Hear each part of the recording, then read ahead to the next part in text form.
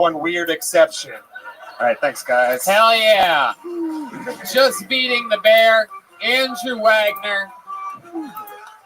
That was great. Definitely the set of the night so far, and you are by far one of the funniest young vampires I've ever seen in my entire life. Likewise. Tony, how did Drew Bear shave so quickly? Drew Bear upgraded, got his life together, got better denim outfits, and is back up here killing it. I'll kiss this guy on the lips. He's like a Drew Bear did an episode of the movie Face Off with Anthony Jeselnik or something like that. Yeah. He's like Bro Burnham. Very good. Bro Burnham. Wow. Fuck yeah. Andrew, great fucking set. You've been doing stand-up at least, what, a couple years? Yeah, 5 years. 5 years. Yeah. Fuck yeah. Awesome. All here in Austin, Texas? No, I started in Oklahoma. How long have you been here? I've been here 2 years. You moved here from Oklahoma 2 years ago. Yes. Do you get spots here at Cap City? No. No. Well, maybe some people saw you here tonight. You don't know what could possibly be happening. That's the hope. Oh, stop. I know some of the management and some of the biggest people in Austin comedy scenes are definitely in the back of the room. So congrats on that. Maybe make sure you say hi and or be polite on your way out or whatever. Don't smear shit on the walls in the bathroom or anything like that. Don't do anything creepy and ruin the momentum that you've created here, Andrew. What do you do for a living? I work for a tech company, but not in like an interesting or lucrative way. I do data entry. Oh, wow. How many hours a day do you work on data entry? 8 hours a day. 8 hours a day. But they track us. I do about 3 hours of actual entry and then 5 hours of just chilling. Wow, that's why it's not bad. Do you ever have to deal with the weenus? The weenus? It's a thing on Friends where they ask Chandler what he does. He tried to explain it, and it sounded like what you were just saying. Oh, okay. It sounds like a great episode of Friends. Wow. It was classic. Man, that is a Friends callback if I've ever heard one. Yeah. Well, you know, anytime I can bring up Friends, I love to. So Andrew, if I'm not playing in a fountain, I'm not alive. You're such a Rachel. Man, that is something else. So Andrew, what do you do other than data entry? What do you do for fun? Like, what do you do around town? I started skateboarding this last year. Been learning how to skate. Oh, I know a guy. I know a guy that just started. I know a guy that decided to start skateboarding a little late in life, too. His name's Jeremiah Watkins, and he broke his arm on a... All pads, baby. I broke my finger, so I get it. You did? Yeah. Which finger? And then whose asshole? Middle. The middle finger. There you go. All the way. Same finger. Yeah. Okay, so you just picked up skateboarding. Do you wear a helmet when you do that? No, but that was... Retard Ed does, though. Fuck yeah. You have a girlfriend, Andrew? No, not anymore. Would you like one? I'm open to it. Whoa, really? What was I supposed to say? Would you like to give Macy a kiss right now on this very stage? I mean, with her consent, of course. There she is. Are we going on the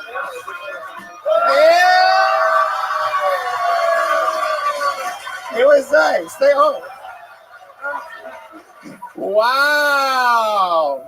That was nice. It was nice. What the fuck? I love it. Fucking Macy showing us that she's growing by the minute as a comic act on this show. Fully committed, just kissed Andrew on the lips. She really was telling the truth. She finds him more attractive than Drew Pear, so... Whoa, wait a second. Who are you? I knew it was a man. Only a man could be that horny. What the fuck? I knew it. I knew it. All right. A woman can't shave her head. Macy's wig just fell off, and she looks like she's been fucking people in the radiology department of a hospital. For you podcast listeners, Macy's dick just fell out the bottom of her shorts. Her wig fell off, her dick fell out. This show is out of control. He looked like Patch Adams was about to visit his room. And now Andrew I has identify herpes. as a woman. Wow. Wow, Really? You guys identify as women? I thought you were two different types of cotton candy over there. Yeah. You know, he really does have herpes. So you might. Okay, way to break the momentum to a big halt. Keep an eye on the herpes, everybody. Keep your eye on it. You're fine. It never goes away. So wow, Andrew, that was so much fun. Great set, Oh, thank great interview. That was You a kiss. fully committed. You fucking kissed on the lips another man, and the Yeah. crowd went crazy. My Kill Tony fans love seeing fucking crazy shit and gay shit, and that was more. Yeah. That was more on the gay side of things. I didn't think that was going to happen. Well, honestly. Was that your first man kiss? no, probably 6th. Oh, Believe it or damn. not, And I'm guessing it's in the top Yeah. 7. I've been around the block. And those were the most delicious sloppy Yeah. seconds I've ever had. My God, are you losing your voice? After you kiss 5 guys, they give you that jacket. Yeah, this is my prize. The 5 Timers Club.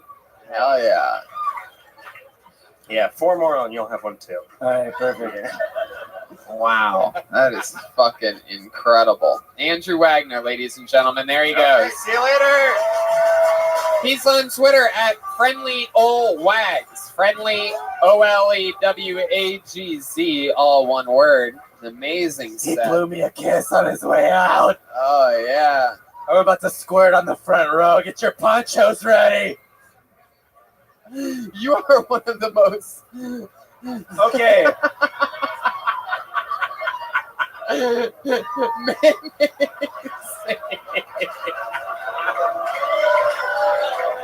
Macy is rubbing her clit.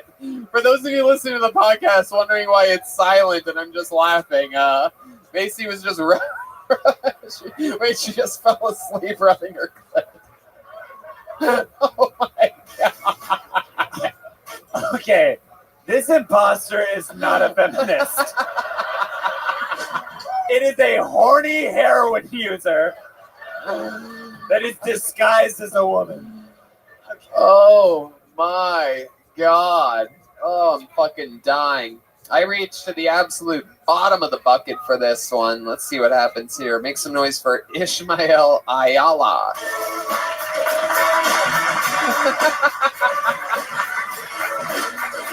Oh my God. Here he is. Ishmael Ayala, everyone. Hey everyone, if you couldn't tell by my name, I am Latino. Yes. Being a light-skinned Latino is nice because it's kind of like your blade. You know, all their strengths, none of their weaknesses. Grew up on the border. People always ask me, hey, are you mad that Trump's building the wall? And I'm like, hell no. There are plenty family members I never want to see again. The other thing about growing up Latino is that you're basically surrounded by Trumps. They're your uncles. They're rude, obnoxious, a little bit racist.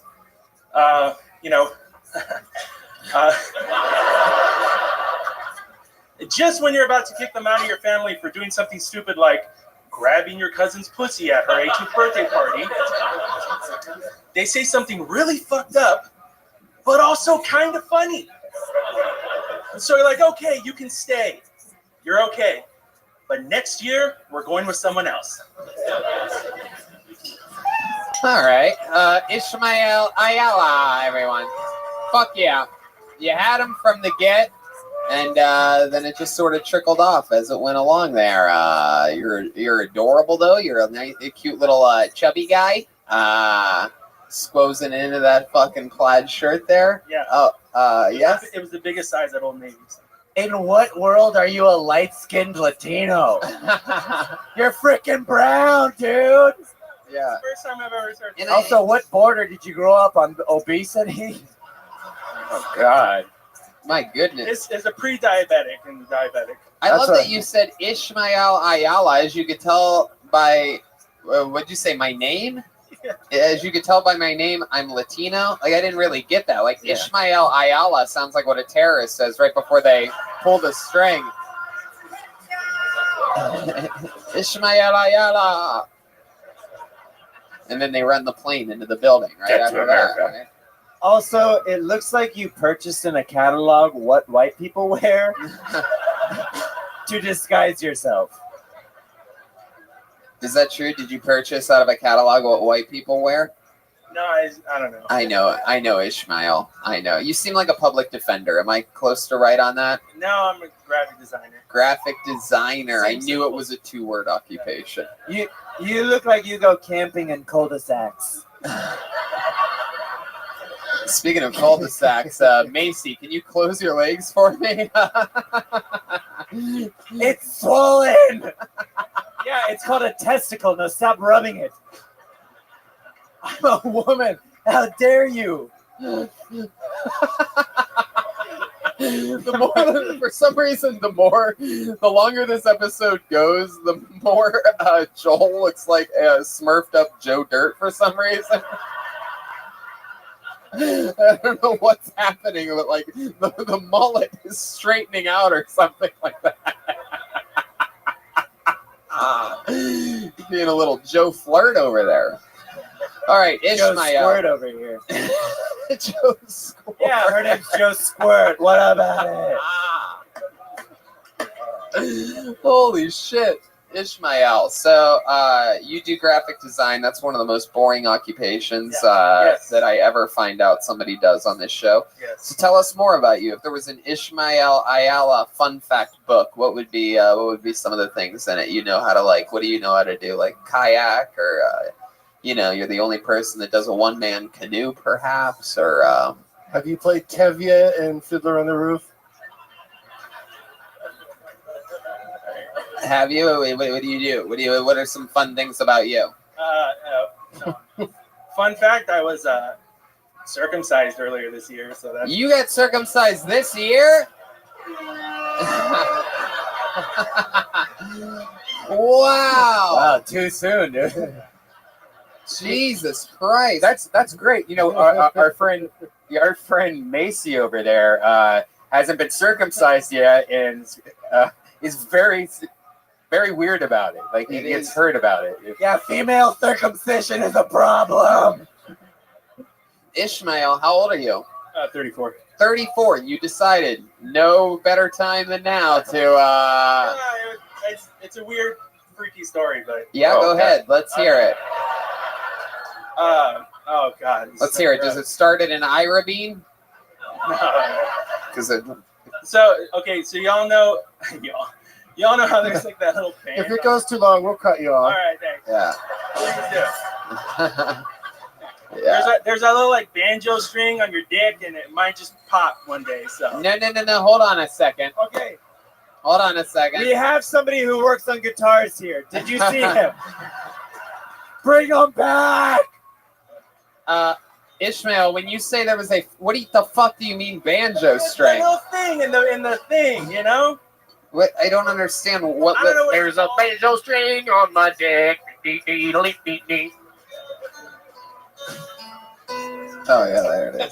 Yeah. So I was bleeding and profusely, and I went to the hospital. And the doctor, Wait, hold on a second. I still need to before we get to fucking chapter 2 of this bloody tale of revenge. I need to understand what you mean by the banjo string. Is that just your dick?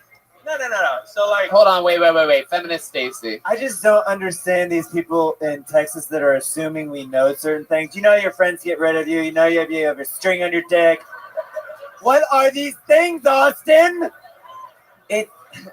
Ishmael, what do you mean banjo string? Be Okay. more specific. okay, so like, you know how you have like the foreskin, right?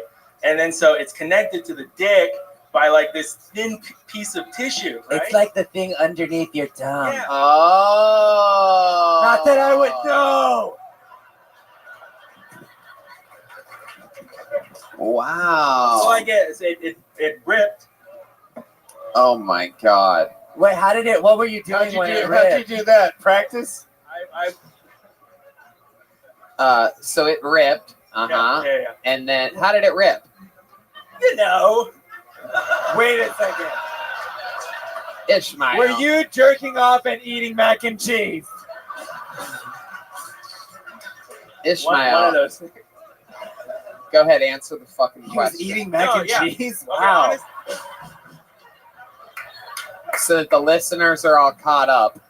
You're what? Jerking off, Ishmael? Yeah. Wow, I love out of all the things you talked about, that's what you're most embarrassed of. Obviously, you haven't watched any of tonight's episode at all. And it's You're called jack-titting off. So, what were you jerking off to? You remember exactly what you were jerking off to when you finally, 34 years of not breaking your dick skin, was there something that really excited you? And follow-up question, did it look like Macy? Oh my God! She's shoving two drumsticks in her pussy. Oh my God! She's going insane this episode. She's been taken over by a demon. Are there any exorcists in the house? Can we get a dark priest up here? It's Stacy's face. Oh, she's shocked and appalled. She's never seen anything like it.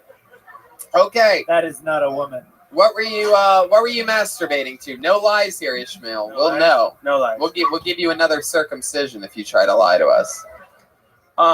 You know the redheaded whore in Game of Thrones? Okay. Wow. Why is she a whore? First off. No, that Why? was her profession.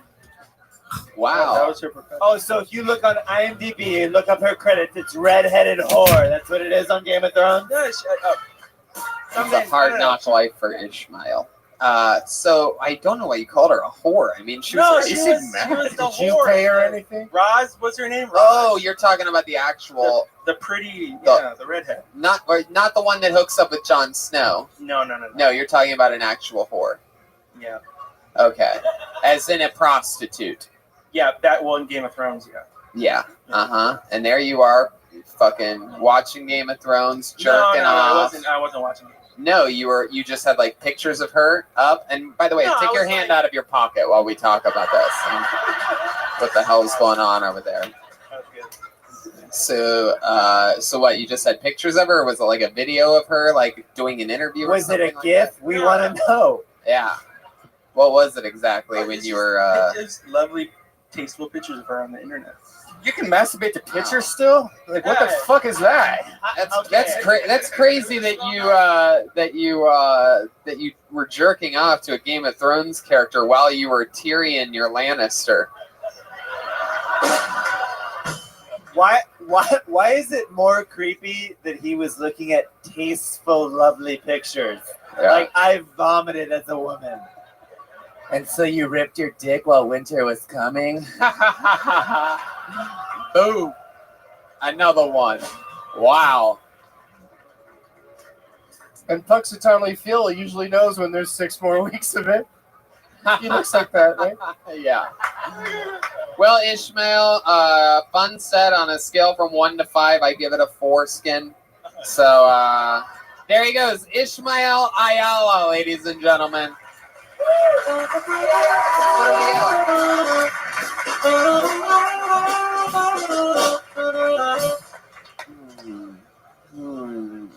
I mean, maybe we can fly through here. Maybe we can get a couple. Maybe. I don't know. Well, let's see. Back to how about we try the bucket one more time? What do you guys say, huh? All right, pulled another name out. Make some noise for Evan Porter, ladies and gentlemen. Evan Porter. Here he comes. Look at this guy. It's Evan Porter, everybody. What's going on, guys? One time I ordered this pizza, and as far as I knew, it was going great. Guy showed up, gave me the pizza, I paid. Not 1 minute after he left, I got a text on my phone from an unknown number. Text read, "Hey, this is your Domino's delivery guy." So I was automatically intrigued as to what the fuck this guy could possibly be texting me for. So I respond, "Hey man, what's going on?" He replies back, do you want a BJ? So I'm not interested in men, let alone guys that look like Steve Urkel if he was 23. So I just replied back, no, man, I'm good. He replies back, I can come back later. I respect him for his persistence, I do. But I still was like, nope, sorry, man, I'm not gay. I'm not interested in dudes. I'm good. He texted me again. This fucker would not give up. He said, you don't have to be gay to enjoy a blowjob from another guy. I mean, that's how I thought it worked, but I guess not. Go ahead, finish.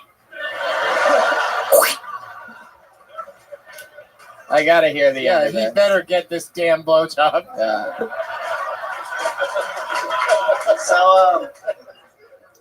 So I had to lie to him. I had to tell him to get him to shut the fuck up. And I had a girlfriend. That was not true. But I said, I have a girlfriend, so I'm not cool with doing this. Because, I didn't want him to get him mad or anything. Because this fucker's making my pizzas. I like to order from Domino's. If I order it again and he sees it's my name, I didn't want him to be like, all right, everybody get the fuck out of the way. This pizza's mine. And just start, jerking off to it. Jesus Christ. This was like fucking... There's one more part to it. Oh my god. The fuck is this? Kill Bill? How are there so many parts of this fucking epic tale? He texted me back 3 weeks later because I hadn't ordered another pizza, and he was like, hey man, I noticed you hadn't ordered a pizza in a while. I just wanted to make sure that everything was cool after what I did to you, and I was just like, yeah, it's fine. Okay, you didn't have any more of that story. There was nothing. There wasn't any more of this. You should story. Yelp review that place. Yeah, you're really going to show them. Get on Yelp because people are going to believe that review. This guy tried to suck my dick. People are going to be like, I'll have Domino's right now, please. That's crazy. A Domino's delivery driver trying to make you come in 30 minutes or less. That's fantastic. I love that. He wanted your Cinna stick in his mouth. That's incredible. Yes, Feminist Stacy. He wanted to hand toss you. Wow. I like how your biggest concern after all that creepiness was him jerking off in your pizza, not knowing where you live. He could murder you. He offered me a free pizza too because he felt so bad. But I didn't. Wow, what a guy! Yeah. What the fuck? I bet there was probably some stipulations to that pizza, though. It was more of a pizza. Pizza. Fuck yeah. Sounds like that guy wanted to put it in your old Pizza Hut. You know what I'm saying? Fucking. I bet there was extra sausage on that. Oh, Jesus. Maybe there was even some low-hanging fruit. Some pineapple, perhaps, over there. Oh, man. Nobody out pizzas your butt. Evan, you are by far one of the funniest members of the Duke lacrosse team that we've ever had on this show before. It is an honor. It is incredible to have you here. I didn't realize that you guys were on the road against the Longhorns this week. Evan, you in a frat or been part of a frat, or you just always look like a third-string backup quarterback? Is it just the way you look? It's the last one, yeah. Yeah. It's called frat face. He was born with it. Did you play football? Were you a backup quarterback? I was not. I played basketball in high school. You were a backup point guard? No, I was started at the beginning, but then at the end, I ended up as a backup. So yes. Point guard? Yes. Ja.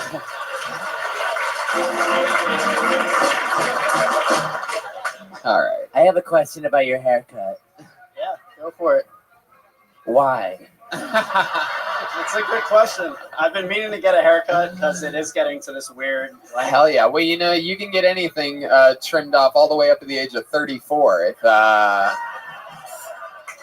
It's never too late to get your fucking hair circumcised. Wow, Evan, is this your first time ever doing stand-up? It is, yes. Fuck yeah, congratulations. That was Thank you. How old are you? impressive.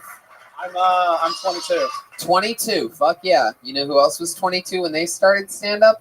Me. And just think, one day, if you fucking stay committed 11 years from now, you could be back on this stage doing something like this. You could get pulled out of a bucket again. Fuck yeah, the mountain loved that one. Yeah.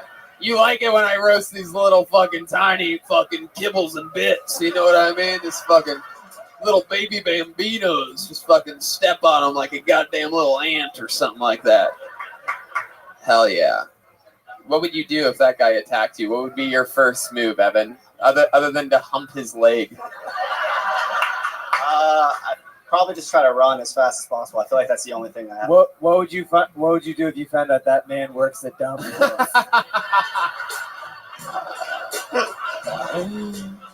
Evan, I want to suck your cock. Put that fucking dick in now.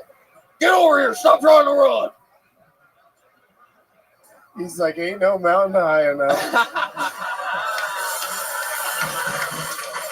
Wow. Wowzers. All right. Well, Evan, I'm going to try to squeeze one more person up here, believe it or not. So there you go. Great job, Evan Evan. Porter. We're going a little long. We're breaking all the rules. We have a stand-up comedy show we have to do after this. They specifically said don't go too long because that shows at what, 9 o'clock, right? Yeah, I think it's at like 9:30. I'm not listening to you guys, you fucking weirdos. I know what you want. I want the same thing. If it was up to me, I would go through this whole fucking bucket tonight. But it's just simply, that's just not how it works. All right. So I pulled the name out of the bucket. You guys want to do this? One last comedian? We're going long for you. Make some noise for your final comedian of the night, Jane Benjamin, everybody. Here we go. Jane Benjamin. This is it. This is the end. She's coming all the way from the very back. The luckiest. It's always a lucky part to be the farthest possible away as you can humanly be. She's making her way. Here she is. Your final comedian of the night, Jane Benjamin.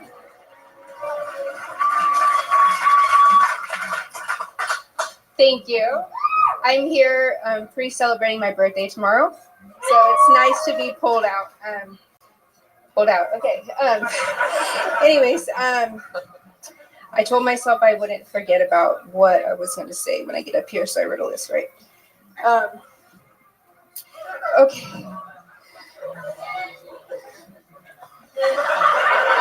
I was thinking about earlier, like, oh my God, if I get called up here, like, when was the last time I was on a stage? And then I started thinking, was it like elementary, like a play? And then I was like, oh, I don't want to think about that. I answer, actually, never mind. I don't want to talk about it. Anyways, no. I'm the second woman up here on stage, right? Or wait, would that be third woman up here? Yeah, second woman up here. Fuck yeah, there you go. Jane Benjamin. Jane Benjamin coming up with an attitude. I like it. You didn't want to forget what you were going to talk about, so you wrote it on your hand. You looked at your hand, and then you're like, oh, shit. I'm fucked. Yeah. I don't think I'm going to do jokes. I think I'm going to do a census. Yeah. How many women are on the stage? Jane, is that your first time ever doing stand-up? Actually, it is. Yeah, no, I believe it. Very believable. Believe it was the great Nate Diaz that once said the words, I'm not surprised, motherfucker. So here you are, Jane. You are dressed to go horse riding here today. And there is, for some, I thought Macy had the biggest camel toe up here until, All right, you pigs. All right, you can't even. All right, well, most people don't wear spandex to do stand-up comedy, but you pull it off, Jane. Congratulations. Thank you. Is this something that you've always wanted to do? Show everybody your camel toe? Maybe one at a time. I don't know. No, I like your style. So it's your first time doing it. What do you do for work? I clean houses, so actually I had to change real quick. I had 2 houses today, and I picked the spandex. Oh my God, Jane! Don't be so self-conscious about it. It's okay. I'm not. It's coming. It's gone. You don't need to worry about. You're still the better dressed than the 2 guys that wore all denim up here. If it makes you feel any better. Did you have a joke planned though? And like, Just like, please don't tear me apart like a Native American. No, Yeah, the sorry, I the was. thing there would have been like an innocent man's asshole or something like that. Or they didn't really tear apart the Native American.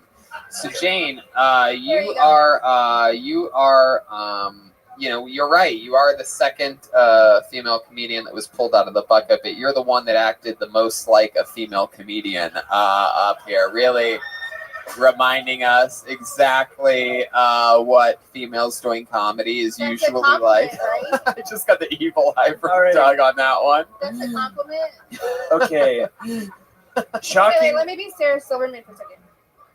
You look like Okay. young Roseanne. Tony, Like that. Yes. Tony, Feminist Stacy. I as a feminist, okay, Yeah. am an equal opportunist, which means I want equality for everybody, right? This woman is making females look horrible. I'd like another man to come up here Oh, do a spot and get her off the stage because she's sucking time out of this room, and I think another competent person should come up, and she still has not done stand-up yet. I'm sorry. She walked up here and said the situation that she was in, that is not stand-up comedy, there was not written jokes in there. I say we excuse her. Actually, I What do you want to say for yourself, Jane? now I remember what I was gonna write on my hand, right? I was gonna tell a story No. about. No. You know what? I'm going to listen to the feminists on the stage. Jane, you popped your cherry here tonight. It was good. We spent a couple minutes with you, but we're gonna move along. There she goes, Jane Benjamin. Everybody, she did it. Come on, give her a hand, everybody. There you go. That was fun. There you go. You got to get it out of your system. Her first time ever on stage. She has more courage than anybody in this room that didn't sign up. One more time for Jane Benjamin. Okay, we're going to make this super duper quick. We're going to go to the bucket one more time. Okay, here we go. And your final comedian of the night goes by the name of Colin Falstad, everybody. Colin Falstad. Let's hope this, if this doesn't go good, we might be here all night. No, just kidding. Here he is, Colin Falstad, everyone. Get up there.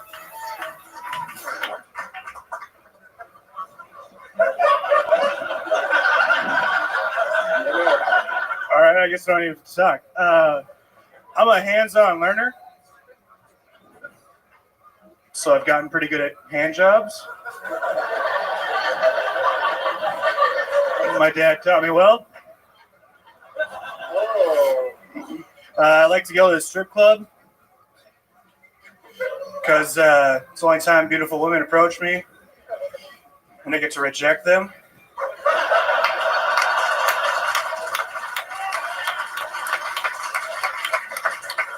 $20 a dance? It's Sunday. I thought it was $5 a dance. You have to find a more rich, lonely man, I guess. Oh, shit. All right, yeah. Sorry to disappoint you, Tony. That's all I got. You did fine. Jesus, my God. There you go. Colin Falstad. You didn't disappoint anyone at all, sir. In fact, I think you're one of the funniest comedians in the world of Warcraft. I don't play that. No, but you look like the Oh, character. fuck you, That's dude. what it is. I don't know if that's exactly the game, but you look like one of those characters in those games where like you like play it on your phone or some shit like that, right? Is that the right game? Is that the guy that I'm thinking of? World of Warcraft guy, or is it like I'm talking to you, you fucking nerd? He looks like that guy from All in the Family.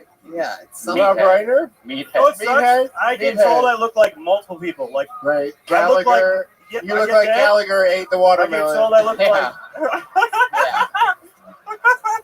Yeah. I really used to love your old opening joke. Hey, it's a me, Mario. Yeah. like. No, yeah, you look like Gallagher if every time he ordered a pizza he got his dick sucked. That'd be the life right there. I'd take that. How is your father, Danny DeVito, doing? You know what's funny? My dad is like if Danny DeVito grew up and had hair. Like he is Danny DeVito. People say that about him, that he looks like Danny DeVito. Just me, I tell him. Yeah. Not only do you look like the offspring of Danny DeVito, you also look like the offspring of the band The Offspring. Oh, all right. He looks like he would play Smee in the rock version of Peter Pan. I don't even know what the fuck that means.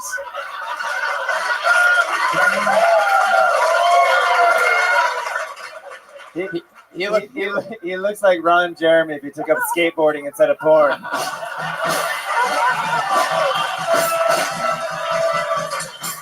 Damn. That was Stacy, you bitch. Don't chant Joelberg after that. Somebody did a... That is incredible. Colin, you are so fun. Your appearance is so fun to make fun of. It is incredible. That's all right. I'll take it. Go ahead. You like it? Yeah, whatever. Wow. I'm a middle child of 5 boys. So like, Yeah, what the other two? The other two. Do they look like you as well? No, I don't know. No, they're normal looking.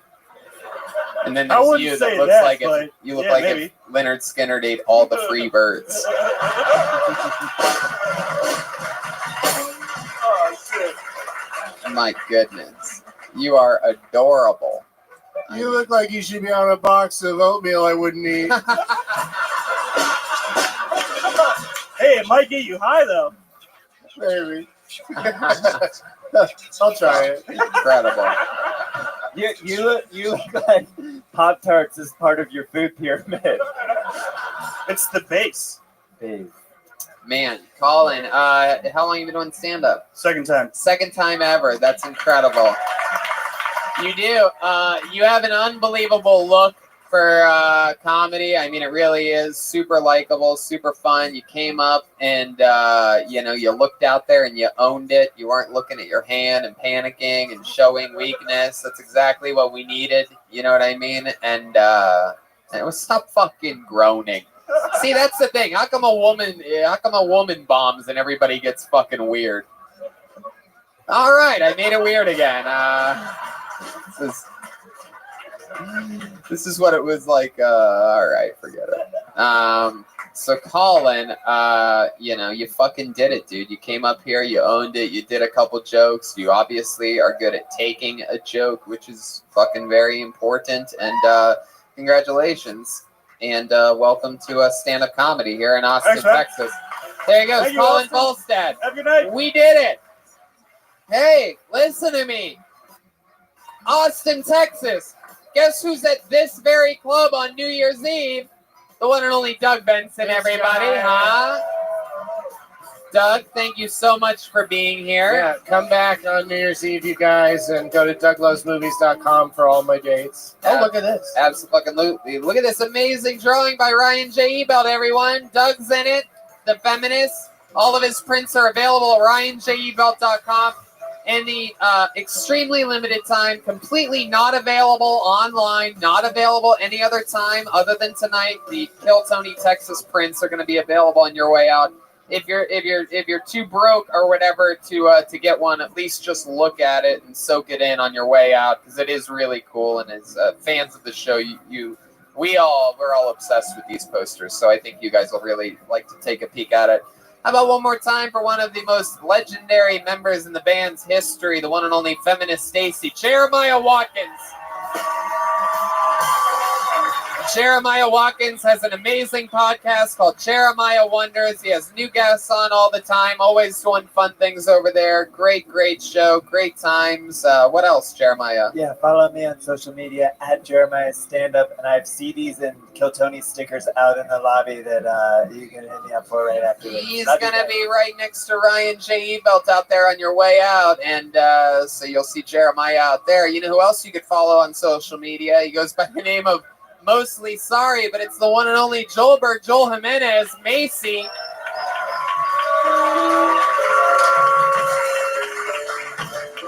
Hell yeah, Joelberg, you guys were both unfucking believable tonight. Oh, okay, there goes everything. The drums are falling apart.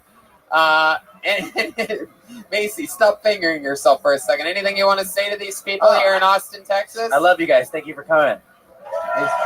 We did it, Red Band. We're back in Austin. We did it again. We have a big stand-up comedy show after this that is going to be a lot of fun. So on to the next one. Here we go. Houston, Texas is tomorrow. Fort Worth this weekend. And that's it. Thanks, guys. Love you guys. Good night, everybody. Bye-bye.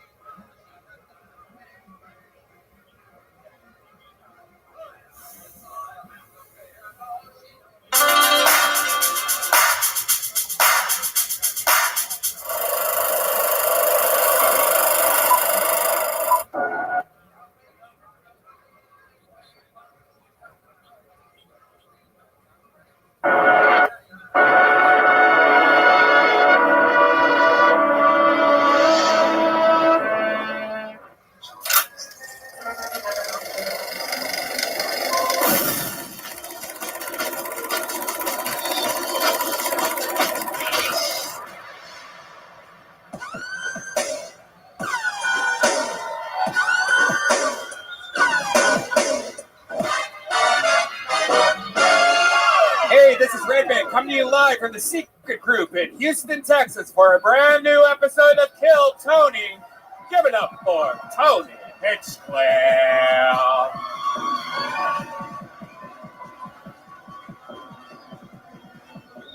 Houston, Texas, make some fucking noise. Wowzers, we are back. The #1 live podcast in the world is here again, everybody. Brian Redband is here. Hey, everyone. You guys ready to fucking rock and roll tonight or what, huh? We're so excited to be back here. Houston is one of our most visited cities. This is our 4th time to Houston, Texas, believe it or not, Kill Tony. More than anywhere else. More than anywhere else. That puts you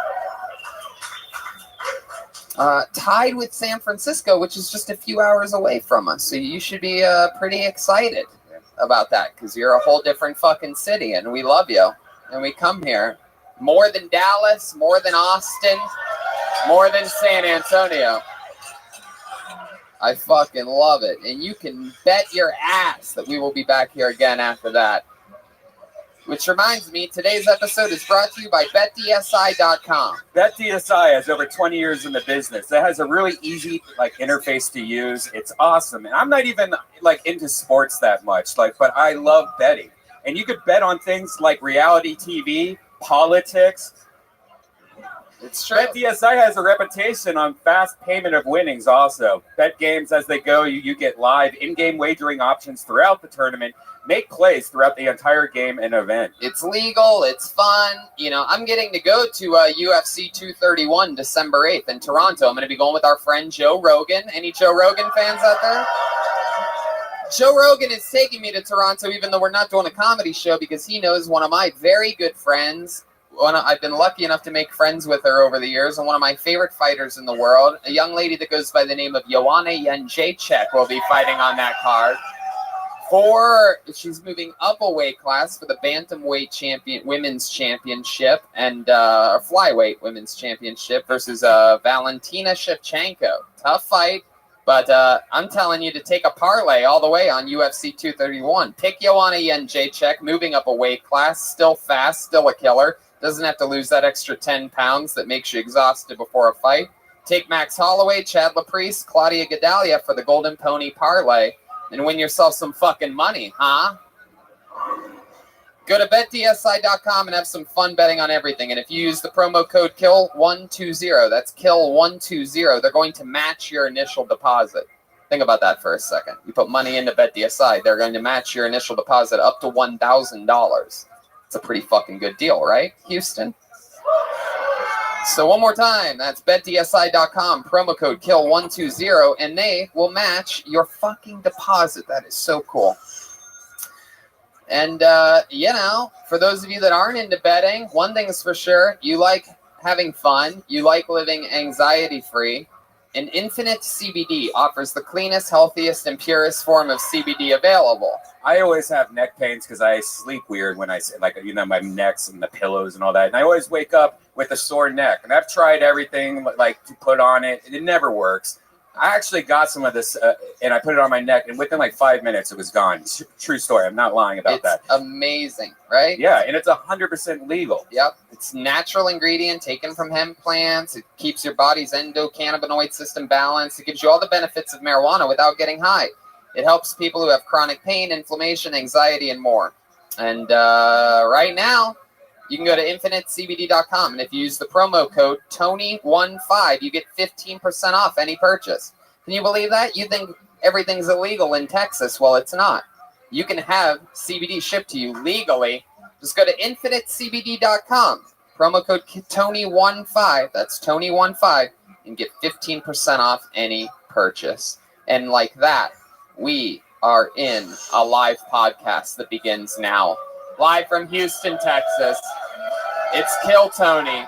Red Band is here. I'm here. I have a gigantic bucket. I feel like they fucked up the names a little bit during the sign-up process. For some reason, there were 2 sheets. Some people, I think, were confused. And who knows what will happen. It's an extra Destiny bucket of Destiny. Gavin, you have those extra names? Gavin's next door, everybody. The person in charge of handling the show in this door is next door. Yeah, that's some fucking rock and roll shit. But before we get to the bucket, why don't we bring up something special? We have a band on this show, ladies and gentlemen. And every single episode, they commit to being different characters. You never know what they're going to be and what they're going to do. In San Antonio, they were Vietnam veterans, which was unfucking believable.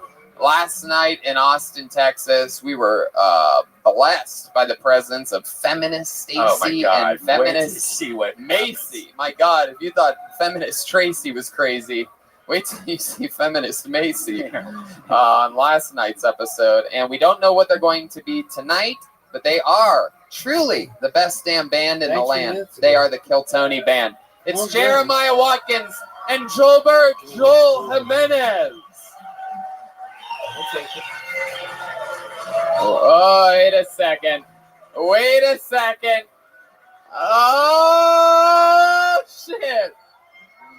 Oh, shit. We've seen these guys before. Oh, I see what you did there. Oh, yeah. Wow. This is incredible. They are the Cowboys, I believe, from Westworld. I've never seen the show, but they're amazing. These guys are incredible. Legends here as band members on Kill Tony. How about one more time for these Cowboys, huh? Am I right? You're futuristic cowboys of some kind or something? Shoot, yeah, we are. We got clearly a rugged Jeremiah cowboy up there, and back here we have this young children's teddy bear that is also dressed up for the occasion. Tony, do you know how hard it is to fit cowboy hats in a carry-on? No, I don't, but now I sort of see. I sort of get it. I'm fucking excited about this. So we have our band, we have Red Band, I'm here, and the Bucket of Destiny has made it here. Somebody was cool enough to, who was it that brought us this damn bucket? Fuck yeah. Put your hand together Thanks, for this man. guy. Brought us a real, made us feel right at home. Thank you. Those are hard to find probably right now. Thank you. Yes, this is the time of the season where it's impossible to find. So hard to find. A discount, what would normally be $1. This bucket is filled with names. If I pull a person's name out, I think you guys know how it works. They get 60 seconds of stage time to try to do stand-up comedy. Sometimes it's great. Sometimes it's fucking a process. And then afterwards, we interview them and talk with them about anything in the world. You know your 60 seconds of stand-up is up when you hear the sound of a kitten. Oh, isn't that adorable? I could barely hear that little thing. Why don't you let it out of its cage? Okay, there you go. Wrap it up then, or else you're going to bring out the angry West Hollywood bear. There you go. Yes. Yes. Yes. We have it all here. Cowboys are here. Giddy up. You guys ready to start this shit? This is it. This is Kill Tony live from the one and only Houston, Texas. And your first comedian going up tonight goes by the name of Dylan Alexander. Here we go. Here we go. We're going to meet someone. Maybe it's his first time. Maybe he's a comedy veteran. Here he is, Dylan Alexander, everyone. Oh, what's up, y'all? I've been broke as fuck, man. Finally got a decent job, you know. Women are finally giving me attention again, you know. Well, I was broke as fuck last year, man. Women don't give you no, like, women can tell when you're broke. You know, it's a waste of time trying to holler at chicks, you know. Like, I don't know if y'all can, like, smell the nickels and pennies on me or what the fuck. But it's real, man. But I've had the same car for 8 years, man. But I'm not getting a new one, though, because I've had, you know, my hood is rusted. You know, I've got, like, one hubcap left. AC barely works. You know, my AC feels like somebody blowing air on you. You know, not even cold, just cool. But I'm not getting a new car though, because I was in traffic the other day at the stoplight. Homeless dude was giving his rounds, you know, showing the sign off, and he's showing sign to my car, to every car, right? And he skips over my car, right? Completely skipped the fuck over me. I'm like, all right, that's it. There you go, Dylan Alexander.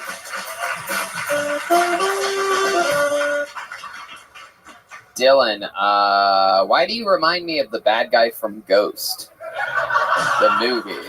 Willie Perez or whatever? Remember that guy? You know what I'm talking about? I've never called anybody that before. It's a deep reference. It worked just about as good as I thought it would work. It's hard to pull off. You know who I'm talking about? You seem like the bad guy from pretty much every movie, but okay. But like one of the henchmen, like the second to last guy that the main guy has to beat, not like the main bad guy with like an accent and talent and shit like that. Damn. You know what I mean? Shit. You're just sort of like the guy that now I get it. Why are you so poor? I'm doing better now. I got a part-time job. Now you have a part-time job. Cool. What's that? What's the part-time job? It's retail. You know. It's what? Retail. Yeah. Retail? Yeah. Right on time with the music from the hit movie Ghost. Oh, shit. What are you selling, man? Technology. Really? Wow. Where do I sign up? I'll take 3 of them. Oh, shit. You're like Steve, no jobs.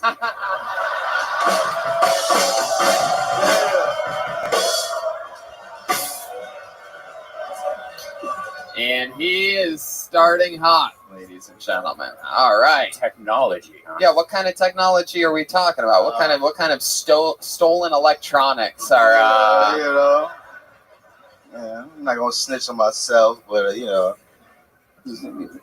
Microsoft or Apple, one of them shits, you know.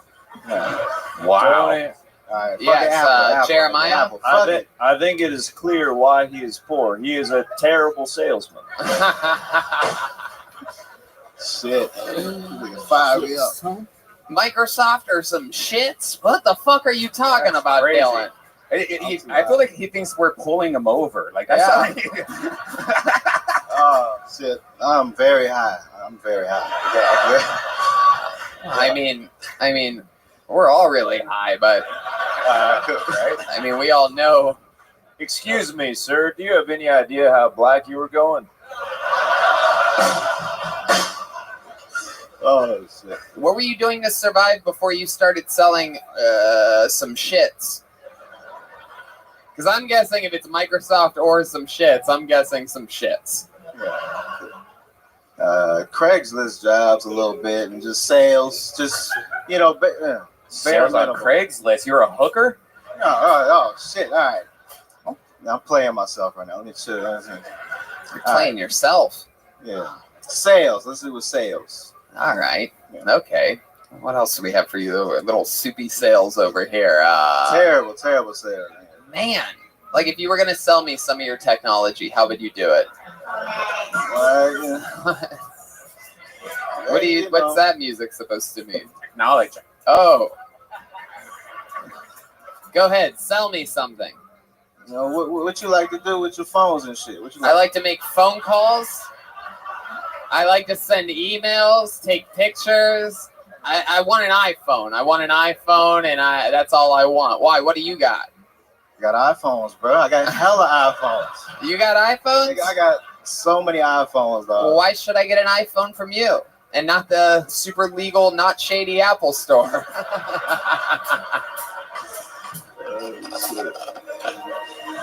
Yes. Yeah, why should I get it from you, dude? I'm not even making commissions. Are you ignoring me, the customer? I mean, I'm sitting right here. Oh. I asked you why I should get an iPhone from you and not the Apple store. And then you just started daydreaming. Like they're like, you had a look on your face like there was just hundreds of people laughing in your direction. He works at a closed Radio Shack with meth. Yo, you want some technology? All right, we got some good things in this week. We got some Microsoft. I got or some shits. Which one do you want? I sell technology, etymology, and paleontology. What do you at anthropology? Sir, I'm in a little bit of a hurry. Why should I get an iPhone from you? Look, no commission, so you can buy if you want. I really don't care. I really don't care. Fuck it.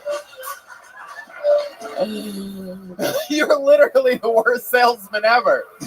Like, that's the worst answer you could have given. And I sent a room full of comedy writers into another room and be like, hey. Like, it's like, hey, I don't give a fuck, dude. No Either get a phone or not, bitch. Like, it's almost like you're offended that I'm trying to shop here. Hey, man, do you know what you want to get? You know, that's my thing. You know what you want. So you're good at ringing people up. Is what you're doing. That's what you do. You're not really a salesman. I'm good at. You're more of a. Did you find everything okay? Yeah. All right, Dylan. I fucking like your style, man. How long you been doing stand up? It'll be 3 years in December. 3 years. Hell yeah.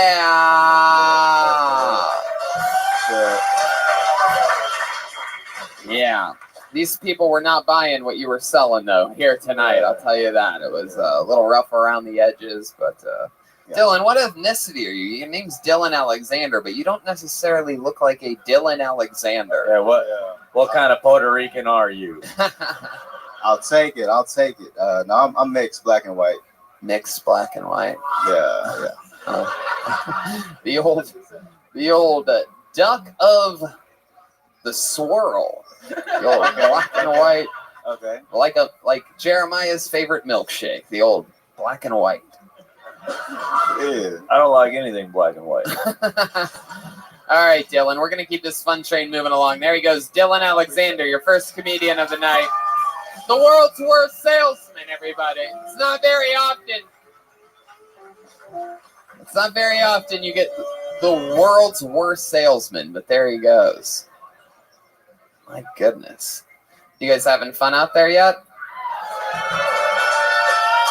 All right, I pulled another name out of the bucket. Make some noise for Jesse Lindley. Jesse Lindley. Here we go. Here he comes.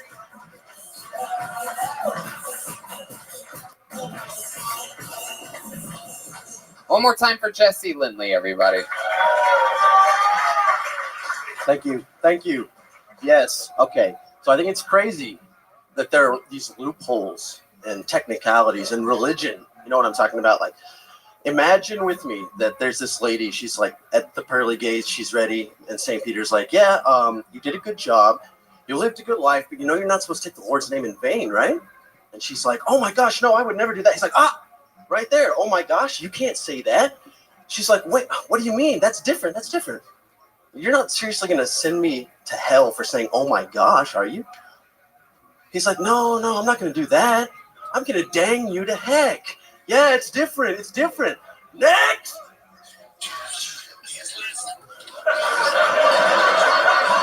Thank you. Yes. No, that wouldn't happen. That wouldn't happen.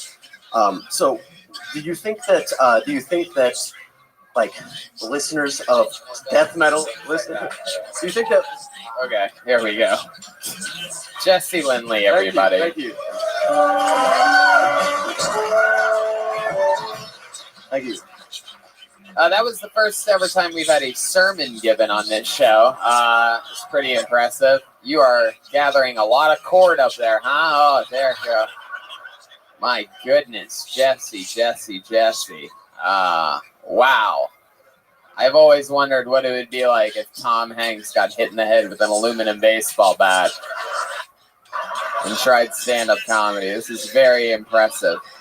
Why do you look like you rode here on a unicycle? You look like if Indiana Jones couldn't get his hat before the door closed. Yeah. Oh my God. It looks like you made a leather jacket out of a gay cow.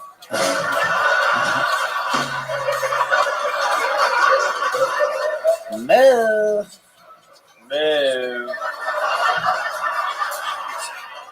Jesse, is that your first time doing stand-up? Yes. I could tell by the cord bundling. There it is, the first-timer. Thank you. Heck yeah. So, why do you look like that? I'm from Austin. Oh, wow. Space Invaders. We have a Space Invader here. Man, you are keeping Austin weird. Jesse, you made the drive all the way here today from Austin? That's right. So did we. I met you last night, correct? That was me. Yeah. And you said that, and you told me after the show, I remember that you signed up and you didn't get up. Well, I was too late to sign up. I missed it. Right. Well, there you go. And look at you here tonight. Dreams coming true. You fucking did it. I guess not, according to Red Band. I mean, it was silent during your entire set, which is good. I like the dang you to heck. I mean, it's wordy, but there's something to that. Yeah. I mean, I didn't like it at all, but he did, and that means something. Jesse, how many generations has that jacket been handed down in your family? It's just one. Just one? It was your one dad's? solid generation. Yeah. It really was your dad's? Oh, wow. I fucking love it. I nailed that shit. Because, like, these Austin people, they go to thrift stores and just lie. Like, oh, it's my grandfather's. Man. What do you do for work, Jesse? I work at a barbecue restaurant. Hell yeah. I love that. Is it a big chain or just a one-off? No, well, it's part of the Blacks family, but it's not a big chain. The Blacks family? That's Man. right. Do they only serve chicken and ribs? Okie dokie. Guess you guys aren't ready for any racial jokes yet. We'll warm you up a little bit more. Get to them later. Black's barbecue, chicken and ribs, okie dokie. How long you been making barbecue? Is that what you do? Do you make the barbecue? I slice it up. About 6 months to a year. Hell yeah, 6 months to a year. Now, do you call human bodies barbecue? You slice them up, put sauce on them, lather them up, sell them to the public. How old are you, Jesse? Jesus, really? All right. How old are you? 29 years old. And you're starting stand-up now. You've been working at a barbecue place. What else is going on with your life? You have a Mostly girlfriend? spend my time playing music.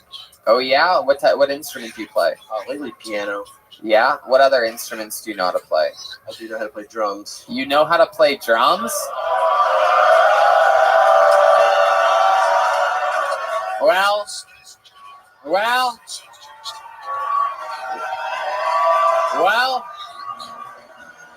I guess that only means one thing. That right now, Jesse Lindley will be taking part of a Mexican drum off. Here, have a seat, Joel. Here, sit right here.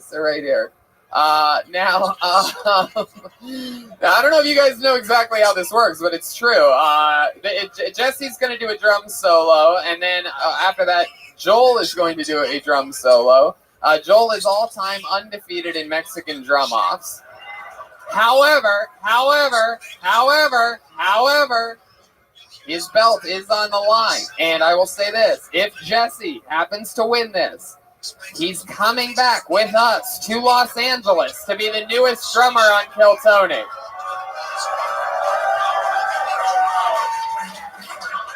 And if that happens, Joel is staying here in Houston, Texas.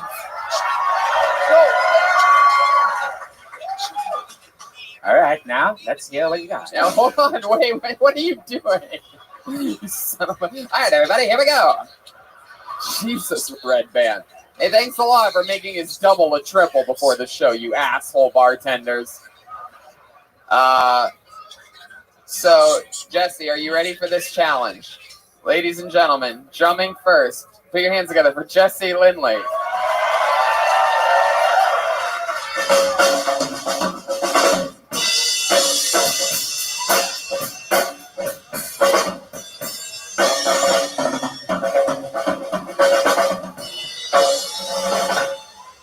That's it? That's your closing argument? Okay. There he is, Jesse Lindley. Now his opponent, the reigning defending champion, Joelberg.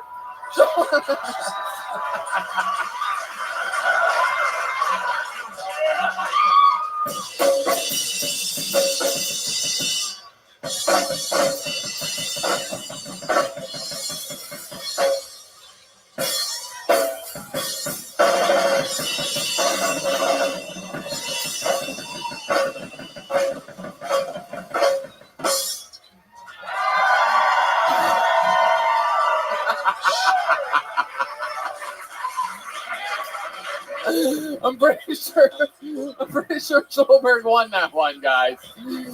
But Jesse, you were a fine competitor. How about one more time for Jesse Lindley, ladies and gentlemen? Jesus, Joel, what do you have stuffed in the grandma panties? If anyone wants to donate Joel some new underwear, what's going on there? What do you have? Are you wearing my underwear? No, those underwear legitimately look like they're from the 1800s. Joel, stand up. What kind of...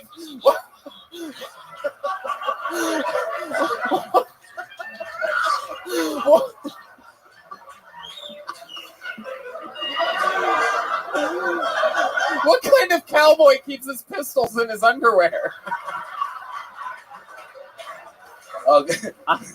I've seen Nancy boys take their pants off slower than Joel got his pants off. That was incredible. Oh my God. Tony, this asshole's made for comedy, baby. Be careful with your adjustment. I legitimately just saw your left testicle. Oh, My God, Actually, that was the right one. They got twisted around during the drum battle. How about make some fucking noise for the best damn band in the land, huh? Goddamn. All right. The fun train keeps moving. Choo choo. Make some noise for Wendy Cressley, everybody. Here we go. Wendy Cressley.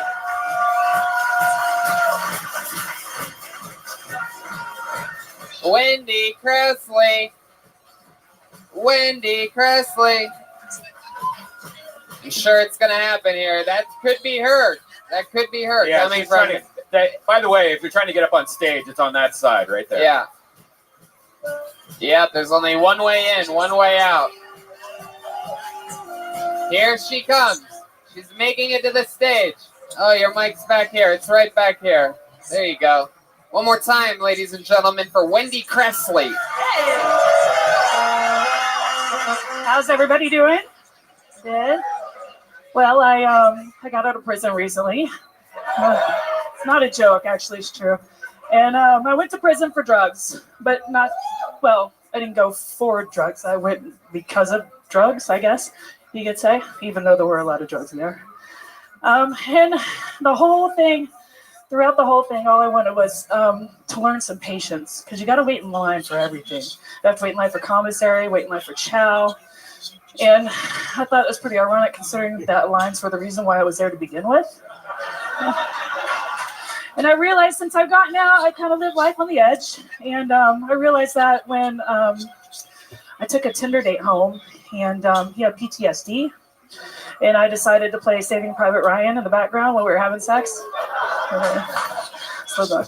But when I got transferred from county jail to federal prison, because I went to, I guess, Club Fed, you get there, and I was telling my daughter about being, you know, what a nice place it was. 40 acres is beautiful, volleyball courts, everything. There you go. The bear is loud and the cat is not tonight. Wendy Cressley, everybody. Wendy Cressley. Here we go.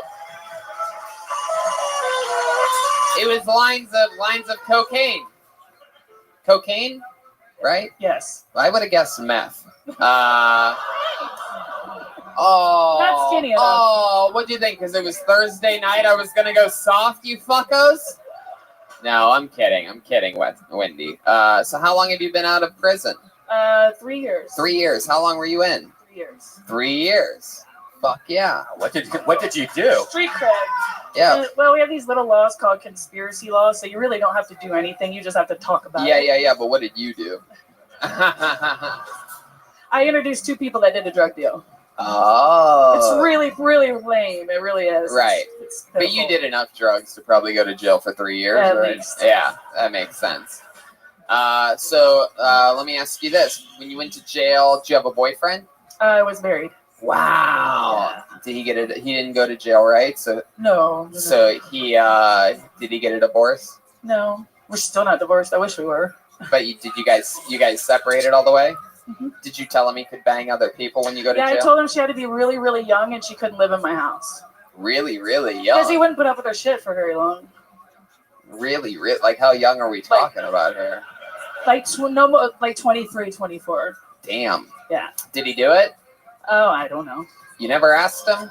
You don't ask those sort of things. Did you turn into a lesbian when you went into prison? Everybody asked. I knew you were going to ask that. There were a lot that did, but no, I did not. Which I don't know if that's a good thing or a bad thing that I couldn't get a girlfriend in female prison. Yeah. My self-esteem was like. You never tried it once? I didn't say I didn't try. I just said I wasn't able to achieve that. Wow. Damn. Damn. What did you try? I know it's hard to get scissors into prison. Jeremiah? Where I come from, homosexual sex between a man and another man is a sin. But whenever it's a woman and a woman, that's hot as hell. The good Lord teaches and the good Lord taketh. Absolutely, I agree with that, cowboy. When you say that you tried some stuff out, what does that mean exactly? Like, what happened? No. Did you go to Chowtown? You know what I mean? They call it gay for the stay. Did you make her commissary? You know? No, but I folded her laundry really well. Really? Is that what you serve did? clam chowder in prison? Laundry. Never choking. mind. What do you mean you folded her laundry? What kind of sex move is that? No, and it's like it was the It's when a strangest- woman has two loose labia lips. You got to part them to the side. We want the real answers, Wendy. No, We want the truth, it's a really damn it. strange dynamic because what you would consider, and not to be offensive or anything, but what you would consider, I guess, butch, I guess, in the main is they're the ones that are actually doing the laundry and making sure everything's all pressed, and they're the ones that have the pretty girls that are buying them stuff. It's really, really strange. It's hard to explain. It's like Right. nothing I've ever seen before. Did you lean more? You were more of like the pretty girls, right? Or were you more the? I just kind of kept to myself, to be honest. Really? Yeah, because they ship you off, and I was in a pretty cushy place, and I didn't want to end up in FDC Houston. Right. And if you get caught diking out, that's exactly where they're gonna send you. Exactly. So what would you do to pass the time? We've never had a former female prisoner here. This is like having like a Stephanie Avery or something like that. I read a lot. Nerd. Just nerd. Yeah. But I also what did you read? Lesbian porn? All right, go ahead. And I ran a lot, worked out a lot. Oh. It's been a little while, but Oh, well, look at that. Did you start doing coke after they canceled that 70s show? Wow. Very good. Very good. Very good. Now I see what it was. It was jokes stuffed in those underwear. That's actually a really, really smart joke because she was on that 70s show and Orange is the New Black. I read that book whenever I first got in. That book has just come out. Orange is the New Black just came out? Yeah. Wow. And it's pretty true to the whole experience. Huh. Damn. Isn't that interesting? So when you got out of prison, you were in there for 3 years. So how was the acclimation back into society? Was it good?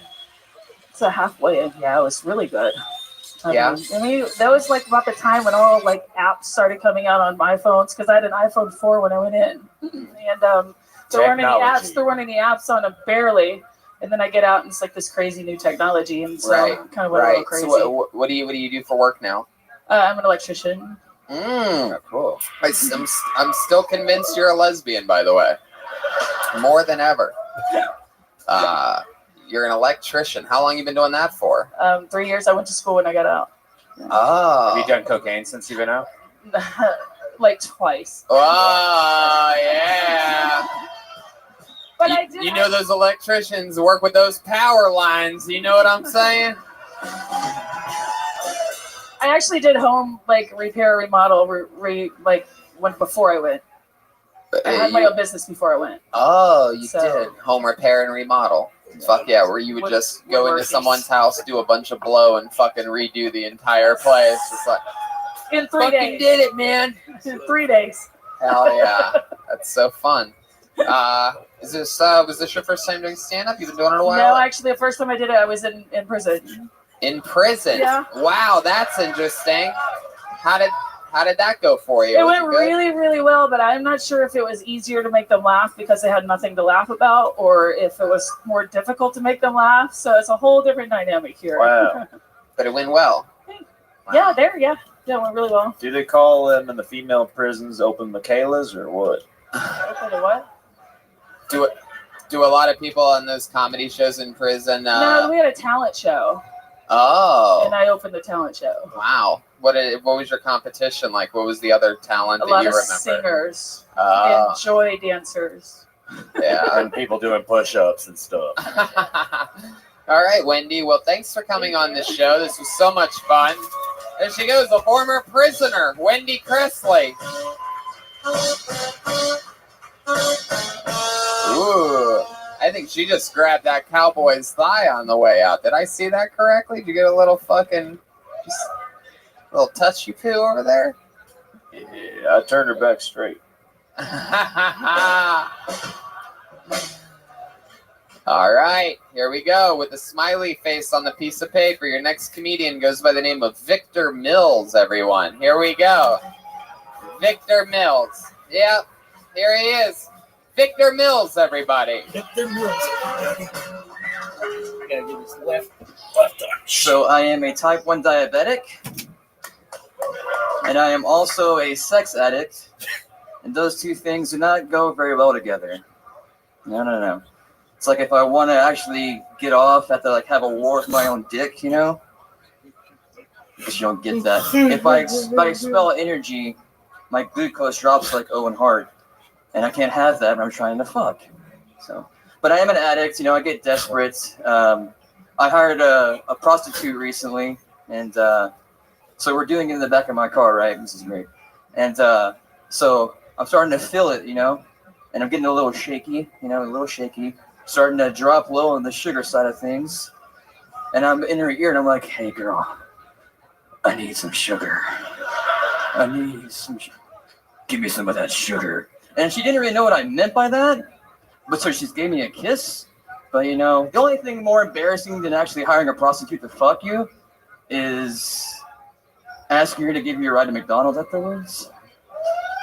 Ba-da-ba-ba, bitch, I'm fucking dying. There you go. Victor Mills, everyone. This is very, very exciting. Very exciting. This is the first time we've ever had George Costanza's gay nephew on the show before.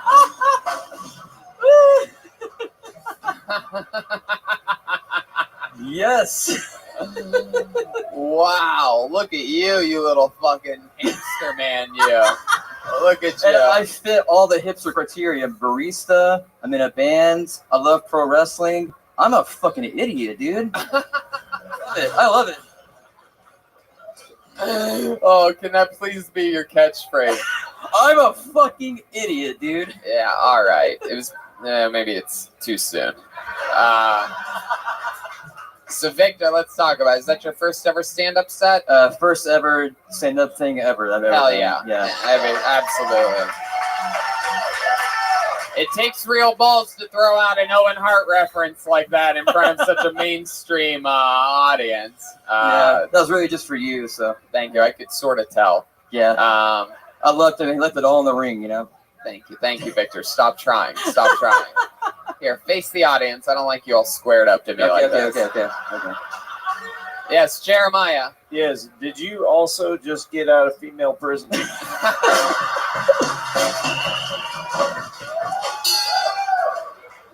Yeah, I was visiting your mom.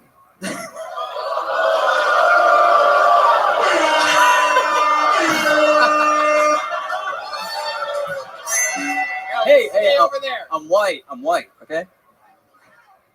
It's been a while since I killed a man.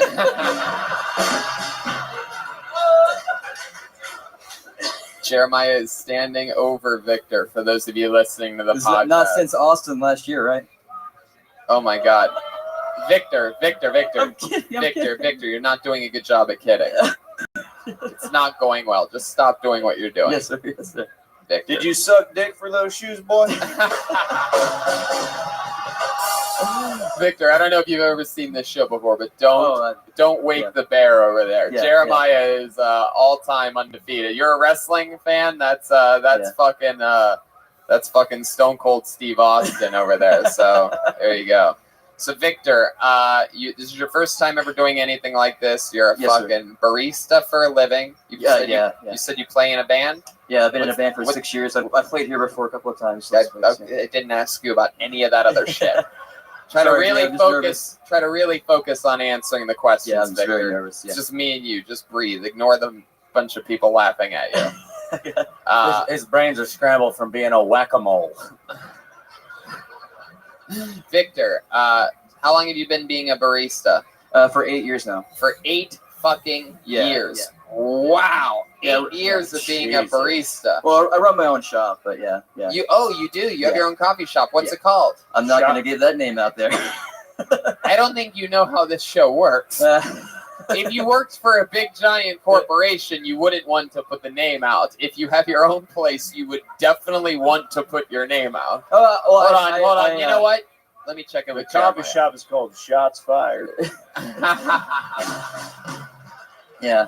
I manage the shop, but there are owners above me that are very, very Christian. I don't know how they're going to take prostitute jokes. Oh, so you don't own your own coffee shop. No, I don't own. The owners above you would be the owners of the coffee shop, Victor. Yes. I guess it only takes 8 years of being a barista before you literally think you fucking run the joint. Yeah. Wow, Victor Mills, 8 years as a barista. Your band has played here before. What's the name of your band? The Daphne Blue. We're from out of Houston. Yeah. You're from out of? Yeah, we play this area a lot. Yeah. All right. What instrument do you play in the band? I play bass. Really? Yeah. Any other instruments? No. Good. Damn it! I could have showed my the nuts easiest again. thing. Yeah. What else? What do you do for fun, Victor? You seem like a real type of you seem like real douchey. I'm interested to know. I'm interested to know more about you. I'm a pro wrestling fanatic. I go to WrestleMania every single year. I love I'm that. invested in that. I love that. I go to shows as well as play them as much as I possibly can. You live music shows? Yeah, as much as I possibly can. And I try things out. Either one time, if it goes great, or if it goes bad, doesn't matter. Like what? I've actually had one wrestling match in my entire life. You've had what? One professional wrestling match in my entire life. I've had one match in my life. You've wrestled before? Yeah, once. Yes. Get the fuck out of here. With what? Your sexuality?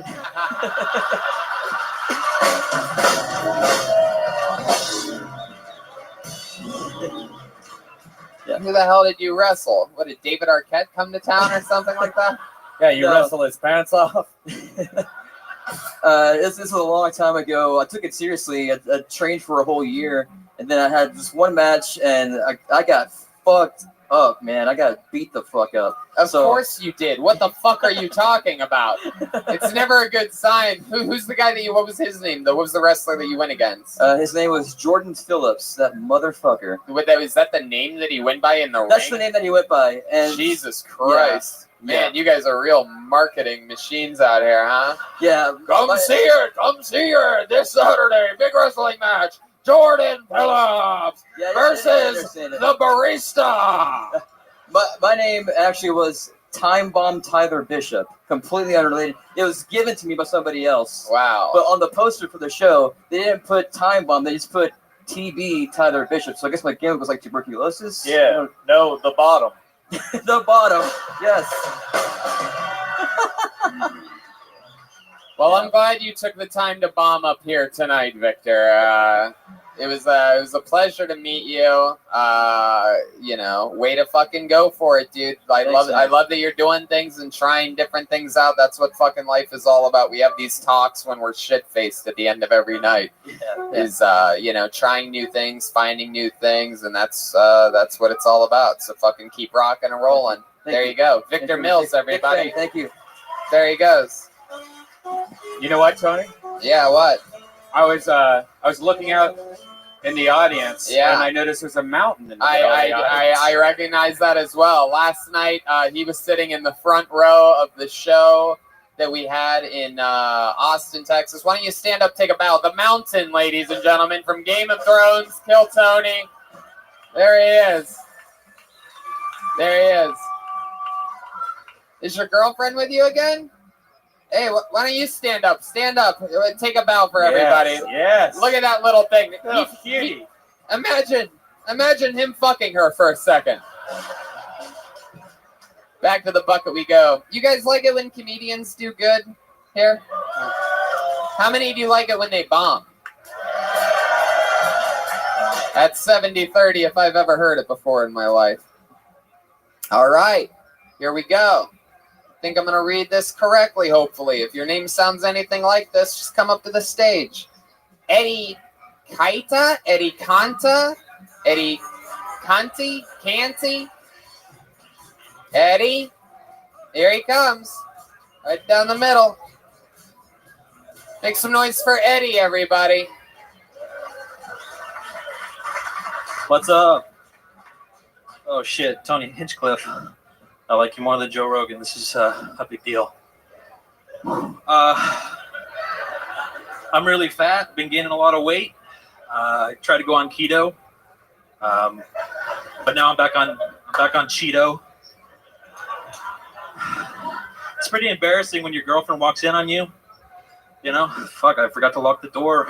I was naked on the bed, eating a pizza off my stomach. She's like, Eddie, what the fuck are you doing? I'm like, calm down, it's not delivery, it's DiGiorno. I feel disgusting every time I order pizza. I'm like, yeah, I'll take a large meat pizza. When you get here, just come around the back. I'll give you the money there.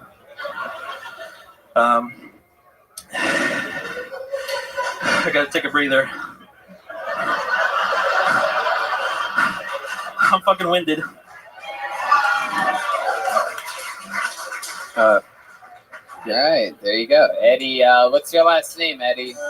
Sorry, my handwriting's terrible. Eddie Cantu, Cantu. Eddie Cantu. Hell yeah. You're having a lot of breathing problems up there, huh? While So wearing a fast, Star dude. Wars shirt. I mean, I've been so nervous. Like every time you pull a thing, I'm like, fuck. Man, Tony, I think Kevin Smith looks great. This is a fucking dream come true, by the way. Of course it is. Of course it is. We know you're wearing shorts. It has to be a dream come true. That's what happens. That's what happens when you wear pajamas. Dreams come true, everybody. So, how long have you been sleeping here inside of the secret group? Eddie, why are you so unhealthy? Why is your breathing so bad? You're nervous, I get that, but what do you do? What's the biggest health conscious thing that you do? I just have a thing for pizza, dude. I don't know. Really? It's like sexual for me. No, I get I don't it. know. You have the Who doesn't face. like You have the face of a guy that makes it all the time. Makes pizza. My girlfriend's Italian. She is. You have a girlfriend? She's really Italian. What are we talking about here? Second generation. Wow. Really? Thank the Lord. Second generation Italian. How long have you been with her? 3.5 years. Wow. Damn. What do you think she sees in you? I don't know, not much. She's a trooper, I guess. Hell yeah. No, definitely she is. She really is. She's a real trooper. So Eddie, this is your first time ever doing stand-up, right? Absolutely, Of yes. course. How old are you? I'm 24. 24. That's fucking good. You don't look a day over 43. So perfect. Absolutely great. I'm one of the oldest looking 24-year-olds I've ever seen. Now I'm more concerned about your health than I was before when I thought you were an out-of-shape 37-year-old. Eddie, what do you do for a living? I'm a film editor. You're a film editor? Yeah. Huh. Have you edited any films that we might recognize? Definitely not. How do you make a living editing film? I do like documentaries and then wedding films and then corporate and then student films in Austin. Oh, okay. How long you been doing that for? Almost 10 years. Jeez, you must be pretty good by now, huh? I guess. I don't know. Do you what do you make? Documentaries, wedding films, what else? Anything else? That's pretty much Looks it. like you love shorts. I do. All right, well. Eddie, where'd you meet your girlfriend at? What pizza shop are we talking about here? I actually met her at the cafeteria at a college, at a local college. College cafeteria. At Lone Star. She's like, this guy looks like his... Jesus Christ. What the fuck? What does that mean? University of Texas? It's just a community college called Lone Star. Wow. Is that true? Yeah, it's real. It sucks. This place went I dropped crazy. out. I didn't realize all Kill Tony fans were community college graduates. Jesus. Pretty surprised. Man. That's all you need nowadays. Hell yeah. All right. So what was happening? You had your tray of food and you guys bumped into each other and you were all like, oh, I'm so nervous and out of breath. Yeah, probably. And she was like, this guy looks like he's got a lot of dough. I do. I got the dough. Yeah. All right. Well, what's your favorite sexual position? You ever put her in the old editing bay, you know? And, I don't really have one. you ever fold her laundry? No. You know what that is? I don't. I'm a virgin. Is that true? Yep. All right. All right. Here we go. I have a great idea. I need a female volunteer, ladies and gentlemen. Is any woman out there that wants to make comedy history here tonight? Wait. Jeremiah? I was just gonna say he's a virgin as the good Lord intended. He's not he's not wed yet, therefore he hasn't spread yet. Is your girlfriend a virgin? Yes. What? Wait. Does she say that she's a virgin? Like, do you? I mean, there was a. I think one of these cowboys could have rode their horse through that gap between your and your yes.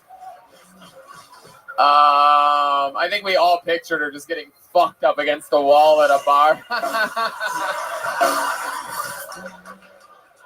Wow, you really think she's a virgin? She's Italian. We love the Italians love sex. You really think that? What's the craziest thing that you guys have done sexually? What's the farthest you've gotten? You ever like jerk off in front of her? Or, no, I haven't Louis C.K'd her yet. No. Oh, very good. Hey, have you gotten the first well, second well, third well? It's bases now, cowboy. It's bases. Oh, it's bases. Okay. Times have changed. Do you do anything like put like a pillow in between you and hump the pillow, both of you at the same time or something? Or yeah, No. So, have you hit that layer there has to be something. You can't be just sitting there with like do you masturbate crazy style? Like, okay, wait a second. Like knuckles hold on. up? Let's get back to. We asked him a question a minute ago. We never got an answer out of it. What's the farthest that you've gotten so far? Have you done anything sorted? You guys just. Honestly, no. It's pretty lame. Has your old prospector been in any part of her mind? No. All right. What about like you ever you guys kiss? Yeah, we make out. Yeah, you make out. Do you get boners? Crazy. Yeah. Do you get boners? Yeah, I get boners. Have you guys seen each other naked? Guys, I'm trying to do some serious questions here, guys. The $1 million question tonight. Do you get bonus? I mean, I'm trying to. That might be my favorite question that Tony Hinchcliffe has ever asked on any podcast. Thank you. It's like he was possessed by the spirit of Brian Redband to ask that question. So you get boners. Do you rub them up against her sometimes when you guys are making out? Oh yeah. So you guys like dry hump a little bit? Sure. Yeah, you can call Sure. it Wow, Sure. you just turned into Jerry Seinfeld. Oh yeah. Sure. Where's that female that got out of prison? Let's get this dude's fucking dick wet. I want to see how fast he comes. Do your nipples ever get tingly in the cold of night? No. All right. Do your knees ever shake when a horse walks by at 3 a.m.? Okay, all right, cowboy. Does your nose ever twitch All right. when a coyote howls at the sun? Okay. All right. Man. Does your finger ever wiggle All right. All right. when Settle a chicken down. makes eye contact with you? Oh my God. This place is out of control. Melissa Etheridge is not Does slowing your down. eyebrow over ever there. raise when you see a cooter in the pool? All right. Eddie, I fucking love Does your butt ever Okey squirt? dokey. There you go. Leave it to a cowboy to really beat a dead horse.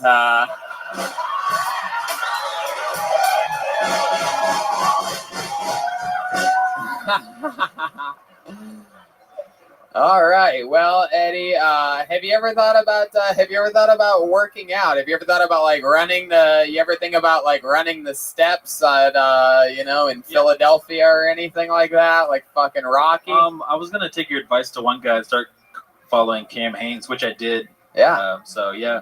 I love that. So you just follow him and then you just sit there and watch. Yeah. Is that what you jerk off to? Did somebody? Are you saving it for marriage? Or is that what you're? Yeah. Are you saving working out for marriage? Yes, that too. Yeah. Well, long story short, I have bad knees and I'm getting surgery next month, so that's. Oh, you're having surgery on your knee. Is that what you said? Oh, cool. Yes. Congratulations. It's not cool. It sucks, but you can roast me for it. It's fine. No, it's good. Oh, crazy knees. I like how your jacket says windbreaker, but your shorts says vag dryer. All right, Eddie, we could roast you forever. You are literally flammable like a charcoal briquette. You're so easy to roast. When you do have sex, come back and let us know. Like, explain it to us. I'll give you an update. I would love to hear what I happens. love it. Yeah, we want an update. Make sure you sign up next time we're in town, okay? Make some noise for the great Eddie Cantu, everybody. Come on. Come on. He popped his fucking cherry tonight. The only cherry he has ever popped. That is kind of high that they both haven't had sex. That's kind of cool. I mean, I wonder what's tighter, her pussy or his asshole. Oh, I love it when great things happen. I was not expecting to recognize a name from this bucket tonight, but this young man stole the fucking show last time we were here. How many of you were at last Kill Tony that was here?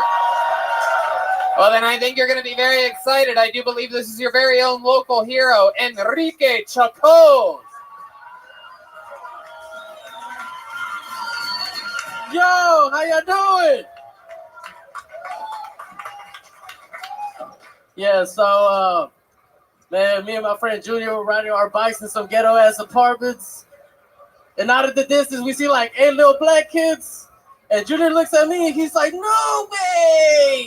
And I'm like, oh, man, that means you're a bitch. And I was like, fuck it, man, I'll ride with pussies anyway, you know? So Junior fucking took off. And then the fucking little 8 black kids look at me. I'm from El Salvador. I'm feeling like, man, nothing's going to happen to me. And then afterwards, man, the little black kids are like, man, get your fat ass out the bike. And I'm like, man, not even my mama talks to me like that. You're going to have to shoot me. So they pull out BB guns. And then it's like some boys in the hood shit. And I'm like, fuck. This is like the tutorial for the real robbery, man. And then I look at Junior in the distance. And he's like peeking out in the bush. And I'm like, what the fuck are you doing, Junior? Call my fucking brothers, man. Come on. Yeah. What's up, Tony? Any more? Is that it? Yeah. Okay, Enrique Chacon, ladies and gentlemen. Houston's very own. Enrique Chacon. How you doing? Yeah. Man, I can't believe you're not the lesbian that folds all the laundry. God damn, yeah. Look at you. You somehow got younger since last year. Oh, fuck. Did you have the braces last year, too? Yeah. Hell yeah. Jeremiah said keep the braces. How old are you again, Enrique? I'm 22 now. I was 21 before. 22, wow. Yeah. Fuck yeah. That is incredible. How long you been doing stand-up now? Oh, man, I think it's like 8 months now since you came here. 8 months. And that, you started on Kill Tony, Yeah, correct? yeah. It was my first time. That is so cool. And you've been doing it pretty much continuously since Every then? week. Every fucking I can't get week. enough of it, man. That's what I how it gotta happens. fucking do. You mark my words, fucking, you're gonna see this kid in the future. This is how you fucking do it, dude. You start at 21, knock it out till 22, writing about shit that you know about. For sure. So how's your normal life? Yeah, the fun fact about Enrique, he's not a virgin. Am I right? Have you had sex before?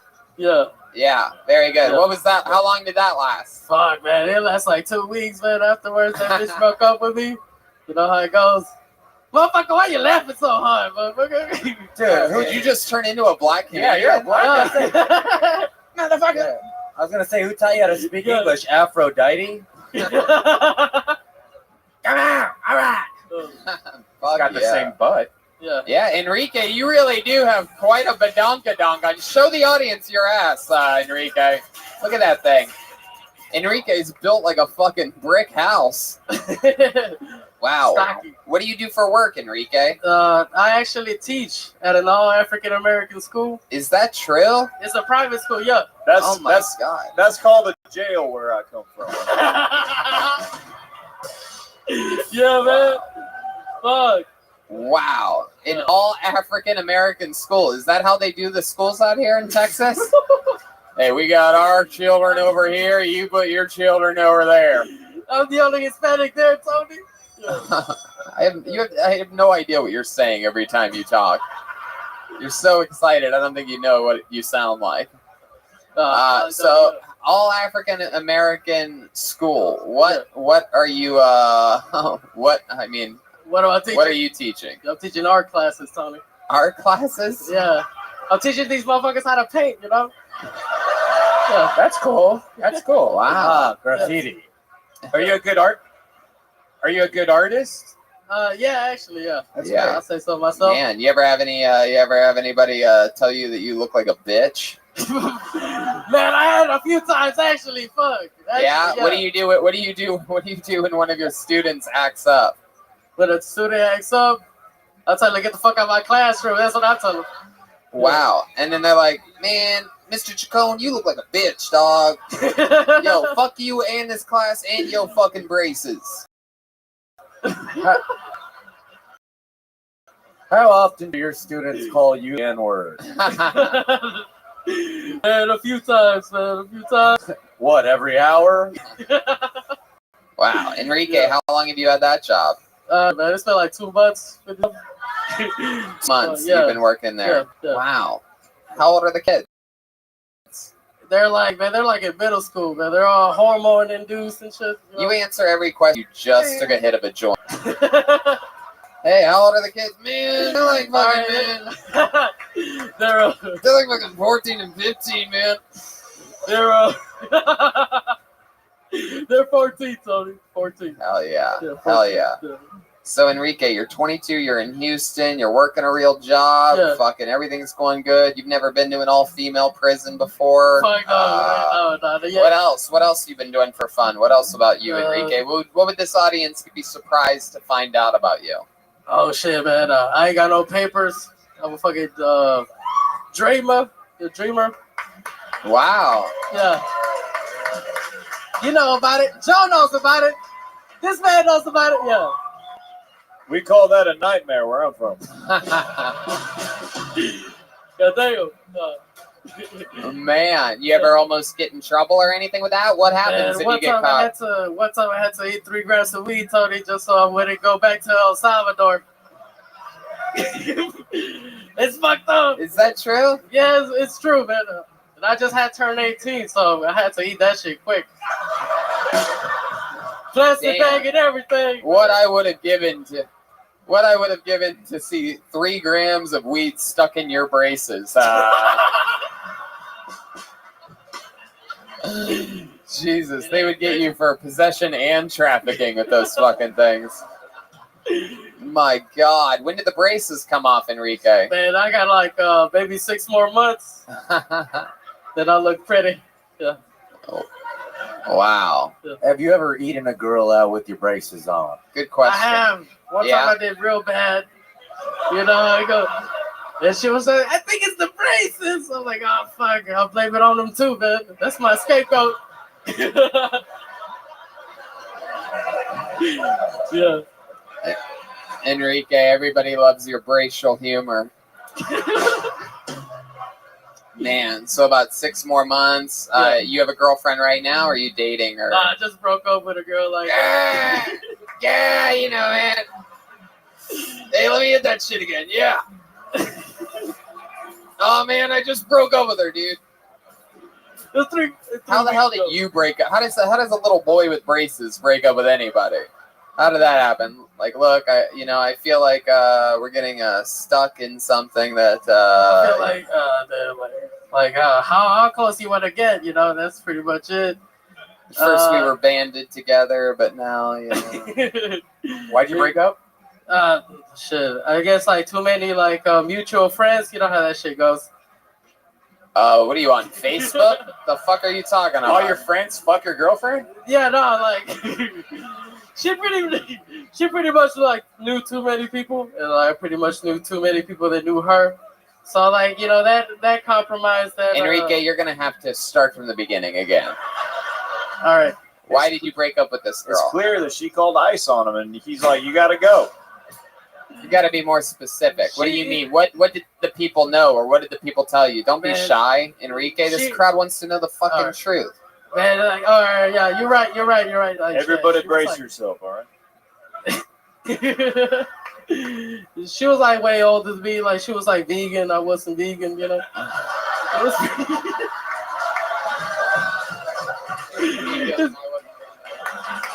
Thank you.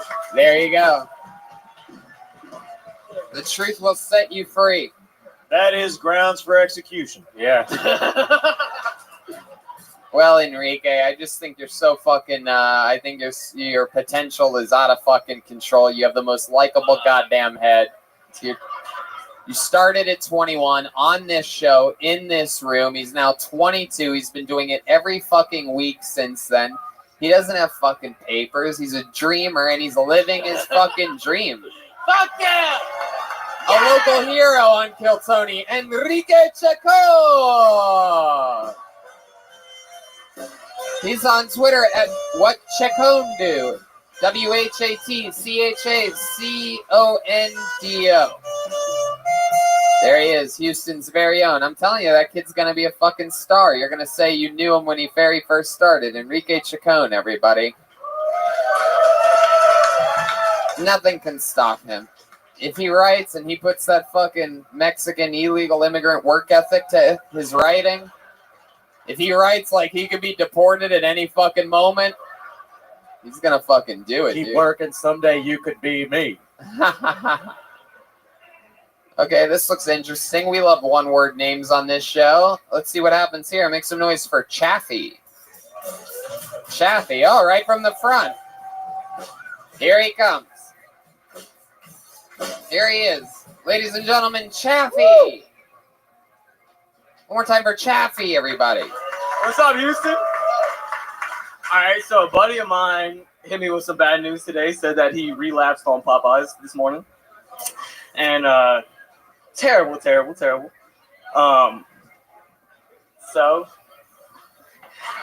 a buddy of mine also texted me today. Do y'all ever get those random texts from your friends saying that they always get new numbers? Well, a buddy of mine hit me with a new one today saying that this is his seven-finger friend hitting him up. I was like, okay. So I call him, and sure enough, it was just him. He had 7 fingers. That was terrible. I wrote that better.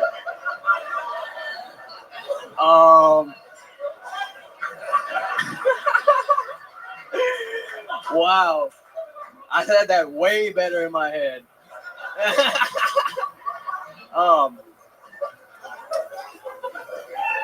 fucked that up. Terribly fucked that up. Fuck yeah. Hell yeah. Hey, Tony. How's it going, Chaffee? How are you? I'm excited about it. This is the first time we've ever had a candy cane bomb on the show. Yes. I mean, wow, absolute hot diggity dog shit there, huh? That was terrible, man. The That guy was was- absolutely terrible. Cowboy Jeremiah? I'm just confused about something. How is the bottom half of your body dressed like a Caribbean pirate and the top half is dressed like a French mime? I don't get it. Really know, is. It's the is your wrestling name Time Bomb? I do not wrestle, no. Wow. All right. Did you just get off a shift at a U-Haul on a sailboat? No, I actually don't work right now. You don't work? Why is that? I got in a very bad car accident April 2nd, broke my neck and my femur, so I'm rehabilitating. From Wow. Fuck yeah. The car accident, huh? Man, how bad was it? I ejected from the car about 20 feet. Wow. Were you wearing your seatbelt? No, it wasn't my fault, though. Who doesn't wear seatbelts? It wasn't your fault. It wasn't your fault. You were driving the car. I got a question though. Yes, Cowboy Jeremiah. When you got ejected from the car, did you look cool doing it? I was asleep. I have no idea. You were asleep and it wasn't your fault? No, No, it's not my fault at all. What the fuck are you talking about, dude? Dude, it was some crazy Were shit. you not driving the car? No, I was asleep in the back seat. You were ejected from the back seat through the front windshield? No, through the actual side windshield. Was the window open? No. Oh my god. I got pictures and everything. I broke my Nighttime? femur and- So it's at nighttime? Yeah, this happened at night on Easter. On Easter. Who was driving? This guy that I don't know. It was a terrible situation. It was like a friend that this guy knew, and I didn't know him personally. But it was just some shit that happened. And I'm okay from but it. you're like, I'm gonna take a nap in this stranger's car real quick. No, it didn't happen like that. Wow. So what do you don't even remember the accident? You woke up what? No, I have no PTSD from it whatsoever. You woke up in the hospital or Yeah, no, I woke up in the ambulance. My leg was broke. I couldn't feel anything. Red, what man. was going on. Yeah. It was pretty What terrible. are you doing, Red Man? What are you doing, man? Just testing this. You trying to start that PTSD back up? I see what you're doing. I like that. Man, but I do want to say I had those jokes way better in my head than they came out. Look. There's no saving yourself now. Yeah, I believe it was the great Timbaland that once said the words, "It's too late to apologize."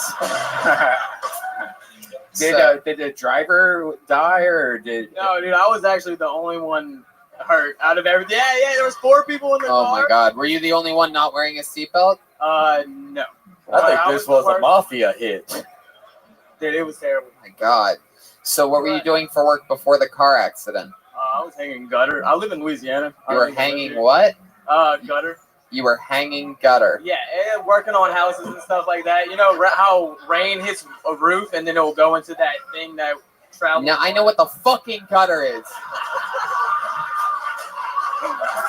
I know what the fucking gutter is, and that's where your comedy career is going to be if you ever talk down to me like that again. All right. Piece of shit. I know what a gutter is. I just didn't know that was a whole job hanging it. Yeah, Louisiana is God. pretty popular. Jesus. By the way, the whole car accident sounds like an upgrade from hanging gutter. I'll take the broken neck any day. It probably wasn't even a car accident. He probably just woke up with his pants down and got fucked in the ass. Like, oh yeah, we were in a car accident. What the fuck just happened? The hell are you talking about? It was weird. Yeah. Strange situation. Yeah, it is a strange situation. So you're originally from Louisiana, but you live here now, or you're? No, well, I did live here whenever I was 3 years old for 2 years. Sure. Do you think that's what I was asking? Like, if you live I here live in for 3 Louisiana. Yeah, you live in Louisiana, so you probably had a long drive to get here tonight, huh? It was like 3 hours. Really? We're that close to Louisiana? Yeah, I gotta get the fuck out of here. Jesus. Yeah, man. This place is It wasn't psycho. that bad. I had to come though. It was my first time coming to y'all. I was like, fuck, I gotta come. Hell yeah, you fucking did. Yeah, I came here and I bombed. Chaffee, we know. Guys, it was awesome. Give it up for him. He survived 2 accidents now. That was awesome. So Chaffee, what else? What else are you into? Now that you broke your neck and your femur, like what else about you? What else is there? Any other fun facts about you? You come from a weird Louisiana white trash family or anything like that? No, Like, you not come from whatsoever. a long not like a family Cajun or anything. lineage of Dude, his gutter name's Chaffee. hangers. He comes from something. That is my real name though. That Chaffee is my real first name. That's really your Yeah. first name? On So- everything. and you're telling me that you're not white trash? No, but I am a junior. You're a junior? Yes. Your dad's name's Chaffee too? Yes. It Oh, is. Chaffee Senior. Wow, Chaffee. Yeah. So, what is your family like? What do they do? What does your dad do? What's Chaffee Senior do? Both my parents have passed. Aw, wow. Jeez, that's so sad. How did they die? My mother drank herself to death, and then my father passed away from seizures. Wow, that is no chaffing manner. Manner. Fuck, I fucked that up. Little downer right there, but yeah. My mother got trampled to death by horses, and my dad died in a cave with a Chinaman. Hell yeah. Well, that's fun, Chaffee. How old were you when your parents died? I was 13 with my father, and my mother passed away in 2016. Wow. That was hard for you. What was her drink of choice? Was it Zima? She loved Canadian whiskey. Canadian whiskey? Canadian whiskey. Oh, wow. Yeah. Crown Royal? No. Crown Royal? Yeah, and VO. Crown Royal and VO. Would she mix it with anything? No, she would just drink it straight. Damn. From the bottle and everything. Damn. Wow. And she would go on like binges like for days. And do what? Like, what would she do when she was drinking? Would she still be nice, or did she she would get mean? scream and holler. She was in an her angry room. lady. Yeah, Canadian Yeah. whiskey. Wow. That's sad. It was okay. Wow. It wasn't a bad childhood on my part. She just enjoyed drinking way too much. Is that why you got into hanging gutters? Was to escape from your mom? And you're just like one of No, those man. kids, like, I hang out on the rooftop. My mom's a drunk. No, man. It's like one of those things, like the little girl Jenny or like when little Jenny and Forrest Gump, fly like a bird, far, far away. Did you ever go out in the field and do the old prayer and Jesus Christ, please save me from my alcoholic parents? Oh my, no. No, never. You never prayed to the old King of Imaginations. Not no imagination. Never prayed to the old. Do that. You watch your tongue there, boy.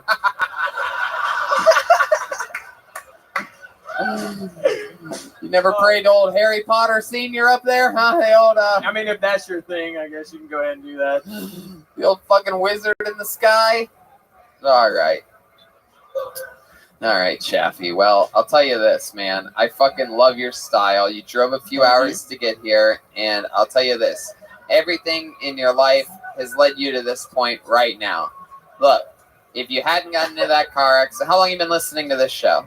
It's been 4 months. 4 months. So you started listening It's after actually been 2 years. Oh. So you got into the podcast after the car accident. Yes. Right? And you see that? Now you're here. You got into the car accident, not by an accident, right? Everything happens for a reason. Yeah. Right? That's why your parents died, for a reason. Yeah. And now you're here, and now you're living. All right, I didn't have time to pre-write this, okay? This dude. I think Tony is trying to lean into the inspirational music, but it's just getting sadder and sadder. It's just going on. It is. I love that Forrest man. Gump music. I fucking love it. Whenever I hear it, I feel like I could just go on and on forever. You know? And let's not forget, dude, that it was Chaffee Sr. that gave you that shirt. Yes. All right.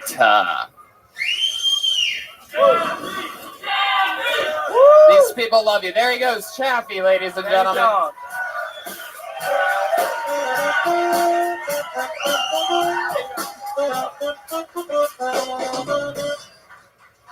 Alright, well. Hey, some people's parents die. It's part of the thing. What time do we start this thing? Hour and 20. Is that true? Mm-hmm. That started 2 minutes before the episode started? Yeah. A little less, maybe. Okay. Alright, well, I'll just look at my... Alright, you guys want to go to the bucket one more time?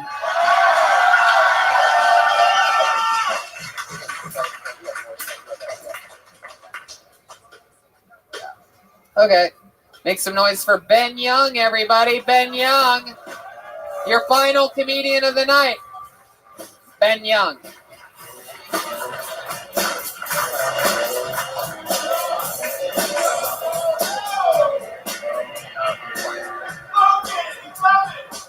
Did you say he's smoking? My friend, that means that he is blacklisted.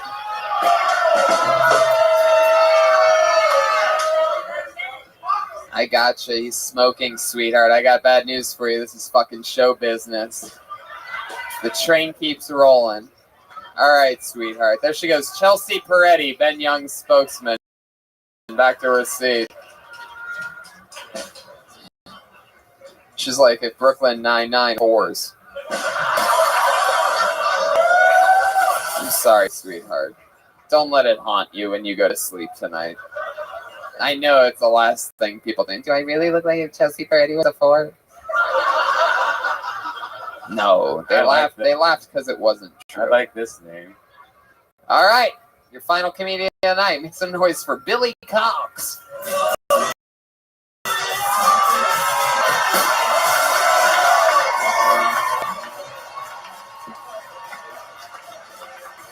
Wow, I'm so excited about this. Crowd surf. It's gonna take a while.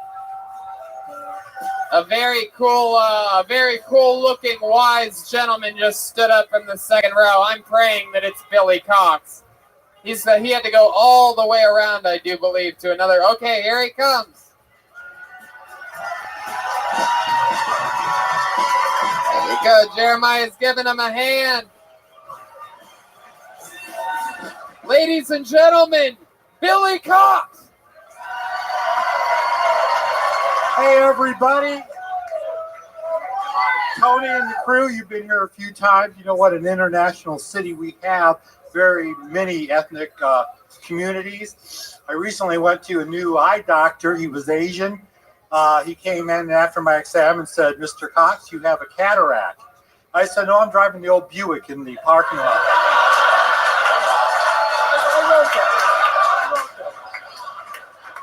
So, keeping with diversity, I'm dating a girl from Palestine. She is beautiful, especially nude. She shaves and leaves a little Gaza strip. Okay. But I'm afraid to bring her to climax because she might blow up. Sorry. And I live in a neighborhood full of people from India. So I decided to open up a used clothing store for the Indian ladies. It's called Who's Sorry Now?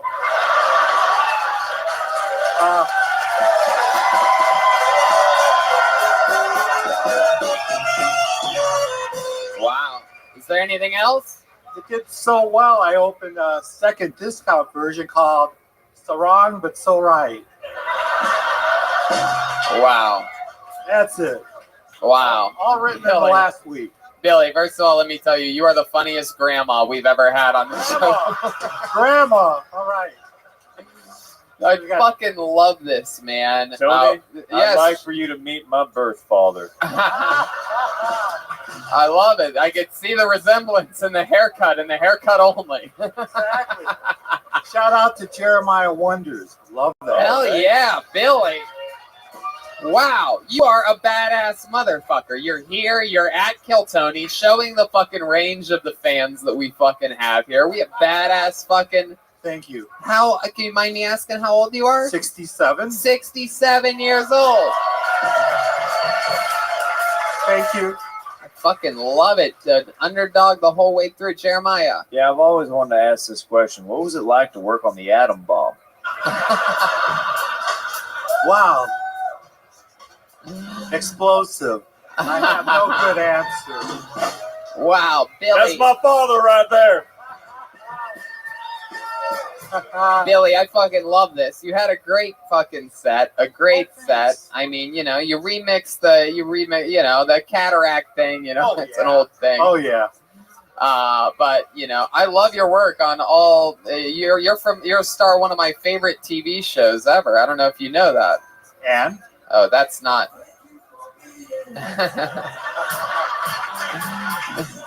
All right, not exactly the version that anybody would recognize. Everyone loves the unplugged version of the Golden Girls theme. Tony? How many versions you got over there? How do you have every other version of the Golden Girls? Thank you for doing comedy. Like he has like. No, all right, okay, Brian. Tony? What TV yes. show? I want you to meet the man I buy my underwear from. So, Billy, is that your first time doing stand-up? Yes. Wow, so cool.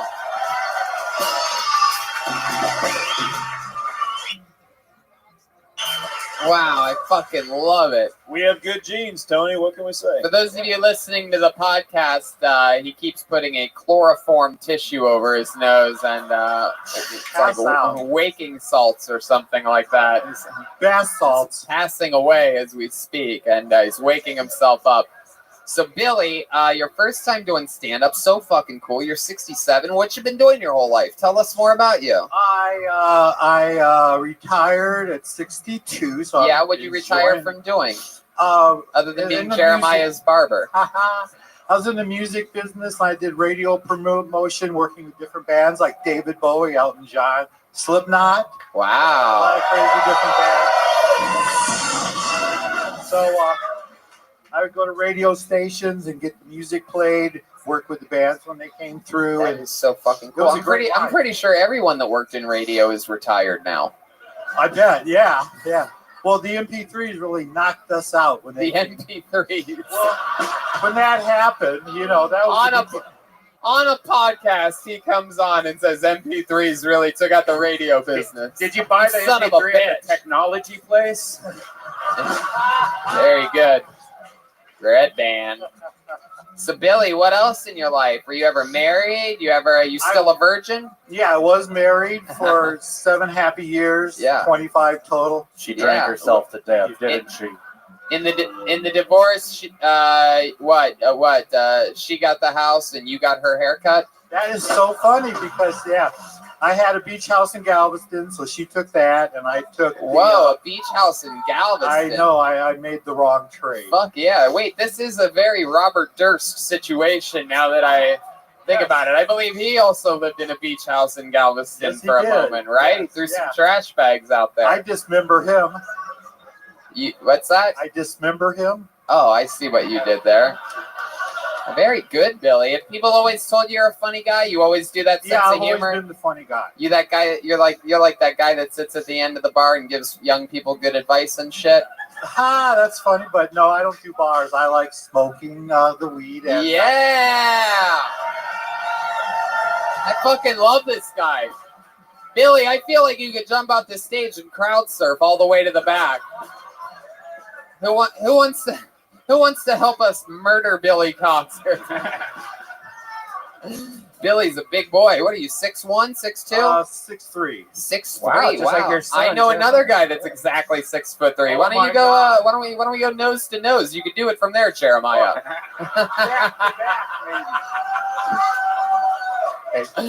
Look at that! Wow. My son. I love it.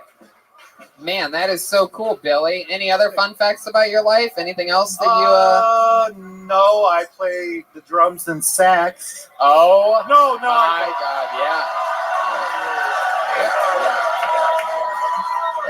I play guitar. Billy, I'm really sorry to break the news to you, but you absolutely have to do a Mexican drum off. No pressure, but you got to do it.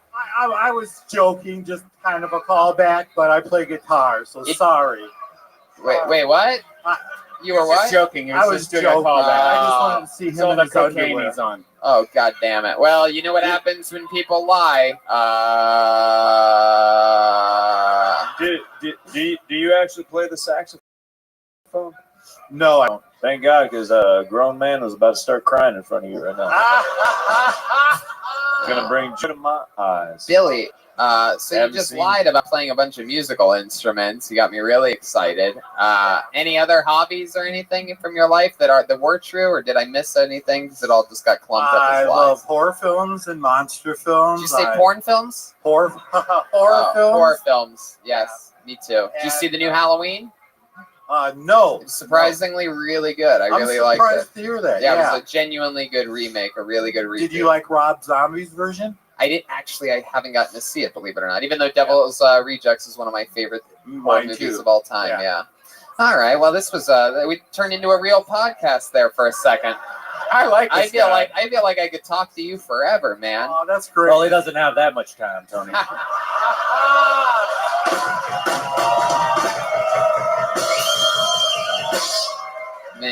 Man. All right, Billy. Well, I mean, I want to get you out of here on a high, and just fucking so cool to have you. I can't thank you enough. So cool to have you. Yeah, it's amazing to be here. Unbelievable. Thank you, There goes Billy Cox.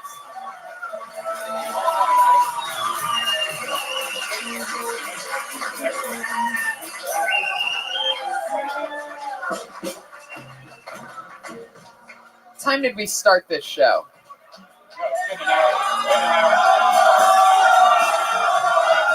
Fuck me. Is that them? Is that the venue flashing us? All right. Well, we can't do it, guys. I'm sorry. We have to do a stand-up comedy show that technically is supposed to start in 3 minutes, and we already did too long of a show, and it goes over. And you got a full show. That's an episode of Kill Tony. That was Kill Tony, Houston, Texas. Don't know what the fuck you guys are mad about. An unbelievable episode. Thank you to all these great comedians. Billy Cox, fucking Chaffee, Enrique Chacon, Eddie Cantu, Victor Mills, Wendy Cressley, Jesse Lindley, and Dylan Alexander. How about one more time for the great and powerful cowboy Jeremiah Watkins? His podcast, Jeremiah Wonders, is a wild success. He's absolutely hilarious. And make sure you listen to every episode. A new one with, I believe, Tate Fletcher coming out on Monday. Joe DeRosa. Joe DeRosa on Monday. Some other big ones coming up soon. And yes. Yeah, and I have Ryan J. Ebelt's original Kill Tony, Kill Texas prints that are available right outside that I'm selling for him, as well as some stickers and some CDs. And there's only yes, and there's only a few of those posters left. There was only 100 of them ever made. They almost all completely sold out in San Antonio and Austin. There's only 25 left. Yeah, over 25 left. One time only. We'll sign them for you if you get them. But we have to reload and re-up for an entire stand-up show with all these guys and myself. Yeah. So if you're coming back for that, congratulations. If not, we'll see you again soon. Thank you so much, Houston, Texas. See you guys. We love you. Good night.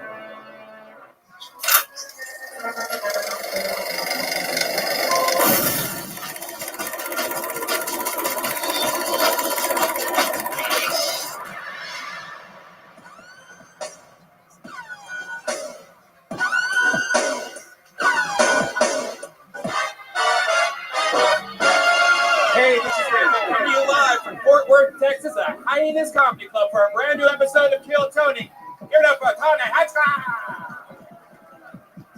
Fort Worth, Texas. Come on, make some fucking noise. We are here live at Hyenas Comedy Club. A chaotic audience. Brian Redband's here, everybody. Hey, what's up, everybody? This is a great crowd. How exciting is this? We are in tight quarters tonight, Brian. Yeah, this is a feeling.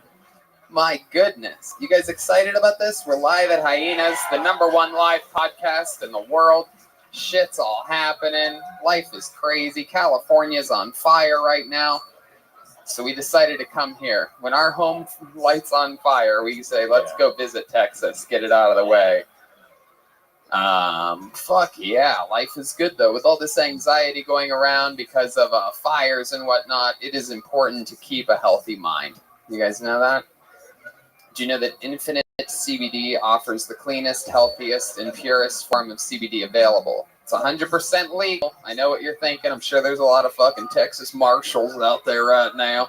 What the hell CBD? Sound like? Yeah. It's a natural ingredient taken from hemp plants that helps keep your body's endocannabinoid system balanced. It gives you all the benefits of marijuana without getting high. It helps you with chronic pain, inflammation, anxiety, and more. Yeah, I use it all the time on my neck because I sleep weird. My neck's always sore. And I usually try things like, other kind of lotions that never works. This actually worked immediately. You can take it either in a lotion. They have gummies. They have lube. They have a bunch of stuff. Interestingly enough, about 42% of CBD users have stopped using traditional medications. How awesome is that? In this world where pain medicines are being abused, 42% of CBD users stop doing that altogether. You can go to infinitecbd.com right now, and if you use the promo code Tony15, you will get 15% off any purchase. Completely legal. CBD.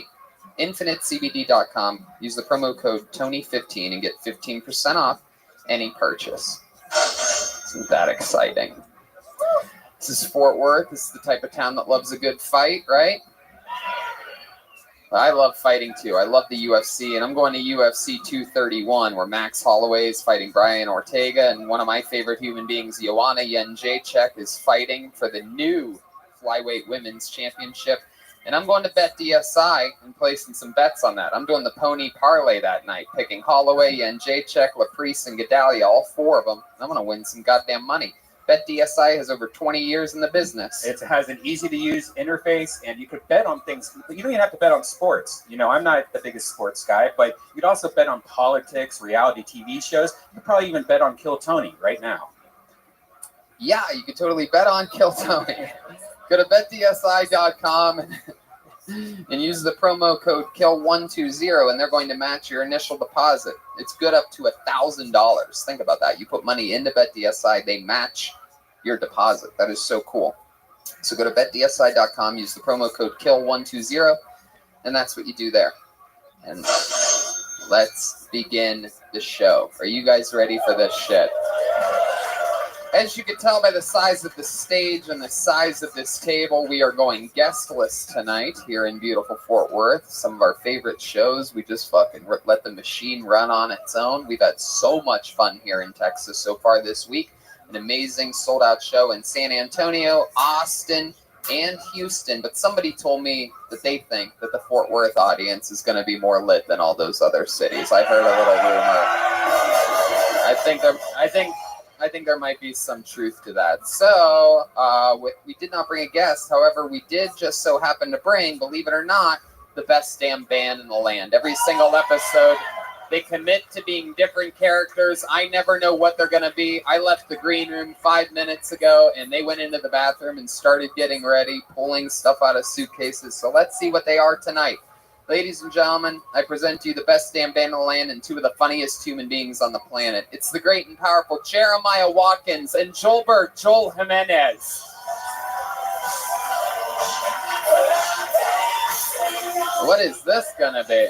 Wow, they are flying around the room. Whoa.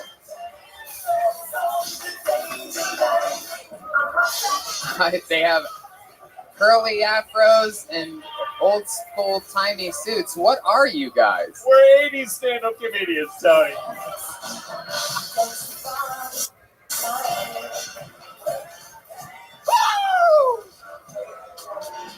Wow, 80s stand-up comedians. Tony, see this traffic outside? Oh my god. You guys know that? You guys heard about this? Oh my god, what is happening? Jesus Christ. Jeremiah looks like a gigantic baby for some reason. And we got Joelberg back here that I don't know what the fuck. This looks like if Carrot Top fell asleep in his tanning machine or something like that. Actually, funny story. I didn't realize how easy it is to look like 80s comedians. Like, I didn't realize that's what it took. Like, one big sports jacket and a fucking afro. That was the whole thing, huh? Yeah, Tony. I went to a doggy strip club recently. Yeah? Yeah. It was called Kibbles and Tits. Whoa! Come on, guys. Who's with me tonight? Kibbles and Who's with me? Tits. Wow. I think you guys are the tits. That's ridiculous. So we have 80s comedians, Brian Redban, I am here, and whoa, what's this? Is this a motherfucking Fort Worth beer pitcher of destiny? Holy shit. Over 30 human beings signed up for the chance to get 60 seconds uninterrupted on this stage. And then we interview the person, talk with them, find out more about their real life, maybe some interesting shit about them. And yeah, that's how the fucking thing goes. You know your 60 seconds is up when you hear the sound of a kitty. That means wrap it up then, or else you're going to bring out the angry West Hollywood bear. Jesus. All right. I could feel the people boycotting the show after hearing that in their headphones. It's always fun. Hands in the bucket. You guys ready to start this? This is Fort Worth, Kill Tony, live. The first ever Kill Tony in Fort Worth. I do believe the third or fourth in Dallas's history. If you want to call this Dallas, I don't know how you guys feel about that. Tony, I think you mean Cowtown. Move out of here. You know? What is this town? My ex-wife? Okay, I pulled a name out of the bucket. What are we telling people? You come up to the stage through this stairway. Yeah, right find here. your way all the way over here. Try to move as quickly as possible without being extremely out of breath by the time you get here. All right, your first comedian. Uninterrupted 60 seconds tonight. Goes by the name of Eric Matthew. Here we go. It's happening. Here he comes. Here we are, ladies and gentlemen. I can already tell it's going to be a great night. Make some noise for Eric Matthew. And then the bartender jumps up from behind the bar and says, "Hey, cowboy, I would not drink the beer on the left." I got cut off in an open mic last week, and I just had to finish that joke. It's been driving me crazy. You guys feel like they round up horsepower values on cars? Numbers are just too perfect. I think what they need to do is establish some fractions with some lesser animals. You know, so your next car is going to be 299 horse, 5 golden retrievers, and 2 ferrets power. But you know, the technology and smartphones is incredible. They're getting to know you so well now. My buddy shops with apps, with LL Bean and Eddie Bauer all the time. The phone went ahead and just disabled the emojis with the darker skin tones for him. So you can't use them anymore. Thank you. Hell yeah. Here we go, Eric Matthew. Matthew. Hell yeah. Eric, you are half human, half rat? Yes. I was going to say, Tony, you are the funniest orc we've ever had on this stage. I knew it was coming. Wow, you look like an evil math teacher. I love math. Do you really? I tutored math all through college. Thank you. Hello. He looks like me with leukemia. Yes. It's all happening. Eric, is that true? You really got cut off at an open mic last week and you wanted to finish the joke? I did not. That was a lie. Yeah, it was a lie. Is this your first time on stage? I did do an open mic, but I didn't get cut off. Do your ears, girl, every time you lie? Those are some fucking real ears, Eric. Those are fucking It's a real legit, dude. You could hear this from the Dallas hyenas right now. You're listening to this podcast already. Look at those fucking things. You have eternal headphones on. Thank you. Fuck. Beats by Gay. Oh my god. 80s comedian is already my favorite character in the history of the show. Wow. Eric, so how long have you been a full-grown baby for? All my life. Hell yeah. What do you do for work? I'm a personal trainer. Oh, really?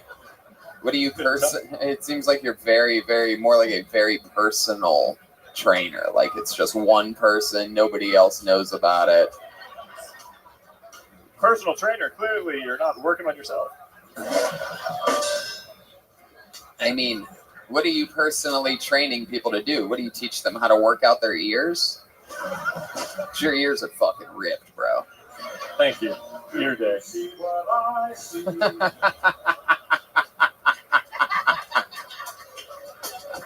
Red man.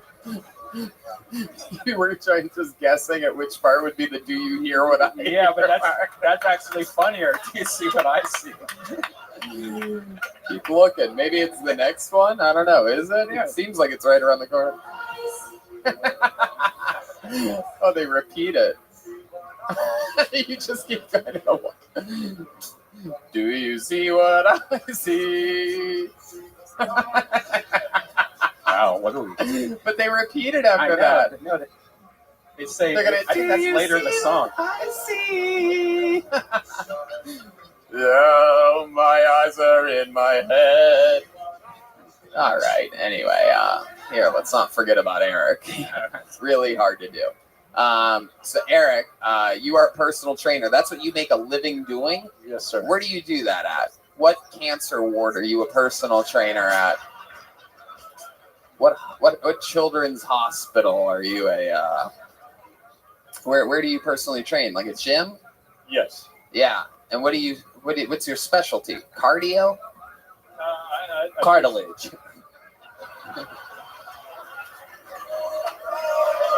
Wow. There you go. Hello. Wow. Fort Worth knows the show, huh?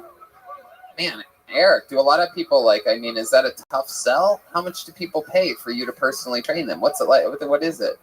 I charge $80 an hour. Oh, God. Oh, my God. Oh, that's an arm and an ear.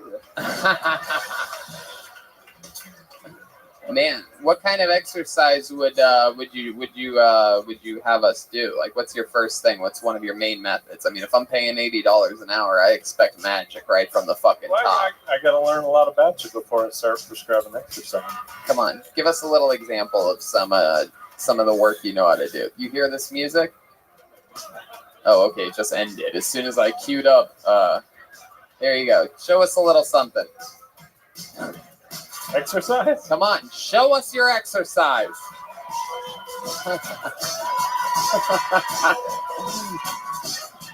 Oh, wow. This is turning into a gay porn real quick. Carefully, he almost put Jeremiah in an ear naked choke.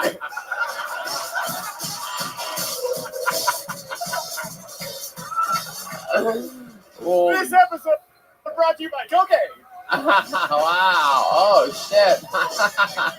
80s comedians were known to do a lot of cocaine. Man. So, Eric, is stand-up something that you've always wanted to do? How old are you? I'm 36. 36. You single? No, I'm married. Married? Hell yeah. How long you been married for? 11 years. Wow. 11 years. She's right over there. 11 years. Man. Wow. What does your wife do for work? She's a neurointraoperative monitor. Wow. What does that mean? In a nutshell, she sits in on spinal cord surgeries. Oh, is that where she met you? No. All right. Well, Eric. Well, When you get mad at her, do you go, now you listen here? Do you hear what I hear? All right. Okay, Eric. Well, it was nice to meet you. Thanks for getting this show kick-started. You know, your first time on stage, not that bad at all. So there he goes, Eric Matthew, ladies and gentlemen. His first time ever. All right, there he goes, everybody. One more time for Eric, everyone. Come on. Let him hear you. Little known fact, his favorite band is Ears for Fears. What? Wow. It's an 80s reference. Okay. Put your hands together for your next comedian. I do believe we know this young man. Make some noise for Gage Tigerina.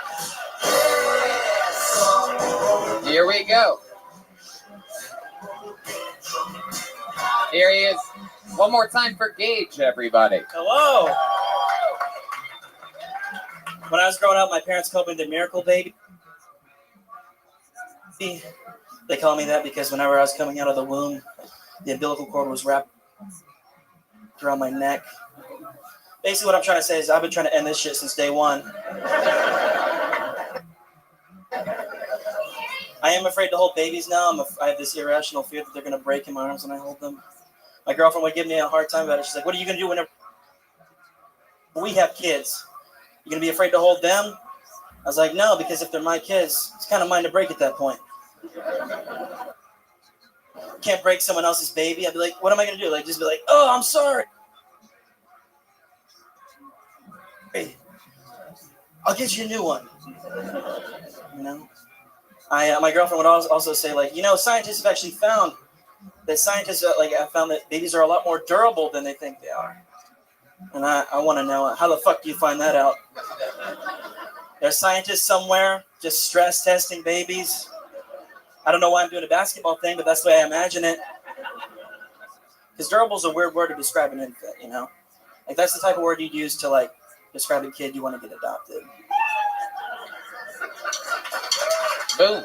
Gage. Tigerina. Am I saying that right? Tigerina? It's Tiarina. Tiarina. Tiarina. What is that? What ethnicity are you? I am Mexican. Wow, really? You are the whitest goddamn Mexican I've ever seen in my life. Louis C.K. Mexican. Yeah, really. It's an honor to have you on the show. This is the first time we've ever had Michael Dokie. All right. Fuck yeah. Shoehorn it on in there. I was excited for you. How old are you? Gage? I'm 21. 21 years old. Look at you. And you're Mexican. You look like Rudy. How Mexican are you? I'm a quarter Mexican. A quarter Mexican. So you're not Mexican at all. What's the you're? Hey, I am on application, so I just. Why would you do that? Why wouldn't you just use the other 75%, whatever that is? Because I get scholarships that way. So you must be a quarter Jew. Jesus Christ, Brian. Oh my God. Wow. Even the 80s comedians are like, we haven't been allowed to make jokes like that for 20 years. Wow. And there's Red Band here in 2018. Jews are cheap. This is why this show will always be on the internet. Good God. So Gage, you're 21. Tell us more about you. What do you do for work?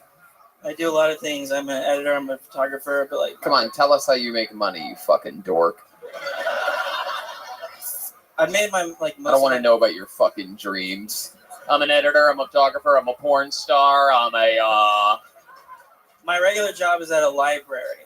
Yeah. What are you doing there? Reading books in the attic with a blanket and an apple. The never-ending story. Great. Do you hear what I hear? What do you do at the library? I clean up. I bet you fucking do. Hell yeah. You're never going to have a problem booking a comedy gig. All right. Well, how long have you been working at a library for? And you ever bang any of the old ladies that work there? No, I don't talk to anybody while I'm there. I worked there for like 2 years. He takes old ladies into the encyclopedia section after he's done a little. It's the GUI decimal system. You know what I'm talking about? Coming in libraries, folks. Come on. Wow. Such a long reach for such a short stage. So Gage, your first name is Gage. Why do you think your parents named you Gage? That's my middle name, but they named me after the kid from Pet Sematary. Oh, that's a great sign. Wow. Yeah, I know, right? Would have thought they would have named you after the lead singer of Flock Seagulls. Oh my God. Does anybody have any more cooking? Get a little tired up here. Gage, what's the coolest thing you've done in your life so far? You're 21 years old. What have you? What would, like, if there was a fun fact about Gage? Like, wow, he once beat a grandmaster chess champion or something like that. Like, what would that be? I've been able to like do more stand up like actual like weekends and stuff more recently. So That's not the question that I asked you. Okay. Let's try it again. Like, what's like a fun fact about you? Something that makes you special, different. Maybe it's your parents, used to fucking beat you or something like that, or like something cool. Oh, yeah, that would make you special. Yeah. Come on, give us something to talk about here, Gage. I recently realized I'm half gay. Oh, wow. That explains why the first part of your first name is gay. Yeah. Yeah. Half gay, half Jew. Yeah. What do you mean you're half gay? What does that mean to you? Only half of your penis is gay? Just the tip. The top half? Yeah. Just half gay, just my penis and my asshole.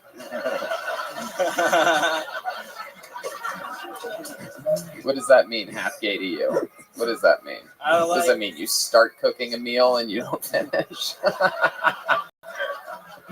Half of your house is very well designed. The other half's just fucking tough guy Texas. You know what I mean? Me and that faggot over there, we don't even talk. You know what I mean? We're the same person, but we don't cross paths. It's either me or him in this house. I stay on my side, he stays on his. He only likes to kiss the dick, not suck it. Oh, Jesus. I mean, I wasn't going to go that far. My God. Now I think you're half gay. I haven't done anything like that. It's a big half. His top half is all flannel, and then the bottom half is just flip flops. All right. Well, how do you mean you're half gay? I like women and men. Yeah, you like them both. That's called full gay to me. Jesus Christ.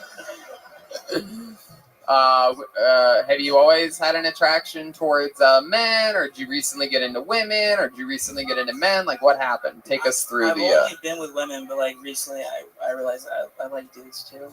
Yeah. Well, how did you realize that? Like, what happened? What was the moment? It's probably like always been a thing, but like. Did a friend like drop something and bend over to get it, and you're like, oh, boing, boing, boing, boing. Yeah.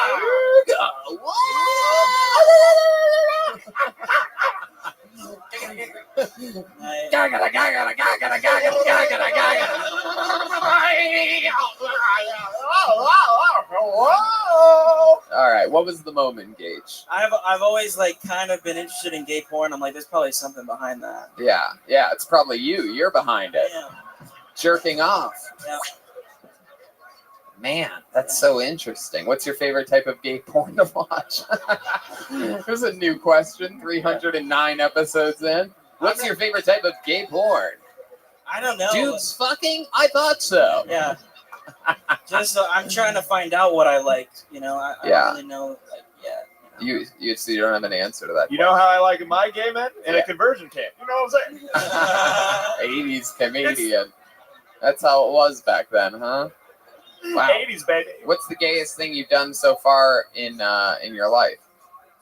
Jerk off to gay porn. Wow, yeah, that sounds about right. Then Tony is very gay. Jesus. Whoa! This fucking guy. Unbelievable. How would you know that, 80s comedian? How would you know that if I haven't done that bit yet? I don't know. I just got a Macintosh. Okey fucking dokey. All right, Gage. Well, it was fun to have you on. Great stuff. You're 21 years old. You have a huge head start. Even I, one of the top young rising comedians in the world, didn't start until I was 22 years old. So congratulations to you. Keep up the good work. Keep hitting those mics and behave yourself at the library. Thank you so much. There he goes, Gage Tyrina.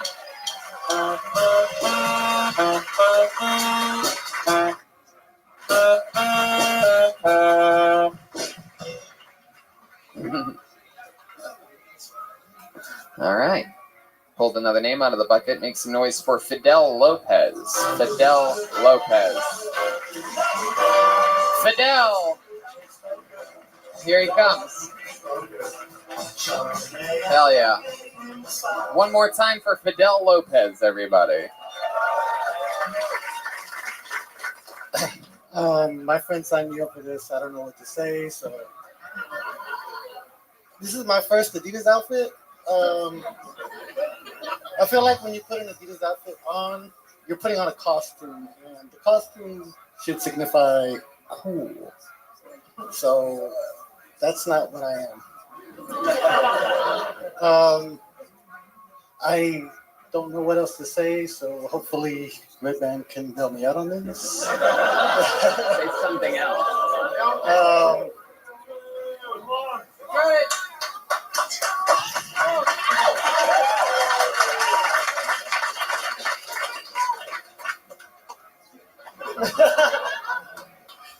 I understand that my name is a little different to everybody. Like Fidel, that's a Cuban dictator who didn't do much, and I've heard that all my life. Go on. Finish it. Just fucking finish it. I don't care if you don't have anything. You've heard it most of your life, and people generally don't like the way they'll judge me by the name, but they won't realize that it's not really. I told him to say that his name was half terrorist, half immigrant. Should have listened to the pro, Fidel. Should have listened to the pro. Man, this is incredible. This is the first time we've ever had the lead singer of Cream Corn. Joelberg? I didn't know the Bhagwan had joined Run DMC.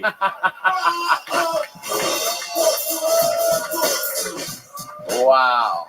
Man, Fidel, you are a full-grown man in an Adidas tracksuit. For those of you listening to the podcast, he looks like the lead singer of Mars Volta if he just played fucking Connect 4 his entire life. What's the wild, wild country you're from? Fidel, you have braces. You're a full-grown man. I like your style. Your friend that signed you up for this hates you, by the way, if you're wondering. If you're wondering. Did he tell you that he signed you up? Yes, he expressed it. Afterwards? Or like during? He's Well, like, dude, I'm going to sign you up. And you're like, no, dude, I'm wearing this fucking Adidas suit, bro.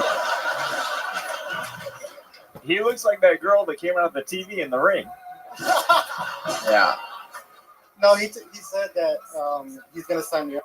I told him, man, I had nothing prepared. So Did he sign up? Yeah. What a bitch. At least that's what he told me. Yeah. Right. Well, it's really, really, really, really, really a mean thing to do to throw your friend under a bus when he's wearing an all-white Adidas tracksuit. You know what I mean? So, Fidel, tell us more about you. How old are you? I'll be 31 tomorrow. Oh, wow. You have a birthday coming up. Oh, yeah. That's exciting. 31 years old. How long you had the braces for? 10 years you've had braces? What the fuck? I'm pretty sure you only have one more visit left, dude. What's that before picture look like? Well, Yeah.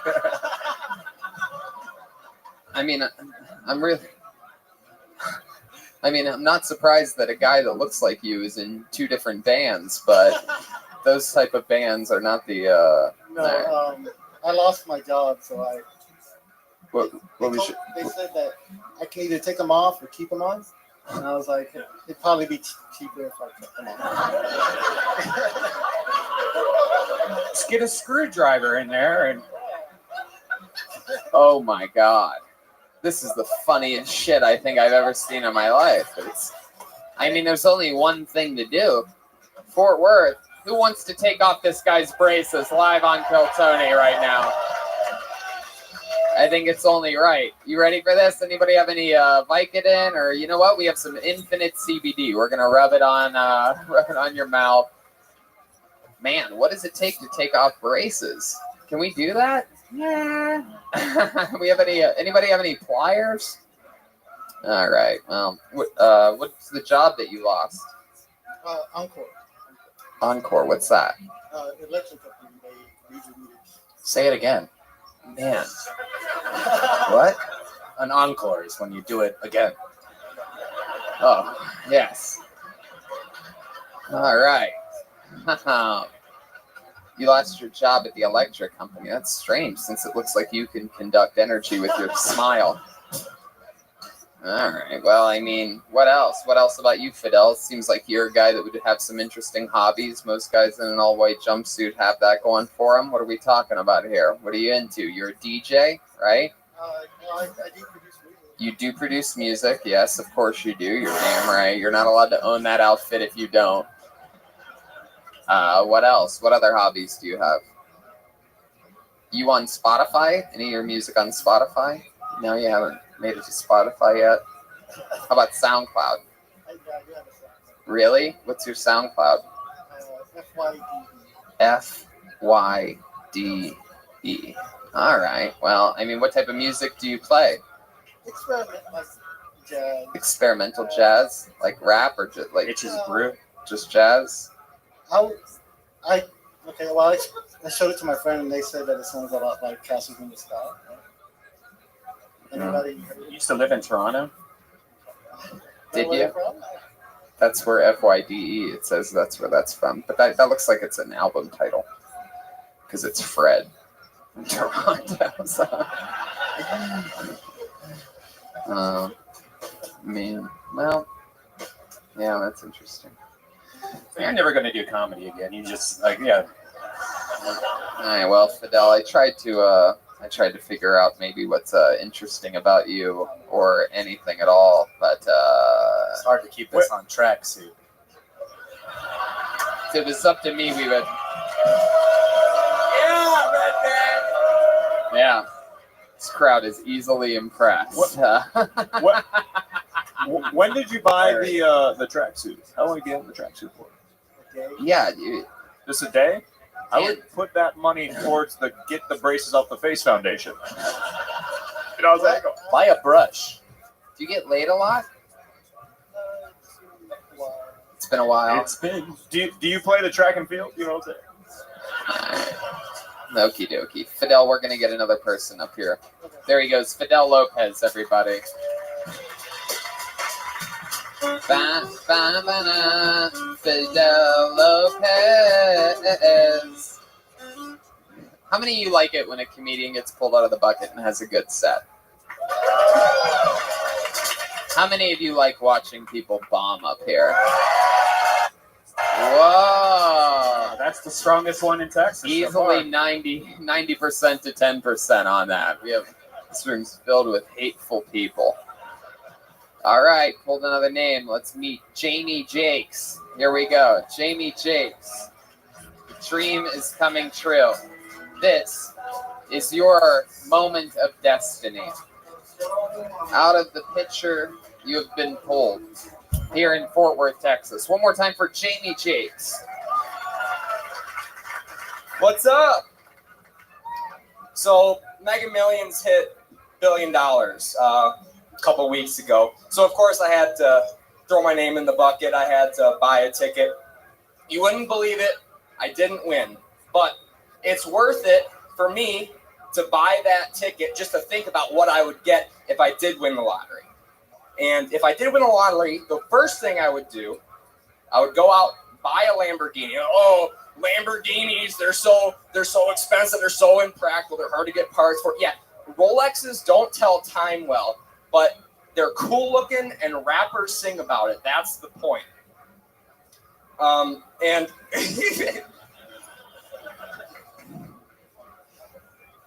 you don't hear Migos singing about Timexes or Toyota Corollas. They're singing about Rollies and Lambos.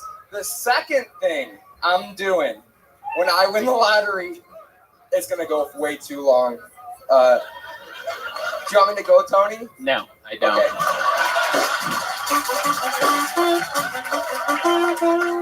Wow.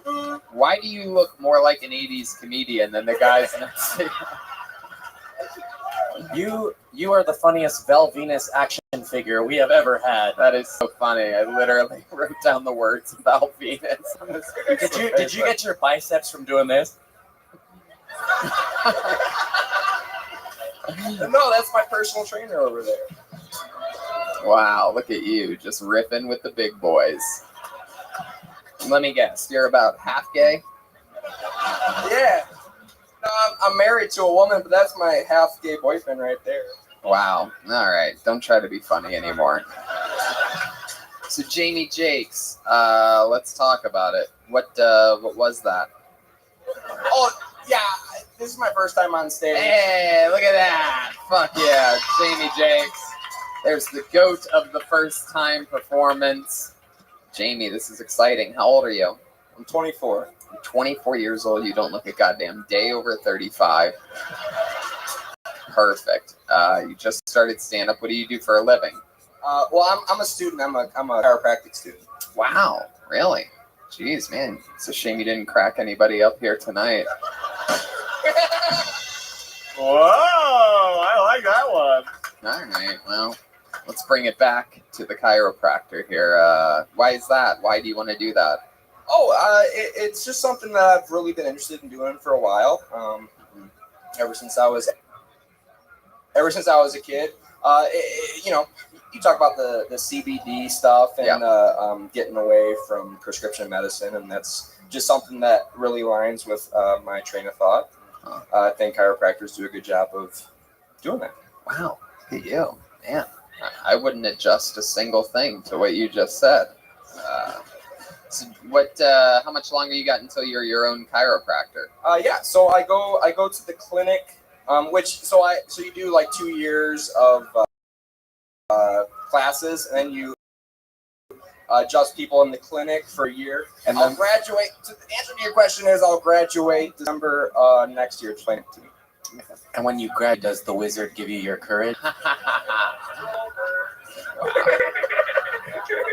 No, when he graduates from the clinic, they say, you have AIDS. So, Jamie, you seem like a fun guy. What do you like to do for fun? What do you do when you're going to let your hair down? And, for those of you listening to the podcast, he looks like a guy that would both cut down a tree and steal your slip and slide from you. Like, it's like, there's a very, like, Van Wilder type of vibe going on up here. Like a pool guy in a porn movie or something. Yeah. Yeah. Do you see what I see? Yeah, so I make a lot of fitness. I do CrossFit. Wait, stop. I make fitness. What do you mean you make fitness? You like poop fart.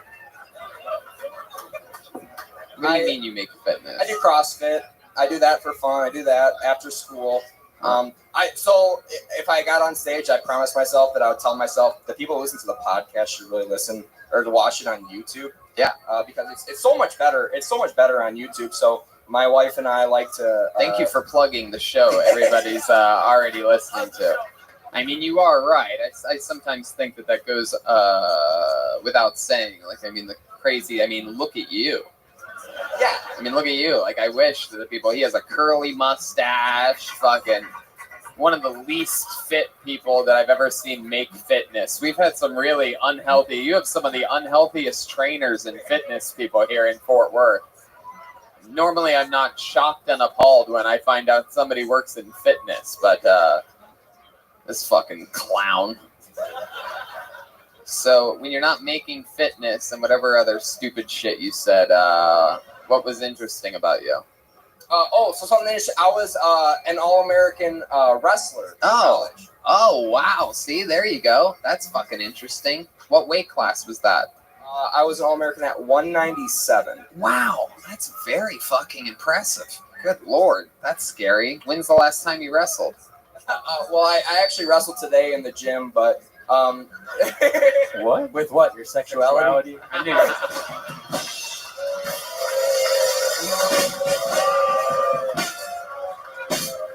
There you go, the old set 'em up, knock 'em down. Man, do you play any musical instruments? You seem like a guy that would. No? Wow. Oh, sorry. Hell yeah. Well, Jamie, very fun. Nice to meet you. Congratulations on your first time on stage. We're going to keep this fun train moving along here.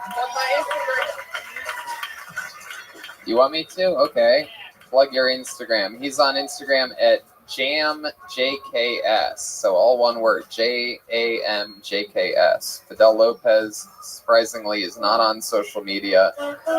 Gage Tyrena is at Gage Tyrena, GAGETIJERINA. Fucking horrible spelling name. Disgusting show business name. It'll never work. He's 21 years old. He needs to change it now. Change it now before leaving Fort Worth. See, do you see what I see? Do you see what I see? Everybody! All right. I pulled another name out of the bucket. I love one-word names. I mean, we have a long-running, some of our favorites, Aphrodite, Ichabod. You know what I mean? I just pulled a one-word name right now, and it has a fucking exclamation point. Make some noise for Nikki!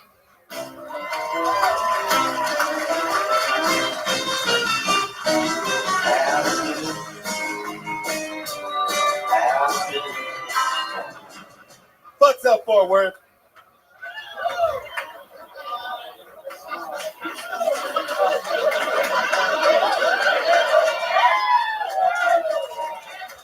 All right. So I'm recently single. Just broke up with my transgender girlfriend. Because obviously, I look like the kind of guy. Yeah, I'm the kind of guy. So there's a lot of positives, a lot of negatives to it. Number one, massages way better. That grip strength is serious. Downside, my dick doesn't look too big anymore.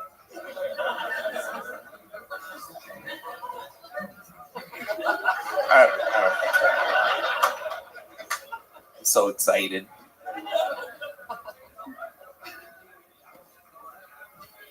Yeah. Jesus. Dying. That's a reach. I hate it when people assume that they know when a minute is. Move slow up here. Hi, Nikki, everybody. One more time for Nikki. Hell yeah. I mean, let's just jump right into it. Let's get it. I mean, holy fucking shit. Jeremiah? Meet my cocaine dealer, Tony. I mean, you look like your transgender girlfriend is saying she just broke up with her transgender girlfriend. You look like Bruce Buffoon. You said that the breakup has a lot of positives and negatives. I'm guessing one of the positives is HIV. All right. My Definitely. God. I didn't get the joke about your dick not being too big anymore. Help me understand what you were trying to say. Well, because the whole thing is because the hands are bigger, stronger. So, now I have like a fetish for small hands. Makes my dick look a lot bigger. So okay. Let's. I still don't. Now I understand it. You get what I'm saying? Like your hands are so big that Stop. So, Nikki, was that your first transgender girlfriend? Yes. Is that so? That was something like. Are you normally? I'm just confused. Like, are you normally into men or women, or is it? Or do you always? I'm normally into like the females, but so one could say that you might be half gay. You could say that. Everywhere else that's known as bisexual, by the way. Only in Fort Worth, it's like, you know what? I think I'm about half gay. A little bit queer. I'm not a bisexual. That's for homos. I'm just half gay. I'm gay half the fucking time. With half my dick, half my butt, and half my mouth. Well, it's not really gay if there's tits involved. You know what I mean? Hey, it's funny you mention this. I literally have been talking about this for the last few days. It is a new bit that I'm actually working on, which Jeremiah hinted at earlier. I do have a bit that I'm working on about how I think watching a woman with a dick fuck a woman on a porn is straighter than a regular porn because it's mostly all woman except for the dick. So, have you ever watched No, I haven't. No, this is all very new to me. I could tell you've already got your fucking black strap on or whatever. Whatever that is the worst. I don't know why the Transformer soundboard would still be up after that. But so you limit yourself to what. Wait. I want to know what you're about to ask me. Well, no, No, because if you watch transgender porn, you only have like okay, so it's only woman with trans, not trans with man, or no, yeah. I wouldn't be into that. No, that's gay as fuck to me. Yeah, there's no man shit with me. Believe it or not, I know a lot of people are shocked by that, and you know, a lot of people would probably guess differently, including my browser history. But you know, no, I'm kidding, Nikki. So anyway, yeah. So tell me, what else was different? Maybe we should. I mean, is it weird if we talked about who? Because I think I know who. No, dude, but like, I don't. Maybe not. Yeah, maybe not. Maybe that's over the line. Even though there's only one famous transgender woman in the history of Kill Tony, so we wouldn't want to. That's for the viewers and the fans to Right. find out. Well, there you go. If they know, if you know, if you don't know, now you know. Yeah. So Nikki, wow, what was that like? I mean, tell us more. It was pretty intense. I mean, you know, I have my own personal opinion now on the whole trans community. A lot of people get their opinions from like Trump rallies, news, and shit like that. You get yours from. I get mine from personal experience. Right. Yeah. Yeah. Taking loads. Well, no. Incidentally, I wasn't fortunate enough to get one with the penis. You know, that was already removed, so I had to deal with the fact that it was an inside-out dick that was constructed to look like a vagina, and then I had to tell myself it's a vagina, but it's fucking not. I mean, it looks like one, but it's fucking not. You know what I mean? No, I don't know what you mean. It is. No, we would like details. You look like you're just into holes in general, so I don't know what the problem. Hole in a wall, hole in a. What's the craziest thing you ever put your hole in a drummer? Nikki, what's the craziest? Oh, look out! Oh, here we go. Holberg. Yeah, this is the part of the show where a guy fucks our drummer. We've been leading up to it ever since San Antonio. Oh yeah. So Nikki, what's the weirdest thing you've ever put your dick into? That blazer. Perhaps a microwave cantaloupe or something like that? I would say banana peel. Whoa! A warmed up banana peel. Wow. And you gotta wrap it in paper towel, so it feels pretty good. Wow, this guy's scum of the earth. I love it, dude. Recycle, man. Is this your first time doing stand-up comedy? It's my 7th time on stage. 7th time on stage. The other 6 were with the fucking Chippendales. Pretty close. Down under. What were you doing? What do you mean? The other 6 times when you say I'm pretty close? No, I mean, like I did open mic, you know, about 6 times. Right. I actually met you a year ago. You did open mic, open Molly. Open what? It's about how you'll fuck anything. I don't need Molly for that, though, Tony. I mean, open Molly. Natural Molly. Open mic. Open. Okay. Okie dokie. Okie dokie. Yeah. Open casket after that run. Thanks, 80s comedian. Yay. Thank you. This guy needs a set change. Jesus Christ, what is happening? Oh my God. So that's fun. What do you do for work? I'm a jeweler. You're a jeweler. Wow. Hell yeah. Well, you know, does that move part of being a jeweler? That's how I advertise, you know. We know you definitely know how to find a diamond in the rough.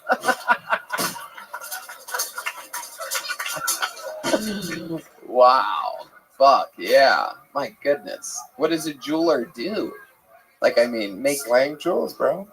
You say you buy jewels? No, so I mean, I don't really buy them. Sometimes I'll buy them, but basically it's kind of like a drug dealer. You know, the people who do drugs, right? People who have drugs that supply the drugs. Yeah. And bring it to those people. In my case, it's rich white women who buy jewelry. So I just kind of that, and sometimes black dudes, and you know, people who wear jewelry. You know, probably nobody here, but. Right. You know, it's a small percentage. This is what I love about this fucking show, is Kill Tony has by far the most different shapes and sizes and types of people that love it and sign up for it. Like, there's literally, for those of you listening to the podcast, let me remind you, we are in Fort Worth, Texas. This guy's talking about being a jeweler that will fuck anything, wearing a flowery jacket, diamond necklace, a Kill Tony shirt. He's got rings, bracelets on. Talking without any hesitation in the middle of Texas with 200 fucking Texas bearded dudes looking at him like, what the fuck is this shit? What type of show is this? I think my buddy that brought me here is into gay shit. The show's half gay. All right, Nikki, we're going to keep it moving along. There he goes. Fuck Nikki, yeah. ladies and Thanks, gentlemen. Fuck yeah. Come on, make some noise for this guy. The honesty, great interview, first ever time on stage. I'm having fun up here tonight. Fort Worth. You guys are fucking fun. Make some noise for the amazing staff here at Hyenas. Randy runs an amazing club here. We have 2 fucking more crazy stand-up shows tonight. There may still be tickets available for that late show at 10:30. I don't know. But someone just got picked for 1 minute here. And his name is Alexander Michael Brammer. Here we go. Here he comes. It's Alexander Michael Brammer, everybody. Get on the fucking stage. There he is. Okay, do your thing, dude. That way. Fucking, okay, sure, dude. Do that fucking, get up there. Yeah, okay. One more time for Alexander Michael Brammer, everyone.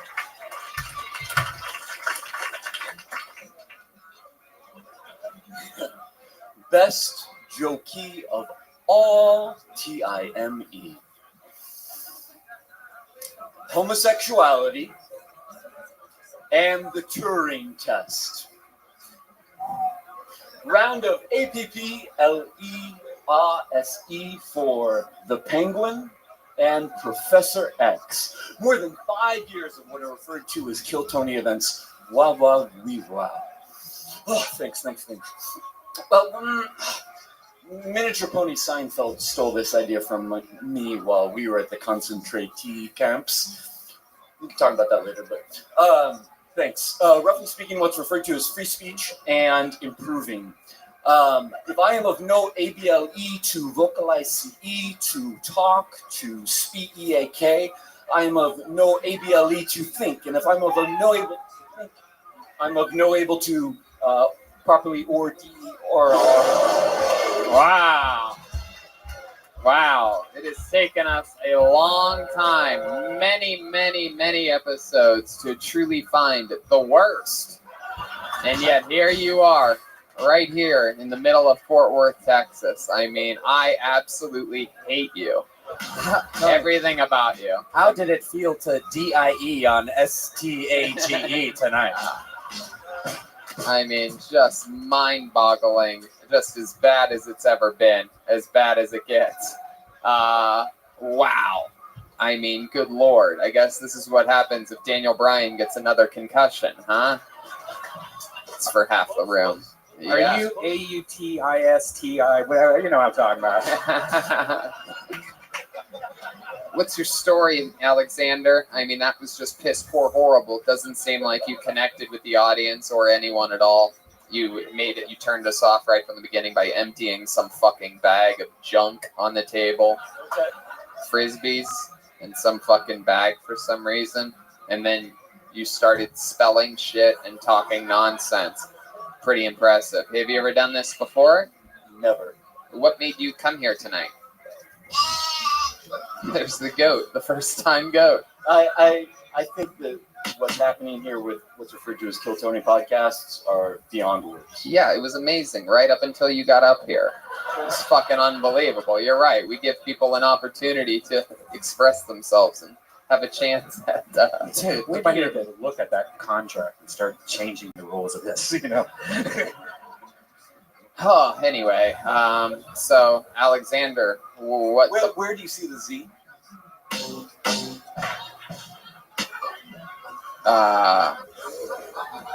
Oh man. So are you autistic? Are you? Has anyone ever told you that before? Do you know what that is? Have you ever seen a doctor? Yes, Jeremiah. I've never seen a rock climber who's also a magician. Oh, wow. Okay. So we know what one of his special skills is. Won't need to ask that question. I can kick much higher than that. Is that true? Who wants to see the 80s comedian kick higher than that? Oh, wow. This is serious. Took off the saxophone. Sax is going on the sax stand. There's a drum roll. Here he goes. Going for a higher kick. Whoa! Wow. Oh, he wants to do the other leg. Oh my God, we're having kick war. Oh, wow. Here we are. This is incredible. McGruber just got raped up here. Oh. Okay, that's enough. This is wow. Somehow this is I win by default. Yes, you do. My God. Okay, Alexander, step back up to the Now microphone. I will kick him in the face, ladies and Yes. gentlemen. Alexander, what's up, man? So what's going on? What happened? I mean, what did you think was going to happen? Did you think people were going to laugh at that thing? No. Yeah, you're like a worse version of goat versus fish. Yes. It's been on this show a couple times. So Jeremiah, okay, this is one of the things with the show. Remember? Okay, all right. I mean, those nails, dude. When's the last time you clipped your nails? I don't. Oh my God. You're mid-transition into werewolf. They're all coke nails. Nikki's gonna try to fuck you next. You were born and bred here near Fort Worth, Texas? No, where are you from? Narnia. Where are you from? Grew up around what's referred to as Kansas City. Kansas City. Oh, we actually, our friend Jeremiah Watkins is from Kansas City. He seems so proud. Wow. Kansas City, the home of the high kickers. This is not a Casey masterpiece. Vegan. Oh, you're a This guy is literally the worst. Yeah. We do not have vegans in Kansas City. Do you think there's anything else? I mean, you're truly up for the most hated person to ever get pulled out of the bucket on this show. Do you think there's anything else? You're a vegan. We'll list some more things that. It's not necessary. Thanks for allowing for this. I mean, what was it? Oh, Alexander, you're adorable. You don't even know what happened here tonight. You do drugs? Sober since what's referred to as July 16th, 2017. 2017. What happened? What happened the day before that day? Well, no, it was. What'd you do? Hold on a second. What calendar are you referring to? Yeah, that's. Talking to the microphone. Yeah, what calendar? So what were you? What did you get sober from? It was from a lysergic acid diethylamide experience, so an LSD experience. Right. I don't need to talk about it. But. Okie dokie. That's what happened. You pulled an old Sid Barrett, huh? Never been quite the same since then, huh? No. All right. I get it. Well, make sure you don't trip on your way out of here. All right, there he goes. Alexander Michael Brammer. What is it? Okay, there he goes. Alexander, I just need you to leave. See, that's why people don't. I'll take it. Sure, dude. Sure. Thank you so much. There you go. Alexander Michael Brammer. Sure to whatever. Get off the stage.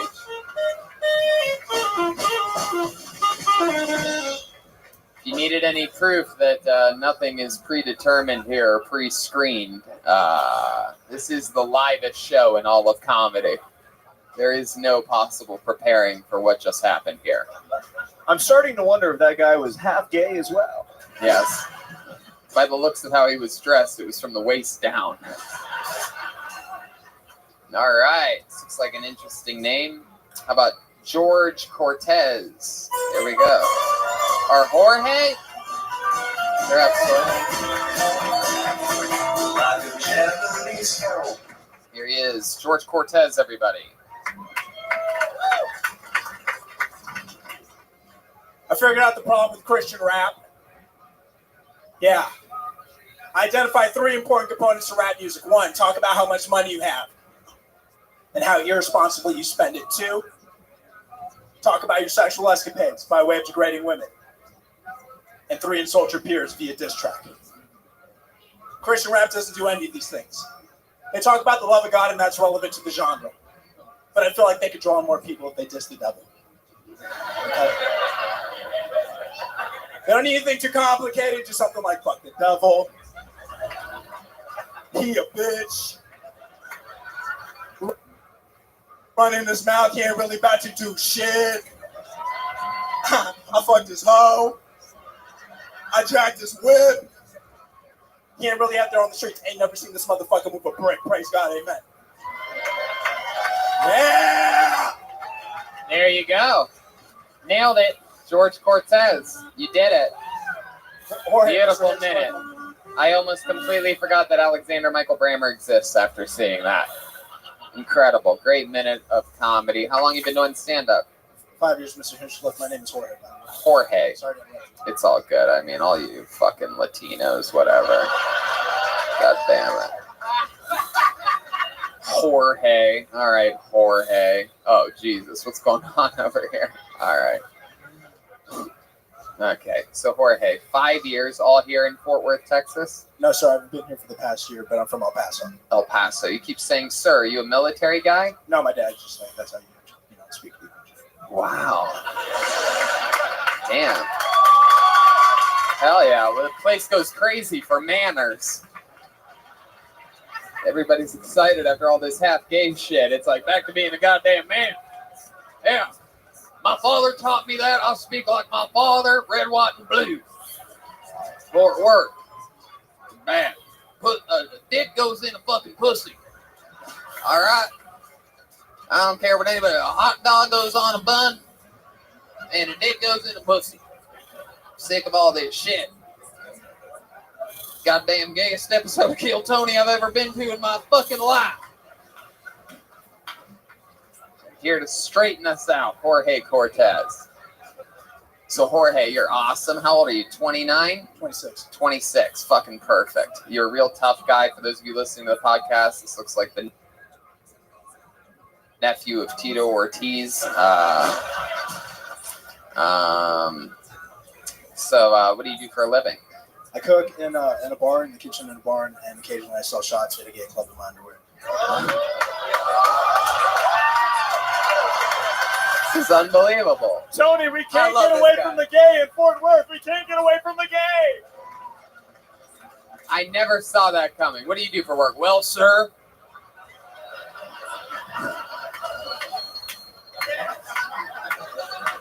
Well, sir, what was the first thing? I cook. That's right. I cook in a kitchen in a barn, and then I serve shots in my underwear at a gay bar. Better to serve them than take them. You know what I'm saying? Make that money, man. Make that money. Yeah. Okay, Jesus Christ. You're having your own Mexican drum off over there? All right, he wins. That gay is poison. My God. So you cook in a kitchen in a barn and serve shots at a gay bar. So literally your resume is half gay. Yes, sir. Yes, sir. Yes, sir. Gay as fuck, sir.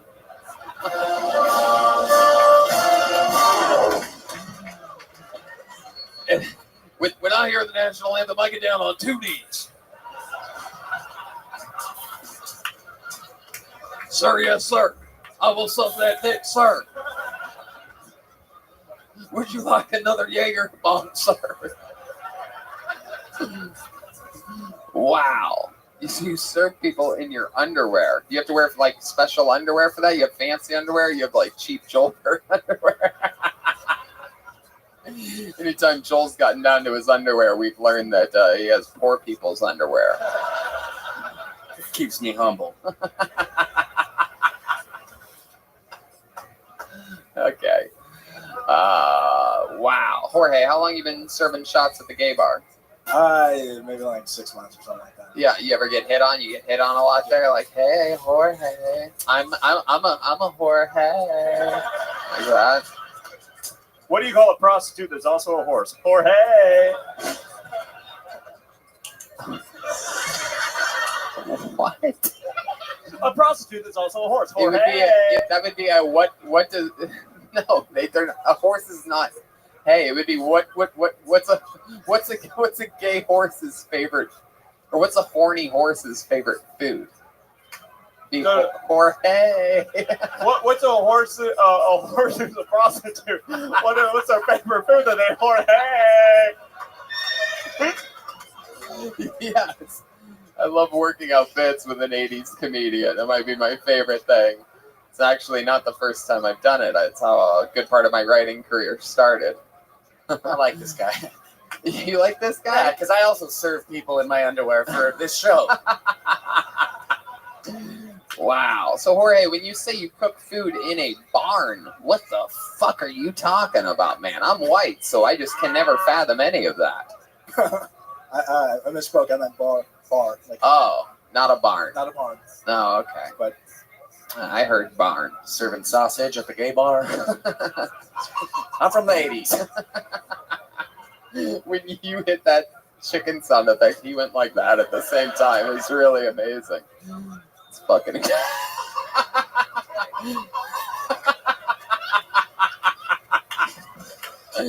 Do it again. Is there any difference between me and you, what we do? Here, you do it. You try to do the flappy wing thing. All right. It's not the same when you do it. So there is a difference after all. Well, Jorge, I mean, wow. Very impressive fucking minute. You absolutely killed Tony. Your interview was completely compelling. Very, very surprising and fun. Very nice to meet you. Please sign up again when we come back around here again, all right? Thank you very much. Can I shake your hand? Absolutely, sir. Yes, sir. Jorge Cortez, ladies and gentlemen. He just killed Tony. That's how you do it. All right. Back to the picture of Jorge Cortez. That was Jorge Cortez on Kill Tony. Look at this dude. Oh,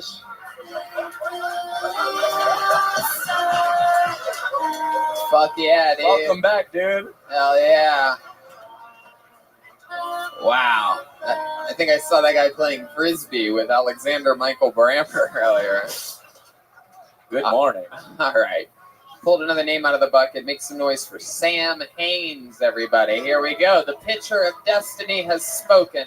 Live in Fort Worth, Texas. Everything's bigger here in Texas, including the episodes of Kill Tony. Giddy up. Here he comes. Fuck yeah, he's pretending like he doesn't know where the entrance is after all the explanations and after an hour of show. Here he comes, galloping right through the middle of the room. One more time for Sam Haynes, everybody. Woo. How's it going? So I was at Village Inn the other day. They sell a lot of pies. I thought it would be useful if I opened a Pillage Inn right next to Village Inn and just stole all their shit, just sold it in my place.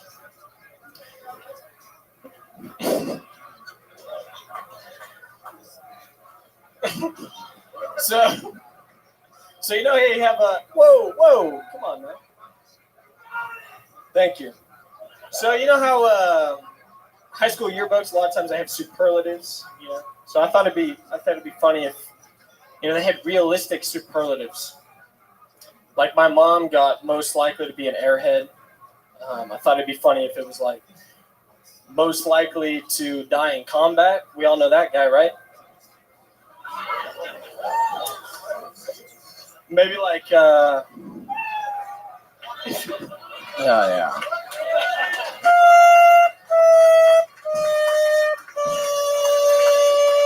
Sam Haynes. Yikes. Yes, sir. Well, the good thing is you came across as a huge douche. Yeah. Meet Whack Miller. That's Yeah. not a joke to go to Texas. I mean, wow, you're a hip dude. Fuck yeah. I like this. So what's half gay about you? Gay porn? I don't know. Wow, there you go. All right. There, everybody's making confessions here today. This is truly the gayest episode of Kill Tony we've ever had. Welcome to another episode of Gay Tony. People have been saying that for years, though. You know what I mean? All right, Sam, so let's talk about it. That's your first ever stand-up set. First ever stand-up. Absolutely. Absolutely. We know that, definitely. It's also, congratulations, your last ever stand-up set. We just got word. That's the plan, Yeah. You're a hip dude. I can tell you got some stuff going on. You're an artist of some kind, music producer, something like that. No? What do you do? What are you into? Something weird? Shoes or something, right? No, definitely not. Okay, I was wrong about that one. What's the hip thing about you? Because you have the hip look that like hip people that want to be younger, they dress like that. So I want to know, like, want to be younger? Yeah, you want to be younger. I want to be. Yeah, you do. Shit, I don't know. Yeah, you do. I mean, I'm involved in the music scene in Tulsa. I'll say that. Tulsa, Oklahoma. Sure, that's the answer to the question I asked you a minute ago. Yeah. What do you? I'm not a music producer. You're a promoter. No. I just hang out with those people. You just hang out with music. I like to observe what's going on. What do you do for work? I'm an observer. I'm a business analyst at a tech company. Oh yeah, here in Fort Worth. In Tulsa. Oklahoma. You live in Tulsa? I drove down. You drove all the way from Tulsa? I watched this shit. Wow. Religiously. How long of a drive is that? It's like 5 hours. It's not bad. God damn. Now I like you all of a sudden. Yeah. You just won me over. At first I hated you. I mean, my favorite shit to do is get high as fuck and just watch Kill Tony. There you go. That would have been a good answer to say when I asked you what hip shit you're into 4.5 minutes ago. Perfect. Yeah. Well, there you go. That would have made the whole audience go crazy, but I guess you figured it out organically. Yeah, you like to build it up. Why do you look like if someone smashed together all the members of NSYNC?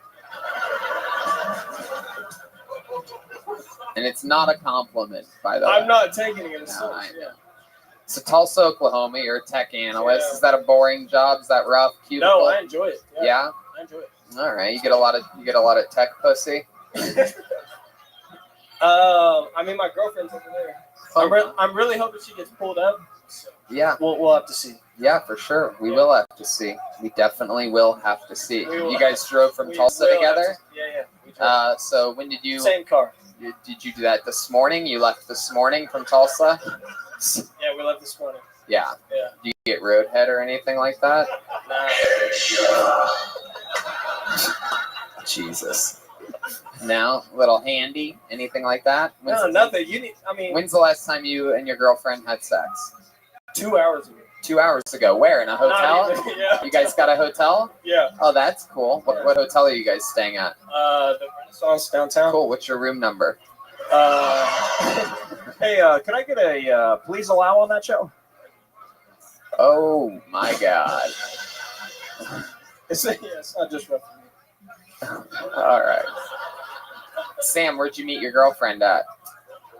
Mutual friends. Mutual friends? Yeah. What's the first place you took her on a date? Browntown. Oh, man. You don't remember the first time you hung out with your girlfriend? Whoa. Those are different questions. First time I hung out with her, first time I took her on a date. Separate things. Jesus Christ. How about any above? Have you ever seen an interview take place before? How stoned do you get before listening to Kill Tony? This is incredible. Man. My first date, I don't remember. First time we hung out, still not going to answer you. Jesus, Sam. First date was probably like 3-4 months ago. Yeah.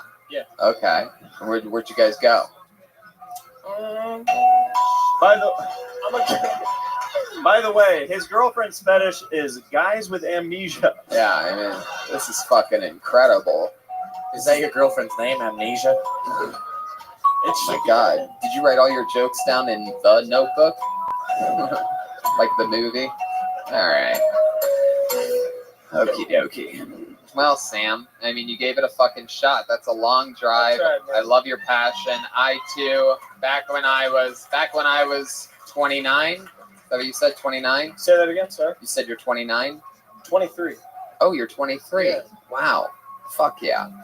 Well, back when I was 23, I was on, and it works then too. Back when I was 23, I was getting so stoned that I couldn't really remember anything either. And That's basically sums up my life. So. well, there you Right go. on. Hell yeah. Well, you did it here tonight.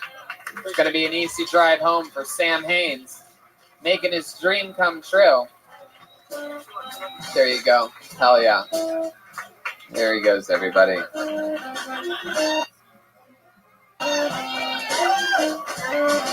You should ask more about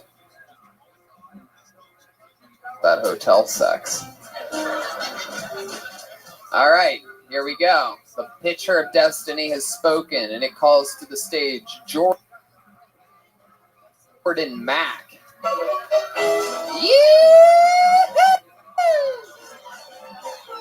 Here he comes. Here he is. Jordan Mack. Hey guys, all right. Give it up for the whole Kill Tony squad putting this shit together. Come on, guys. Come on. So, y'all remember me, right? Yeah, if not, we got some problems. It doesn't matter. I'm already fired. So, no, but anyway, trying to gain weight because I'm skinny. I'm sorry, I shouldn't say skinny. Mass impaired, and like I didn't know like how skinny I was, cause mass impaired I was, cause like you don't know what you look like until you see yourself in the picture. And I was wearing a flannel this one time, and I was wearing a medium, and it honestly looked so big on me that it looked like me and my man fucked, and I'm just wearing a shirt around the house, you know. Go in the kitchen, get some strawberries and shit. No, but real talk, it sucks being skinny because there's a lot of shit I can't do. Mass impaired because there's a lot of shit I can't do. Like, I can't join the Peace Corps because you can't look like the people you're helping out. It just doesn't make any sense. All right, that's my time. Thank you very much.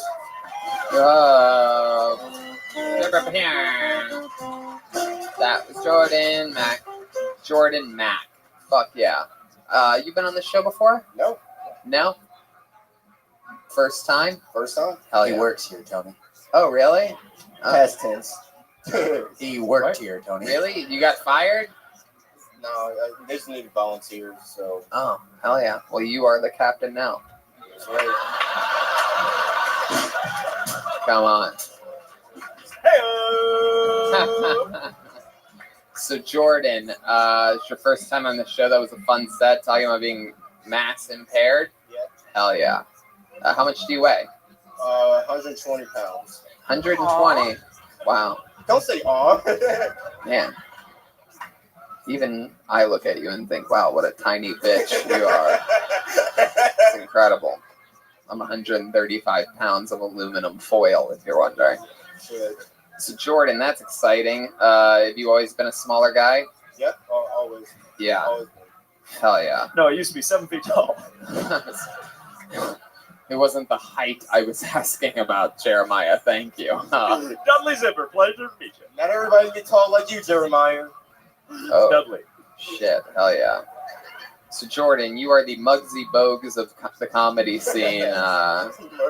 Very exciting. How long have you been on stand-up? For about a year. No, actually, exactly a year and 8 days. Wow. Year and 8 days, everybody. Hell yeah. Wow. Man. All right. Well, that's fun. What else do you do other than working here? I'm a drummer. Yeah. Really? Is that true? Wow. Well. Jesus, you guys really know how to build it up. Yeah, guys.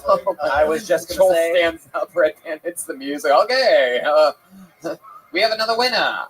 I was just gonna say something about the way this guy looks. I probably already lost. Well, I'm really excited to see this. You are aware what a Mexican drum off is on this show?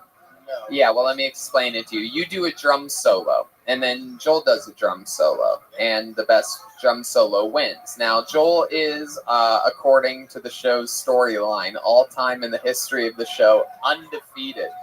However, All right. let me tell you this.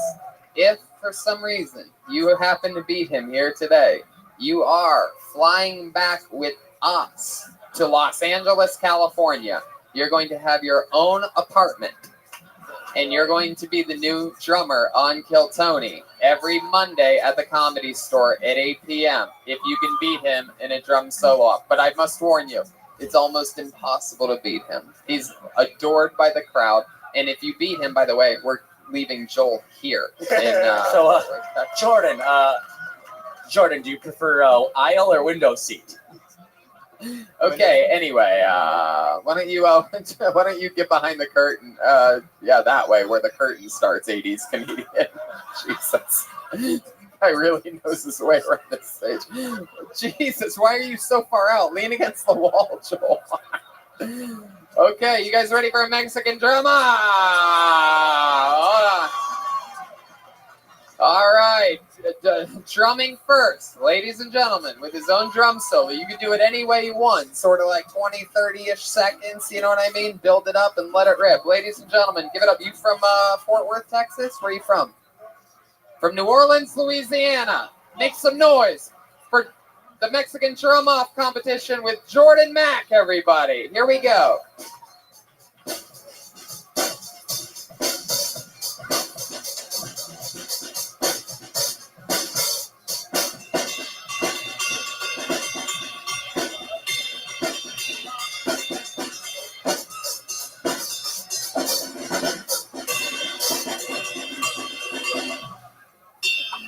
All right, Jordan Mack, and now introducing his opponent, the reigning, defending drummer of the Kill Tony Band. It's Joel. Wow. Here he goes.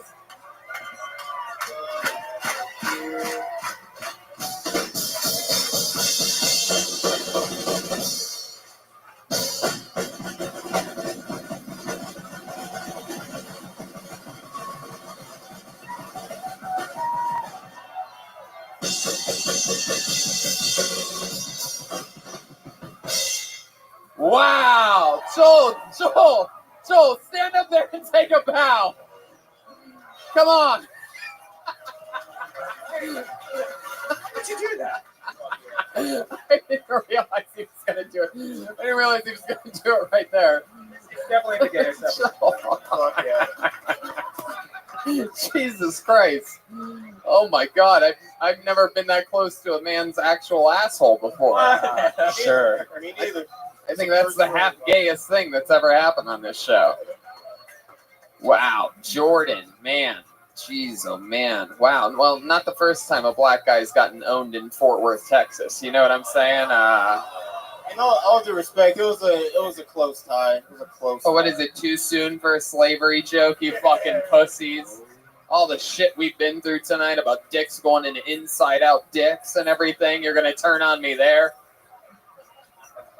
Jesus! You thought Joel didn't? I need to buy loser socks. Ouch! I love it. Still doing bits from behind the curtain. This 80s comedian never knows when to hang it up. Wow, this is hilarious. Well, Jordan, so much fun. What else do you do in life? With any other hobbies or anything like that? You ever go fishing or fucking play solitaire or anything like that? Yeah, I mean, I played solitaire before, but that's not a fun hobby. Yeah, what do you do for fun? Fun, this pretty much. Yeah, what else?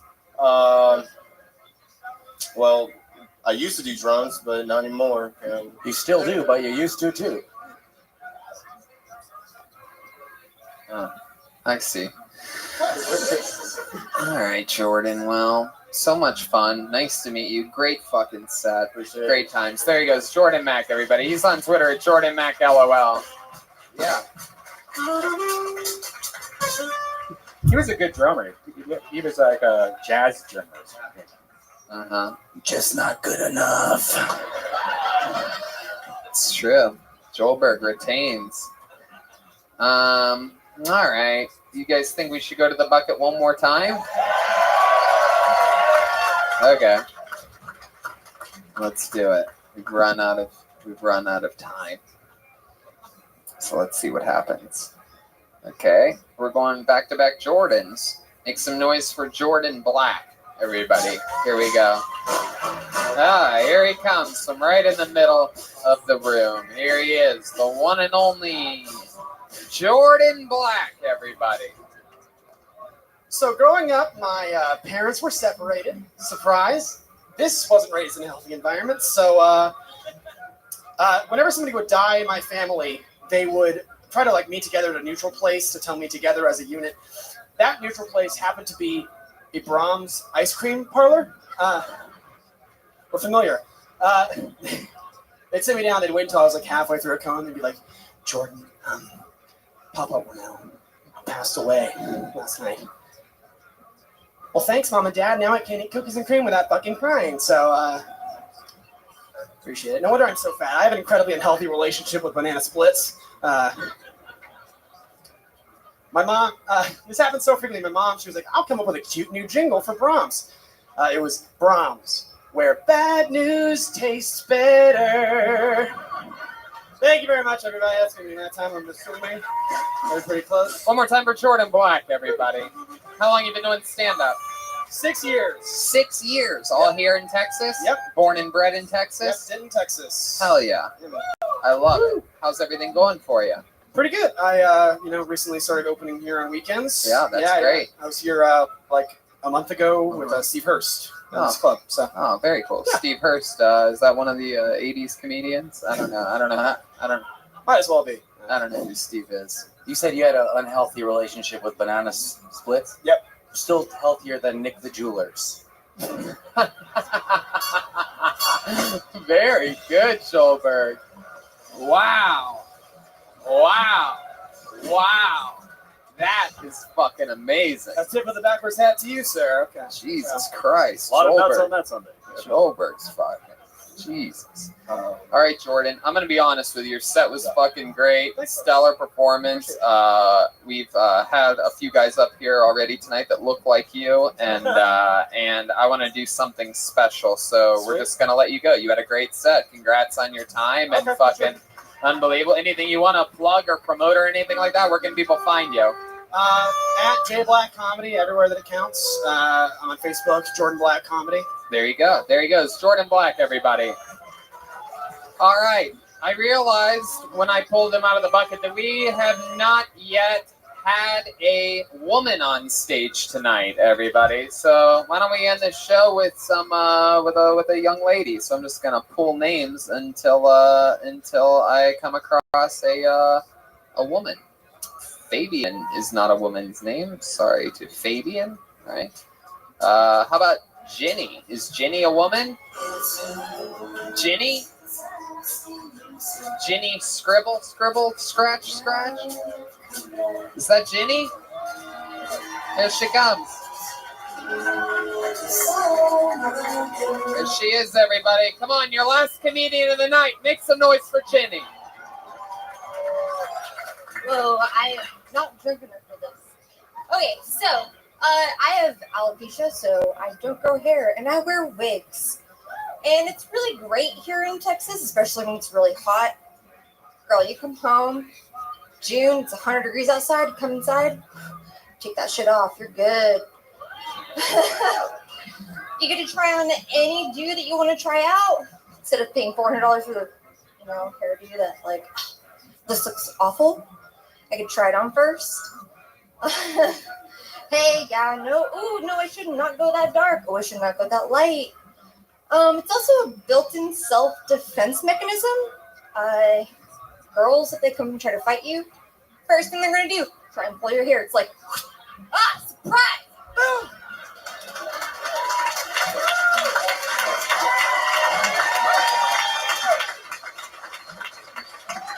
Really sad thing is, though, girls, Go ahead, finish. if you go into work and you don't have your makeup done, they're like, oh, honey, are you sick? For me, I walk in and they're like, girl, do you have AIDS? And I'm like, you thought I was going to say cancer, didn't you? There you go. Great fucking set, Ginny. Hell yeah, you did it. What's your last name, Ginny? I can't read it. Just Ginny? No, that was for my Twitter is none because I don't. Oh, okay. So you go by just Ginny. Yes. A one-word name. Fuck yeah. Well, congratulations. That was an awesome set. You've been doing stand-up a little while? This is my first. Wow. Such a great first-time set. Man, I love that. That's incredible. Man, that'll put some hair on your chest. Oh, little abs. Wow, that's incredible. I love it. I mean, you did a real set talking about stuff that only you can talk about, true to you.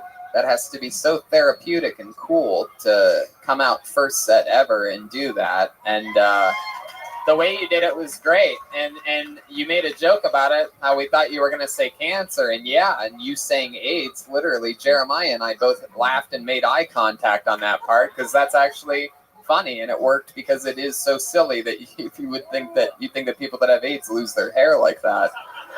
I can't take credit for that. Oh, did someone help you with that?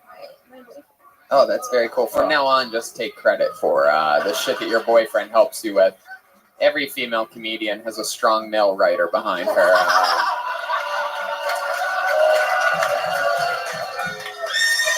The Horse of Truth. Wow, all the way here in Fort Worth. Damn. So Jenny, let's talk about it real quick. Have you always had? Is alopecia something that comes on out of nowhere? Have you always had it? I mean, alopecia is just like a generic term, but for what I have, I've had it since I was a kid. Genetic disorder. I don't grow hair. Really? Huh. But you have eyebrows. Is that real? I've taken medication to. I don't know if you know this, but that's not Joelberg's real hair. You guys want to do the first ever Kill Tony wig trade-off? You guys should we go behind the curtain? You want to go behind the curtain? Wow. Uh-oh. Wait, and by the way, there's a bandana in that hair. I'm not quite sure he won't turn into a famous character named Jolena if he switches into that. That looks like Jolina's haircut if I've ever seen him before. 80s comedian. You ever seen, what do you call it when two people trade wigs? It's wigs in a blanket. It's a very hairy situation. I can't believe we have to pay to get into this show. Hell yeah. Whoa!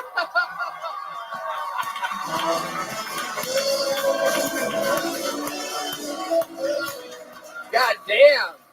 Fucking Little Orphan Annie, and look at this. Wow, this 80s comedian's falling in love right now. Look at this. Tony, I don't know how to say this, but after she changed, I might be half gay. I fucking love it. Hell yeah. This is great. Hey, what's up, putos? Hey! Wow. Jolena is here, ladies and gentlemen. That's right, eh? That's a badass bitch right here. I better pay my respect, homie. Yeah? Who's jacketing me out tonight, eh? Yeah. That's right, eh? Hell yeah. I fucking love it. Wow. That was awesome. I mean, Ginny, you fucking came up here, you brought it, you became part of the whole thing. Unbelievable interview. I mean, unbelievable times. What a great way to bring this show to a close. Truly unbelievable performance. Thank you so much for making your first time ever here in Fort Worth, Texas at Kill Tony Live. And that is how you do the #1 live podcast in the world, everybody. Kill Tony, Fort Worth. This audience is goddamn animals. This place is absolute chaos. How about another hand for the great and powerful Jeremiah Watkins, everybody? How about one more time for her first time ever on stage, Ginny, everyone? How loud can this place get for the great and powerful Joel? Wow. Brian Redband, we did it. Fort Worth, thank you so much. We have to reset the room for 2 big, crazy stand-up shows. Thank you guys so much for coming out. We love you. We'll see you again really soon, Texas. Bye-bye.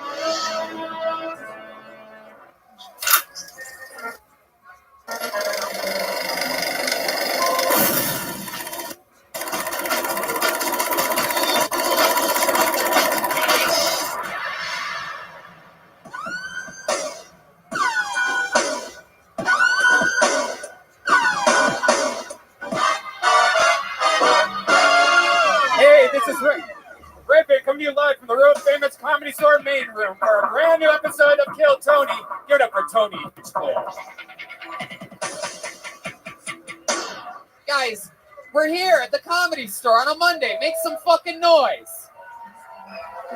Brian Redband's here. Hey. The great Ryan J. Ebelt is here. We were all just in Texas this week. It's good to be home. Welcome to the #1 live podcast in the world. You guys are here. You made it. Congratulations to you. Life is good. We survived Texas. It's all happening. But, the stuff ages us quick. Hello to our live viewers on YouTube. Some fun stuff coming up. I'm doing stand-up all by myself in Baltimore in 2 weeks, November 29th, 30th, and December 1st. And then I'm doing Dallas, just stand-up, 2 shows on New Year's Eve. I'm going all the way back to Texas, taking Jeremiah with me to feature for me on those shows. There's 2 shows that night, New Year's Eve in Dallas. And some really exciting stuff. Who likes exciting stuff? I know I do. And we have what appears to be breaking news. Kill Tony, the entire damn show is going to be live. Back again in Phoenix, Arizona, January 26th at Stand Up Live. That's a 3 p.m. show. We're doing stand-up. Yep, it's a Royal Rumble weekend in Phoenix, Arizona. So all the time slots at every comedy club are filled everywhere. So we got 3 p.m., which I actually love. If you think about it, it's going to be the same amount of people. Fucking everybody gets stoned, has a drink. What's the difference between 3 p.m. and 8 p.m.? Have more nighttime to reflect on the fun that we had earlier in the day. Doing stand-up the night before at Copperhead Blues at a place called the Desert Ridge Marketplace there in Phoenix. And Jeremiah's got the new Cat Burglar t-shirt at jeremiahwatkins.tv/shop. I happened to see someone wearing it backstage, and it is a very cool shirt. Like I said, all these road shows, Red Band, we just did 11 shows in 5 days in Texas, all of them packed to the McGillicuddies, and so much fun.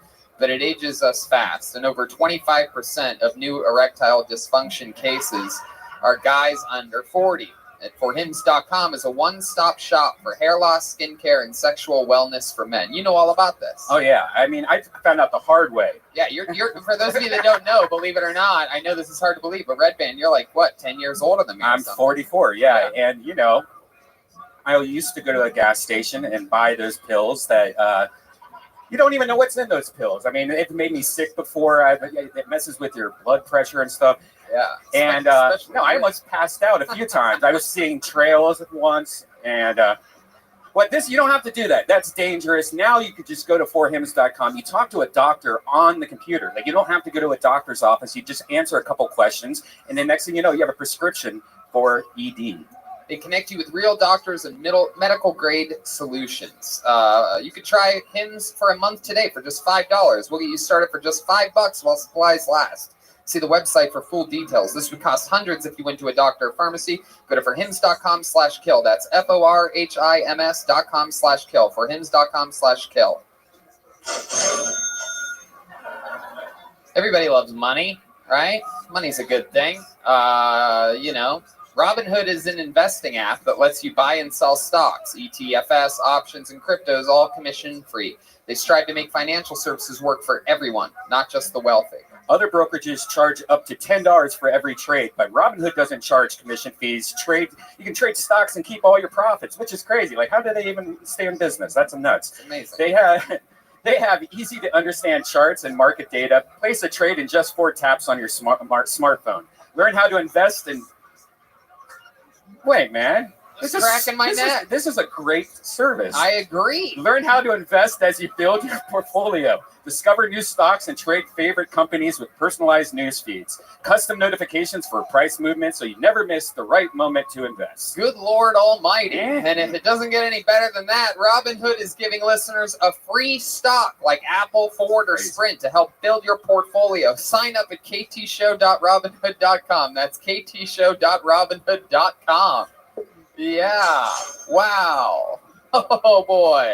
How do they stay in business? It's true.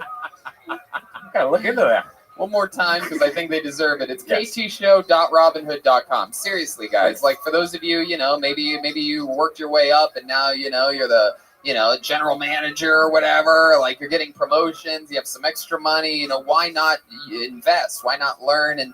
And with Robinhood, you can discover new stocks and track some of your favorite companies with a personalized news feed and custom notifications for price movements so you never miss the right moment. I mean, you get a free Apple stock. That's just amazing. Sign up just to get a free Apple stock. That's or great. Ford or Sprint, any of those. So it's really cool. You guys ready to start this show or what? We are live back at the Comedy Store, the greatest comedy club on the planet, building this puppy up over and over again. We always have so much fun on this show.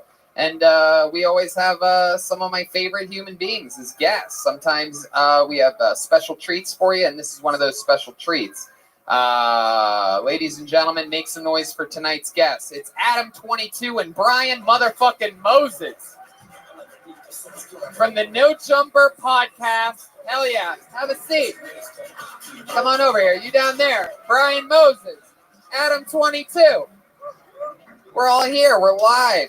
Moses from the hit roast battle show. Adam from the No Jumper. Here we are, guys. You ready to have some fun tonight? Meet some people. Happy Thanksgiving, everybody. This is exciting. Indeed, it is in a way our very own Thanksgiving. We should have had a special episode, perhaps, where we sit up here and eat turkey, like the Last Supper or something like that. Should have done that. All right. Well, welcome to the show, Adam. This is your first time on the show. I'm exhilarated. We're pumped for you. There's a bunch of chaos that's going to happen all around us, and we have a band. So who knows? You might want to have them eventually one day on your podcast and launch them into superstardom. They are the best damn band in the land. Every single episode, they commit to being different characters. I never know what they're going to be. None of us know what they're going to be this week. They closed off that green room door. So, yeah, I didn't. Very special. They specifically had everything locked up. So I'm excited to see what they're going to be tonight throughout the entire episode. They're the best damn band in the land. It's the Kill Tony Band. Jeremiah Watkins, Joelberg Joel Jimenez, and Chroma Chris. Ooh, the lights went out. Wow, no lights? What is going on? Wow, this is scary. Whoa!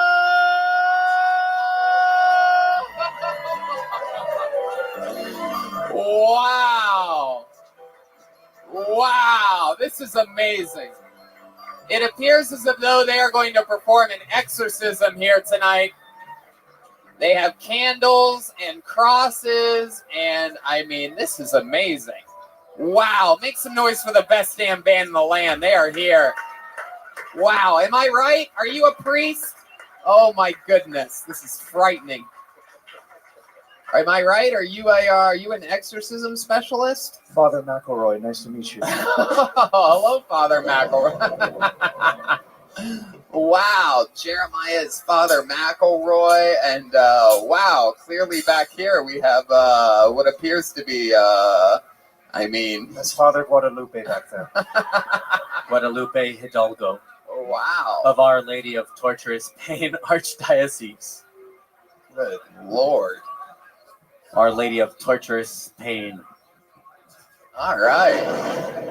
Archdiocese. Okie dokie. And we do exorcisms, but you should also come to Mass on Sunday mornings as well.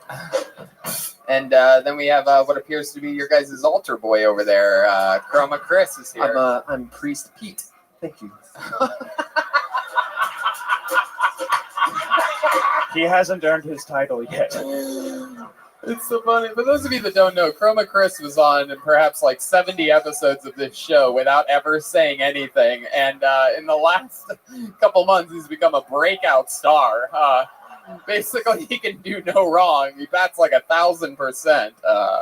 Fucking incredible. I'm so excited to do this. This is a fun little fucking crossover of a few of my favorite shows. Fucking No Jumper, the band, Roast Battle, and Kill Tony. So let's do this shit, shall we? I have a bucket filled with comedians' names. You guys don't know how it works. If you're new to this show, a bunch of comedians and sometimes a human being that's never done stand-up comedy before, they sign up for the chance to get 60 seconds on this stage and then get interviewed by us. And we find out more about them, maybe something that they could have done differently in the future, or maybe just more about their lives overall. They get 60 seconds, and comedians, you know your 60 seconds is up when you hear the sound of a kitten. Aw. That means wrap it up then, or else you're going to bring out the angry West Hollywood bear. Sure. Yeah. Sounds like there's a cat in the cage. You guys ready to start this thing or what? This is it. Live. This is it. Guys, I'm sorry, but the level of volume that I'm getting from you just isn't enough. Are you guys ready to start this fucking show? There we go. That's what it sounds like on every fucking Monday. And your first comedian going up tonight, getting an uninterrupted 60 seconds, goes by the name of Angelica McKay.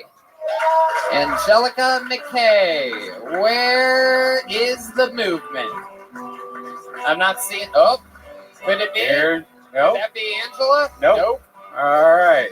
Oh. All right. It appears as though Angela has missed her spot. That means that she is blacklisted. You miss your spot in show business. That's your only chance. Now that person is banned from the Comedy Store for life. Yeah. Pulled another name out of the bucket. Make some noise for Haley Hackett. Haley. There she is. Here we go. From around the lucky corner, the farthest possible distance. Adam 22, Brian Moses, Jeremiah Watkins, Brian Redband, Joelberg and Chroma Chris. Your first comedian, Haley Hackett, everybody. Hi, everyone. So I got fired from my job yesterday. I worked at an escape room. And this, for anyone who doesn't know what an escape room is, pretty much people pay to be put into a room that is difficult to escape, and you have to do all these puzzles. Anyways, done with that. So this group came in and they said, yeah, we're really good at escape rooms. Could you give us the most challenging one? I said, for sure. Put them in a room. They solved all the puzzles. And then at the end, I was like, so you want a challenge? And they said, yeah. And then I turned off the main power line and said, good luck. And went across the street to have my lunch. Well, it was across the street, so if they actually got out, I'd see them. You know, they would have escaped. I would have been like, congratulations, you get 50% off your next escape room. But my manager let them out first. And he was like, why would you do this? And I was like, well, you know, I just really like trapping my Sims when I was younger, like building the 4 walls and watching them freak out. So I thought this would be pretty much the same thing. Thanks. Wow. That bear sounds angry tonight. Haley Hackett, you've been on this show once before. I have. Welcome back. Thank you. How was that minute? Yeah, it was a good Before. It was better. Okay. I wish I could have escaped from your set. It's true. I don't really remember it, but I say better because I don't think it could have gotten any worse than that. The good news is, Haley Hackett, you are the hottest chick with Down syndrome we've ever had on the show. Thank you. It's always what I wanted. What, you think I was gonna warm you up slowly? At least top 10, yeah. The Down syndrome dolphin is here. Wow, that's incredible. Oh, yes, Jeremiah Watkins. All weird-looking girls are equal in the eyes of God. Tony, she's DTF, Downs to fuck.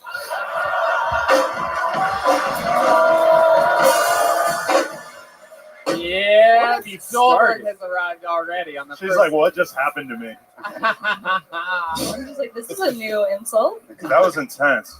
Like, all right, let's process. It's all right. Don't let it hurt. Like I said, you're a hot Down syndrome. Yeah, chick. no, like it's. I didn't say you're a Down syndrome chick. We're not just making down. It's Downs the fuck. Hot Down. Yeah, like, do they have like a Tinder for people with Down syndrome though? Because I just want to like really, you know. It's called Tinder.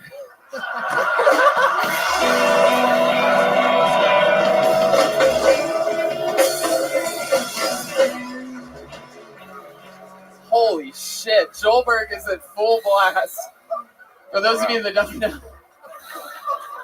He's -2 now. Jesus Christ, man, he's gonna be giving out tattoos by the end of Right. this show. My God. Wow, Haley, how long you been doing stand-up for? Like a month. Aw, that's adorable. Yeah. What do you do for work? I just got fired, so is anyone hiring? Did you really work at an escape room? Oh, absolutely. Jesus. Wow. Yeah, I do like espresso work too. You know, coffee. Espresso. You mean you have a coffee machine? Yeah, Keurig. So they fired you at the escape room? Yeah. Why? Oh, I didn't show up to a shift. I was working my more important espresso job. So you escaped. I did escape the escape room. Seems like a hard job to get out of. Yeah, it really. The stakes are super low. Like The other they really job just show up and put people in a room. Everything else is automated. The other job, you're a what? A barista? A barista. Oh. Haley, what the fuck? What? Why are you so fucking happy? I'm happy to be it. Why would I not be You happy? just got fired from a job. Oh, dude, that's I opportunity. literally haven't seen white privilege like this since yesterday. Pause. Wait. Okay. I don't pause. understand what's happening right now. You just lost your people in LA would be fucking losing their minds right now. People lost their homes. You're like, no, I lost the job. Well, I do coffee work. No, dude, I had an interview Wednesday. I'm sorry. I'm sorry. Am I demeaning her by not calling her names? Or just saying she's unemployed and she should be happy? Brian Moses. Let me tell you something. Black people work in a. They work. Tell me about black people. Yes. I will. Me and Adam 22, who know rappers, want to hear all about black people. I will. And unlike both of you, I was born and raised in an all-black neighborhood. I know San Diego and New Hampshire over here, not exactly the hood. But let me tell you something. I know a lot of black people that work in escape rooms, all right? And, I mean, they're called prisons, but... Shout out Shawshank. The Apollo 13 is here, everybody. Oh, is that them right there? Is that the black people? They're over there. They Oh, they have their own spotlight. It's still hard to see it. Oh shit! I think I'm in trouble with the Apollo 13. For those of you that don't know, there's a cool group of black people that show up every week, and I call them the Apollo 13 because they're like it's like they're from Showtime at the Apollo, and there's like 13 of them. For real? Haley, you're a month into the game. You do a lot of open mics? Yes. A lot of male comedians flirt with you? No. Really? Is that true? That's surprising to me. My mom tells me I look intimidating. Ah, that's a nice thing to tell a daughter that doesn't get a lot of dick. It is. Oh, sweetheart, it's because you're intimidating. That's what it is. Guys hate being intimidated. I'm seeing someone, so. Oh, that's cool. How long have you been with that someone? Like 6 months. 6 months? Two. 2 months. Yeah. Hell yeah. Is he a comedian? Yeah. Oh, and you just started a month ago, which means you saw him and you're like, I can do this shit. It was more like he saw me and was like, "You're funny. You should go up." And I was like, I think you just want to get in my pants. And you let him. Huh? I said, and you let him. Oh, yes, both. I went on stage and I let him in my pants. So, win-win. Great work, Haley. That's great work. How's that going? Good. I just wanted the He crowd to doesn't see have that sex ass. Have you drive. seen Sex this ass part. crowd? That thing is amazing. Wait, you're into her butt? I did squats today. I'm very proud. Hey, how's the sex part going? It's better. And the comedy? Oh, yeah. Leaps and bounds. Leaps and bounds. Does it last longer than 60 seconds? Yeah. That's fun. Yeah. You should get the 4 hymns. Yes, indeed. If it ever... I hope he's next, by the way. That would be great. Did he sign up for the show tonight? Yes. He's here? Maybe. Can you point at him and No. shine a big light on him? 0%. I will point at a stranger. Okay. Yeah. Well, maybe he'll talk about it if he gets up here Maybe. later. Let's keep it moving along. There she goes, Haley. You're no relation to Buddy Hackett, are you? No, I Okay. have a hamster named Buddy Hackett though. There she goes, Haley Hackett, everybody. Haley Hackett. Double H. Haley Hackett. Little fun fact, if I was going to be a girl, my mom was going to name me Holly, and I would have been Holly Hinchcliffe. Double H. So when I hear a name like Haley Hackett, I think of that. Holly Hinchcliffe. She has like a tour with Malcolm Hatchett, like Hatchet and Hackett. You know what I mean? I would have been such a beautiful woman. I bet she dates Malcolm after she starts fucking this other guy. What'd I you hope. say? I said I hope she starts like fucking Malcolm after this other guy. Could happen. Anything can happen.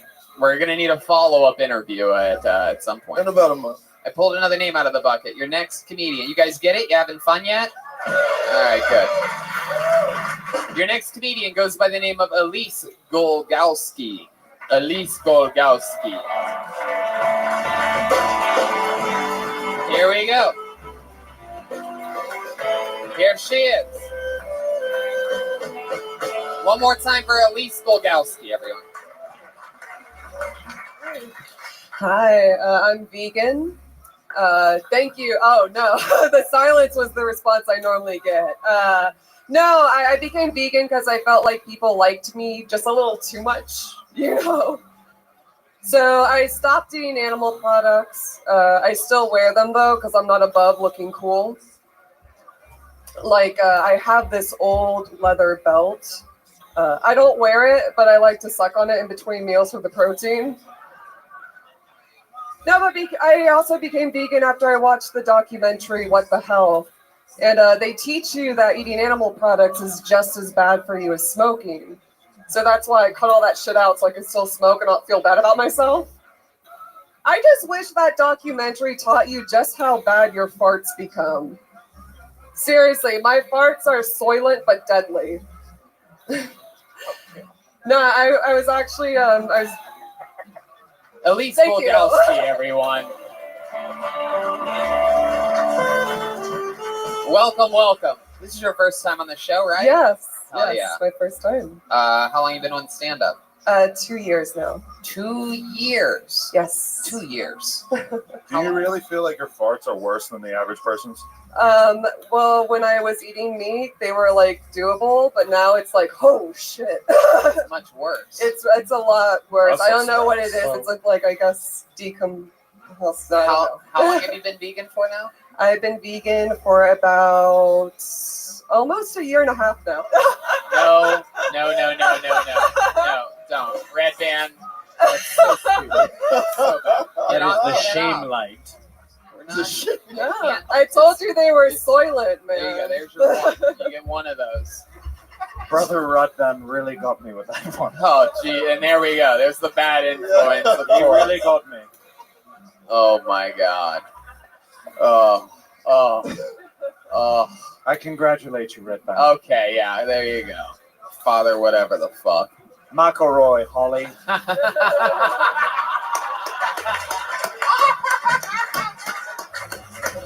So, Elise, what was the number on your veganism? I just heard a fart noise. It's about a year and a half now. A year and a half. Hell yeah, it took you a while to think about it because you don't have enough nutrients in your brain. No, that's why I sucked on the leather before I got up here. So Gotcha. Yeah. Has anything changed in the year and a half? Do you feel different? I poop easier, Right. so that's nice. Prove it. The way Give me you that laugh. bucket. The way you laugh, Elise. There's enough shit in that bucket already. Don't worry. The way she Will I laughs. get an extra minute if I do that? Oh, good job. Yes. If you poop in the bucket, I mean, definitely. shit. So Elise, yeah. you've been doing this for 2 years. You've been vegan for a year and a half. Why do you really still smoke cigarettes? Only when I'm drunk. So How often do you get drunk? every night. Really? I don't have a car anymore, so there's no reason to be sober.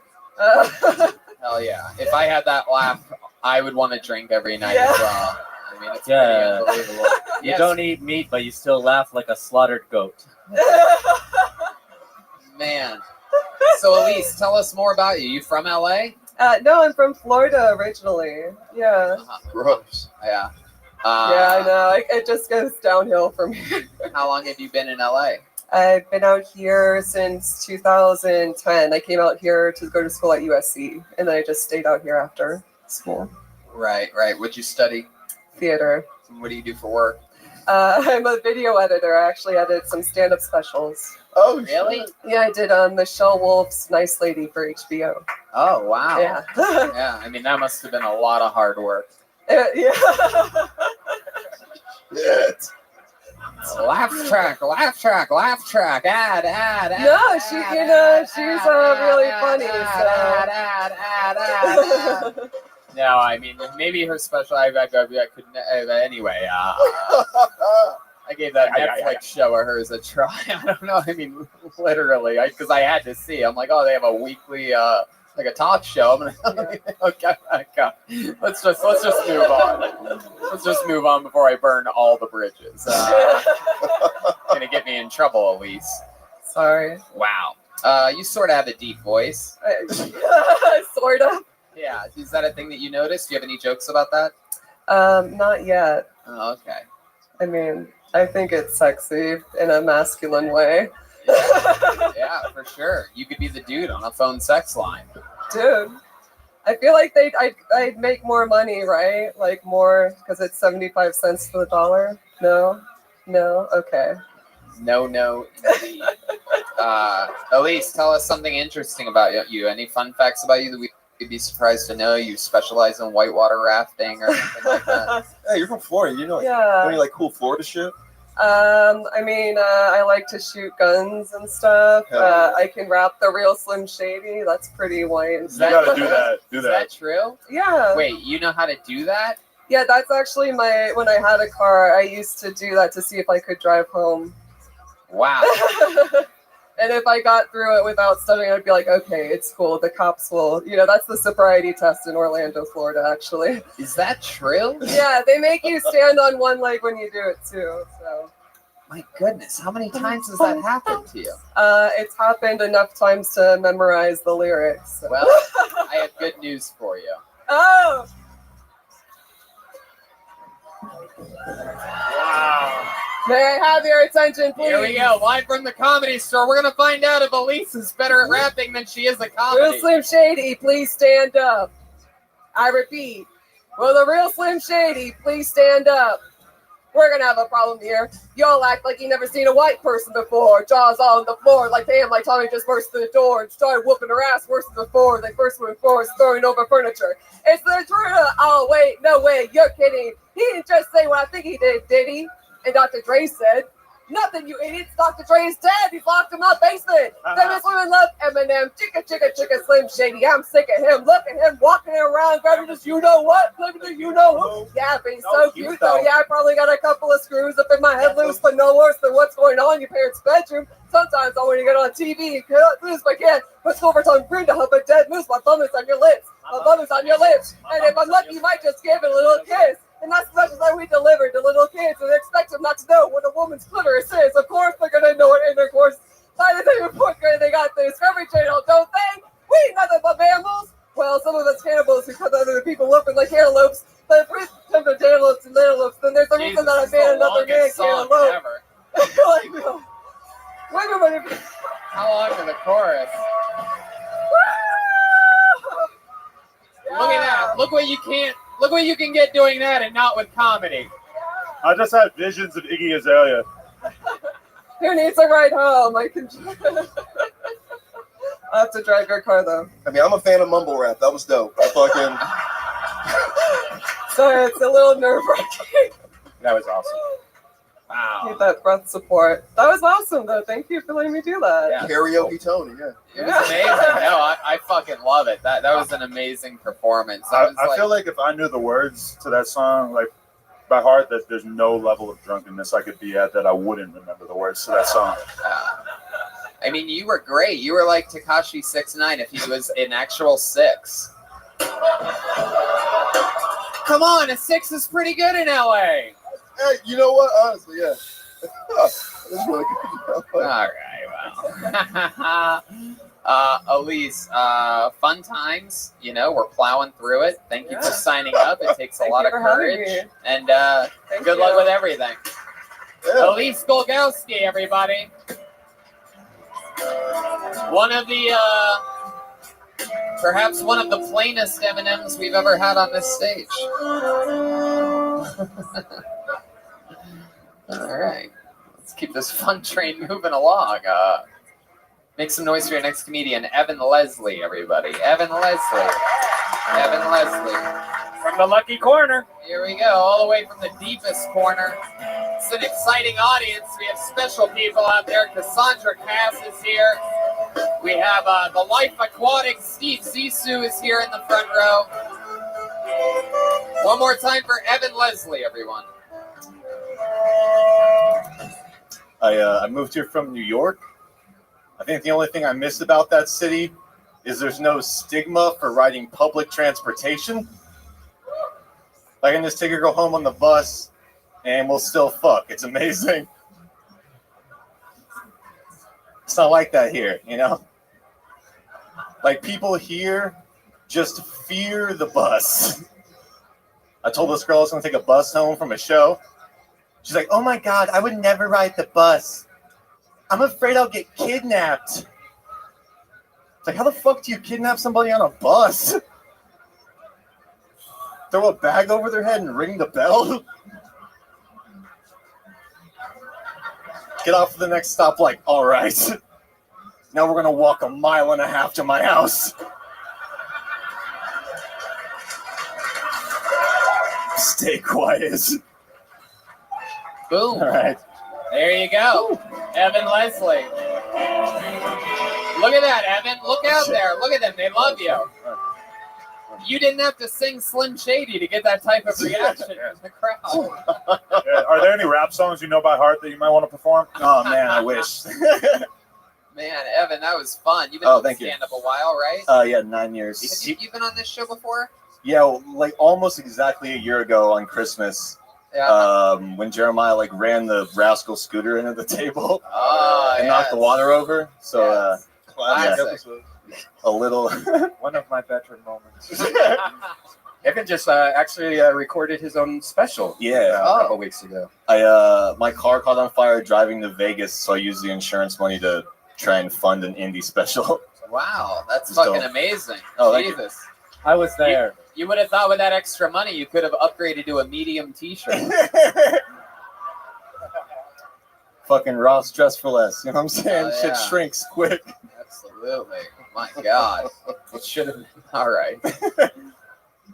So Evan, where do you film your special at? This place, Skip Down Playhouse. It's like a little like 30-seat theater. Kind of reminding me of like the Lower East Side Manhattan sort of like black box theater thing. So. Love it. I was there, Tony. I blessed the room before this. Oh yeah. Is that true? You performed stand-up or something? Oh. No, he was there. Malcolm opened though. I had him do like 20 to open. Oh, It's wow. fucking tight. Oh, that's So great. dope. I fucking love that, man. Dude, and it was packed, all 30 people Yeah, were there. it was like 28 because I needed the top rows for camera shit. But yeah, pretty Oh, much yeah. packed. It was dope. There you go. That's fucking amazing. Free food, free liquor, free weed. Oh yeah, that's how I got him in there. Wow. Jesus. My God, you almost had to pay people to fucking come. Basically, I literally was gonna hire extras if I couldn't get people to come. I was like, fuck it. I'll give extras $10 to watch me do stand up. I don't give a shit. Well, that's cool. You did a full hour? 30 minutes. Oh, okay. It's like more of a mixtape, I guess. Yeah, I guess so. How do you survive? What do you do for work? I used to walk dogs, but now I mainly just board dogs for WAG. What do you mean by board dogs? Rich people give me their dogs to take care of for like a week. So they just stay at my place and I like walk them and take Instagram videos of them and shit. That's your full-time job? Oh, yeah. That's amazing. So you're basically a Pretty stay-at-home dad dog? Yeah, it's fucking tight. My God. How many walks a day do these dogs go on while you're out there filming shady specials? Luckily, a lot of the ones for boarding are like tiny and old, so we don't need that much. I kind of overwalk them because I get bored and then they're fucking exhausted.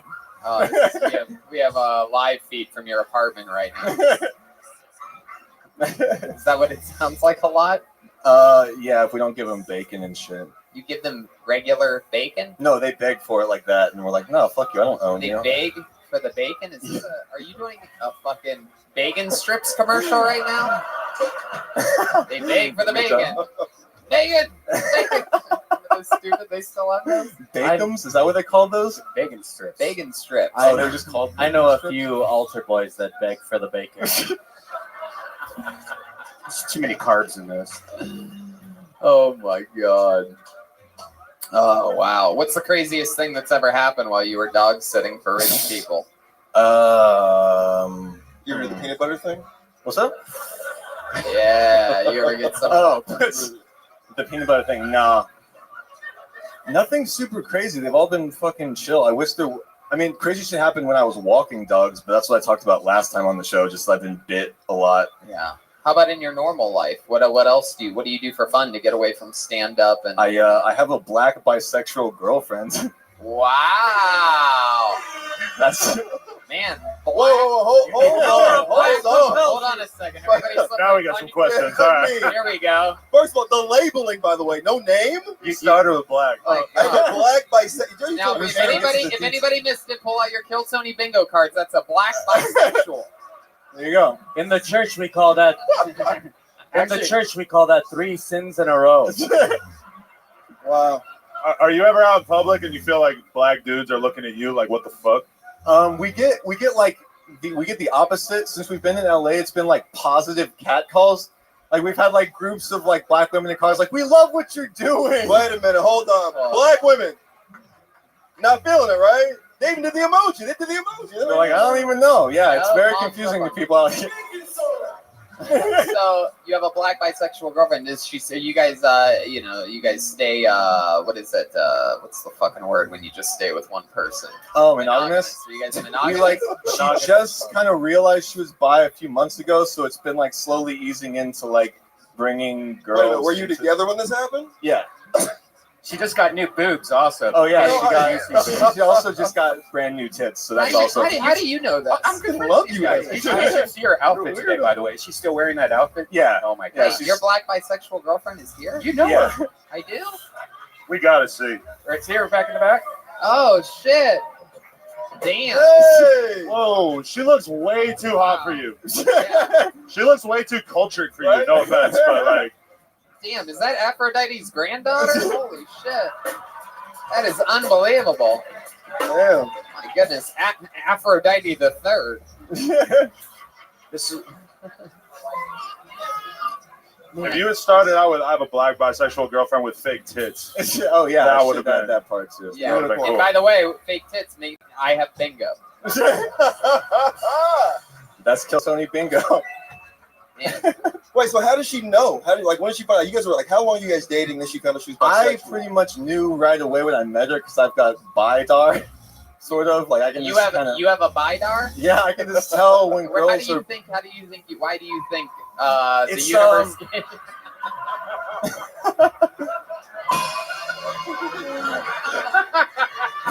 Red Dan. Bless you, my son. It's there's like a different there's like something different about their personality where it's like I don't know, I can't explain it. I can just like tell it's like more grounded a little bit, and like they already are sort of outside of the normal society, so they give slightly less. Are you running a cult? Yeah. Sure. Did you tell her she was bisexual? You're like, you might be bisexual. Hold on. We should bring more girls. Let's do something fun here. I want to see how well your bidar works. Can you spot any other bisexual people in the audience? What about us? Is there anybody out there? As long as you don't point at me, I'm gonna be happy. It's hard because I haven't spoken to them. Maybe that girl over there with the blue hair. Is there a girl? Blue hair is a cheat. Where's the blue hair? Bring it down. Saying that a girl with blue hair is bi is a cheat. I love the light just scanning the darkness. This is. There's no way this is gonna work from here. Blue hair. Is there any? Hello, blue hair girl. Is there any truth to the fact that you're bisexual? No. See, He's like sitting on that dude's lap. I need like a conversation with a person first. I can't just spot them from. No, she's lesbian. Look at the guy she's with. Hey. come on. Do not talk to Rachel Maddow like that. Why would you do that? Can't even see this person.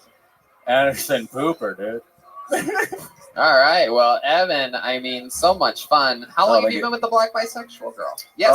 We've been dating like, what's her name? 4 years. Oh, her name is Shangitsai. What is it? What? Shangitsai. Hell yeah. How did you meet her? Nigga, hell yeah.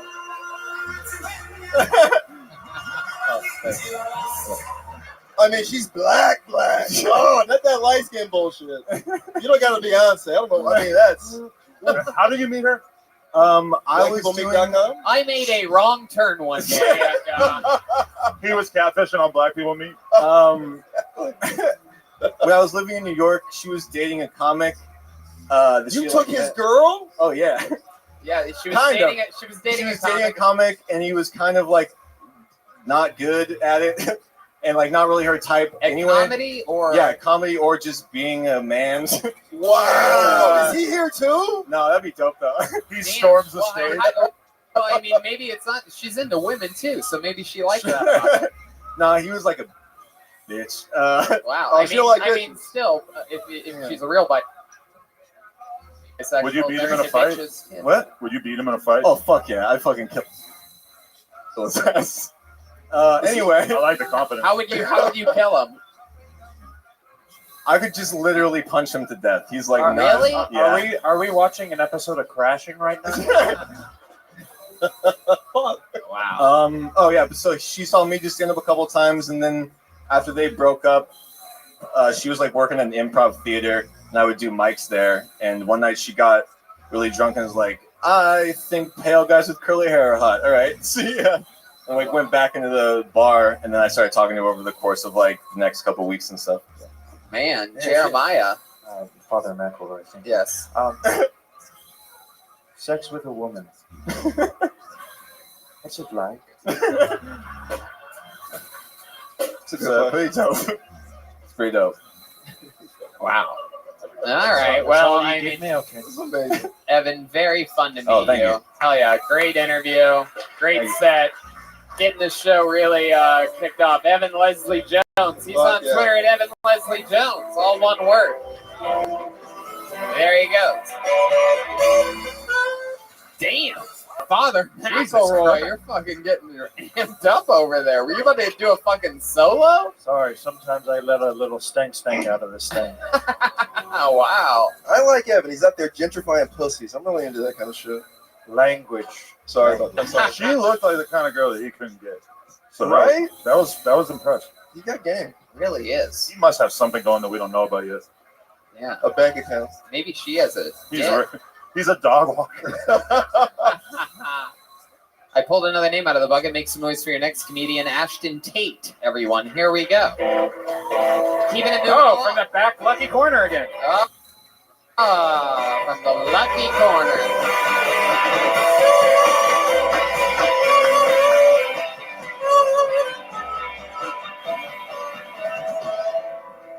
Hey, you guys are drinking? Cool. You ever play that drinking game where you watch a movie and you take a sip whenever you remember you're by yourself? You ever do that?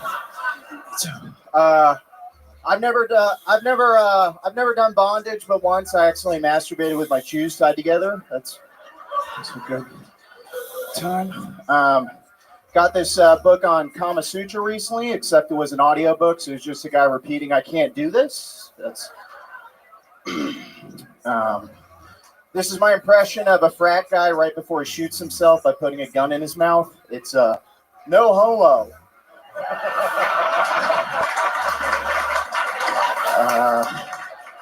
I just one. So my grandpa, he's not a feminist, but he still supports the cause, Cosby.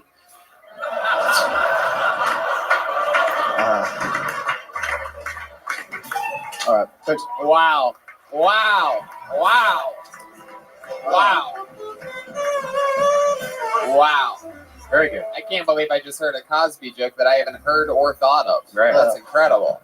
The Cos. I mean, that was an unbelievable set, dude. Fucking great stuff. Thank you. Is this your first time on the show? I did when you guys did Sketchfest in San Francisco 2 years ago. I did it there because I used to live there, but this is the first time since then. You live here now? Yeah. How long have you lived here? 4 months. Wow, congratulations, Oh, thanks. dude. You're here, you're fucking doing it. How's life going for you down here? Pretty good. Hell yeah. In what way? I mean, I get mad at my job sometimes. What's your job? I just work in an office. Really? Yeah, I tried to break my keyboard last week. Oh. Yeah, over my Surprised knee. you work in the office and you look like a before version of the Geico caveman. Yeah. I think you could get a good I think he commercial. looks like a little Theo Bonnie. Oh shit. Yeah, I guess I could sort of see that. Like if Theo Von got in a fire or something like that. You know what I mean? Theo Von's Market. Who's that? That's the first one. Father, I don't think you get to do your own rim shot like that when it's quiet afterwards. You could do a sermon. It was so quiet in here.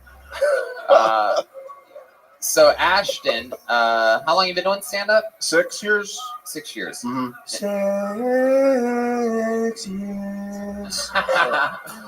And what's the office job that you do? Just low-level accounting. Low-level accounting. Yeah. You get along with people in the office? Yeah, they tell great stories. Yeah. Yeah. Do they always look directly at camera when they're telling the story? Well, they actually they know I make videos, so the other week they're like, we all love, not me, but they're like, we all love The Office, so we're gonna recreate The Office and we're gonna have you film it and edit it. Do you want to do that? And I couldn't say no, so I just said yes, but they're lazy, so they haven't done it.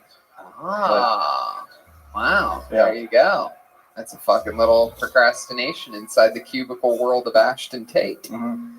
So, what's your living situation like? You're 4 months into Los Angeles. San Francisco's expensive too, though. That's where you're from. Yeah. I had a good deal there. I was just moved into Studio City. Like a month before that, I was staying in my friend's garage for free for like 3 months. But I just got a place in Studio City, so that's cool. Do you have any garage sex?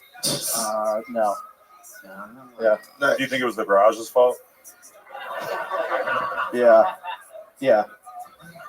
Good luck with that. Hold on. Is that cock? So you have a roommate now in Studio City? Yep, the GF. Ooh, the girlfriend. Yeah. Did she already live there? She just moved. Yeah. She moved there first? We moved in there together. You moved in there together. Yeah. She met you when you were in the garage? No, we had known each other in San Francisco. Oh, you've been with her a long time. Yeah, She was staying in the garage with you. No, she was like finishing her job and then she came down.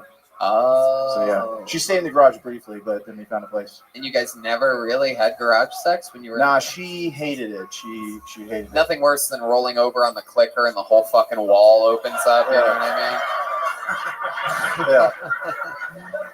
Knuckle deep. Yeah, man. You could have put it in her muffler, dude. Anyway, Father Guadalupe. My goodness. The power of Christ compelled me. That's not Christ. So Ashton, tell us some more fun facts about you, or else I'm going to keep talking about you and your girlfriend. No, that's cool. I am from Florida. Oh, what is that? It's Peace be with you. Yeah. My favorite song's Freebird. I can't freestyle that. You can't? No, I can't. No. Yeah. Do you play any? Mama told me when I was young. Okay, To Jeremiah. stand beside me, my only son. Okay, Father McElroy, thank you very much. That's enough of that. So you're from Florida. So listen closely to what I say. Oh, my first job in Florida, the manager, the To third. be a simple kind of man. Okie dokie. Redbond, you should say 3 Hail Marys for that sound effect. I'd be more impressed if you could play it on the saxophone, Freebird. But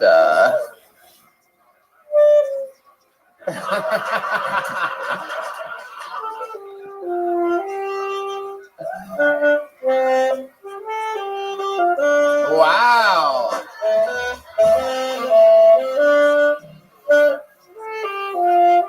Man, I've never never heard Freebird remixed with Mary Had a Little Lamb before. This is incredible. And her fleece was as white as snow. Paulie, you should see me after the show. You should have never told me that, Tony Hinchcliffe. All right, so Ashton, man, that was a fucking unbelievable set. I mean, just really great. You know, I'd like to invite you to the Ice House if you can do a Death Squad show at the Ice House in a couple weeks. Yeah, I'd love to. How about that? There you go. From the garage all the way to Pasadena. Ashton Tate, ladies and gentlemen. He's on Twitter at Michael Moore Food. Michael Moore Food, spelled M-O-R-E, all one word. There you go. Oh, thank you, Father McElroy, for resetting the processions. Hell yeah. All right. Pulled another name out of the bucket. The fun train keeps moving along. Make some fucking noise for Daniel Magden. Daniel Magden, that sounds like a new name. Here he comes, Daniel Magden, everybody.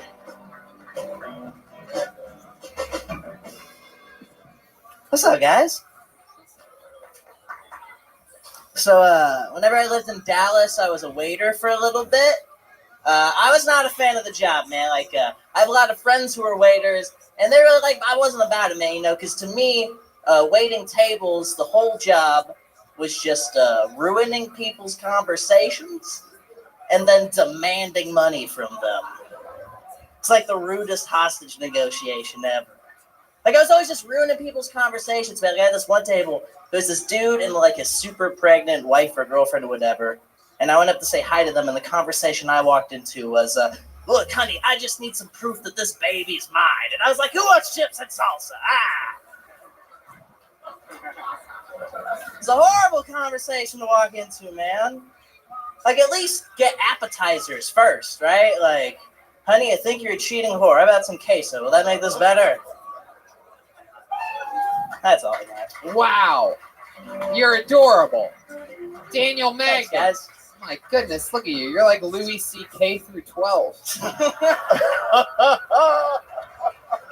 For those of you listening to the podcast, he is he's such a little boy. I'm afraid these priests are gonna butt fuck him.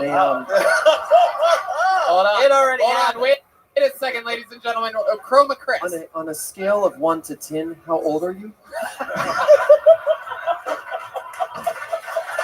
Wow. I'm old enough for you, my man. Oh my fucking god. I'll see you in the confession booth. Coming to theaters soon. Chroma Chris, the story of an underdog. This is unbelievable. Oh my god. Oh. You do look like the guy that molested me, though. So. Whoa, Daniel. Daniel. No. You gotta lead with that. Come on. I wish. I would be so much more interesting if I was molested. That's true. Well, it's never too late. It's never too late. Daniel, you are adorable. How old are you? 22. Really? Yeah. Really? So fucking cute. Because I feel like that's what a 16-year-old would say if he was able to have an ID that got him into the Comedy Store. You are... Whose shoulders are you standing on? You're still the second cutest person with Down syndrome we've had on the show tonight, though. I will tell you that before you get too cocky about these newfound good looks. For those of you listening to the podcast, he's a redheaded, young-looking, little, adorable, chubby boy. He has the pigment of a full-grown man with an alcohol problem, though. Yeah. He's like a bright, like a tingy red. Daniel, you drink a lot? I don't drink at all. Oh, of course you don't. What do you drink? Milk out of a bottle? Little fucking cutie pie here. Yeah. Like, you look like Louis Anderson and the boys he fucks. Sorry, is this drop something? This is the reaction that you normally get from like adult men who meet you, is that you're really cute. Yeah. Because I agree. I mean, look at him. Look at him. He's a redheaded, look at you, little fucking gingerbread cookie, you. Man, I never thought we'd have the real life Eric Cartman on this show, but it's happening right now. It's incredible. I mean, it's unreal. Where are you from, other than Wonkaville? Chocolate Factory? I don't know. The North Pole, perhaps? Yes. I grew up in Missouri. But That's too much. That's too much. You from Missouri, Aphrodite? What Oh, part? wow, look at that. She's from St. Louis. Okay, I grew up in Caledonia, which is nobody Hell knows. yeah! That place fucking sucks, man. In the words of Aphrodite, that must be the white part. It is. It's very white. Wow, Daniel, what's something that we'd be surprised to find out about you? Because I picture you, after this, you go back, you get in your fucking race car bed, fucking. Oh, that's fantastic. You think I have a bed? I think you put. What do You you really have? think What well is- of What me. is your sleeping situation? I don't know, Top just bunk? like a couch cushion. I just kind of. Is that found. true? Yeah.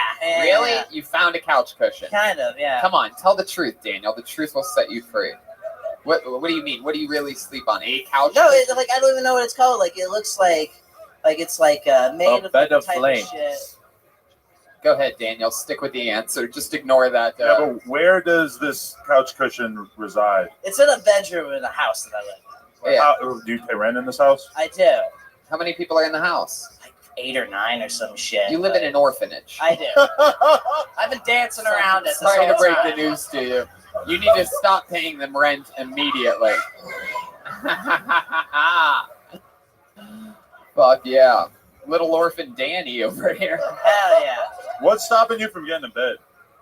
Or just getting to bed, just spending $300 or whatever. I don't have that type I mean, people would pay you to cuddle. You were so cute. You really are. You are adorable. Have you thought about selling your body? I contemplated it for a second, but I'm too squeamish, What do you do for work? I did the last time I did the show. I was working at the water store. The water store. Yeah, talk about that. That yeah, is so yeah. cute. It's It was amazing. Let's make a product everybody's gonna want. Yeah. Come to the water store. Everybody needs it.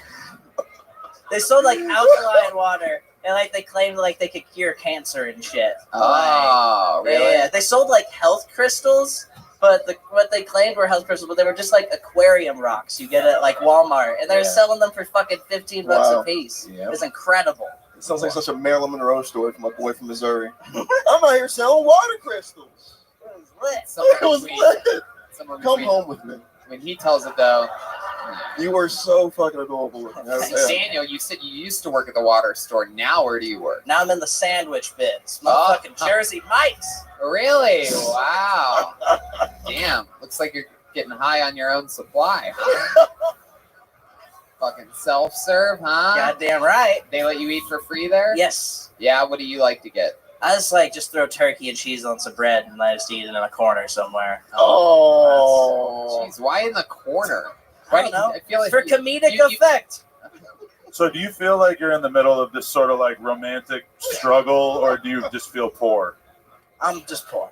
So it's not like cool or romantic or fun? Or I don't think so. No, I mean I'm having a good time with it, man. Like I can pay rent. I just make sandwiches and do comedy. It's fucking lit. That does sound nice. Hell yeah. You got all you need. You're here in LA, Get some being a dreams, you comedian. motherfuckers. You're 22, even though you look like a 47-year-old Seattle lesbian. It's incredible. Yeah, you're either a young boy or an old lesbian lady. I'm not sure which one it is. Real versatility. You could play pretty much anything in Hollywood. I fucking love it. The Velcro shoes aren't making you look any younger. Yeah. Whoa, those are Velcro shoes. They are. Oh man, Apollo. Do you have trouble with knots? Too. No, they were just cheap. Like I just bought them one day, so I was like, fuck it. I didn't think too much of it, honestly. Daniel, where are your parents at? They're out and about. Yeah, where? Do they know where you are? Yeah. What do they think of what you're doing right now? They're pretty cool. Well, my dad, he's. Here you go, son. Take this couch cushion and go have a good career out there. Head west with this thing. They think you're still in the treehouse. Yeah. They just never asked. You're just up there reading comic books, Margaret. Just let him be. He's finding himself. What's your favorite kind of porn? Oh man, that's. I like girl on girl porn, because strange dicks kind of get on my nerves. Yeah. Really? Is Yeah, that I don't know, true? man. If you don't see your own redheaded pale dick, I don't want to it's, see that. frightens you. You see the 10-inch black cock and you get kind of uncomfortable. A little bit. That's because he's from Missouri. That's a different kind of situation. Ooh, We're not used to that. Oh man, I keep watching this. I'm gonna make an accident on my couch cushion. All right, Daniel. So interesting, so fun to look at. Make some noise for him. It's Daniel Magden, everybody. He's on Twitter at Magden Daniel. MAGDENDANIEL. All right. Let's keep it moving along. We're having fun out there. We have a nice, fun-looking, diverse audience. I'm excited. A lot of different color hair in the crowd, and we have a young professional wrestler over here. You two are sitting close together. You guys Lila, are you in a relationship with this guy? Oh, you don't know each other? Oh, okay. I was gonna say I would love to watch the two of you fuck. That'd be amazing. I mean, that would be amazing. The big show on top of a little show over there. All right. We love one-word names on this show. Let's see what happens. Make some noise for Seth, everybody. Seth signed up his front row. Wow, there he is. All right, I'm a stay-at-home dad. Any other feminists in the crowd? Huh? A few of us? All right. You know, the wage gap does bother me, all right? Because that's 20 cents I could be living off of. You know? It's my wife's money. My money, really. All right. You guys seem okay. You guys are unsure about me, I can tell. Let's see if we can get you with this one.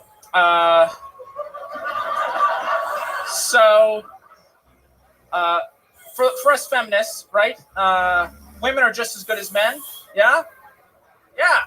And they can do just about anything a man can do as well, right? I think the YouTube shooting is a little bit of evidence to the contrary. Right? Is that too dark already? All right, I'll get you back. I have kids. I've got 3 kids. Does that help? You like me a little bit more? I want my kids to be good people, okay? I don't want them to be the type of people where their teacher gets the Amber Alert and thinks, man, I hope that's Sophie. There are a couple parents out there. All right. It happened. Jesus, Seth. Do you always start your sets with meltdown? What? Do you always start your sets with a meltdown? No. Well, it seems like you guys don't really like me. Let's try this again. Let's try this one first. All right, I'm going to throw this one at you. Let's see if you like it. I'm going to telegraph the setup and the punchline. That one didn't work either. Let me throw this one out before I go. Oh, there's a couple parents out there. Tony. Oh, yes, Joelberg. As a priest, I have sex with children, but this guy looks like he fucks.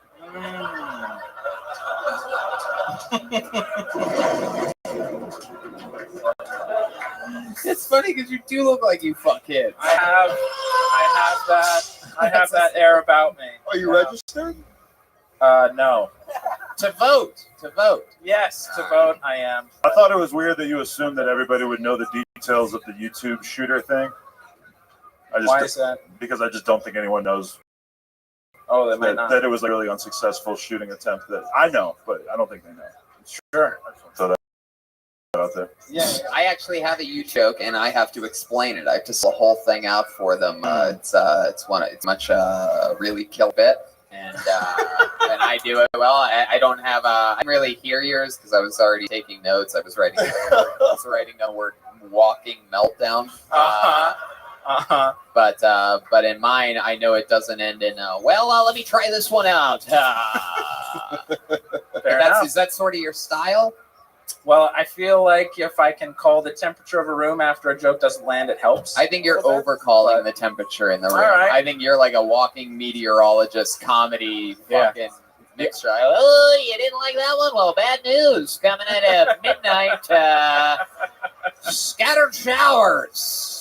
Yeah, the audience picks up on that, and then if they see that you're like fumbling around like that, then it makes them uncomfortable, and it makes it worse. Actually. Sure. Yeah. The fact that you have to call out the temperature in the room as often as you do is a myth that I'm surprised you haven't busted yet. I mean, if I look like a sex offender, and there's no way I'm going to win them back, right? So. I think you're fine, Seth. I think you just need to let it breathe a little bit. I mean, even if you said it, you're saying polarizing subjects. You're talking about them. People just haven't even grasped what you're saying yet. You know what I mean? Like, you're getting into a misogynistic joke. Let them, milk it. You know what I mean? And then say, oh, you guys don't like that? Here's another bad joke. That kind of thing. Sure. How many kids do you have that are disappointed in you? How many kids do you have? 2 that are disappointed. Is one of them an Daniel infant. Magden that was on before you? Oh, I love that kid. No. I'll I adopt that claim no motherfucker. ownership of him. Yeah. How old are your 2 kids? I actually have 3 kids, but you asked how many were disappointed in me. One's an infant still. So Okay, there you she go. doesn't know. She doesn't know yet. Yeah. Oh, okay. So I have a 7-year-old, a 4-year-old, and then a 2-month-old. Oh, Three's Company. Oh, Wow. yeah. I don't know how you got that one loaded up so fast.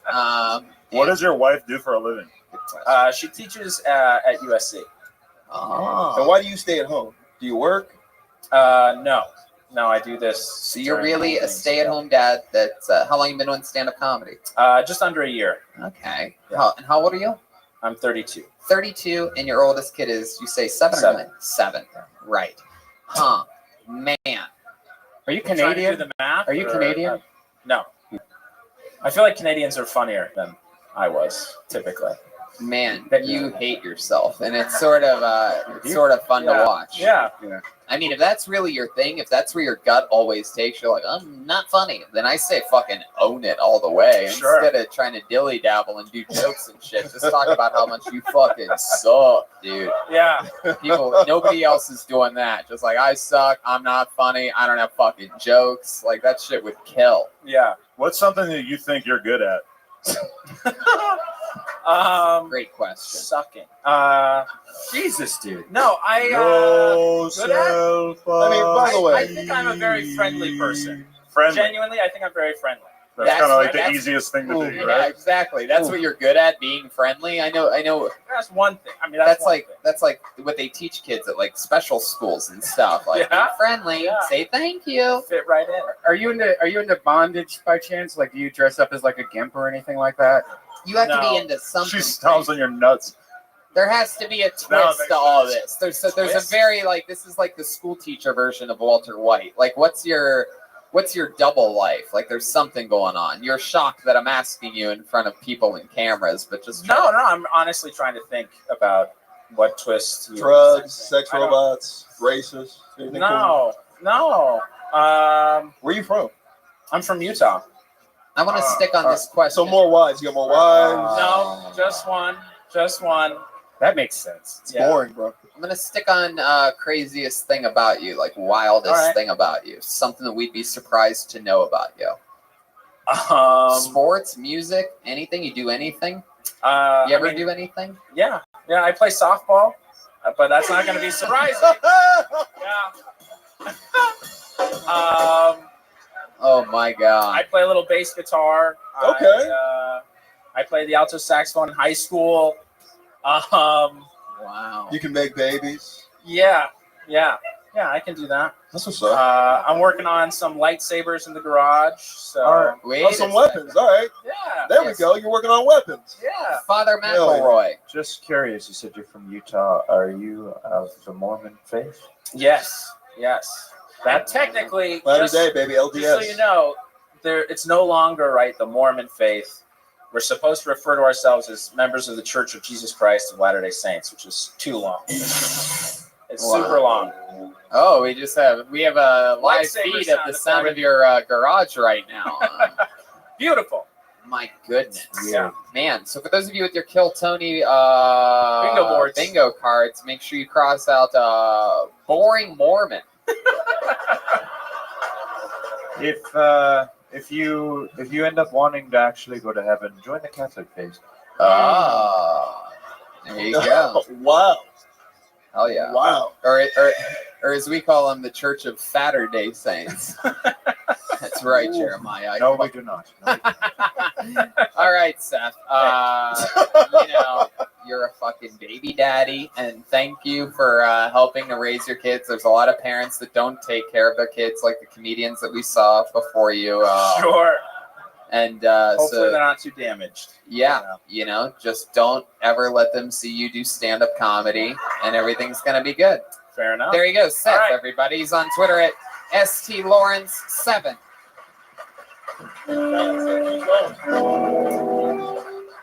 Does it usually get dark like that?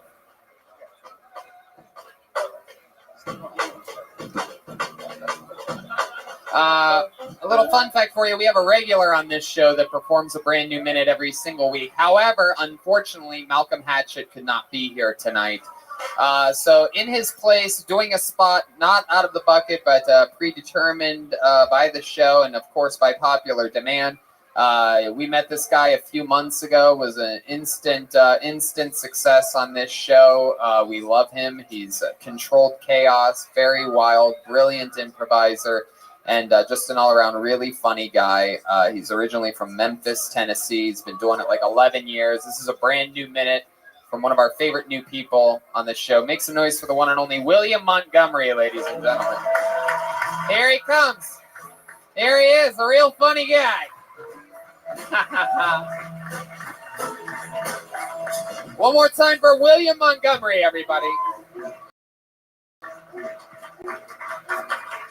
So I'm a waiter at a dog restaurant, and it's sort of weird because they be talking in English accent the whole time.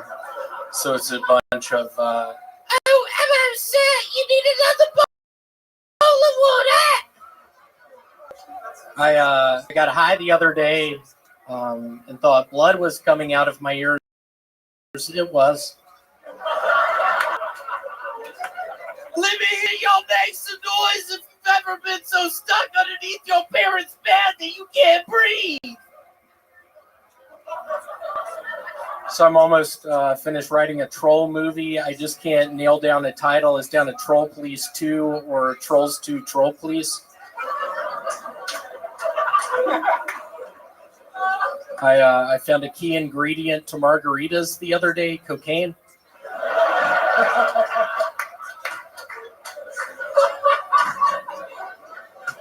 I don't know if y'all have ever seen La Bamba before. Wow. Wow. So fun. Thanks so much for calling me up right before Thanksgiving.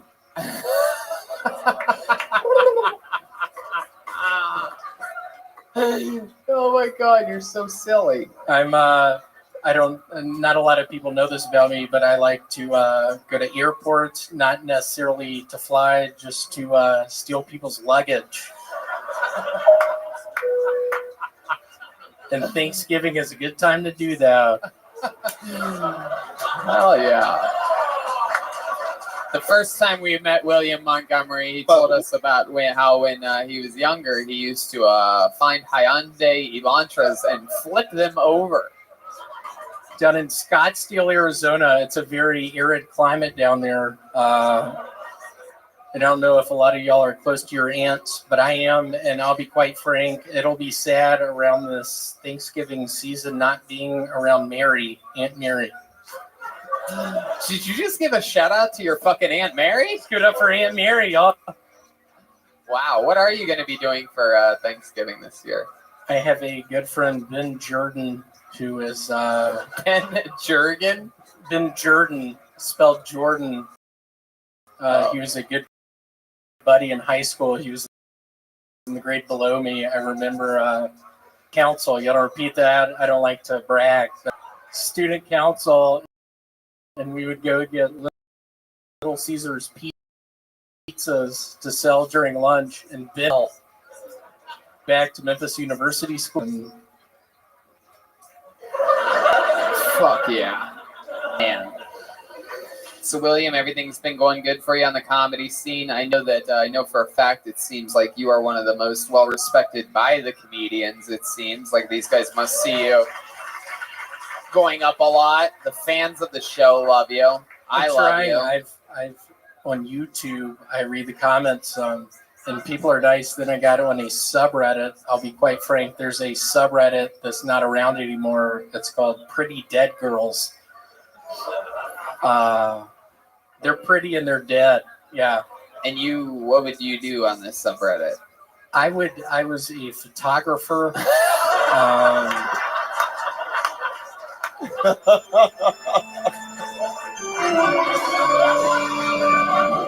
Oh man. I love how he sets himself up. This guy's fucking brilliant. It's unbelievable. It's a goddamn anomaly. It He's doing his really own is. panel show. He's just like, tell me, Tony, about like what? He just, It's yeah, brilliant. it's a thing of beauty. I don't want to overexpose it, but it really is a never-ending. You are just a fucking truly a machine. I did that.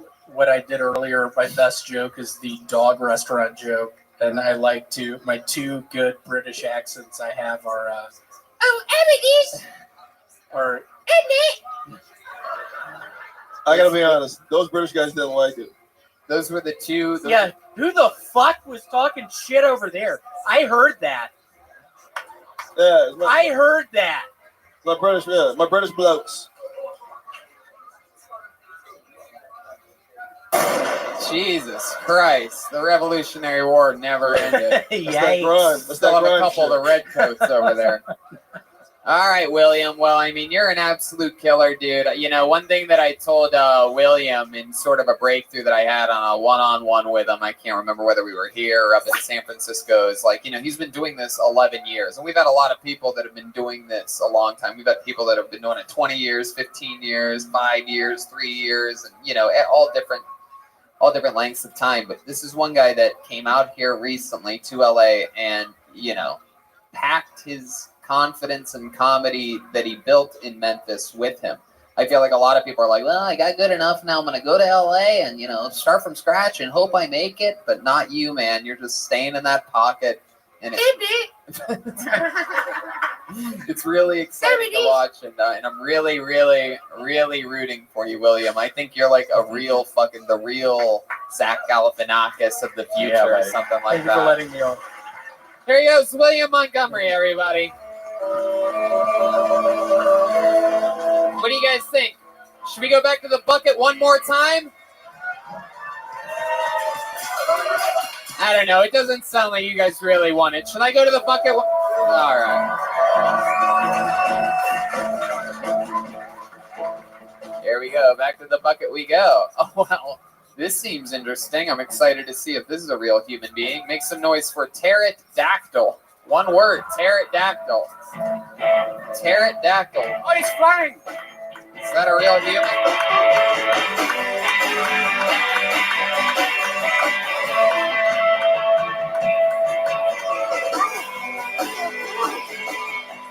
Oh, God. I'm very excited about this. Make some noise the first time on the show. Pterodactyl. Hey, guys, we're going to try and do this with one mic, but we have to introduce Jeffrey Linneman. What can we say about Jeffrey?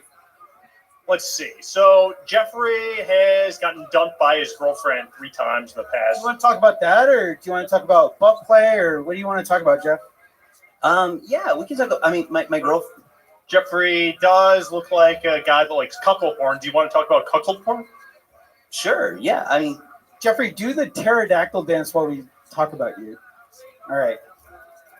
So, Jeffrey has a long-term girlfriend. We invite her to the comedy shows that we do. We save a seat for her every time, but she'll come one of these times. It's troubling because I also have a crush on Tiffany. Well, there definitely is chemistry. She's a real girl, by the way. Oh yes, Jeffrey has a girlfriend, but she kind of likes Rick.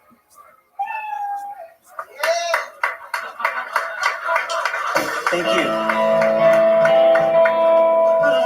Wow, that was very impressive. That was 3 times worse than anything we've ever had on the show before.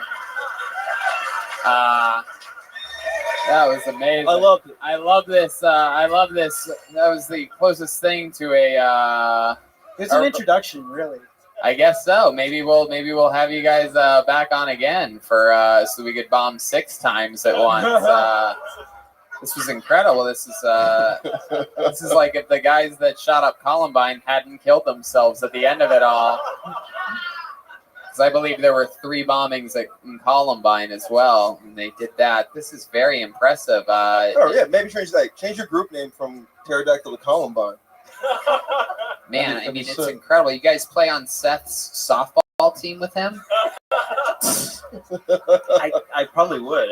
Jeffrey's a self-described introvert and also germaphobe. Wow. That sounds like a setup. Knock it out of the park, Jeffrey.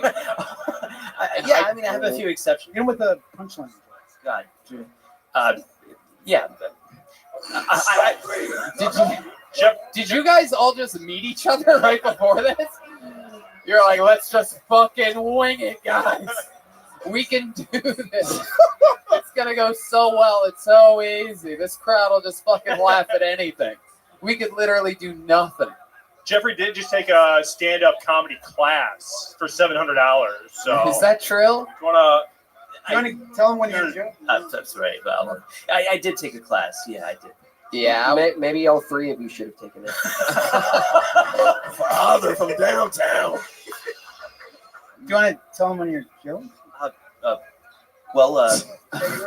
Okay. It's like the New Jersey trip. I love the Jerry Garcia character in the middle carrying the whole thing. This is great. The cool thing about dating a religious girl is you can pray together and you can play together. I mean, I'm a priest, but fuck these guys. Oh my god! Oh my god! Who wants to? You know what? Let's do something fun. For the first time in the history of the show, we're gonna let the audience beat the shit out of these guys. Huh? You guys want to do that? You guys down to get your asses beat here today? It's what the audience really wants. I think Jeffrey's game for it. Oh, I mean. Whoa, Jesus. Oh, shit. Lady, don't actually throw things. Don't bother, by the way. I actually sort of liked it. What was that, a wine cork or something? A wet paper towel. All right, we'll Jeffrey allow it. incited a reaction. Has that ever happened? People like threw things on stage? That's crazy. No, they sort of deserved it. We want it. Yeah. Normally, literally 999 times out of 1,000, I'd be like, never do that again. But for pterodactyl, I mean, come on, right? In fact, I'm wondering, you know what? Maybe we could talk to the fucking El Tocho in the kitchen. Do we have a box of tomatoes, perhaps, we can hand out to the audience? Go full fucking Muppet Babies on these guys? Tony, I regret not molesting these kids. They would have been much more interesting. Man. Well, I'll tell you what, we can't end the show this way.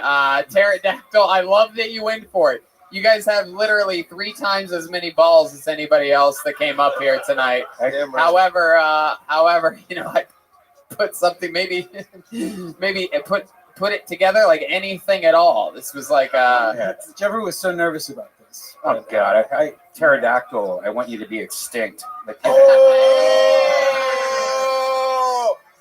my god. Wow, Red Band. The electricity at the source. Red Band crushing without a poo-poo or a pee-pee joke is poo-poo pee-pee. Literally, the ghost of Mitzi is fucking with the lights. What's happening? How did he do that? All right, Pterodactyl, there he goes. They're on Twitter at Mystic Mondays. I'm pretty sure they did this for a shout-out right there so that you guys got it. There you go. I love you guys. Hey, you tried. There you go. There you go, the human centipede of bad comedy, everybody. There they go. Wow. Lonely Island. That's no way to end the show. We're going back to this bucket one more time, right? We have to. Oh, shit, thank you.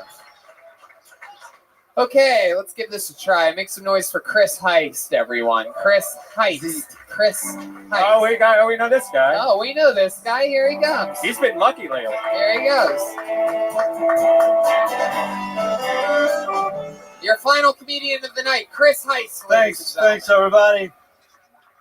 So yeah, my name is actually Heist. That's my real name, Chris Heist, which makes it really awkward when I go to the bank, especially because I look like this. I just hand them my ID. They're like, "Is this code?" It was really odd the other day.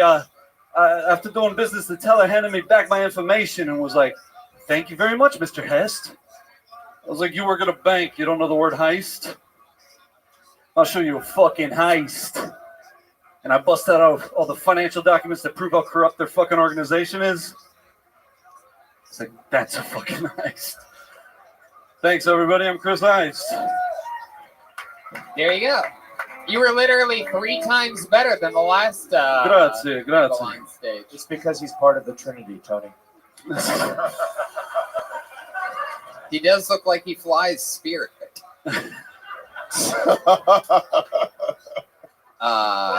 Chris, this is your third time on the show. Yep. I know everything about you and remember everything about you because you are such an unforgettable character. Thank you. So welcome back. Guys, which one of the apostles is this again exactly? Oh, okie dokie. He's the Holy Ghost. I'll take it. Oh, there you go. So Yeah, Chris, 'cause it's true. how's life? This is your guys' first time seeing Chris Heist. I see Chris around. They just let you in with no shoes hang on? out. Yeah. They just let you in with no shoes? Oh no, I got him. It's a stage thing. Yeah, and Honestly, home or whatever. Chris smells better than he looks. Like you smell pretty good. Yeah, he said it last time. Yeah, it's crazy. It's people are surprised, I guess. You know. Chris wears shoes to the Comedy Store and then takes them off if he gets pulled. Like if he comes up to perform, he wants to connect with the stage. He said, "I do the same thing with my underwear. I wear them to the Comedy Store, but right before I go on stage, I take them off." Oh yeah. Okie dokie. Oh, sorry. Anyway. So yeah. So how would you describe your look? I don't. I mean, it's just laziness. Post-exorcism. And minimalist or whatever. Yeah. But the holes in the shirt look really intentional. They're not. They're really not. Let me ask you something. Yeah. Let me ask you something, just out of my own curiosity, because we've seen you a few times. You're always clean. Like I get it, right? I get what you're sort of doing, right? I get it. I like it. I respect it. Yeah. Let me ask you this: what would it take for us to put you through one of those like full-blown show makeovers where like maybe next week we give you a spot, you get to start the show, you go up first and then you go backstage, we have a whole team of fucking like hair, cut your hair, get you a job. Because I feel like I get it. Like a lot of, we were talking about this last time. A lot of people, don't like how I look. That's okay. I get it. Look, I get that part too. But I'm just saying, like, and I also understand that a lot of your material is written around sort of that, like, I mean, you're surprisingly, a character. Like, your jokes are smarter than you look. Yes. In fact, that many is people part have of said the that. misdirect. But I'd be interested to know, because I mean, like, how long would it take to get back to this? Like, no time at all, right? The beard and if nothing's cut, yeah. So what do you think? What would it take? What would we have to do? Where would you start on negotiations of getting a makeover on Kill Tony, the first ever Kill Tony makeover? It's a temporary thing, and we could talk about it or whatever. I don't know. I don't like to fucking I don't know, man. You know me. I like to some extent. I mean, I feel like it might be the biggest. Do this. I just do that. Yeah. What would it take? I don't know. I'm not good at fucking bargaining. I prefer not to. I'm stubborn. How much money would it How about take? $20? No. Oh, all right. I appreciate it. Though. It's never gonna happen. No. We'll go fund me if we have to. How much would it take? What was Chris doing before this? Do we know? Yeah. I was tutoring at a college in Florida. What is this Math. Florida shit tonight? What's happening? Yeah, Why is that I know, right? It is. But if anybody looks like they panhandle, it's Chris. but I don't. But I mean, if you guys like it. It's a good panhandle joke I just did there. It's about Florida and how he looks. Okie dokie. Yeah. Well, I forgot to say last time. I mean, like you said, the type of stuff I do is not for everybody, but some people really like it. And my albums are all free online, chrisice.com. I love it. But you've always looked like this, right? For like 20-something years or whatever. Right. Don't you think it would be an interesting little experiment or reload to fucking, go all the way, come out in like a business shirt and a tie and just sort of Have you written a book? I don't fine. It's like some people in the crowd like it, the idea or whatever, but in the other sense, it's like I fucking hate compromising. But I get it. I don't know. We'll That's talk weird. after That's this. weird that you wouldn't just do that though. Like It's like that seems like there's something wrong. Seems like a great opportunity. Okay, yeah. If What it's if- something like What if like I hate conforming. What if we let you open 3 episodes in a row with your new post look? I mean, well, now you got to do it. Then Now we'll you be- gotta- But I can't do stand up looking differently is what you're saying, or do it like this I mean, and I'd then be go. interested. I'd be interested to see what. But I'm never gonna be on the Tonight Show. That shit just isn't for How me. do you know that? Because man, You could be the most interesting fucking thing that the Tonight Show's had on since fucking Johnny Carson. No, but they would. I don't know if you've They watched would- if the they Tonight listen- Show if they lately. listen You to my could fucking destroy. If they listen to my albums, they'd be like, "Fuck no!" Like seriously. Well, they're not gonna listen. I know. That's the point. They shouldn't. They should not. All right. Well, I mean, this is something we definitely have to talk. I would Okay, we'll love talk to have about made a deal live on the episode. I mean, that's how you get a crowd to go crazy. Right. Are there any other ugly people that want to make over in here? I think it was great. Maybe you guys can perform a live exorcism on it or something. Yeah, sure, go for it. Father. People have tried before. No, Jeremiah, he's not into this. Well, Chris, we've always had fun with you on the show, and it's a shame that you're banned until agreeing to the makeover. But thank you so much. No, thank you guys. There Thank you you go, guys. Chris Heiss. You know, I'm sorry. There's just something in my gut. I'm sorry to everybody that wants to go home, but I just feel like that's not the way to end the episode. I'm sorry. I never do this. Thanks for sticking around to my guests, to the amazing priest over there. That was like a blue ball. I just feel like there's something missing. Yeah. Okay. All right. Let's see what happens here. Put your hands together for your final comedian of the night, Kim McVicker. Kim McVicker. Here we go.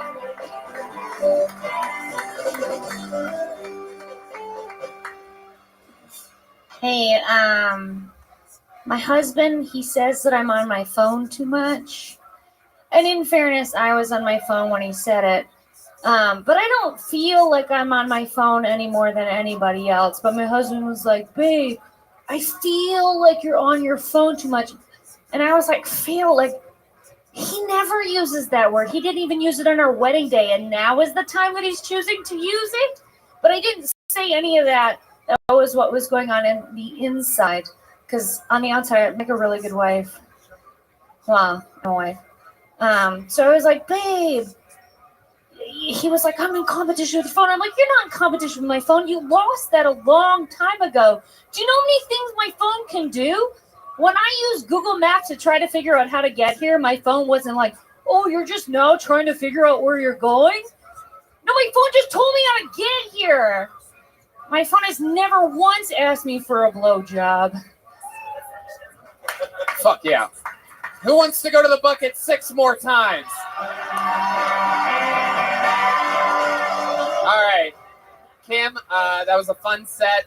We've had you on. You've been on the show a couple times, Yeah, right? I literally was in the bathroom when you called my name. Well, So- there you go. Well, then you took a shit on stage right after I literally that. did. Yeah, that's fair. Kim, That's fair. no, it was a fun set. We're going to move along because we're a little Yeah, bit that's over fair. time. There That's she goes, fair, that's Kim McVicker. And since that doesn't feel like a perfect ending anyway, instead of going to the bucket, let's get a brand new minute. She started stand-up on this show at the age of 62. You know her, you love her. She's a goddamn icon. Let's hear a brand new minute from the one and only Aphrodite.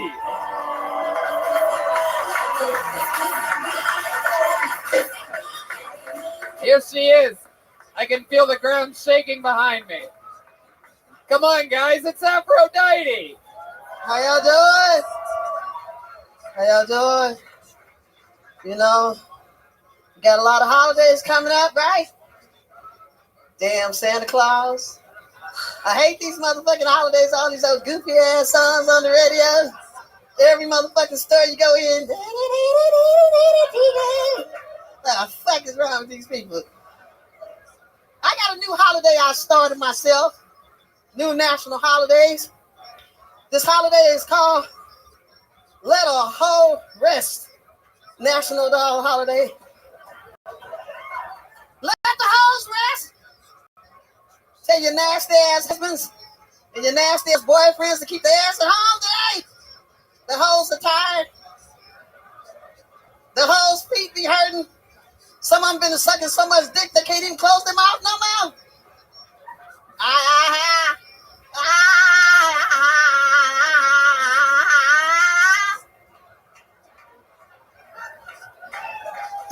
Wow, that is how it's done. The one and only Aphrodite. Aphrodite, you are amazing. You're a goddamn legend. I love it. You're talking about topical stuff. You're doing it. You're writing. You're fucking performing.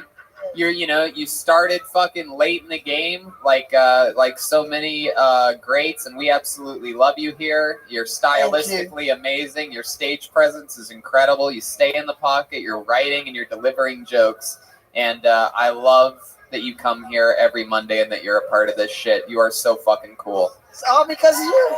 Stay up here and take the post-show group picture with all of us, will you? I will. There she is, Aphrodite. I love you. And that is Kill Tony, live from the Comedy Store. We have a drawing from Ryan Jaebelt. While you all sat there, he drew this. RyanJaebelt.com for all the prints of each episode. Look at that crazy shit. He draws it every single Monday. Such a fun episode. Make some noise for Adam22, everybody. Make sure you check out the No Jumper podcast. Anything else you want to promote or plug, Adam? Anything? I have a new cool fucking No Jumper hoodie that I'm excited. I'll be rocking that next Monday here. Yeah, And, No Jumper, my podcast. Check it out. Hell yeah. Appreciate you, Tony. Thank you, by so the way. much for doing this show. So much fun. Make some noise for Brian motherfucking Moses over here. Roast Battle's very own. Roast Battle has gone absolutely global. It's literally all over the world on all Comedy Central. Listen to the podcast. Roast Battle, the podcast. Coach, she does an Yeah, amazing you just job. had Earl on. I heard that's a great episode. It's a sick episode. You like Roast Battle, you're going to fucking love the podcast. Hell yeah. I had a Coach T's pretty monster. controversial episode of Roast Battle podcast. You and Roast Skakel are our highest dropping rated fucking episode. truth bombs over there. We're just burning bridges with Viacom. Brilliant idea. Surprised we still have a show. Thank you, Tony. Thank you. How about you make some noise for the one and only Jeremiah Watkins, everybody, huh?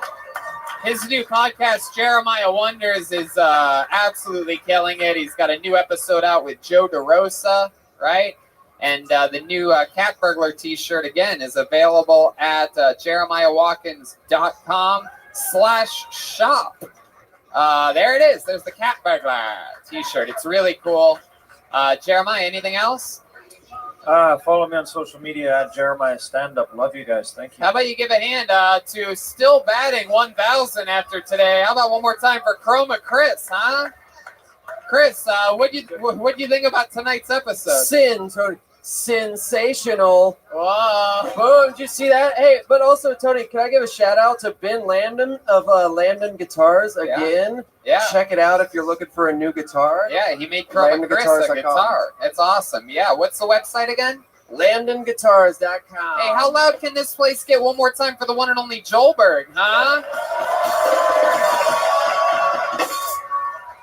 Joelberg's on social media, mostly. Sorry. Anything else, Joel? Yeah, thank you to anybody that came to our shows in Texas. We love you. You guys were great. You truly were amazing. All the clubs.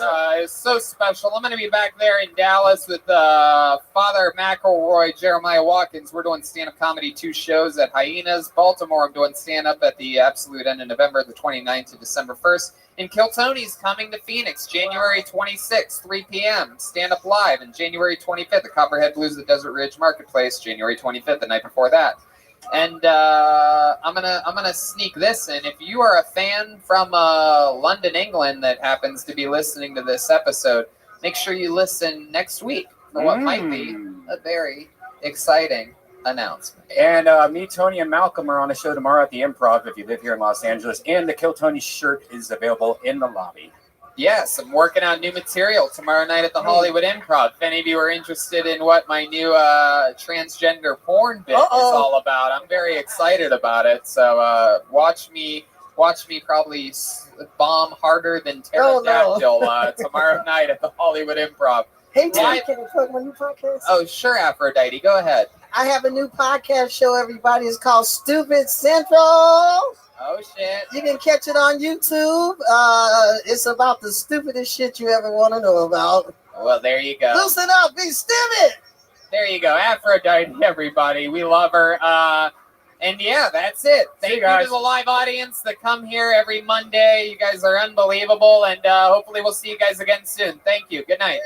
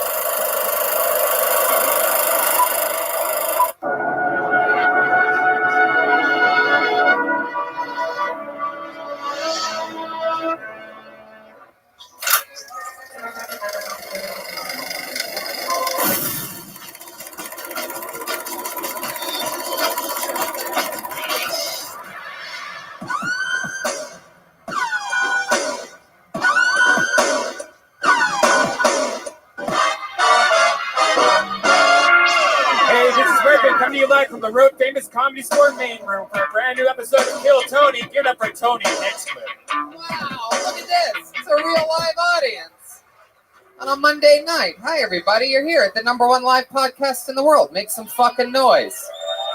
We're live. Brian Redban is here. Ryan J. Ebelt, house artist, has already started drawing tonight's episode. While you all sit there, he's going to draw the episode, and at the end, we get to see what he drew. Sort of feels a little bit ringy-dingy in here. You feel that? Hi, comedians. How are you guys? There's a bunch of comedians and people. Sometimes audience members sign up. Sometimes it seems like a bigger audience than comedians tonight. That's pretty exciting. It's probably still home. It's like a big dead. Oh, that's what it is. Oh, so maybe I feel like there's probably less names in here than usual, so more people are going to have a bigger chance, right? Yeah. That's exciting. Holiday version. Maybe we'll meet somebody or find out more about somebody that we've met before. I'm excited about this episode because we're just going to fly through it. Only a couple things to mention. I'm going to Baltimore to do stand-up by myself this weekend, 29th, 30th, and December 1st, and I'm performing stand-up comedy in Dallas, Texas on New Year's Eve with Jeremiah Watkins featuring, and then Kill Tony goes back to Phoenix, Arizona on January 26th, a little daytime 3 p.m. banger of a show in the gigantic, massive, beautiful stand-up live there in Phoenix, Arizona, and I'm doing stand-up the night before on the 25th, right around there. And I'm there for Royal Rumble weekend. Oh, yeah. Exactly. I'm excited about life, and things are fucking good. We're live on YouTube right now. I'm pumped about that. Hello to everybody watching around the world. And let's just jump right into it, shall we? Let's just get to tonight's episode. In fact, you know what? I'm not even going to bring up a guest yet. I'm going to bring out the best damn band in the land. Every single week, the band commits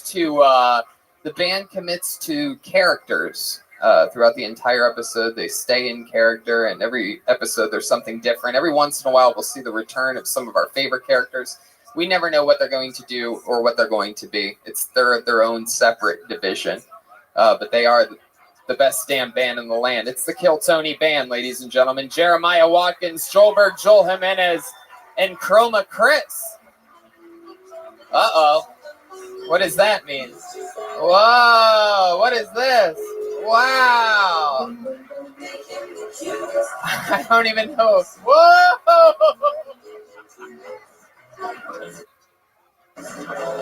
Wow. This is like old-timey characters of some kind. Oh my God. You find milk. It's unbelievable. Jeremiah is a full-blown milkman. He has a little milk crate with actual little tiny bottles and a hat that says fucking milkman. I mean, they must have spent the entire budget on tonight. Wow, thank you for this milk. It's real milk in a real milk carafe. Okay, that's enough. We got it. Okay. Oh, little cookies. Oh, milk and cookies. Thank you, milkman. Wow. Make some noise for this. Whoa, he's getting high on his own supply over there. That is, milkman, this is definitely your first time ever on this show. You have an amazing, you look like a milkman. How's it going? Gee, Tony, it's swell to be here. I'm glad to have you. This is very exciting. Clearly, you have the kid that Mr. Rogers molested next to you. And we have what appears to be Tony Hinchcliffe back here. Giggita. I remember my name's Bill Billingsley. I hate my wife, and I'm fucking my secretary. Thank you. Back to you, Tony. I work in advertising. Wow. Wow. I am so excited about this. Some old-timey characters, and we're going to start our show without a guest. At some point, we might have a special guest joining us, but you guys get to see the bare bones of Kill Tony tonight. So let's fucking do it, shall we? Tony, I hope... Oh, Bill Billingsley, yes. Well, I just hope we have separate but equal buckets tonight, is what I'm saying. Okay, Bill. I have a bucket filled with comedians' names. Sometimes it's somebody's first time ever trying stand-up. Sometimes they're coming back on the show after having a rough set, or maybe they were an instant legend. Anything can happen. I pull your name out of the bucket, you get 60 seconds. You know your time is up when you hear the sound of a kitten. That means wrap it up then, or else you're going to bring out the angry West Hollywood bear. Wow, look at all these people that have like the timing down. They just wait until I fucking announce the bucket, then they come in like soldiers. This whole thing's starting to get like a crazy rhythm. Hey, there's the Apollo 13. Hi, Apollo 13. Hello. There they are. They have their own light. Hey. All right, I pulled a name out of the bucket. Your first comedian tonight. You guys ready for this? We're here. Nobody has more fun on Mondays than us. That's the only rule. I pulled a name out of the bucket. Make some noise for John Adams, everyone. John Adams. A lot of people moved like they were getting out of the way for someone to come up here, and then nobody came up. It was very bizarre. No John Adams. Wow, poor John Adams. I guess he's still riding with Paul Revere or some shit like that. You know what I'm saying? John Adams. What kind of fucking old-timey name is that? I love a good history joke. All right.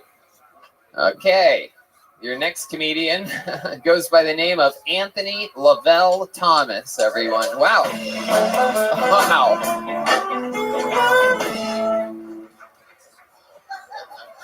I am so tired of being poor. I'm so fucking broke. I'm sleeping in my car right now. Like, it just don't make sense how expensive rent is here. $3,000 for a one-bedroom. Started scratching my fucking head. How am I gonna make it in this town? But I believe in myself. Like, I'm gonna get this shit done. Like, they can't stop me. See what I mean? Like, like, this shit is gold, man. Like, I got all the time in the world to think, and I come up with the most brilliant shit. I'm telling you. Like, when he called my name, I was like, about fucking time. I've been ready. Like, I was like, just put me on fucking stage. Fuck yeah. Anthony Lavelle Thomas. This was no, stay up here. Get up towards the microphone. Oh yeah, I forgot I need the mic. Yep, there you go. How many wow, okay. Danger Mouse. This was incredible. One of my favorite all-time performances on the show, first of all. But I don't think you know why. No. I don't care. Like, I just wanted a reaction. No, I love it. You said finally you got pulled out of the bucket. Have you signed up for the show multiple times? Like, I don't know. This might be the 9th week. Wow. And you. Now that's dedication. Just got Oz like there was a kiss on Full House or something like that. Okay, so let's talk about it. You had 9 more weeks than you needed to prepare for that set that you did here tonight. So you heard some people laugh, and it seemed like you got a lot of energy off that, right? Because it's true. I love you. This is like if Ric Flair like bragged about everything that he did, but like he couldn't wrestle. Like it's like you have all the swagger of. I'll fuck somebody up. Trust me. What do you mean? No, like I love fighting. No one's gonna fight. Yeah, her. Tony. This guy's like the sport, like MMA and there's stuff. no Like, fighting on this stage. I had Anthony one in the Lavelle chamber, Thomas. but it might wait for later. No, because you was like, if you couldn't wrestle, I was like, no, like I love that shit. No. I'm sorry. It was an analogy with Ric Flair. I got you, bro. No one is challenging your wrestling. You angry busboy. You. Jeremiah, go ahead. I'm broke. I ain't got nothing else to look like. This is like if Frederick Douglass never wrote anything. There's no reason to try, man. Anthony, let's find out a little bit about crazy. Say what? Say it, like, because Anthony tries too hard. Anthony, relax. Okay, so have you done stand-up comedy before? First minute. That's your first minute ever doing stand-up. And you've been signing up here for 9 weeks. What else have you been doing the last 9 weeks? Other than not taking your medicine? Did you know that the rent is free in loony bins? Am I right about that, Anthony? Just stopped taking medicine recently? No. Oh, okay. Wow. I thought I was going to get a yes there. Place would have gone crazy. All right. Anyway. So, how are you surviving? You're sleeping I do in your car. Postmates. You do Postmates. So Oh, so you are about to go postal. the milk. Like you make like $200 a night. Really? I do. You do? Deliver in Beverly Hills. Wow. Man. How long have you been doing that for? Like 9 weeks plus. 9 weeks plus. So did you just get to LA 9 weeks ago? No, I've been here since last November. I was living in North Dakota, but I'm from California, Riverside. Oh, okay. Well, what made you go to North Dakota? Ain't no motherfucking jobs back then, so I had to go up to North Dakota. I was working my ass off. You couldn't But, find like, a job in Riverside, so you looked for a job in I was born in Riverside. I went to high school, Hemet High, in Hemet, California. Okay. So why'd you go to North Dakota? Like, it was hard, and I ain't had no money, and like, it was just like my cousin was like, "You can come up here, play basketball, get a job." Wait a second. What kind of basketball were you playing? There's no pro team in North Dakota. I was high school. Oh, you went to North Dakota in high school? Yeah, I did my senior year there. Is Holy anybody shit, else's man. radar going off the charts right now? Wow. Just because I memorized my whole life story, don't get mad at me. You memorized your life story. I'm not you brag mad at about you, the friend. most interesting. How do you things do ever. that? Like, what was your preparation? I have a of good memorizing? fucking memory, obviously. You just couldn't remember that 1 minute set? Hey, he mad because he mad. Hey, he mad. He mad. They always get mad. Yeah, He mad. wow. They always It's like get mad. you're not delivering Postmates in Mr. Rogers' neighborhood. Oh, where the anytime fuck you live? Chroma. Ginger, please. He's so mad. They always get mad. I promise you. I'm chilling though. Nobody's mad. This is a big comedy No, it's show. hilarious. Everybody's No, I having know, I fun. know. Look out there. Look at those people. I don't like how you're staring at me. All right. We're talking. That's why I'm staring at you. Everything's okay. Everything's okay. So what do you do for fun, Anthony? Now that you can't play basketball because you're not in North Dakota anymore. I'm gonna call this guy Steph Scurry. This guy's a ginger with attitude. What do you do for fun? What have you been doing for fun the last 9 weeks? I just go to the gym, play fighting games like Street Fighter. That key that's connected to your wrist, That's to my car. That is to your car, so you keep that right there. Yeah. Because what? You lose your keys sometimes? No, I've never lost this key. Have you ever lost any keys before that key? No. You've never lost a set of keys before, yet you have your one and only key attached. No, to I your got a wrist. different car. Like when I moved here, I didn't have a car. My dad's like a mechanic, so like he got me a car. He bought a Honda. He was like, it's gonna run good. Just gotta fix it up real quick. He did that. I got it for like $6. Put 3 in the paint job. Yeah. Oh my God. All right, Anthony. Man, that's your first set, huh? Just go ahead and give me that golden ticket thing. I come with them in it every week. You are adorable. You are. This guy has more swagger for some reason. I mean, it's mind blowing. Tony, just go ahead. I can tell you why. The talented comedians that I've met, the hundreds of them, that could use a boost of your fucking confidence, of what you think you did here tonight and what you're capable of. It's unbelievable. It's unbelievable. Do you want some milk and cookies? No, I'm good. Red Band coming in with the tough questions over the top. Have you ever had milk and cookies at the same time? I'm trying to lay off sweets. What? So I'm trying to lay off sweets. Well, what about if there was just one night I'm good. on a magical I said I'm show? good. Whoa, Jesus! All right. Jeez. My God, I never thought I'd almost get beat up offering a man milk and cookies. Jeez, Yeah, you're like the opposite of Santa Claus. He's like knockoff Malcolm Hatchet, Malcolm X. Oh wow, You fucked that one up. Malcolm Hackett. Okay. I love the milkman and the Chroma Chris throwing the whitest of shade. All right. Well, Anthony, is stand-up something you're going to do more of? Are we going to see more? Are you going to sign up again? Yeah. All right. Well, we'll have to talk more. I guess we'll talk more. I guess we'll find out more next time. One of the most threatening people in the history of the show, Anthony Lavelle. I really come off like that? Yeah, you do. I'm so nice. I can't believe they let you drive Postmates in Beverly Hills. He's got that. Thank you. Thank you. Everything's good. Yeah.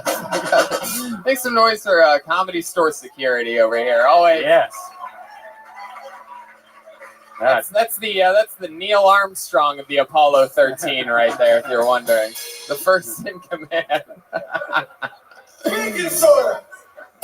All right. So I don't know if we've ever had this person on this show before. Make some noise for Marquette. Marquette at Quede Daddy. Marquette. Mancat. Marquette. Marquette. Mancat. All right. Oh, you know Blacklisted. Aphrodite? Oh, he missed his spot. You could tell him he missed his spot. Aw, why are you seating those people there? That part's supposed to be... Oh, jeez. We're fucking up this place. You guys just got sat in a dead corner. Yeah, it's supposed to be You know that? closed. It's okay. They look Mexican. Would you rather be there? You could sit. You can sit in the front row if you'd like. People like. Are you guys You Mexican? guys want? Yeah. It'd be cooler than you guys just not being able to see the whole time. Yeah. You guys are here to see the show, right? Yeah, Come have on a seat over. right there in Here, the sit front up row. there. Hell yeah. Making dreams come Yeah. true. Yep. Make yourselves at home. Yeah, you got sat where you're not Get supposed on to up be in sat. there. Yeah. Here's Look a at little taste of white privilege. Dude. What are you talking J. about? Cole. It's like a Gap commercial. How dare you What are you call that talking about? a white man right there? What is happening? Yeah, it's freaking J. Cole, dude. No, I'm introducing them to it. All right. Well, welcome. Yes, white privilege featuring these two Mexican people, fresh off the old migrant caravan, straight. Hell into, yeah, dude. Oh, come on. Yeah, they've made it past the tear gas. They came to kill Tony, babe. Bill Billingsley. Si se puede. All right, your next comedian goes by the name of Mike Eaton. Mike Eaton, ladies and gentlemen. Here we go.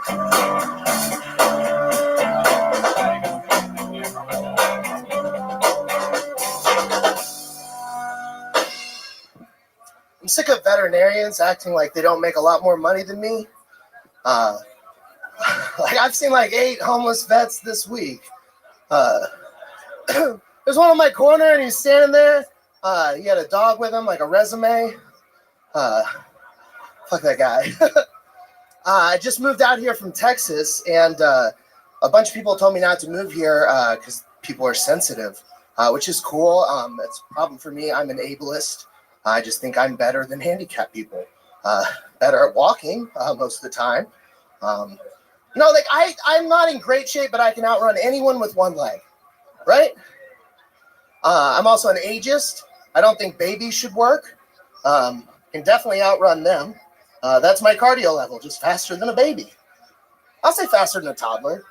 I'm faster than a toddler, right? The other side of that, I don't really like the old. They're clogging up the highways. They have 5 years left. They're going to spend 3 years of it on the highway. Thank you so much. Fuck yeah.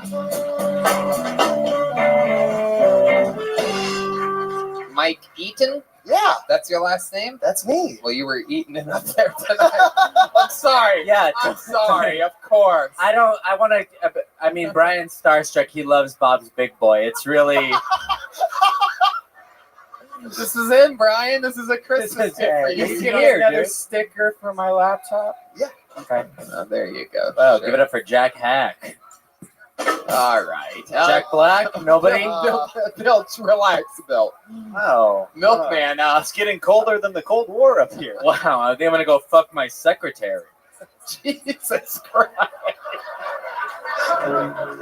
First of all, that language is not approved. Wow, my goodness, that kind of attitude. I'm done. What is happening? Bill Billingsley is having a midlife crisis back there. All right, Mike Eaton, you are an adorable boy type of man thing. Thank you. How long have you been doing stand-up comedy? Like 7 months. 7 months. Hell yeah. And you already somehow look like both Mike and Molly. It's adorable. I think I tried to make that joke 2 weeks ago and it didn't work. Little fun fact. Do you know that we've met before? Oh, geez. Here we go. No, I didn't know that. You did a show in Austin, where I'm from. How long ago was that? I want to say November of last year. I know, it's been like a year. Okay. But so we went to the Spasmatics in downtown. Yes. I bought you and the woman you were with a drink. That's my wife. She's right over there. Hello. Hey, or so is I have So I take There's a a black Snapchat that lady, night at 11:30. It's the band, Tony and his fiance at the time. I wake up at 4 a.m. in an ambulance. 2 doses of roofies in my system. So I either saved one or both of you. But like, yeah. So that was the last time I saw you, and now I'm here. What the fuck? How did you? I'm confused at the part. How did you save us? No, I don't know. I think that's just like he mixed up the drinks when he gave them to you. I don't know.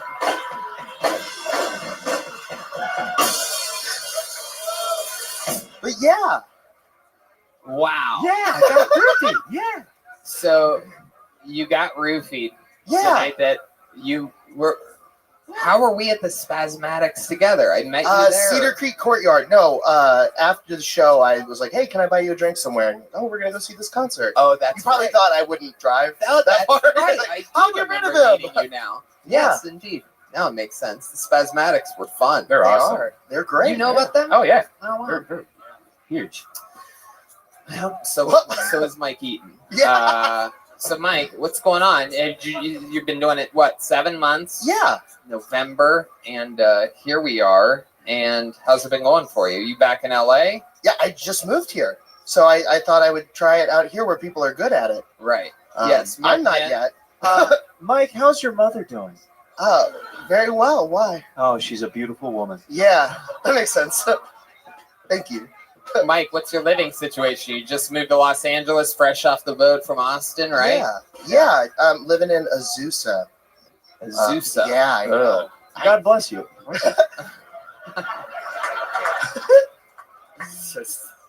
What is Azusa? Yeah. Remind us, for us non-worldly people. I don't. It's a place here, like 45 minutes away. What direction? East. East. Right on a map. That's what I was thinking. Right on a map. But look at you, you little fucking Christopher Columbus, you. Tenacious double D over here.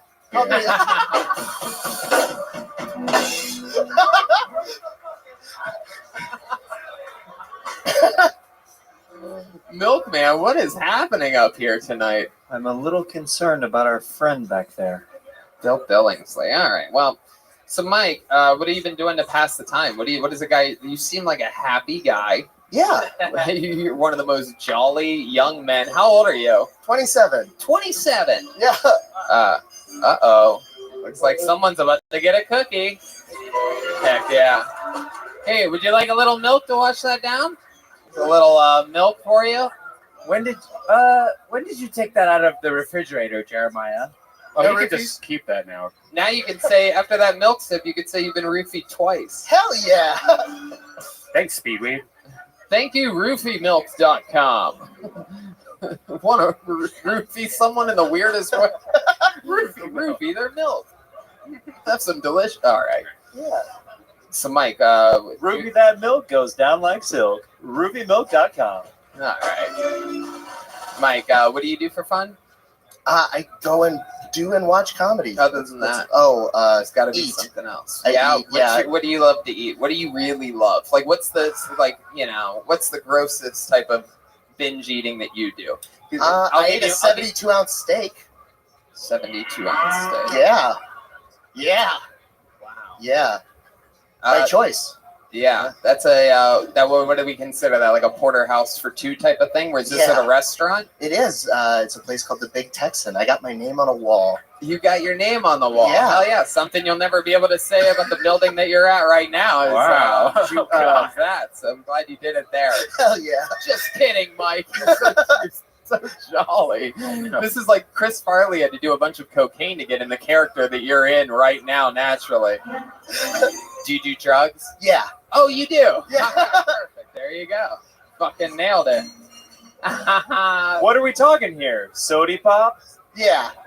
Just that. You have a you have a lighthouse tattooed on your arm. What happened that night? I think Xanax. I thought I was profound and put an eyeball in a lighthouse. Yep, not funny. Sorry. I love how you laugh at yourself. It's so adorable. Like it's so like out of nowhere. You're just, all right. All right, Mike. Well, I didn't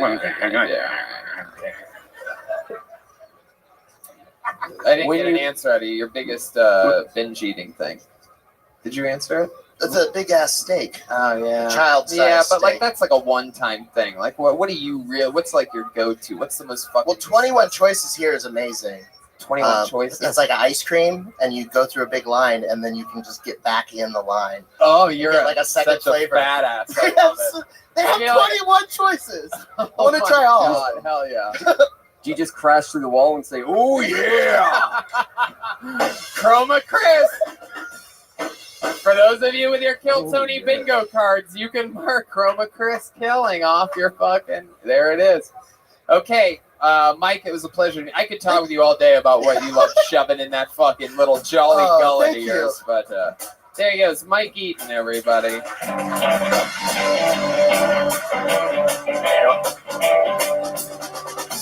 he have an AOL?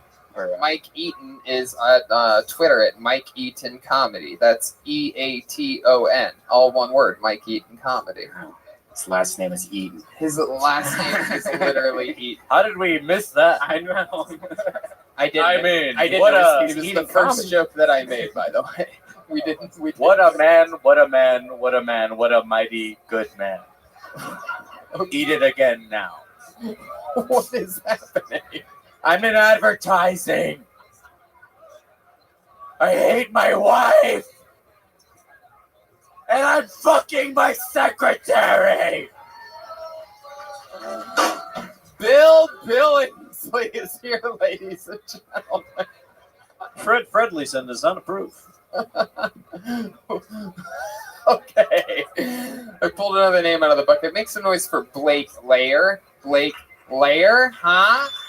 Whoa, is that him getting up out of the middle of the audience? This is very exciting. It's always our favorite people come out of the real crowd with the real people. Wow. He came crashing in. Well, at least I made you laugh right there. Come on, one more time for Blake Lair, everybody. Come on. So, people used to say I look like Matt Damon. Now I just look like I ate him. I bought Magnum condoms last week. It's really embarrassing returning Magnum condoms.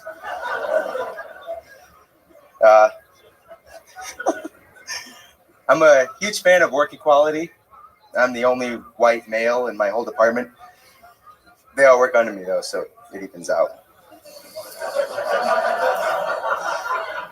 My wife gave me chili last week.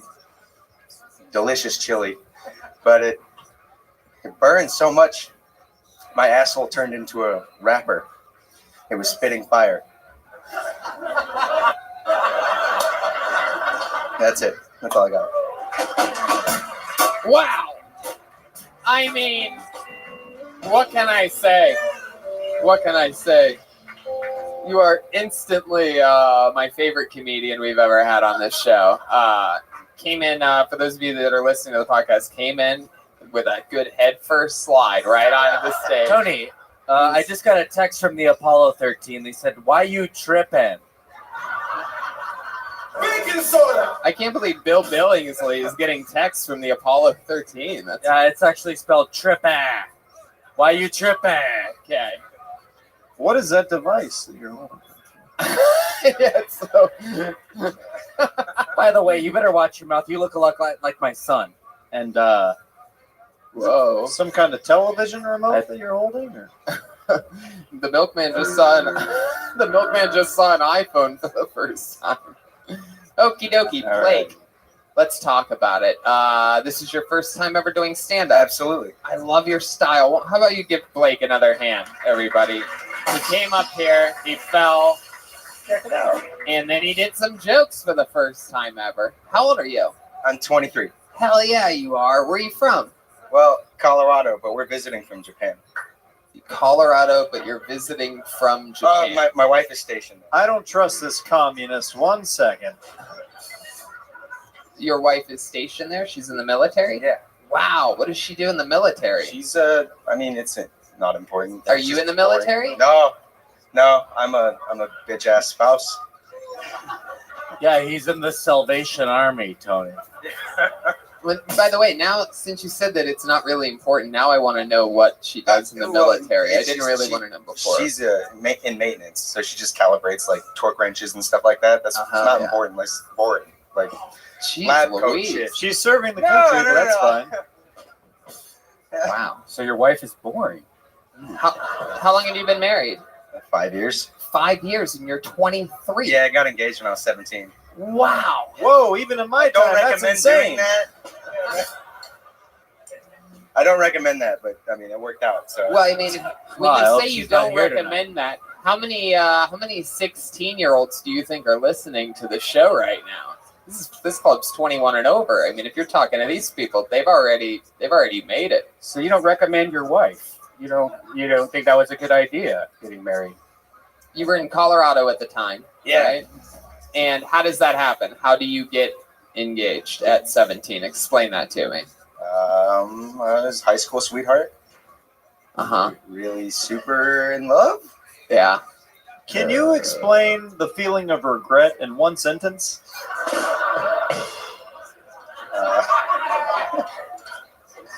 So you were high school sweethearts. So when did you ask her to marry you? Was that at like prom or some shit? No. I was I took her up on top of it was a mountain made of stairs. Oh in my Colorado. God. It's a whole my. mountain made of stairs. You look like you. So just a staircase. And I took her up the whole thing, and we were holding hands. You went up a mountain staircase. It's like 2.5 miles. And then you got down on one knee, and she thought you were just catching your breath. Why didn't you just take her to the sock hop, you silly so-and-so? Wow. Okay. So you're 17. Was she 17 at the time? She was 18. She's a couple months older than me. So. Ooh, you little Right, fucking. I turned 18 right after I proposed. So wow. Like a month later. All right. Yeah. So and then what? Then how much longer after that did you get married? A couple of months. We wanted to go and do it someplace private, but our parents got involved and Oh, your parents got involved. The old 17-year-old wedding. God forbid those fucking parents get involved. They had to be involved. They had to sign a paper, or I told my like mom, they didn't want to be there. They just had to legally let you do that bad decision. I told my mom I was gonna get married, and she went, "Oh, that's great." Wow. Is your mom like super Christian lady? No, she just didn't believe me. She thought I was fucking with her. Wow. I'll pray for her. Yeah, what kind of milk does she drink? So there you are. Now you're Leave those to me, please. 5 years deep into the marriage. How do you feel about things? Do you jerk off a lot? Why is that a weird question? Yeah, how often like- do you let your milk curdle? I'd say like I'd say like maybe 3 times a week. Oh, 2%.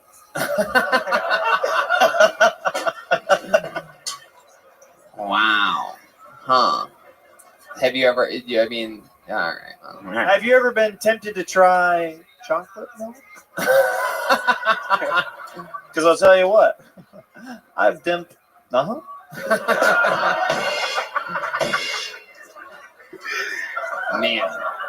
So what are you doing? You're just visiting LA for a little while? Yeah, I came here to see the show. That's what I'm here for. Wow. We drove 18 hours yesterday. Wow. That is so fucking cool. Fucking love you, dude. Wow. Thank you. And you signed up today and you got up. So now what? Do you drive back what? Tomorrow? Oh, we drive like next week. Like we're here for a while. Oh, cool. Yeah. We're gonna go to Vegas and go see Cirque du Soleil too. So. Oh wow. I have a friend there named Ichabod. You should go see him. At the Ka Theater, the MGM. Is that the? I think that's what it is. We're gonna go see Humanity. It's like. Oh, cool. Yeah, that's a crazy one. And how's your mother doing? Good. She's a beautiful woman. All right. Well, Blake, amazing. Your first time on the show, first time ever doing stand-up, right? Yeah. And you're 23 years old. Yep. What are some? What do you want to do with all of that? What do you want to do with your life? Where do you see this all going? I manage a restaurant right now, but I mean. Yeah. Damn. What type of restaurant do you manage? Is it a burrito place? Oh. It's on base in Japan. Oh.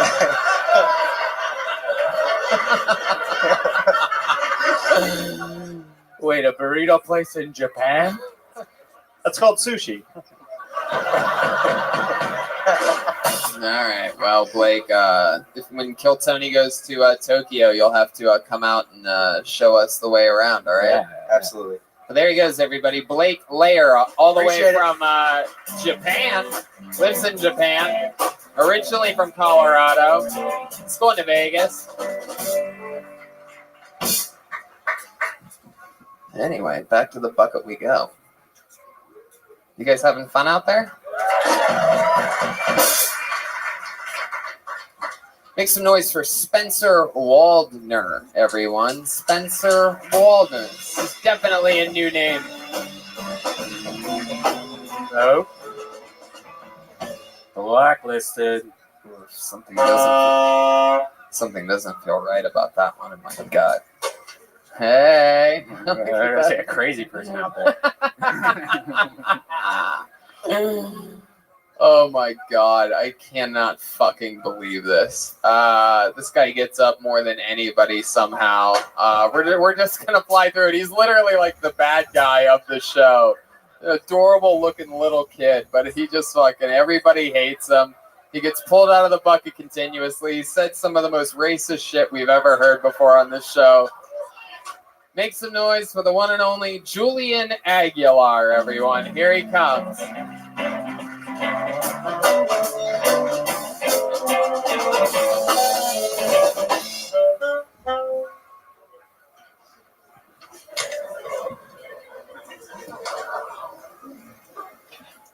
I lost my nug.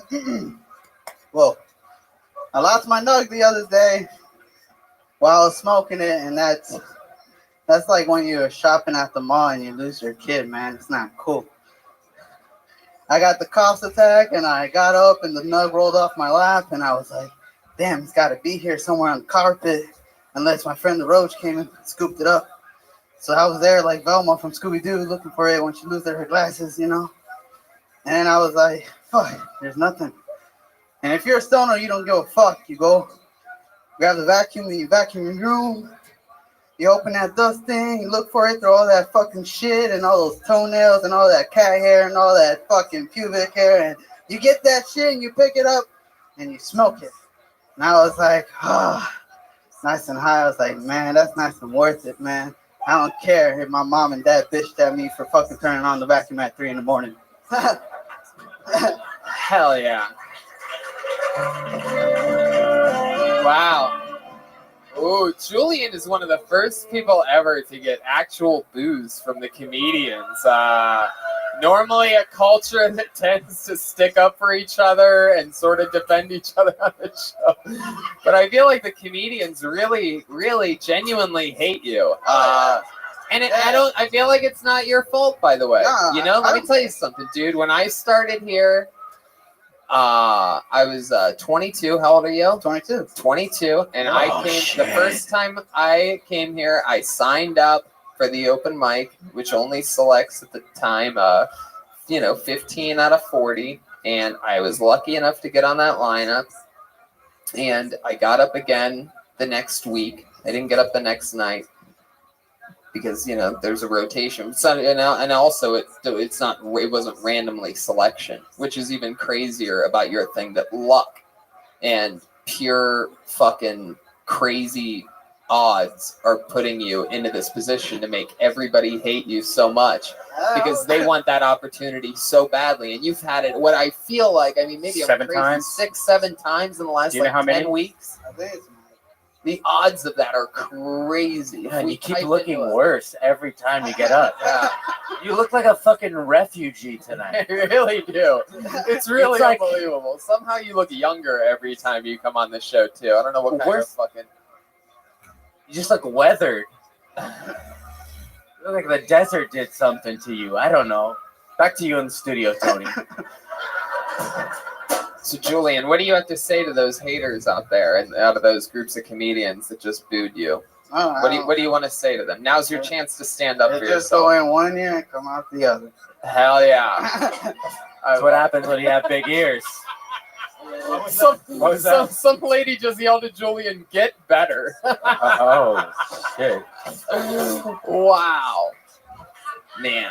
All right. Well, anything in your normal life different since the last time we talked? You still live with your aunt, your uncle? Yeah. Fucking. What do you do for work again?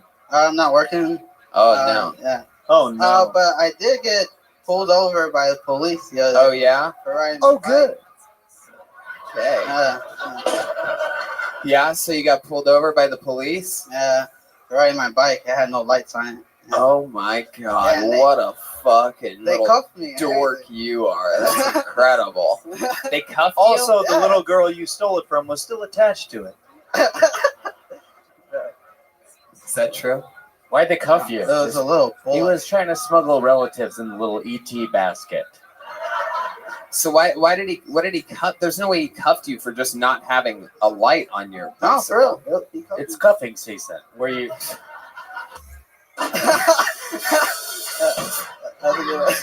Or so I've heard.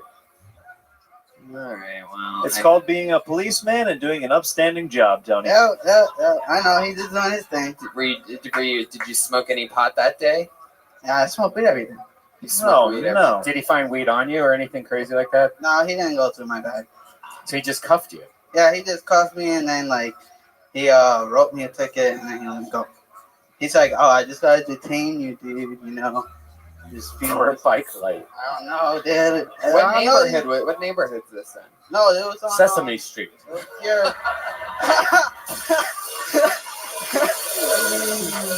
Wow. You are a fucking child. What neighborhood was this in? No, it was here in Hollywood. Here in Hollywood. Yeah. You pointed that way. What part of Well, Hollywood? It's like- such a gigantic fucking. You're not even in Hollywood right now. You're in West Hollywood. Well, on So- Hollywood Boulevard. Hollywood and what? Right around where? No, it was on the Stars. Selma. All right, fuck it. I guess question that has a definite, specific answer. I can't. No, Can you say Hollywood Dr. Boulevard. Jones? In front of the Chinese Can you theater. say Dr. Jones? Say Dr. Jones. Dr. Jones. Yeah, I don't he looked get at me any like of he's your calling me references. Dr. Jones. All right, okie dokie. Well, Julian, you get up a lot. We talked to you a lot. You're the luckiest motherfucker. People Yeah. hate you, but I know, you know it's what, alright. dude? You gotta fucking embrace it. But you have to write jokes, man. I am every day, but I don't know what works, You have to talk about Yeah, we shit know that. your perspective. What was You the need to joke fucking- in that minute that you did? There wasn't even a joke in there. You just vacuumed some weed and smoked it. No, but Yeah, there was a bunch of pubic hair. And Was that the jokes? The pubic hair? yeah, that Oh, was God, all of it. You And I have need a to mean ta- poop fart shirt on, and Yeah, that's yeah. stupid. Yeah, you have to do better, man. You're Latino. You gotta do good for us, dude. You can't be doing this shit. This is what Trump thinks we're doing on stage, man. You have to take serious chances. Don't just say stuff that you think the audience will think is funny, because they'll see right through that. You have to surprise them. You have to make them think you're going one way, and then don't have just fucking dirty, stupid fucking kid shit. Be smarter. Yeah. you can have a real perspective. All these people that boo you and hiss at you, they can't do jokes about looking like a goddamn 15-year-old. They can't talk about that at all because they look haggard and beat. Yeah, they're just Right? jealous, fool. Haters. They're fucking haters. tripping out. They're jealous, eh? Oh, is that a little? Hey, what was that? Shades of. I don't know where that came from. Back to you, Jeremiah. The milkman has something to say. Perfect example. Element of surprise. I think one time a lady in a poodle skirt hollered over to me, said, "Meet me in the alley over here." I said, "Well, miss, okay, I guess I'm on my lunch break." I went over there. She pulled up the poodle skirt. There's a 7-inch ding dong underneath. That is my favorite story. Is that the end of the story? What happened then? I can't digress from there. It's good. All right, Julian. Well, fuck yeah, rock and roll. There you go, kid. All right, thank you, Julian Aguilar.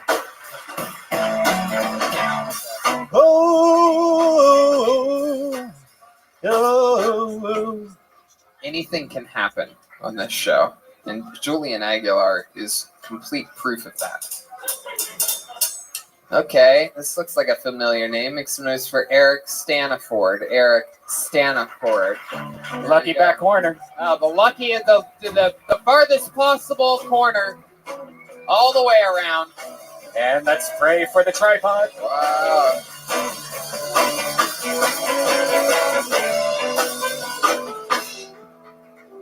All right.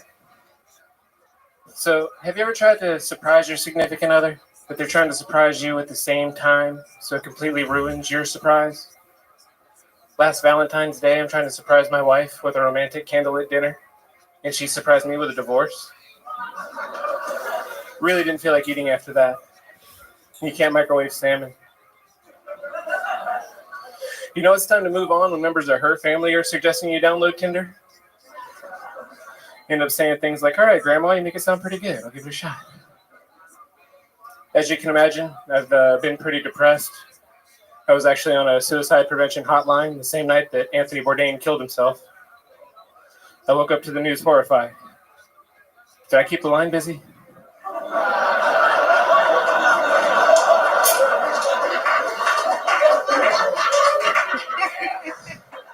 My therapist laughed real hard at that shit. Hell yeah, Eric Staniford. Welcome. This is your first time. This is your first time on this show, First time right? on the show. I've been signing up for about 6 months. Wow, you've been signing up every Monday for 6 months. Take that, 9 weeks, idiot. Yeah, that's fucking incredible, man. And so what happened 6 months ago? You got out of prison and you're like, I'm gonna go fucking sign up for The divorce, actually. Like, I've wanted to do stand up for a long time. I've been a huge fan of stand up my whole life, and I finally said, "Fuck it, why not?" When you got divorced, you did it? Yeah. Fuck, that's so Everything cool. in my set was real. I feel like this is the future version of the guy that got married at 17 earlier. This is him. Fucking, he'll come back on the show 40 years from now. You don't remember me, Tony? We can only I hope was he on gets the show this funny. 40 years ago. I told you I got married at 17. Did you really try to microwave the salmon? Is that No. I actually still have the frozen salmon steaks in my fridge. Oh, Jesus! Don't eat those. What? I'm not gonna. What about salmon steaks? I'm so confused. What did I miss? Well, he was going to cook a meal for his wife, and he ended up she divorced him before he even. And then I didn't feel like eating, so the salmon went bad. Yeah. Oh man, jeez, Louise. Where are you from, Eric? I grew up in Florida. Grew up in Florida. When did you move to Los Angeles? 10 years ago. 10 years ago. Like last week, makes 10 years. Wow, that's so cool. And what did you do? I came out here to be a skateboard photographer for skateboard magazines, and then I learned that nobody makes a living doing that. Oh wow, our good friend Rick Kosick is a. Rick Kosick's been a huge influence my whole life. Do you know he's out there? Oh yeah. Oh. I talked to him before. I studied his work as a child. Oh, You wow. better. Oh, Jesus. Back in the film days, before digital, all that stuff, man. I know what's up. Wow, Jesus Christ, you're like a tough guy. Wait, who's like the best skateboarder you ever shot? I've I've shot pretty like a lot of. Tony Alva is probably the most famous one that Okay, I've all done. right, I'll take Tony Alva. Back to you in the studio. Wow, Jesus Christ! So all this He's the skateboard original talk, I thought we Dogtown were- skateboarder. That's fine. Oh, okie dokie. For those of you that are you big skateboard fans, you got a Yeah, I little, think we have some. oh, there's one guy. Thank you. Little- who's that? I call them rascals. So Eric, let's talk about it. You have like a tough guy look to you. For those of you listening to the podcast, he sort of looks like if Chuck Norris had milkshakes made with only romaine lettuce or something like that. All right. Looks like Vincent Van Gogh skateboarding. He does look like Vincent Van Gogh skateboard. I'm trying to go for a Andrew Santino chic with the beard, but it's not working so far. You look like a tough guy, but also like a stoner. You're like a reefer Sutherland. Or Eric something like Stoltz. that. I had dreadlocks until the beginning of August. I had dreadlocks about down to my back. Really? Shut up. Yeah. Wow. Why? And then you got divorced from them. Pretty much, yeah. Yeah. You look like a guy who wears poodle skirts and shows your ding dongs to grown men. How long ago did the divorce happen? February.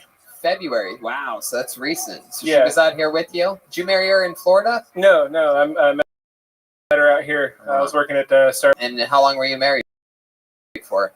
14 months. We were together for 8 years, but we were only married for 14 months. Was there another guy? Or was Yeah, that's what it looks like. I'm not exactly sure. When you say that, like that means you walked in and started masturbating? Yeah, the dude she told me not to worry about is on her social media a lot these days. So Better watch out for that ding dong.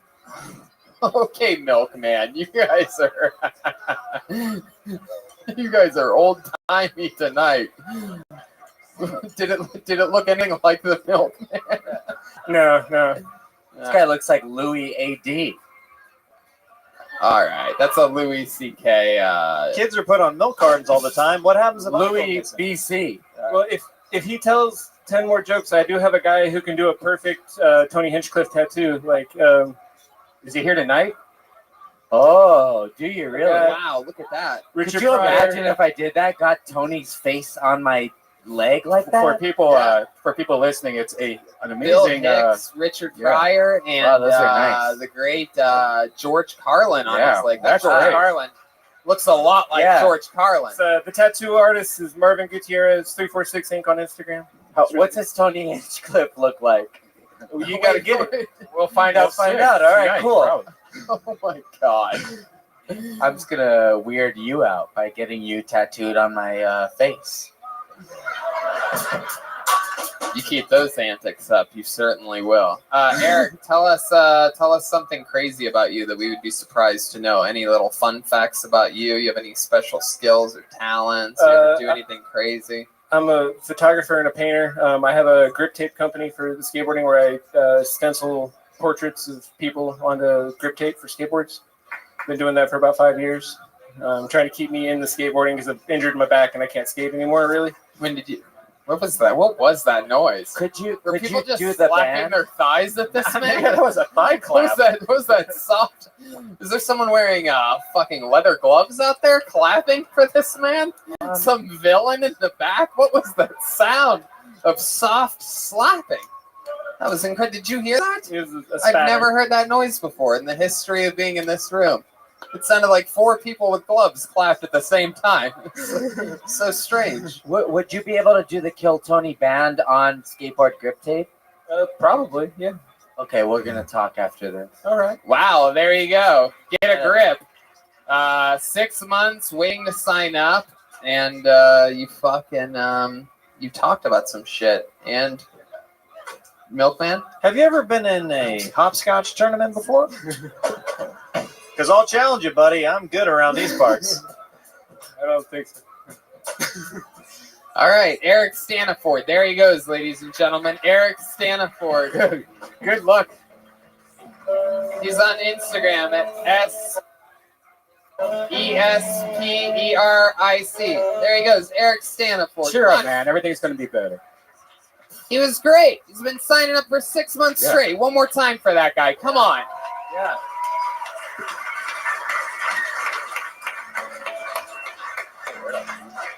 This show's fucking crazy tonight. Anything can happen. What a Alright. weird show. What was that? What a weird show. Bill Billingsley, are you drunk? I hate my wife. What is I'm my secretary. This is my only solace. I'm starting to wonder if he started the show drunk. I think there's he has a look in his eyes like Yeah. he's sort of drunk. The milkman fucked my wife. There, I said it. My kid looks just like this guy. Fuck you. All it takes is 3 pumps.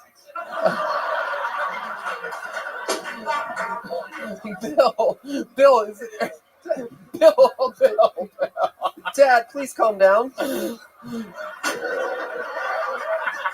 I'm this guy's dad now.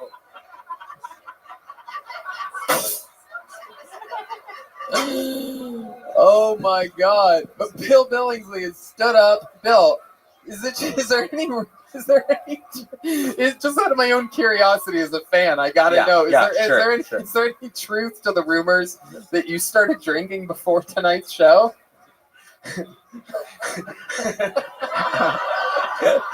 How much? Hold on, Tony.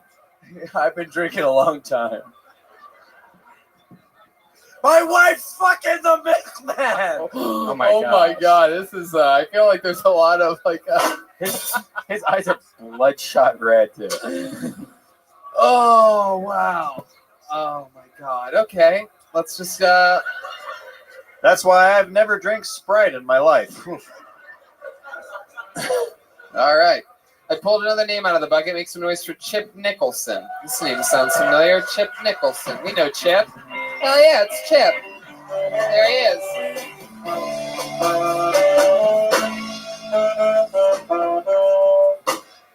I don't believe in black ghosts. Anybody else? Never heard of a haunting? Never seen a real black ghost? Came to a conclusion. You know why you don't see black ghosts? Because black ghosts ain't got shit to haunt. Think about it. Every decade they come back is better than when they left. They're like, ooh, ooh. My work here is done, and they fade away to heaven. I said that at a show one time. You know why you don't see black ghosts? And this lady stood up. Because they're too dark. You can't see them. I'm like, that's not where I was going. I think it'd be funny to see a colorblind Crip.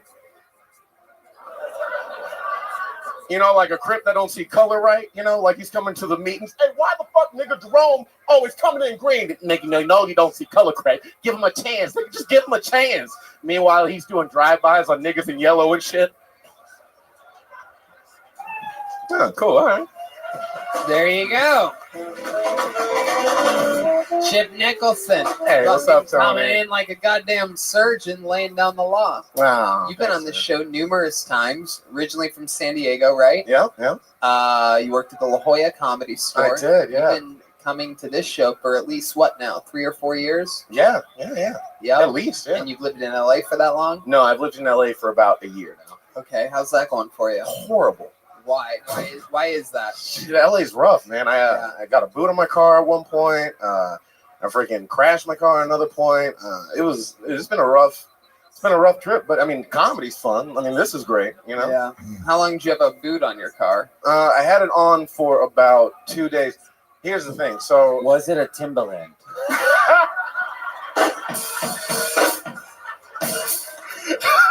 Joelberg.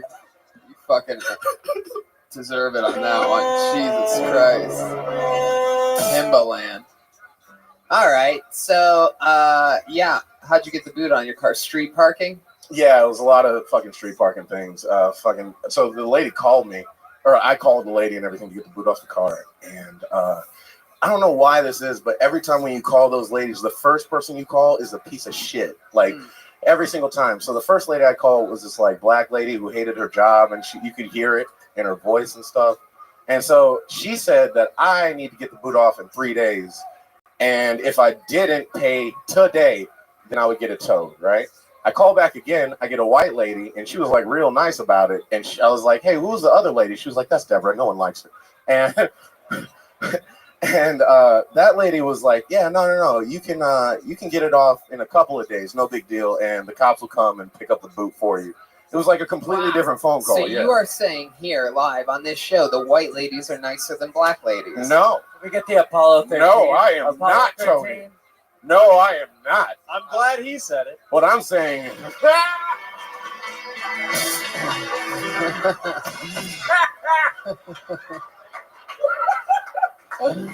Aphrodite, put that butcher knife away.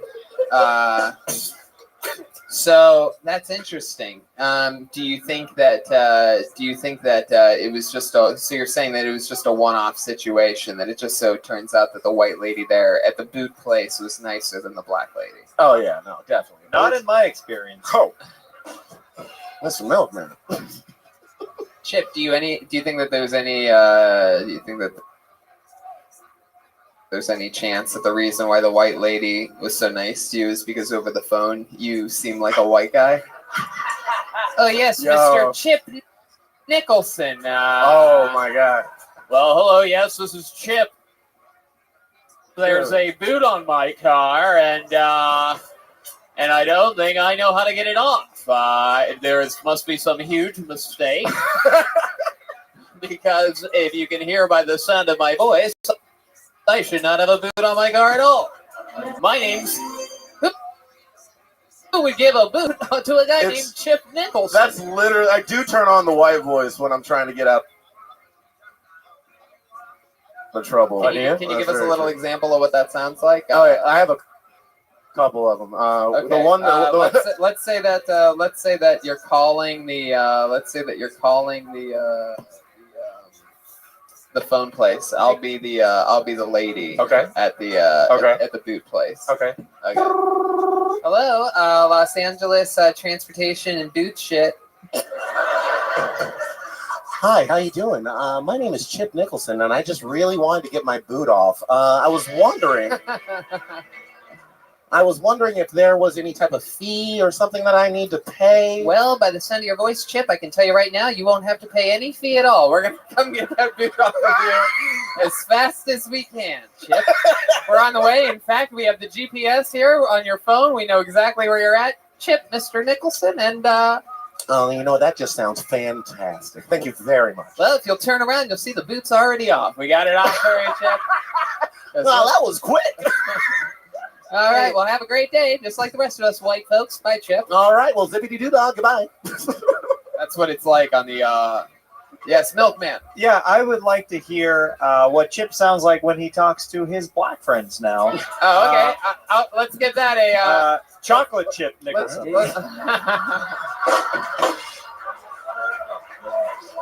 Those chocolate chips. Thank you, Mr. Milkman. He actually ate a cookie. Oh, those are good. Wow. Chip, you want some milk to wash that down? It's the community. Wait, someone else who took a sip of it. Was it little Julian Aguilar? Who was it? Honestly, how old is that milk, Jeremiah? Man, thank you. Who sipped the milk? You guys are hey, acting thank you. Fair warning. Yo, thank you. Fair And warning. I think I just did the black voice right now. Yo, thank you. Yo, y'all, thank you. That was so perfect. The Apollo 13 just stopped him from taking a sip of the. Yeah. Oh, that was. No, Chip, don't do it. Black people don't even drink orange juice at other people's houses, let alone milk. What the fuck is that supposed to be? What the hell is that? It's a fact. That's a fact. Yeah, black people or Mexicans will not drink. Oh, you're milk. adding Mexican too. Well, you know what? Actually, I think that goes for white people too. I think you just shouldn't drink orange juice at other people's Or houses. milk. You always want to know when the orange juice was like open, and you don't want to have to shake it. It seems like it's like too big of a deal. Really? There you You go. should only drink orange juice at your own house. It's not really a communal beverage. Okay. I guess so. You should either water or nothing at that point. If Right. anything You would better- Y'all don't milk drink at juice at other someone's people's house? houses? For real? What? You would just drink milk at someone's house? One, I don't drink milk. I drink almond milk. Wow. There you go. And I don't drink orange juice. There's too much sugar in that shit. Oh my God, Brian Redband. fuck? For those of you that know anything about Dr. Redband over here, the nutrition specialist. Hey, what are you He drinking right drinks now? so much almond milk that he's shaped like an almond now. So. And It doesn't even make sense. They're tiny and adorable. Pear milk, yeah. Apparently they have almond milk at Bob's Big Boy now. Oh, Chip, what else is white about you other than your voice? I like to snowboard, skateboard. I like white bitches. Wow. Oh my God. The Apollo 13 is throwing ninja stars up here for this view. I mean, I like all bitches, but you know. I like to snowboard. What else? I don't know. I like anime. I love anime. That's weird. But I feel like, is that what you call having sex with white women? Snowboarding? Straight powder, son. All right, well, Uh-huh. there you go. Yeah. I mean, just a hilarious set. You came in and fucking laid it down for a minute. Better than anyone else so far here tonight, and it's a fucking blast to have you always. Thank you, So man. fun to watch. I'll say this is, you know, some of these people that you get to see when you don't see them for a year or two, and then you see them again, and they're exponentially better. I'm serious. Like, that was the best minute you've ever had on this show. You came in and you just fucking laid it down, and it goes to show that experience and doing it for a length of time, and I know that you're always here and hustling and going up a bunch of different places and shows and getting around, so just goes to show that it fucking working hard works. He's proof. It's Chip Nicholson, everyone. He's on Twitter at Chip Nicholson.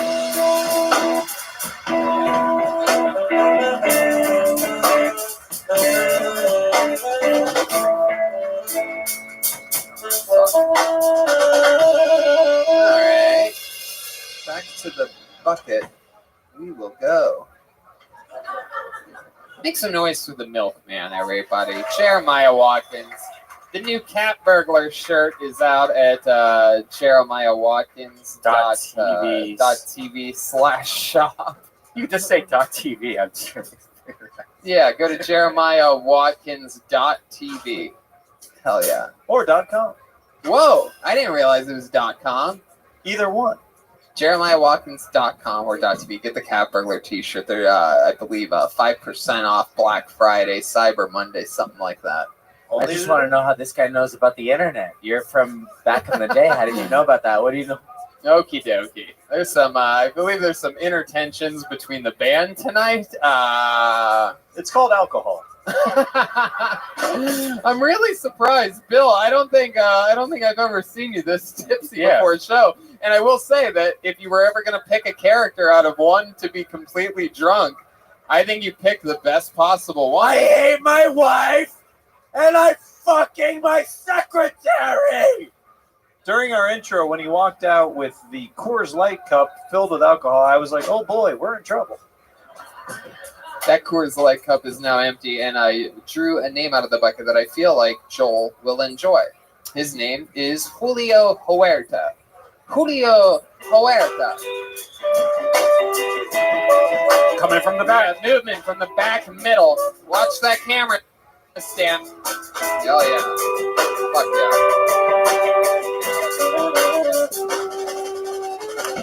Nice to meet you guys. Hello. My name is Julio Huerta, and that is the most Mexican name you've ever heard in your life. I'm from San Gabriel, California. Of course, you won't know where that is. I've had probably the most stereotypical jobs as a Hispanic American. It's okay to laugh. I've been a gardener. I've been a ballet dude, which I think you can't beat those two. I've been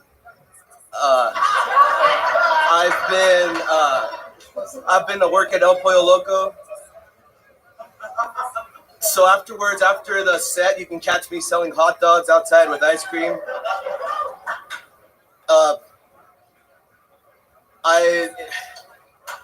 If you're not a real Mexican unless you are initiated in a Mexican dance, if you've been in a real Mexican dance-off, if you guys want to know what that is, I have cousins from Canada, and you have to go all the way to Mexico. Fuck yeah. Julio Huerta. Grab that microphone. Hold that. Hold that right in front of your mouth. Thank you. Hold it right there. Keep Tony, it close. I like this guy. Keep it there. Keep it there. Julio, keep it there. Guys, he was hilarious. You guys just couldn't hear it. Julio, keep it there. You have to hold the microphone up to your mouth. Julio, how's it going? How do you feel right now? I feel awesome. It's my first time, guys, and we love you. We love you. I love you guys back. You got to talk closer into the tip of that microphone. It's something that affected your entire set because we couldn't quite hear you. Oh, you guys have an awesome show going. What? You guys have a great show going. I love your band. You guys have a great chemistry going. I like this. Thank you, Julio. Are you? I love this guy. We've never had a podcast critic comedian at the same time. I'm excited that we pulled you out. Wow. Okay, so this is your first time doing stand-up, right? Yes. First time ever. Yes. Hell yeah! Is this your first time ever on a stage performing something? We're losing that mic again. Julio, you're the first person in the history of the show to just find the microphone completely unnecessary. This is double microphone show because not only is that a real audience with the speakers that go from the mic to here, but it's also a podcast, so the microphone is incredibly important. Yes. At one point, about 20 seconds into your set, even though I gave you a real chance, something in my gut told me that you were going to get closer to the microphone. Sometimes my gut is completely fucking wrong, and you didn't. Jeremiah and I did a little dance with our eyes. He pushed the mic a little bit closer to you to indicate that you weren't in the microphone, and yet then you took a full step back. And then an amazing work that I've never seen before, which, by the way, I thought was hilarious. I think slowly bombing your way to the back of the stage to where I was hoping it was literally just going to end with you just moving.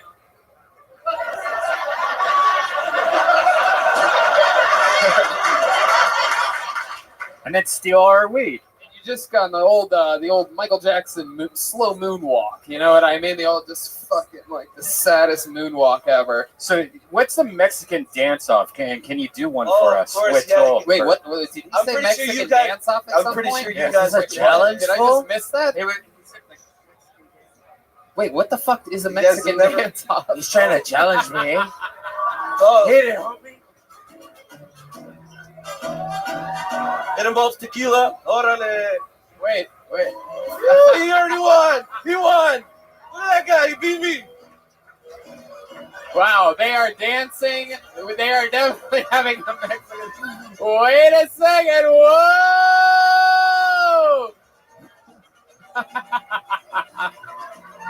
This is incredible. Bill Billingsley is on fire. Oh my God! He's just trying to help him. Wow! Officer, hey, what's up, fool? Bill Billingsley is drunk as fuck. You guys missed I hate my wife. Julio Huerta has all the mic cable in his hands at this point. For those of you that are fans of nervous cable grabbers, which we've seen a lot of on this show, he just had the entire cable for a moment, literally wrapped around elbow to wrist like some type of grip. This guy's like Benicio del Boro. Woo! Julio, where are you from? San Gabriel. That's like 15 minutes away from LA, but with traffic, do whatever. Okay. Benicio del Snoro. Okay. There he goes. Off to fuck his secretary. There goes Bill Billingsley. So Julio, this is your first time on stage. How old are you? 23. 23 years old. All right. And you San Gabriel, what do you do for work? I'm not joking. I'm a gardener. Are you really? Yeah, proud, man. Wow. 6 days a week. Wow. You may have just won the Mexican dance-off by answering that question. Wait, what type of gardening exactly do you do? Landscaping, but I mean, I was in college. That's where it's at, man. You know. Wait, what? That's where what's at? The landscape? The landscape. No, I mean like that's where you want to succeed. You know, go to school. What were you going to school for? VCR repair? English. I was a writer. Yeah. I don't want to bore you guys. You were a writer. I've never seen a writer retire before the age of 23 before. Are those fake hands? That was the old me then. Back when I had hands. That. Okay. I picture. All right, forget it. All right. So Julio, you live with your parents? I do. Yeah. What do they do? My dad owns the company. Your dad owns the company, as in the gardening company? Hey-o. Oh, fuck yeah, that microphone. And your mom, stay at home mom? Yes. How many brothers and sisters do you have? 3 boys, 1 girl, including me. 3 boys, 1 girl. 4 kids. It's too many. Are you? All right, okay. All right. Well, is it tough working for your dad? Is he rough? No, just gotta persevere. That's all I can say. Oh, you are a writer. Thank you. Did you recently read a pamphlet on how to be a human? I love this milkman. Okay. You've literally said in the last few minutes, you need to persevere. College is where you get good. I'm starting to see some holes in this alien. Bill Billingsley. I feel like persevere is the only big word Latinos ever learned to use. Like cholos are like, yeah, fool, you gotta persevere, homie. Hey, fool, we're gonna persevere, eh? It's like all we have, and I'm mad that you revealed that tonight. Hey, this next guy's gonna persevere, dog. That's right, dog. I'm glad he said it. Wow. So Julio, what do you persevered, homie? You ever take a girl back to your parents' house and like on a date or anything like that? I had a girlfriend. I recently broke up, but unfortunately, within the minute, I didn't get to it. But I'll be back, of course. Oh, you're saying? Yeah, I'm lucky. I'm with my friends, man. Those guys motivated me and stuck by me this whole night. I fucking love that. That's what friends are for. I love it. Julio Huerta, ladies and gentlemen, there he goes. There he is. His first ever time on the show. His first ever 1-minute set. Damn, the Apollo 13 just laughed at him about something. I will never know what it was. Okay, back to the bucket we go. No, we got word that Malcolm Hatchett is a little bit under the weather tonight. So, yeah, just found out about that. He'll persevere. Which sucks, right? That's not fun. So I pull another name out of the bucket. Make some noise for Jackson Banks, everyone. Jackson Banks. Wow, back in the corner again. All the way around. Here we go. Clap your hands one more time for Jackson Banks, everyone. Thank you. Where my fuck boys at, huh? Any fuck boys here?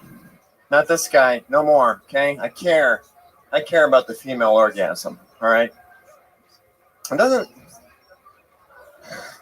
doesn't fuck boy sound like a superhero sidekick? You know, like it's gentleman and fuck boy. These girls gonna put out after we save them. That's not why we do it, fuck boy. It's about altruism, damn it. Rescue her and wait for her to make the advance. Resent her if she does not. Anyone here been Me Too'd? But, well, I have friends who are like, hey, I'm worried about getting Me Too'd, man. Well, buddy, you have to be successful. You know, how do I know when I really made it? When I'm finally brought to justice. Okay. Thank you. Fuck yeah. Jackson Banks is here. This is your first time on the show, right? It is, yeah. You look like a goddamn rock star. You have Thank all you. the rock star qualities of a rock star. Yeah, I think that's what I'm really supposed to be doing. I don't know what I'm doing here. Do you know how to play music of some kind? I know you got to take over for Roseanne when she got in trouble. You got the whole show to yourself. Like Mitch, I get Hedberg. I get Hedberg. Oh, I get. I'll die there. I don't care. Bill Billingsley is drunk. He fucks his secretary. He cheats on his wife or something. No, like why that. not? No, I hate my wife. I'm fucking my secretary. Yeah. Back to you. Thank you. So Jackson, how long you been on stand-up? About 6.5 years. 6.5 years. Mhm. Yeah. What part of Portland or Seattle were you doing it at? Fuck you. You're from Austin. You're from Austin. No, Can we well, guess? I'm originally from Salt Lake City, Utah. Whoa. And then I was in San Francisco for a year. Milkman. Yeah. Is it me, or does he look like the tallest elf in Santa's workshop? You just got motherfucking roasted. Oh, it looks like the milk is boiling. So it was San Francisco. That was the northern point that I was, the vibe that I was getting off you. San Fran for how long? The whole year. stand-up part? It was only a year. Only a year? Yeah. And now you live here? I live here. How long ago did you move here? About 5 months. Oh, cool. You enjoying it so far? It's pretty good. I've been getting fucked pretty good, but it's. Oh, so you're still a fuckboy. It's good. I'm still a fuckboy. Beg pardon? Yeah, I mean, Did like, you just say he's been getting fucked pretty mean, good? I let me explain. So the city took my car. I didn't. What did your car? The city took my car. Oh, did it start with the boot? It didn't. No. You boot. must They have just talked to came the and black checked it. lady, not the Yeah. white lady. Yeah. No, it's from earlier in the episode. And then we took on a subletter of my apartment, but we realized the subletter had more money than me, so I got demoted at my apartment. You got demoted. Yeah, I became the subletter. I was usurped. What about deliced? Deliced? Did you get deliced? Chroma Chris asking the tough questions. So you don't get along with your roommates, or you do? No, we're great. It was Yeah. just kind of a fucked up dynamic for a while. The power play was a little weird. What do you do for a living? I was a caregiver for a while, and now I'm at a staffing agency. Who did you give care to? The dying. Okay. Wow. Like hospice? Like he just said he gave care. I want to know who he gave it to. That's it. You know, I guess I was Alright, dying. Back to you. Basically, I gave, yeah. Can someone get Bill Lingsley a bottle of water and a B12 shot, please? My God, I don't think fucking your secretary again is gonna help this, Bill. All right, man. So Jackson, you're here. You've arrived. I mean, you obviously you're like a real fucking comedian, and you have a cool style and a cool name and like a look. And you seem like you have worldly experience. When you say you've been getting fucked a lot, what are you talking about there? Like, are you? Beg pardon? Yeah, that's what you said, right? Yeah, I meant debased. That's what sex is to me, is debasement. Debasement. What I mean is, it's a metaphor. Getting fucked is me having a really hard time. Oh, I'm getting fucked. Oh, I man. got I'm getting fucked. Got it. Oh. Yeah. Got it. God, I had no And I'm the one that's fucked up. All right, look at this guy. I pictured since you were from San Francisco for a little part, and you seem like you have that rock stars like to fuck everything. You know what I mean? You were getting that vibe that I was thinking maybe you were actually getting fucked more. How is your love life? I picture ding dongs and kitty cats. Well, that doesn't. Okay. How is your love life? Good. It's good. I'm learning about, just pretending that I don't care, You just got to put out the vibe like, I think you're nailing it. Thank you. You on like dating apps and things like that? I was. I don't know. I just sort of I sort of drifted away from that. How many acoustic guitars do you own? I know guitars. Do a bit of rapping. Really? Hip-hop. Yeah. Wow. I got a I got a hip hop album coming out. Not in my town. What's that? Do you have anything out there that we could find, like on the internet or something like that? I haven't really dropped any singles. You want a freestyle? Give me a time to do this. Yeah, you want to freestyle a little bit? Oh shit.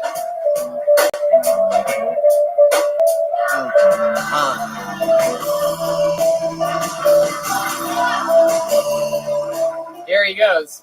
Jackson Banks. Adrenaline is hot, nailing it, I'm not. I got no love life, no fucking wife. Just tried the city's fucking me hard, and I got nowhere to go. I got to go, and I got to Rhyme like the bard, baby, that's right. Get on these nuts, baby, and slip away with the Google Ganja. I'm a monster, I'm a motherfucking man with a plan and lost in, motherfucker! Okay. Baking soda! Baking soda. The Apollo 13 is losing their minds right now. Let's start with the milkman. Could you possibly play some a swing music track instrumental or We can do a little something swing. bebop or something like the- perhaps, Red Band? Why are you going to rap as well? I might do a little freestyle. Oh, shit. shit. You're gonna get For the record, Yeah. Sure.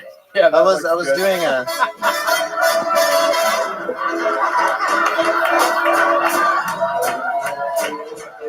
You're an embarrassment to the whites. You make me want to fight.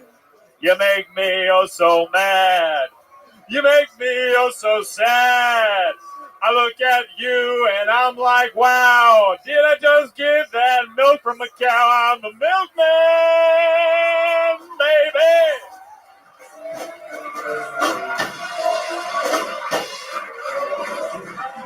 Fuck. Wow. Fucking unbelievable.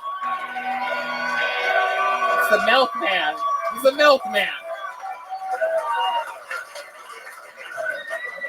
Listen to the Milkman's new rap album on SoundCloud coming soon. We call him Lemon M. Wow. I take it that was not well received. Looks like I can have my milk and drink it too. Wow. Should I just drink just to complete the humiliation, just drink this milk? No, don't drink the milk. No, we won't let you do that. Apollo 13. No, milk is for winners. Wait, no, you do want him to drink the milk? I mean, they're upset. For the record, I was not doing a black voice. I rap as a baby. I'm Gugu Ganja. That's what they call me. Baking soda. Gugu Ganja, and he's chugging the Guys, milk. this Oh, milk it's going is- down his lip onto his chest. Wow. Oh my God. This guy is rock Great. and roll. Now I've got to lactate from scratch to get it to the top again. Wow. Jackson Drank the whole Banks, thing you are of milk. more of a man than I could ever be, and somehow you're also sort of more of a woman than I could ever be. Yeah. Make some noise for him. He had a great set. Thank you. I mean, it's not easy to rap against the milkman. I would never do that. I don't even think he realized real rap skills there. Now that you mention it, I've never seen the milkman and the rapper, the Birdman, at the same place at the same time. Okie dokie. What do you guys think? We should go back to this bucket one more time.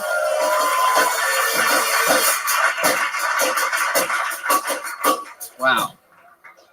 Okay. Make some noise for G. Gitman. G. Gitman.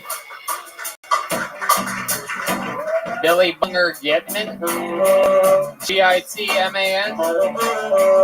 And that's a blacklisted. Oh.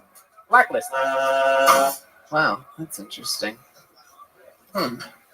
Some people not making it for their spots. That's gotta suck. Okay. You guys ready for your final comedian of the night? Put your hands together for Tariq Joseph. Tariq Joseph. Oh, here he comes. Here he comes.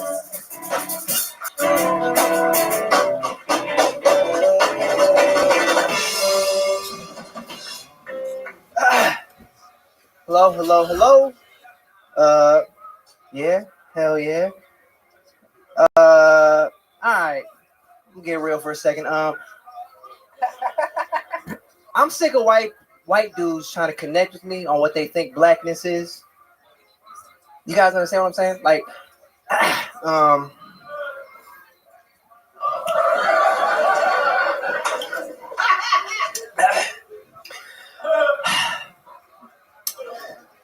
shut up.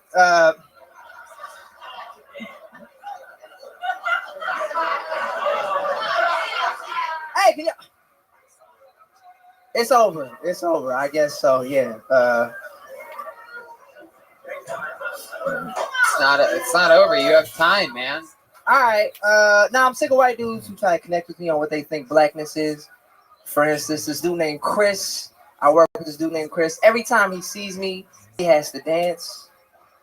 Like that's his thing. Like every time he sees me, like he'll be talking to some coworkers and he'll see me from across the room. He'll be like, yo, Tariq. Go ahead. I still want to hear where you're getting with all this. I'm excited to hear. He says Tariq, and then what? Well, this is exactly what happens. Like he'll be talking to coworkers and he'll look over there and he'll go, yo, Tariq. Oh shit.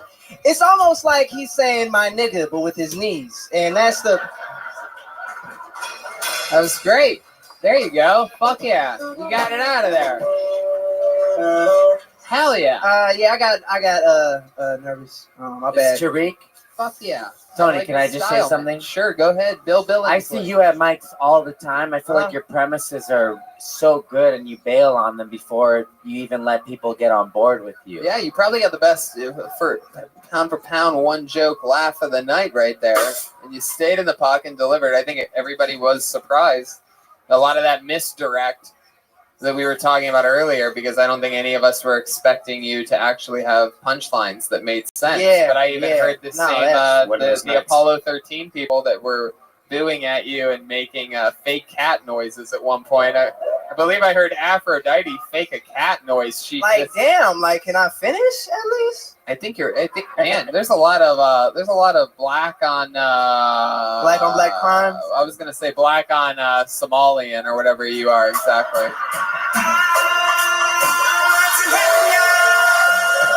I knew that.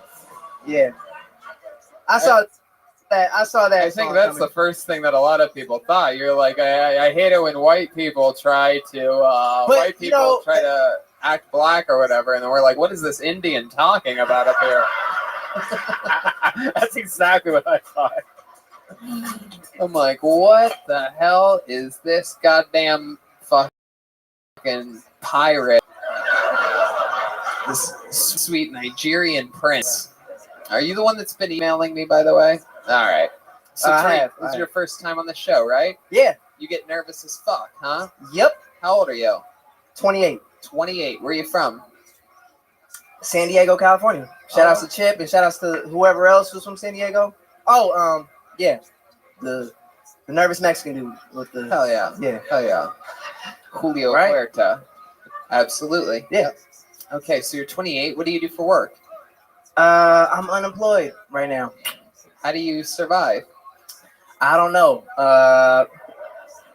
What's the name of the terrorist organization that sends you checks? I can't say. Are you where my 30 cents a day is going? Milk. The price of a coffee cup a day. Milkman. All right. Well, did you save up a lot of money in the Bitcoin or something like that? Like, I just don't understand how a human survives without.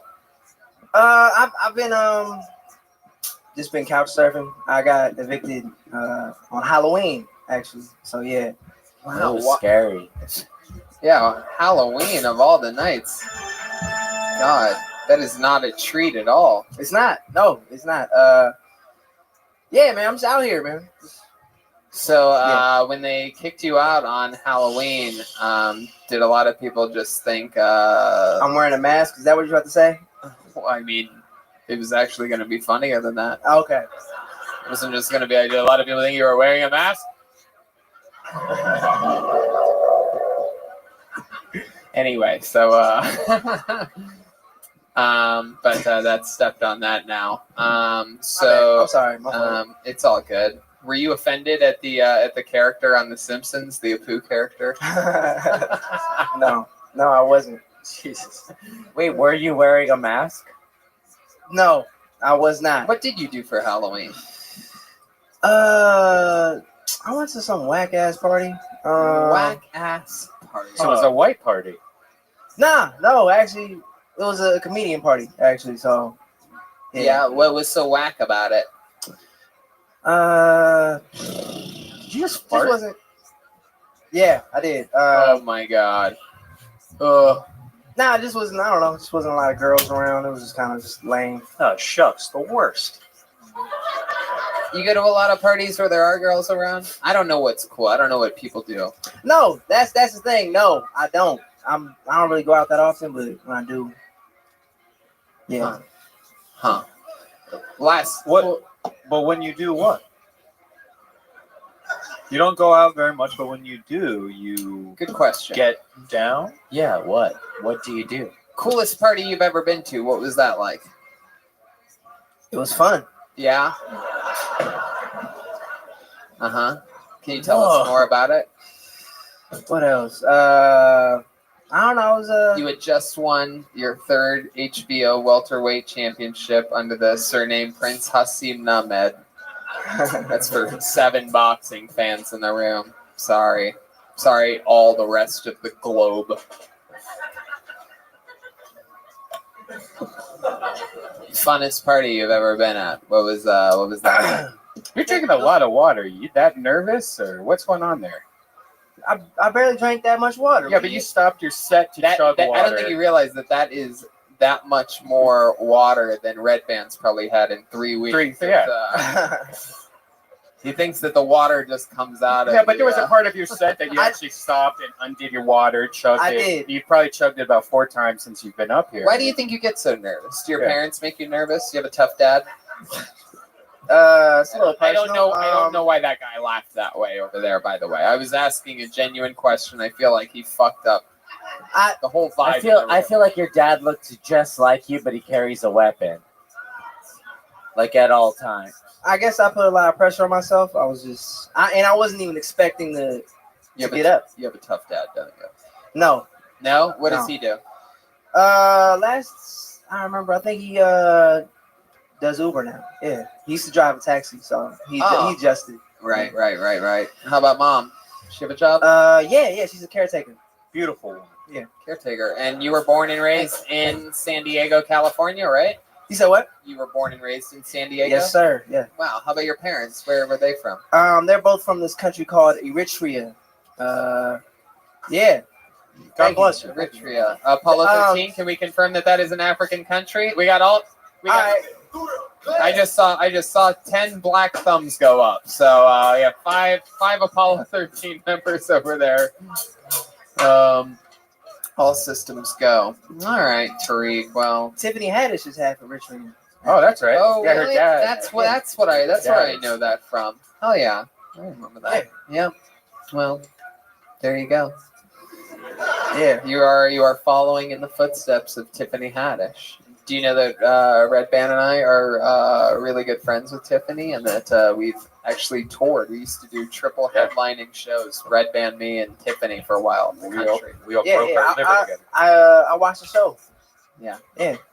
Now I can't get her to return a text message, but we used to be really good friends. What anyway, no, I'm kidding. It's not right. true. I can get her to return a text message. It just takes a while, and she pretends like it's her assistant when she finally responds. Okay, how does that not get a laugh in this room? You guys think I'm being serious, you fucking weirdos? I'm just being sort of serious, actually. Tariq Joseph, congratulations, man. Fun set. There you go. What time is it? Do we have to end? Oh, my God. Ryan J. Ebelt. Here we go. Here's a drawing from Ryan J. Ebelt. We did it. Tonight was this was tonight's Kill Tony live, guestless. A guestless episode. Can you believe it? The first ever guestless in LA episode out of 314 episodes. Look at this amazing drawing from Ryan J. Ebelt, ladies and gentlemen. Can I just say, unbelievable. Font and everything. Milkman, that's Jeremiah Watkins over there. Jeremiah, why don't you say some parting words to these people? Follow me on social media at Jeremiah Standup. I'm looking for a saxophone sponsor currently for the show. Why not? Reach out.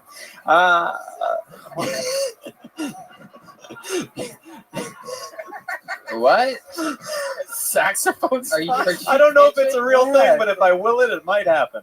I think there's like gonna happen. Saxophone makers in the You world. think someone's gonna wait to hire you to play at a party or something? No. They might send me a saxophone to rep it on Kill Tony and Jeremiah Wonders and whatnot. Absolutely. Yeah. Yeah.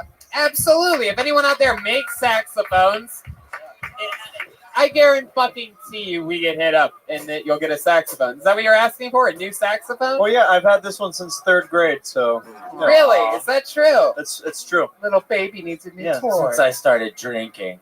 Yeah. All right. Tonight, Chroma Chris was here, ladies and gentlemen. The legendary speaks softly and carries a big stick. What did you think of tonight's episode, Chroma? Gee golly, Tony was bitching. Am I right? That's a 50 slang because we're. Hey, anyways. You can follow my band Drac and the Swamp Rats is playing in San Diego. Right? Hey, stop laughing at me. San Diego, Drac and the Swamp Rats. Follow me on Instagram. Fuck yeah. Joelberg Joel Jimenez, ladies and gentlemen. Bill Billings. Guys, we're on fucking Jeremiah Wonders. Yeah, the that's whole right. band is on Jeremiah Chroma Wonders. Chris and Joelberg Joel Jimenez are this week's guests on Jeremiah Wonders, a brand new episode. Chroma Chris talks a lot. Wow, right. I know. I'm going... fucking my secretary. Oh, God. And I hate my wife. All right. Yeah, get the Cat Burglar t-shirt. Get the Cat Burglar t-shirt. I'm doing stand-up in Baltimore this weekend, and I'm doing stand-up New Year's Eve. I'm spending it with Jeremiah Watkins, and I are going to go out there. We're doing one night, 2 shows of stand-up comedy, extended sets. And then Kill Tony goes to Phoenix, Arizona, January 26th, and some of us I'm headlining a stand-up show the night before that Friday night in Phoenix, Arizona. There's don't forget about speedweed.com. Yes. Check them out. Gino hooks us up all the time. And if you want a MeLikePart.gov shirt, there's some in there with the Kill Tony shirts in the lobby. And by the way, for those of you that are wondering, I don't know how many of you have been paying attention to any of my Bet DSI picks, but I am absolutely at 100%. I've picked everything right so far. And coming up this Saturday, not this Saturday, but the Saturday after this, it's the next UFC event, December 8th, live from Toronto. And, you could bat 1,000 with me. I just won money on betdsi.com using the promo code KILL120. I won Ohio State defeating Michigan this weekend, big time. And I also made all the correct picks on the UFC. Remember to take the Pony Parlay, Joanna Jędrzejczyk, Chad Laprice, Claudia Gadelha, and Max Holloway, the next UFC. All right. Thank you, live audience. Bye, everybody.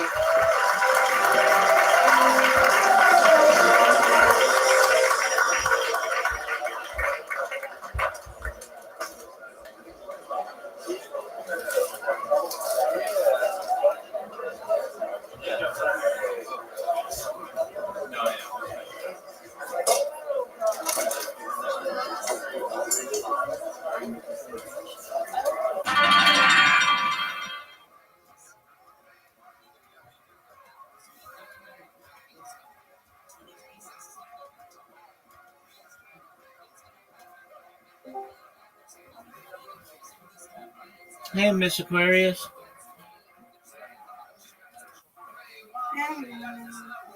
How are you? How's your day off?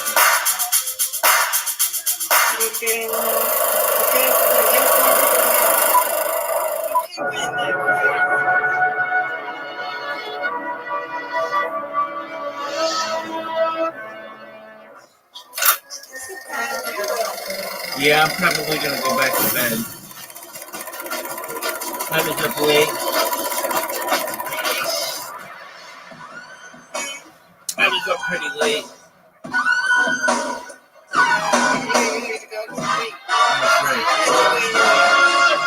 Hey, this is Brendan. Coming to you live from the Road Famous Comedy Store Belly Room for a brand new episode of Kill Tony. Give it up for Tony. 10:15 in the morning. Hello, everyone. We're here. Make some fucking noise. Come on. In the belly room of the goddamn Comedy Store. Brian Redband is here. Hey guys. We're live. Are you guys excited for this? You're packed in the fucking attic of the Comedy Store right now. This is not what we do anymore. You guys are all way too close for comfort right now. It's weird. The great Ryan J. Ebelt is here drawing tonight's episode while you all sit there enjoying yourselves. He's hard at work. And hello to the, what do we got?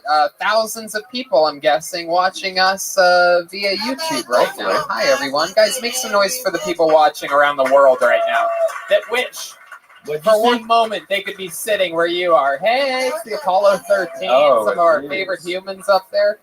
Life is good, Brian. What about him? Is those yours that say add me No. over there and socialize? No. They be over there other side, and I'm over there. I'm like, who is that? They sit with Rabbi all the time. Oh yeah, I know who. I don't know those people, but we're always in the same. What do you call it? Voice channel.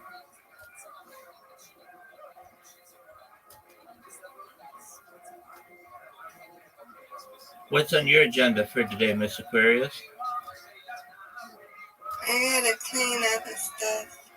I gotcha. I got to clean up. This pollen's out, so I need to dust and stuff like that. Oh, you don't have any power? You know, I said pollen. Pollen? Oh, pollen is out. Oh, yeah, definitely. Yeah, the pollen. I'm allergic to it. Oh, yeah. Is it tough this time of year? Yeah, but it was bad yesterday and the day for that. It's bad today. That is rough. What makes it better? Is it better when it rains? Yeah, and I'm ready for it to rain. They say it's supposed to rain next week. I'm like, come on. Yeah, definitely. Because I'm ready. Do you not have to go to work until Monday? So Tuesday, I only work 3 days. Tuesday, Wednesday, Thursday, and I'm off Fridays and Mondays. Oh, very nice. And weekends and holidays.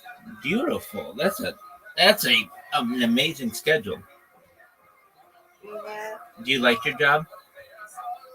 Yeah, I love it. I love it. That's wonderful to hear. Do you work with nice people? Yeah, I do. Just got one that, she done come down a little bit. Yeah. I don't say too much to her. I mean, I have to work with her. Good on you. I have to help her and stuff like that. You know what I'm saying? But I don't want to say too much to her. So she don't say too much. We say good morning and everything. But other than that, that's it. Absolutely. You keep things amicable. Yeah, I'm there to work. I ain't there to get no friends. I'm there to work. Yeah, I don't know how anybody couldn't get along with you, though. Now, when you work in the office setting, see, I work in the office and I work in the auto auction. And when you work in, and this is new to me when I first got there, and I get it now. So a lot of people have said it. When you work in the office setting, you always have that one that like to gossip and talk about you. And always have that one. You're gonna always have one. I'm in agreement. I'm in agreement. Somebody who's bored, doesn't have anything better to do than to just talk. No. I am in agreement. All right, so yeah, there's always one, but so long as everybody else is good, then that's not too bad of a situation. Welcome, Frosty. Let me get out of here. Hey, Frosty. I gotta hang up off this, How do you get out? You hit leave. Frosty, do you know Miss Aquarius? I got out of there. It was too much. You got a lot of people in your little thing. I had to find me one that got too many people. I was sleeping, it was quiet. And then a lot of people just came on in there and started saying the N-word and everything. It was getting on my nerves, man. It woke me up. I can't stand that. It is. Auntie doing her thing out there, and then I told her she got to spray because that stuff be in my room. I can smell that stuff. I'm like, man, that stuff is strong. Oh wow. Miss Aquarius, this And is, the people do that at work. Like, they'll come in, the customers will come in there and it be so loud. Like, I don't know why they don't tell them to. I'm sorry, I'm just talking so much. I was just saying. no, you're okay. This is my friend Frosty. Frosty, Miss Aquarius. Hi. He's a nice person. Hi, Frosty. Nice to meet you. Miss Aquarius is my. He's my friend. Rabbi's friend comes with I just thought it was because I have to send some things and just like I just say hi and keep them company mostly like that. That's right. Okay. Frosty is some of the reason why I'm up so late sometimes. But that's okay. I always like having company. Yeah, I've been in here sometimes, Frosty. I've been here every night and go to sleep. Oh, that's what I love. That's amazing to me. I love it. Yep, I go to sleep. Yep, I stay right here and go to sleep. That's right. And we play bowling together. And we play Play-Doh every day. That's right. It's a nice little way to finish up our days. And I did good. I practiced it earlier today on bowling. And I won. I think that person didn't like it. I guess he left. I beat him.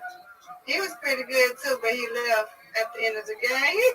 Because the timer kept going, he didn't like his last two on the fifth thing. Yeah. He didn't do it, so he must have left. He didn't like that. I won. You want to play now? And I won Orcho. Oh, sure. You want to play now? Yeah, I'm just practicing. All right. I'm probably going to try to do some mini golf and practice that because I don't know. That's what you need to practice. Because that's where... Yeah, I need to practice mini. Yeah. That's where it's intense. Miss Aquarius, do you like men's or women's college basketball? Yeah, I look at some of it. All right, March Madness started yesterday. Did you fill out a bracket? Mm-hmm. Did you fill out a bracket where you pick all the teams? Because I'm not into that. All right. Like that. Because I'm not a sports person like that. I'll look at it from time to time. Okay. But, yeah. I gotcha. Very well. Well, you know it's a big thing, so that got kicked off. So I've been keeping my eye on that. And, yeah, those people in Socialize, they can be, I don't listen. Somebody got kicked out. Oh, I just let, did I leave? No, I didn't. Yeah, I did leave out of there. Oh, God. They can be, I can't take it. they can be so mean, and they DM me. They're very mean when I turn my, like, I don't even listen to them. Frankly, I stay muted, which I think is. I heard somebody say, why every time we said somebody, man, Rabbi, I always don't never be around. And some do, but some people are saying, he said something, he's like, every time I'm in here, I don't see him or something.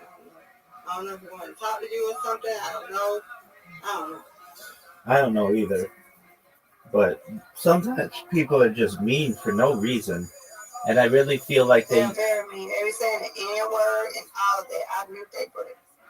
Yeah. I wish I could get mad in here, but I ain't going to do that. I don't need mine. So I might keep my whole life. Right. I don't understand that. I don't understand why it gives people joy. I wish I can get my own server, but I don't want a server. If I make a server, nobody's not going to come in there. So there's no need to make my own. That's how I felt too for the longest time. I felt like I'll be in here just by myself. It takes a lot of work, I'll tell you that, Miss Aquarius. It's not easy. And then I get all kinds of server invites from other people who are like, join my server, and it's got like 4 people, and it's like, you have 4 people in your server. What am I going to do? Like, you're not in there. Nobody else is in there. So now you want me to be in there and just be alone? So. Yeah, I do my I wish best. I could just go and make up my own. One person I was gonna discover, he said I can make my own. So I was like, well, can I have my own little room? Let me have my own little room. Yeah. Well, I understand that. I allow people. There's a feature in my server that's called Join to Create, Yeah, and you got a lot of them. yeah, and so if people want to just have their own little spot, they absolutely can. They can do whatever they want, and so long as I use the internet relay chat, and oftentimes it's even more toxic than game communities and just it's like the worst. Everyone treats everyone else equally. And it's just like a timestamp text kind of thing. What do you say? IRC internet relay chat, really toxic. Oh, on here? Internet relay chat. No, internet relay chat is like a client where you download an IRC client and you can go to different chat rooms and stuff. Depending on your phone. You download on your phone or on a computer? You can download it on your phone or on your computer. What is it called? IRC, Internet Relay Chat. Oh, IRC? Yeah. I've heard of that, I think. Yeah, it's pretty good. I mean, lots of coders and stuff go up there. We'll see. Let's see if they have it. Yeah. You said IRC chat? That's what you said? Yeah, there are different clients for different phones and different browsers. I'm using HexChat right now.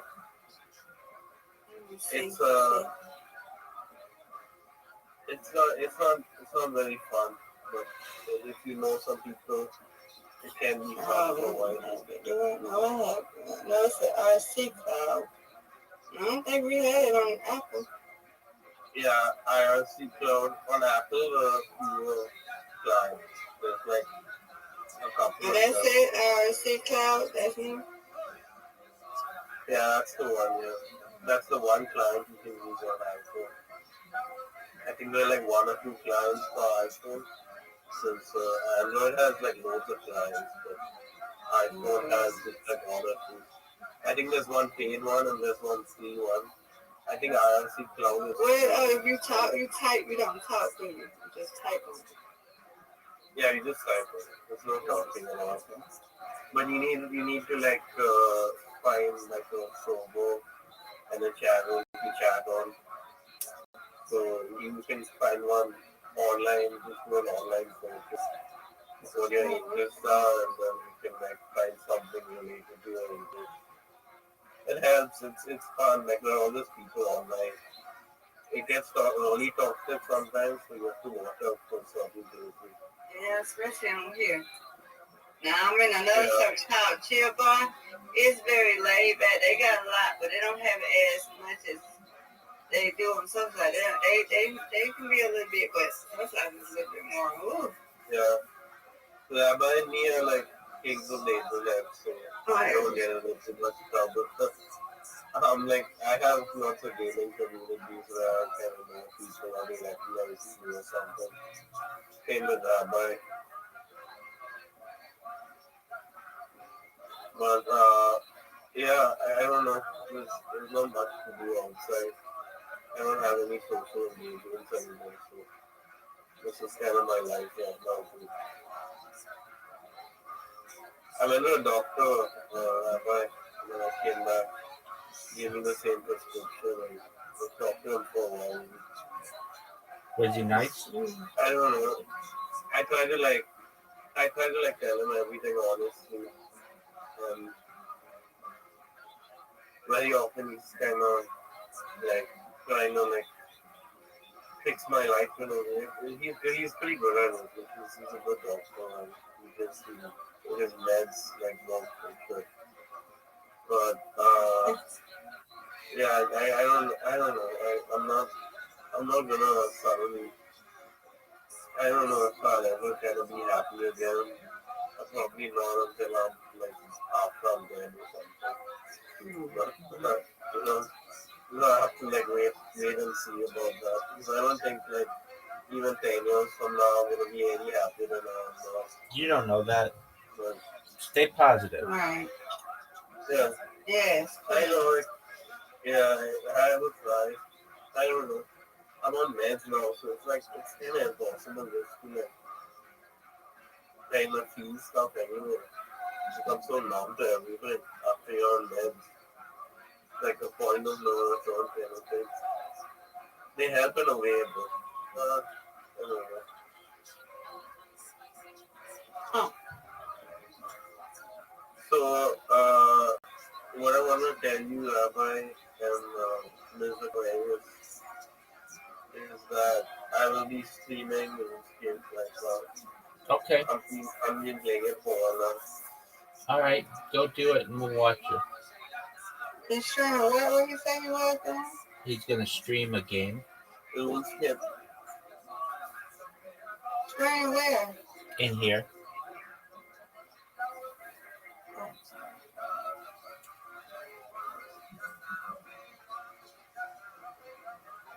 You can stream on here? Yep. Show her how it's done. Yeah, I'm doing it right now. Just opening Steam. Rabbi, you notice in your life as well, like things are kind of upside down when it comes to people.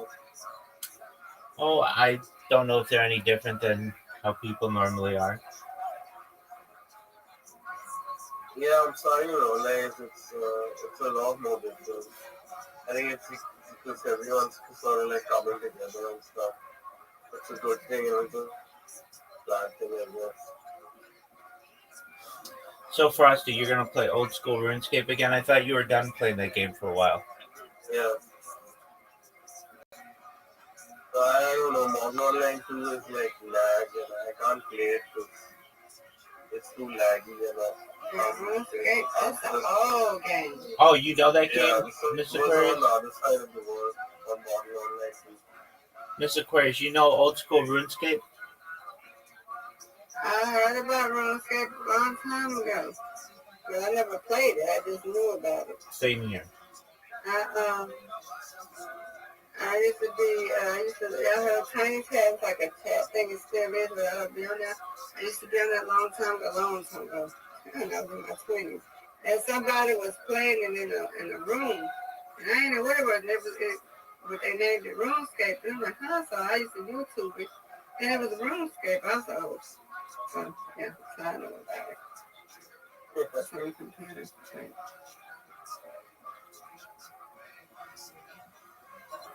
I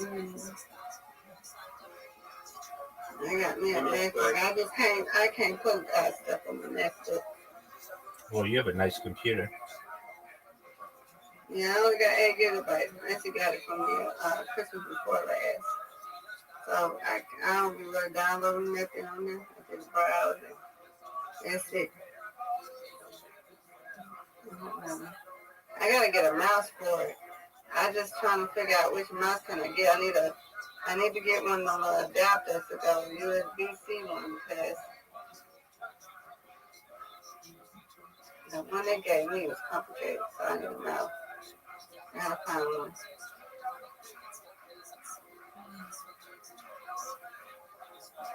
Frosty, are you gonna stream? There we go. All right. Hey, there you go. I'm turning it on.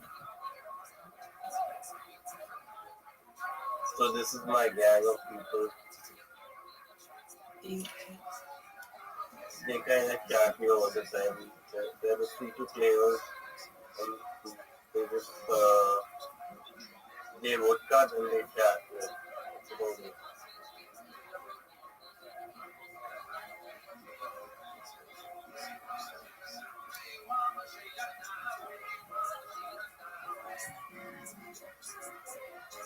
Real life people? Yeah, most of them from USA.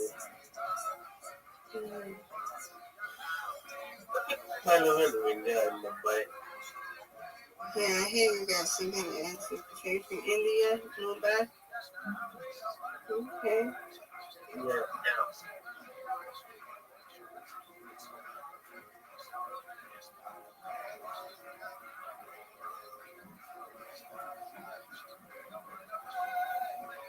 This is me right here.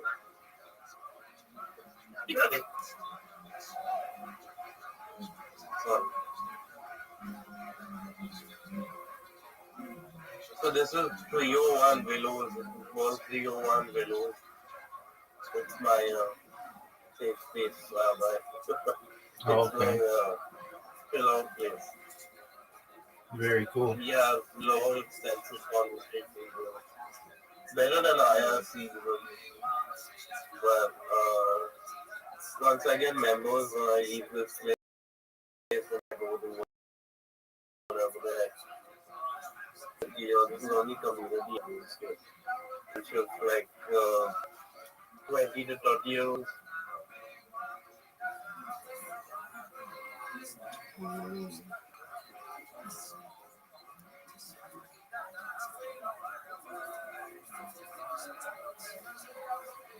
I like Rabbi's law because it's chill and laid back and all.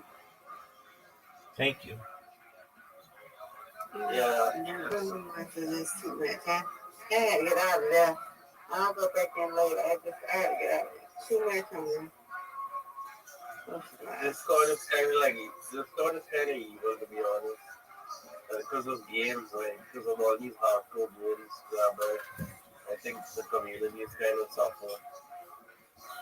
Okay. Like, you go to a different Discord server, you go to any of those, like, Discord servers. Random idiots, nothing. And I got so many friend requests from these people. I ain't even accept none of them because they're too young. Oh yeah. I even put in my profile 18 plus. I don't want any friends who are kids. I ain't nobody got time for that, as they say. I'm gonna put 25 plus. I don't even want to. I mean, you're 18, you're cool, but you gotta be at 25 plus for me. I'm 42 years old. I understand. No, I understand. A lot of times people want to tell me stuff or invite me to something. I'm like, I really, on some of my other platforms, I just say 21 plus. But I don't know. As long as you're 18, that's fine. I get it. But these people. What other platform did you be on? Oh, I'm on them all. Because I used to be on. I go live on Meet Me. I'm a live stream over there. I sometimes go over Big O. I go over there. I see some people over there. I don't be on Twitch like that. Okay, so I'm on Twitch. Well, YouTube's the big one. I'm live on 16 different YouTube channels right now, simultaneously. That's where I stream my life. Then I'm on Twitch. I'm on Rumble. I'm on Kick. Okay. I'm on there's a new one I'm not on it yet, but it's called Party, Parti, which is like a cryptocurrency streaming one. Then of course I'm on. I have to check that one out. Yeah, Rumble. Yeah. There's Discord, of course, and what I find to be beneficial is just to be in different people's Discords, and then they eventually talk to me or send me a message, and so I'm in like 4 main Discords right now. A big one you might like. I don't know if you like it, Miss Aquarius, but is Twitter, but Twitter Spaces, which allow you to do voice chats. Have you ever done Twitter Spaces, Miss Aquarius? Are you talking about on the Twitter or are you talking about on Discord? On Twitter. On Twitter, they have a voice chat. Yeah. So that's a big one. So I'm live in that right now. What, on Twitter? Yeah, you can talk like with voice chat. Yeah, you be on there? Yep. I'm live in there right now. I'm gonna have to get my I'm gonna get my old account off of here. What else am I live on? I'm on Instagram. I'm on a bunch. Instagram is alright. I don't see how you can go live on there. Nobody really come on in there. Right, you're 100% right. Yeah, nobody ever does come on there. What else am I live on? I'm live on a bunch of like. So it's PARTI. Is that like it's a college social network? That is. You know, I just saw it recently that it's a new one. Let me see. Oh, okay. I actually haven't been on there. I just learned about it a couple days ago. Make new friends. Oh, okay. Let me go to Rumble. I don't know nothing about Twitter. Yeah, so. Yeah, Twitter is cool.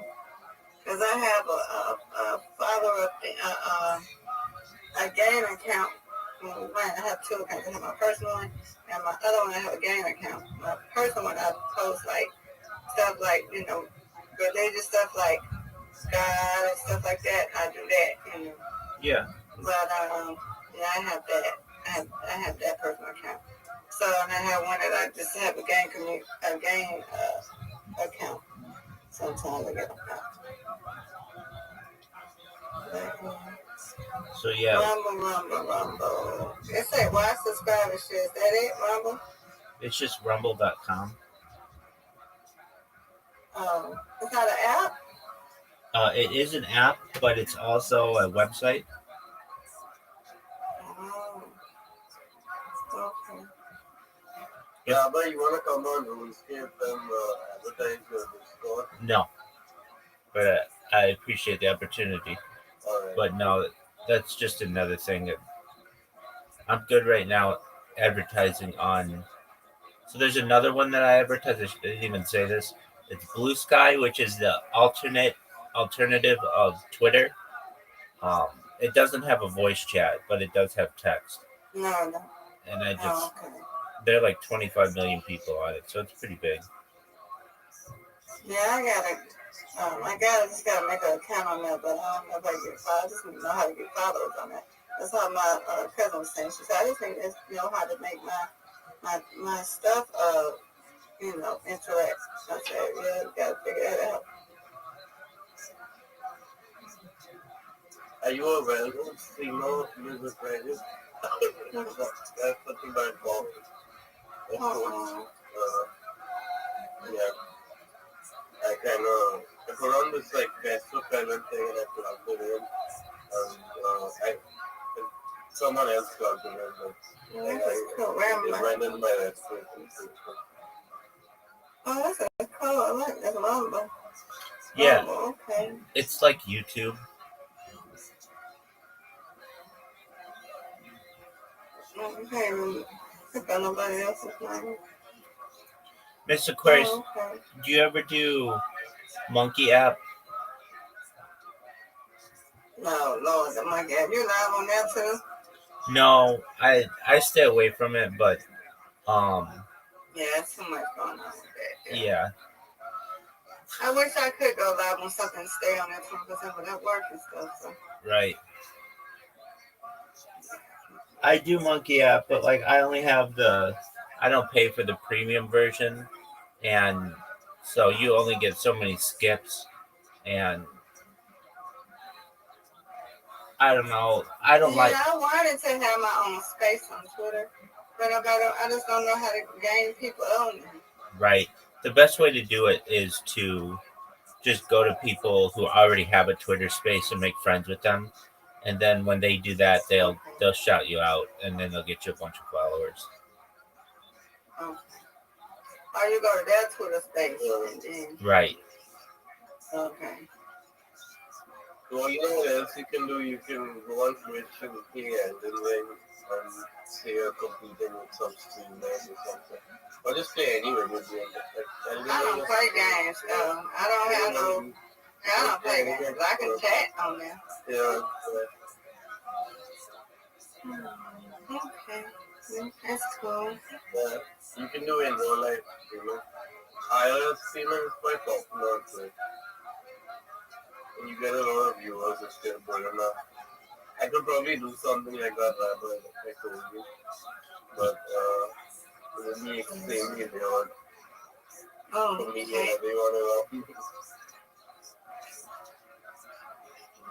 Yeah. Not that kind of hard, like it would kind of be toxic if I had friends but then people get really loud on screen. people turn on a complete Denver sort of student. You know this guy Nick White, right, Rabbi? Yeah. He's like totally off the board now. He's not like who he used to be. He's all like freestyle now. Weird. But I think they made him like because that's the thing in USA, like these live streamers, they show up and then they do drugs and stuff and then they just go off the rails. And then they start living like a different life.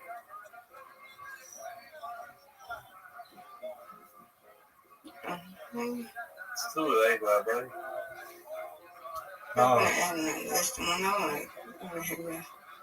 I don't watch him, so I don't know. Log out of this one. I want to log out. There you go. Okay. Get my other one. Log in. You're probably the oldest person on Rabbi's Discord. Considering I'm 35 and most people are below my age. Everyone in this Discord. How old is Rabbi? 39. 39, yeah.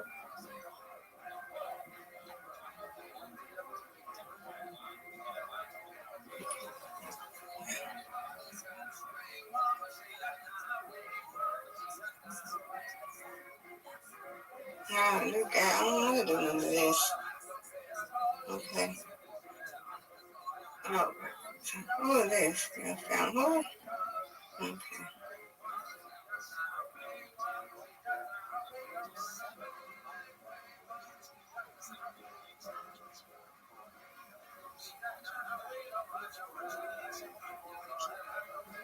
So what's your name on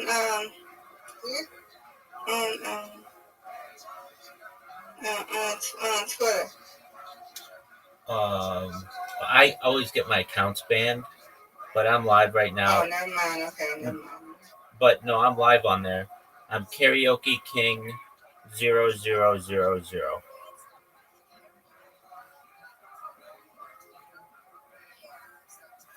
KARAOKE KING 00. KARA? Yes. OKE KING.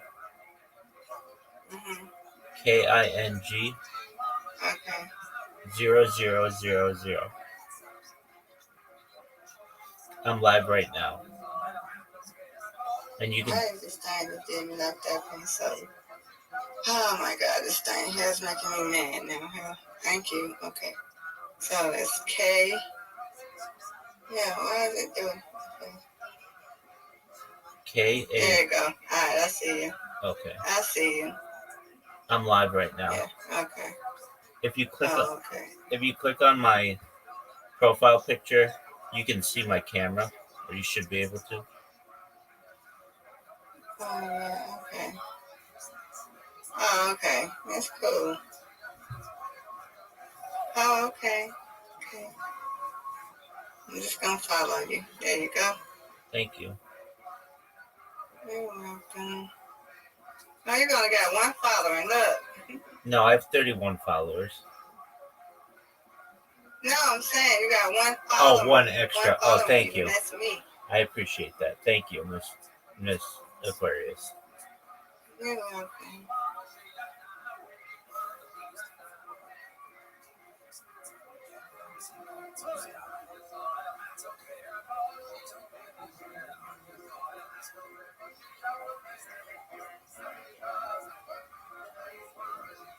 Mm-hmm.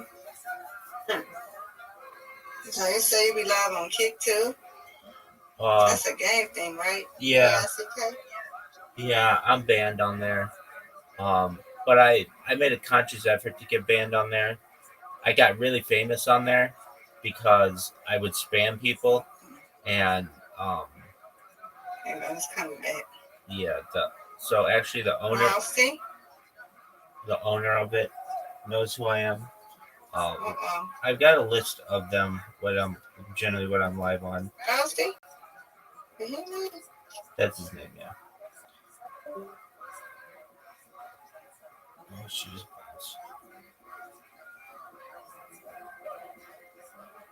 What happened? She's left. I don't know. There she is.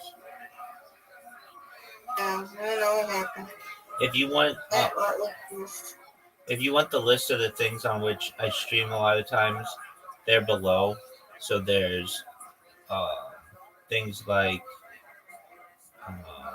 YouTube, Twitch, Rumble, Snapchat, Twitter, TikTok, Africa TV, Instagram, Discord, Monkey, Billy, Vaughn Live, Homa TV, Flickr, Telegram. Online? Yeah, Oh, Lord. that's another one. There's Facebook, Pinterest, LinkedIn, Tumblr, locals. There's Tumblr, they don't have live no more. You know that, right? yeah. I've got an account. I think that's all. I have a podcast. There's D Live, You Now, Breakers TV, Trovo, Vault, Odyssey, FC2 Live, and Arena TV. You got too many. I know, but if you want the list, Yeah, I used to be on You Now. I'd be on this sometimes. yeah, that one's okay. You go live on there sometimes? Yeah, I go live on. I didn't say it, but Vigo as well. Oh yeah, I said that. Vigo's okay. I'm live. Vigo's a I'm nice. live. I wanted to pick that up. And then there's another one, Kick KIK. That's another one like Vigo Live. Yeah, I'll be over there. I'll go live sometime. Vigo's nice. It's got a lot of features. I like that. Oh, so they don't have fun. What? Vigo? VIGO? Yeah, it's Vigo, VIGO, and it's. Oh, it's Big O. I thought it was Big O. Yeah, I'll be over there. Yeah, it could be Big O. I don't know.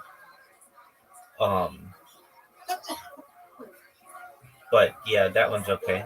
I was over there yesterday if I came over here. Mm-hmm. Be over there sometime.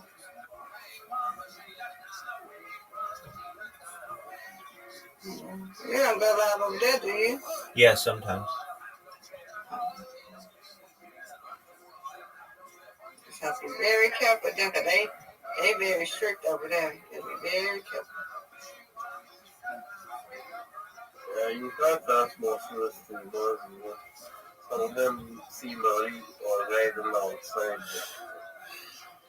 I don't know. I don't know how you guys do it there, but some people have to think, like society, like regular Okay. society. People, I used to go live, you see a lot of people, and it's nothing but they want to show their penises, they want to, I just. Right, they can get toxic.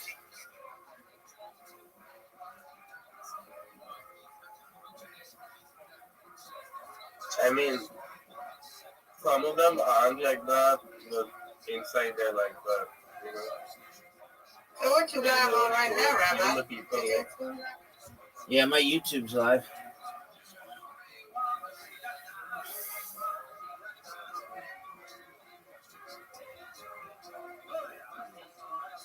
Okay.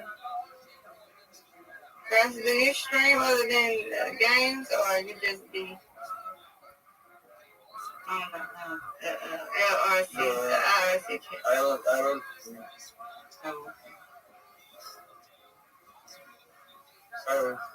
I like academic growth and there's nothing else to do. Yeah, I stream on Meet Me. I'm in college. Yeah, I'm in a community college link up. I just made my gold badge over there, and I just got my 1.9 million over there yesterday. 1.9 million viewers? No, diamonds on Meet Me. It's just like Kik. Yeah, it's just like Kik, KIK. Yeah. That is called Meet Me. Yeah. Do you do TikTok, Miss Aquarius? What is that? No, I don't be on TikTok like that. You have to have 1,000 followers to go live. Yeah. What is your username on YouTube? Who? Ms. Aquarius, what is your username? I don't have a YouTube, baby. I have one, but I don't stream over there. I just look at people's stuff. I don't stream. Yeah. Rabbi streams over there. I don't stream over there. I want to be a YouTuber, but it's a lot of work. It is a lot of work. Yeah.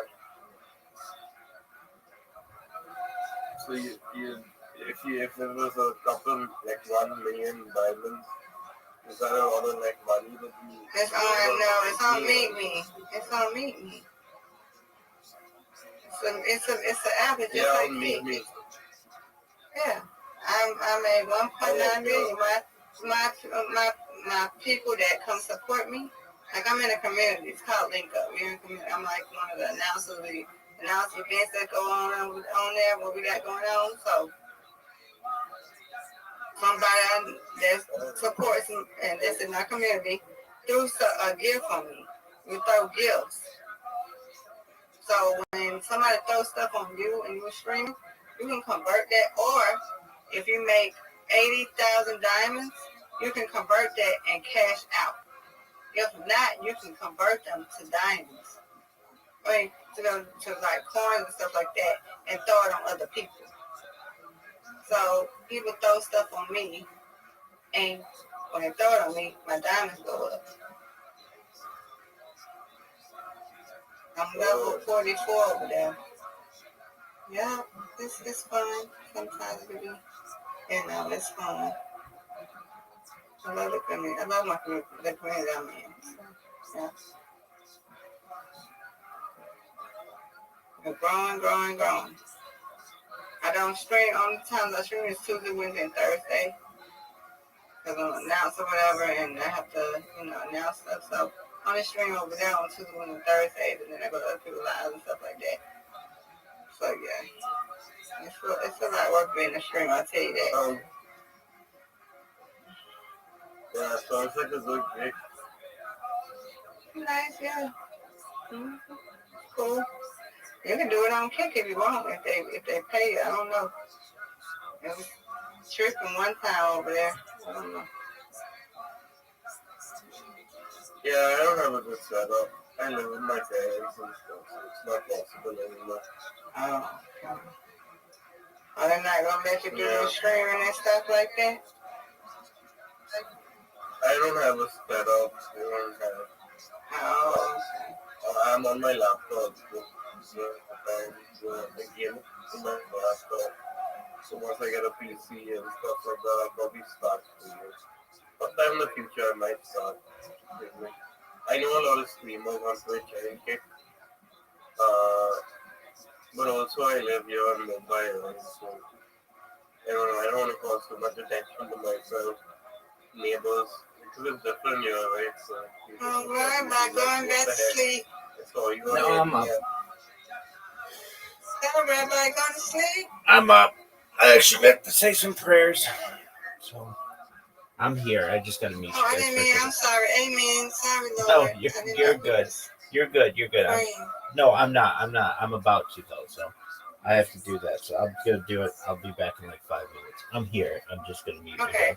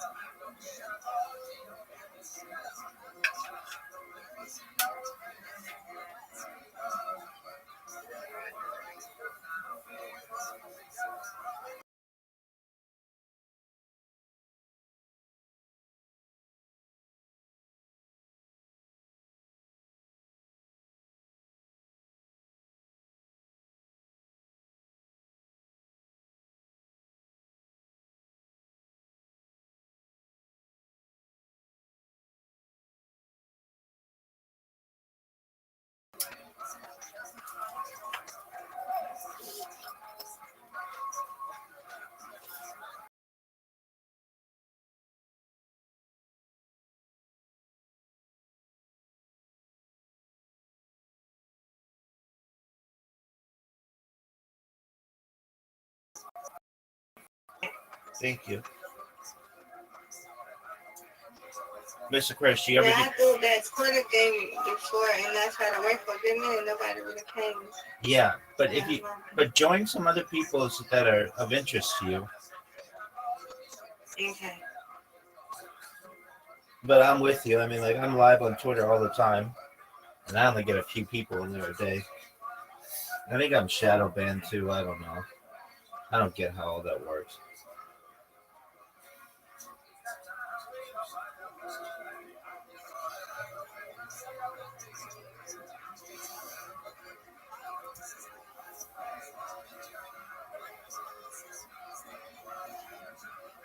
Brian, oh yes, yes, perfect timing so far.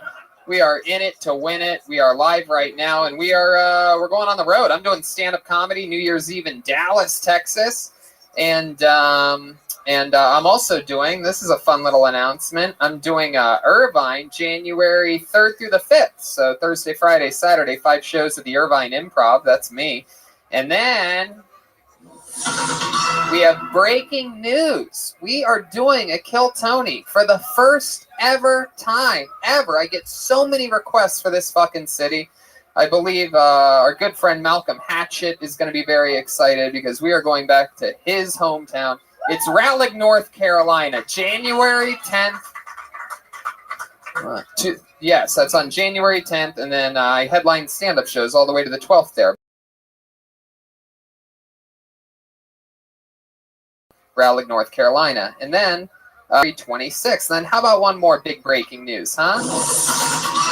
Yeah, this is an exciting one. Ladies and gentlemen, I'm doing stand-up comedy. 6 nights, 6 shows at the Soho Theatre in London, England. Wow, how exciting is that? That's a goddamn world tour if I've ever seen it. I'm doing stand-up comedy February 18th to the 23rd of 2019 in London, England. And for you Kill Tony fans, keep your ear to the ground. Perhaps as soon as next week, there could be a Kill Tony announcement for London, England.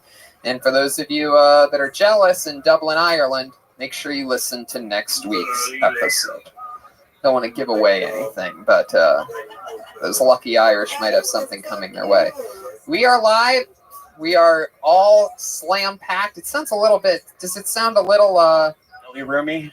Yeah, no, it sounds worse than belly roomy. It sounds my mic. Yeah. Yeah. Fuck yeah. Hello. That sort of sounds the same.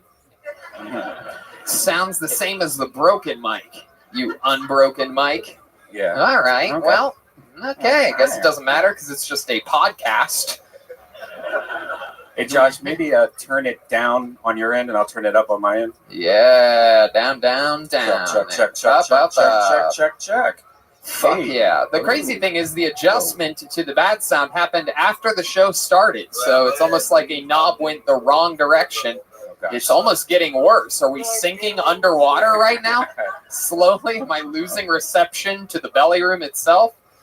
Anyway, who gives a fuck, I guess? I guess Red Band's not adjusting any knobs, so I guess there's really just nothing's gonna change. I guess got it. let's Good as I can on my let's side. just swim in shit for an hour and a half, huh?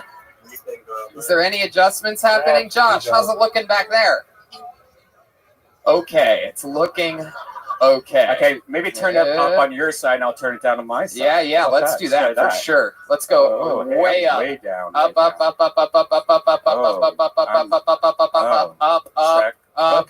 Okay. Yes. That sounds better, right? Hell yeah. You guys excited about tonight? I know I am.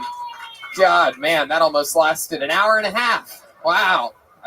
We did it, guys.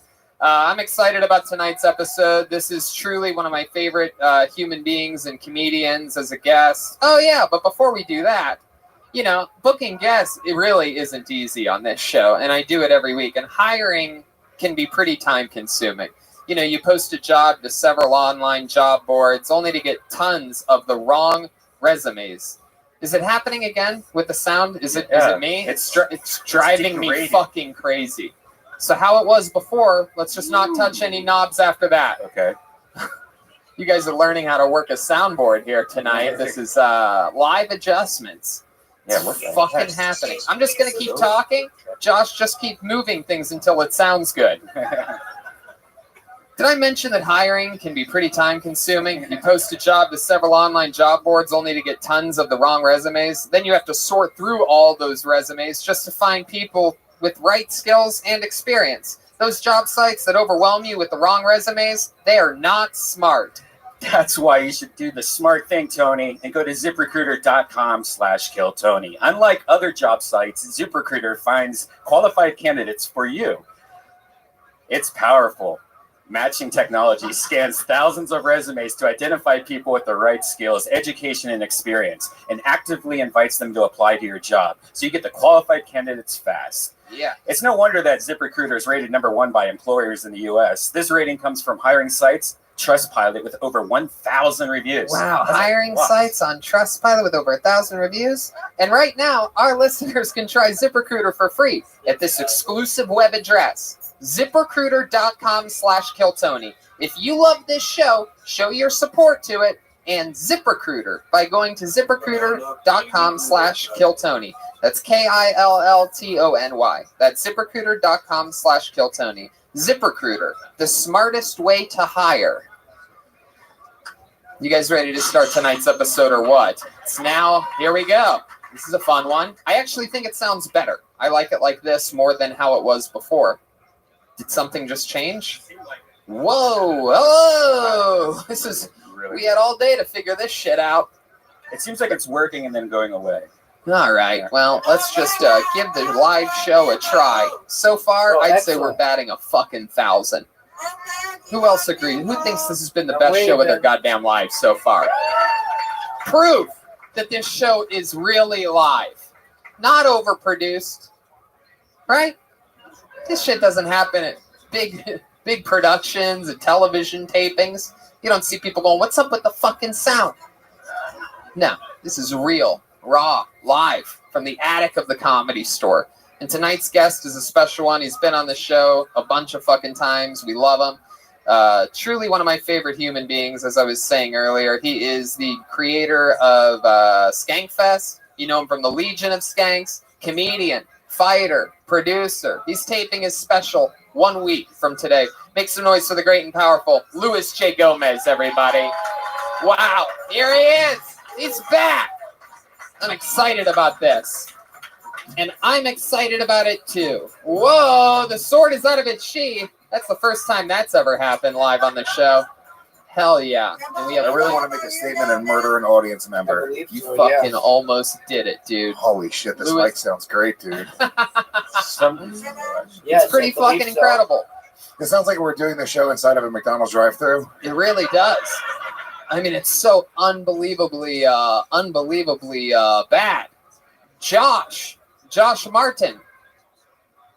Kill yourself. Is Josh here? Josh, can we just keep making adjustments to the sound until it sounds good? Until we're just talking about something other than the sound? It's getting worse again. It's something. Maybe a cable. What about that one? Does that one sound okay? They're all like. We can just pass one microphone. It sounds really blown out.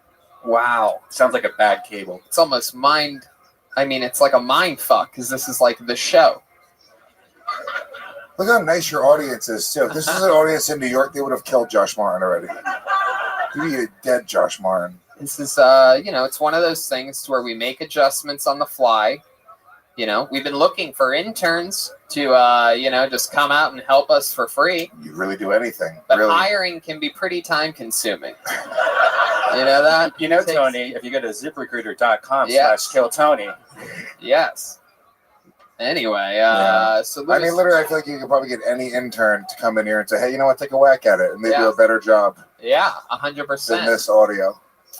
My guess is that it's, my guess would have to be that it's probably one major cable that runs from the board to back there. That would be my guess, is that it's a cable. The board? What are you talking about, the audience? So the guy, the guy nodding your head, you know some sound things? Wow, there you go. You know what? I trust you more than anybody else at this point. If you'd like to take a gander at what we have going on. Hey Josh, would you like me to switch to a different input on the snake here? Does that sound like you're trying to fuck him? Chatting. What's that? Which one is it in right now? This is unbelievable. What's happening right now? It's okay. Sometimes, listen to me. This is fucking Hollywood, California. Do you think every TV show goes off without a hitch? The fact that you've never had an issue like this ever before with sound on Kill Tony. It just goes to show we're getting stronger every episode.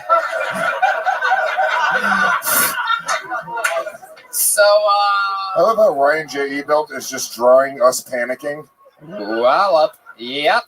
He's just fucking, everyone's just freaking out in the photo. Furious. Yeah. That's the funny thing. Ryan J. can just draw on. It doesn't matter what the fuck we say, really, at this point. Yeah. Now I kind of wish I actually killed the audience member. I'm looking at the drawing. The drawing is actually has better sound than we do right now. It's first ever audiobook. Kill Tony. All right. I feel like Ryan and Josh should switch jobs and see what happens. You know what I should do while we're figuring all this out? I should just bring out the band, because fuck it, we just got to keep it rolling. We have a hard out tonight, unfortunately. So you guys all know the fucking band. I don't need to tell you a goddamn thing. They're my favorite thing in all of comedy. I see these fucking SNL clips pop up on my goddamn news channels sometimes, and it drives me crazy, because I'm literally like, I work with people funnier than this every fucking Monday, and these are the people that I work with. They are truly some of the greatest humans. You know them as the best damn band in the land.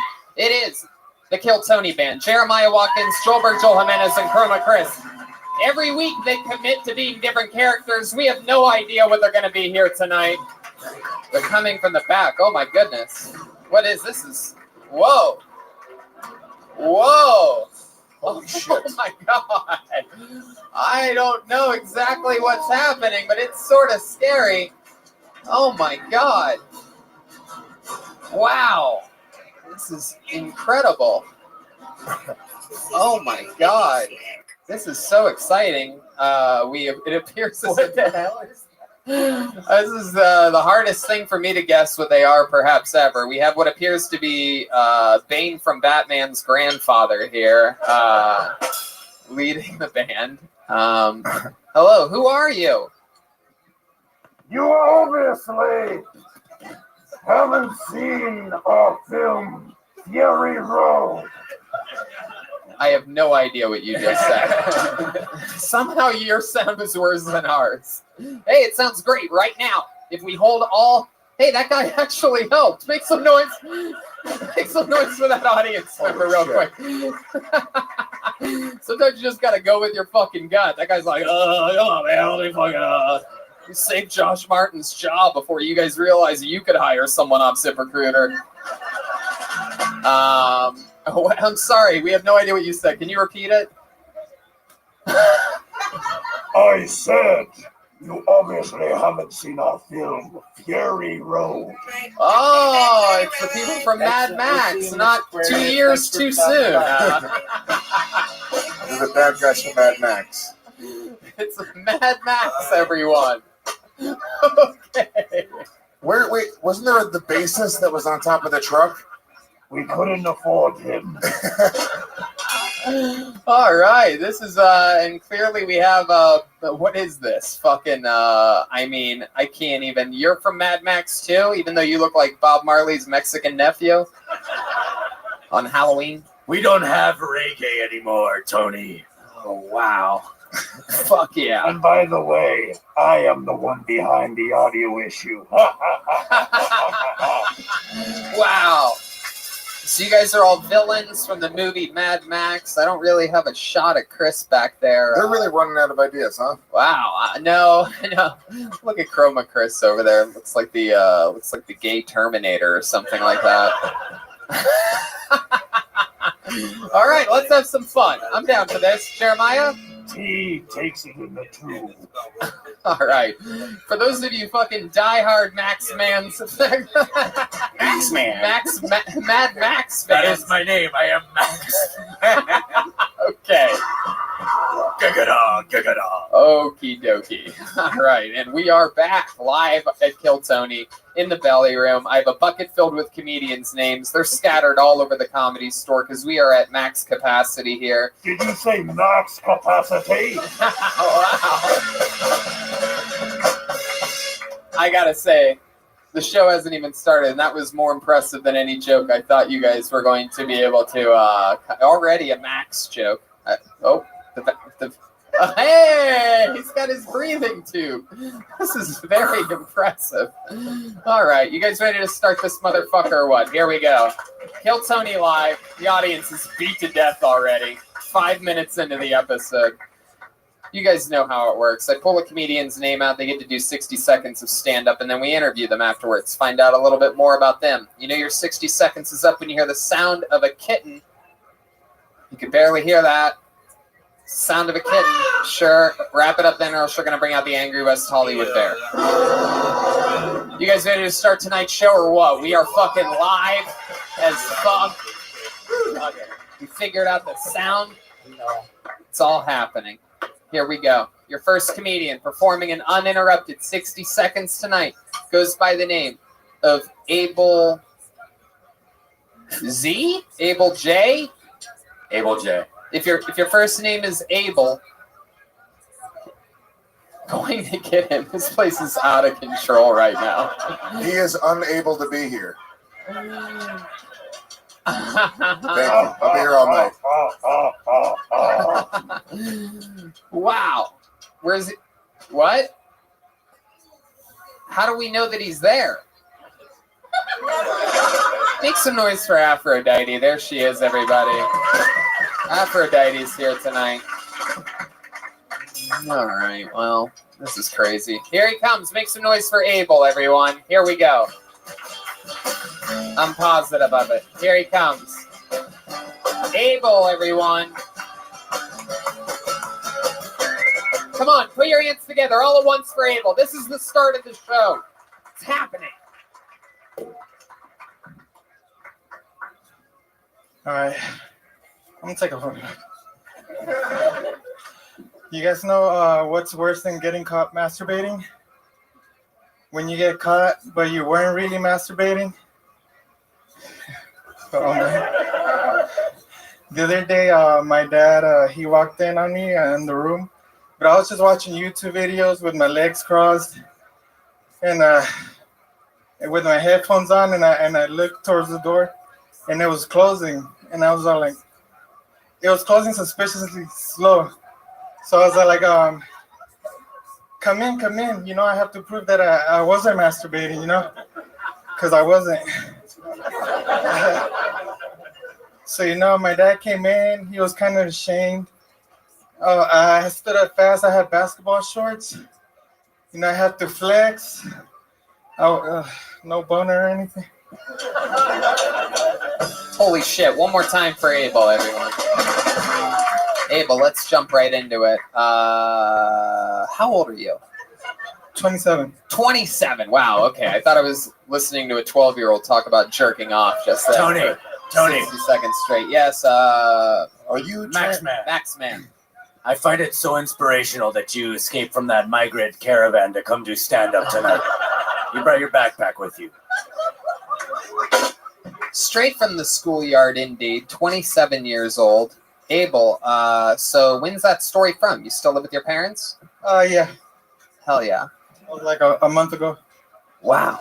Fuck yeah. And you really weren't masturbating? No, I wasn't. I was watching Korean dance choreography or something. Korean Probably dance? worse.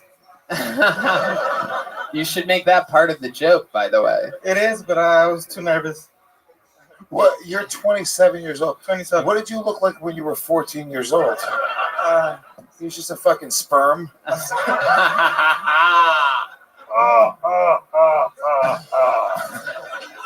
Pretty much.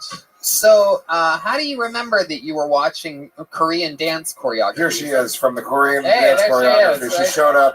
Start dancing, miss. I was watching it for like an hour. Why do you watch Korean dance choreography? Because he's gay. Is that true? Are you gay? No, I'm not. Oh, okay. I mean, it'd be all right if you were. I know it would be, but I'm not. So, is that something you watch a lot? Are you interested in that? Do you know any dance? I did. Oh no, I can't dance. But okay. It's. Can you do anything? Huh? What do you do? Not just work. Where do you? Okay. Where do you work? Amazon warehouse. Amazon warehouse. Hell yeah! What do you do there? Correct the inventory, count it. I feel like you're lying about everything so far. I feel like you were jerking off the whole time in the bathroom. He's 11. You don't have a job. I believe you that you live with your parents still. Hell yeah. So when you're not doing that, what do? You're 27. How long have you been on stand-up for? 3 months. This is my second time. Same joke. But this is your first time on Kill Tony, right? First time, yeah. Right. So wait, you can't say you're doing stand up for 3 months if you've only done it 2 times. Mexico. So the other time was 3 months ago? Around there, yeah. Yeah, around there. So why are you spacing it out every 3 months? Excuses. Yeah. Too nervous. What kind of excuses other than Korean dance choreography? You're not strong enough. That was a test. You're not strong enough to lift up the microphone. No, I could. No, I got it. Abel, you're 27. 27. Life is easy for you. What do you do for fun? What do I do for fun? He lifts weights. I just hang out with my friends, I guess. We were here last week. I feel like you have like a superpower that you're not telling us about. Like you can like move things with your mind or something, and you're just like really nervous about us accidentally finding out about that. So you're just beating around the bush a bit. No, I wish I had superpowers. So what do you do for fun? For fun? Yeah. Again? Jerk off to Korean dance video. I just hang out with my friends. Just hang out with your. What do you do? What do you do when you're with your friends? This is like when I asked you, what do you do? And you're like, oh, I just work. Okay. They all pile on top of each other's shoulders and form one full-size person. They probably actually work pretty well working at an Amazon warehouse. Yeah. What do you do with your friends? We'll go to comedy shows, I guess. We were here last week. You go to comedy shows? Yeah. You come here? Yeah. You went to this show last week? Yeah. Did you sign up last week? Yeah. What were you going to talk about? Had you gotten up? Same thing. Same thing, yeah. When you did it 3 months ago, did that set go well for you? Yeah. Where was that at? At a bar in Riverside, Worthington's. How long was that set? It was like it went for like 2 minutes. You did a 2-minute long set somewhere else. Yeah, what was the other minute about? Oh, it was the same joke, just a lot of stuttering. A lot of stuttering. That's hilarious. See, you got something in you. Yeah. Abel, you are something else. What do your parents do? My dad, he drives a bulldozer. Your dad drives a bulldozer. Yeah. Abel is a liar. Yeah, there's something going on. I don't know what it's called. He just says, "Would he like to join my army?" I can't believe it. So, what about your mom? Stay-at-home mom? You always laugh like you're about to say something interesting, and then you don't. So I was like, wait till you get a load of this. She is a stay-at-home mom. My mom works at Jack in the Box. I just.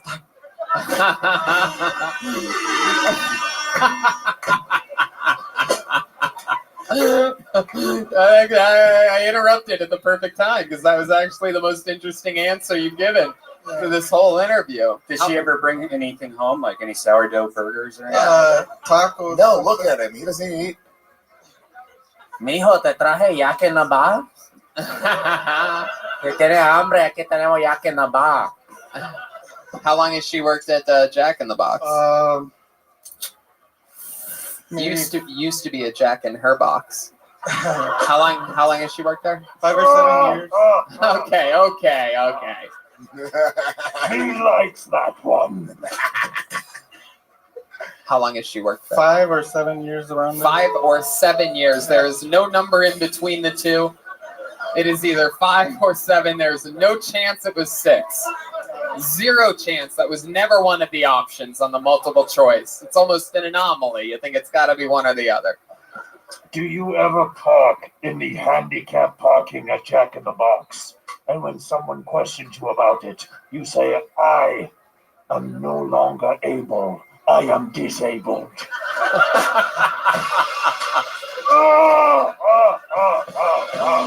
Wow, Fury Road over there. It's happening. All right, Abel. Well, Immortum Joe is my name. All right. So, Abel, I mean, I don't know what to tell you, dude. You're only doing it, you're doing it once every 3 months, and your time has been split by 50% since the first time you did it. I guess another 3 months from now, we can probably catch you doing 30 seconds. Re-listen to record all your sets, and definitely listen to like not on a bridge or anything, but listen to like in bed, right before bed. Yeah, don't listen to it off a bridge, or it'll probably sound like the audio that we have in this room right now. Some of that bridge audio.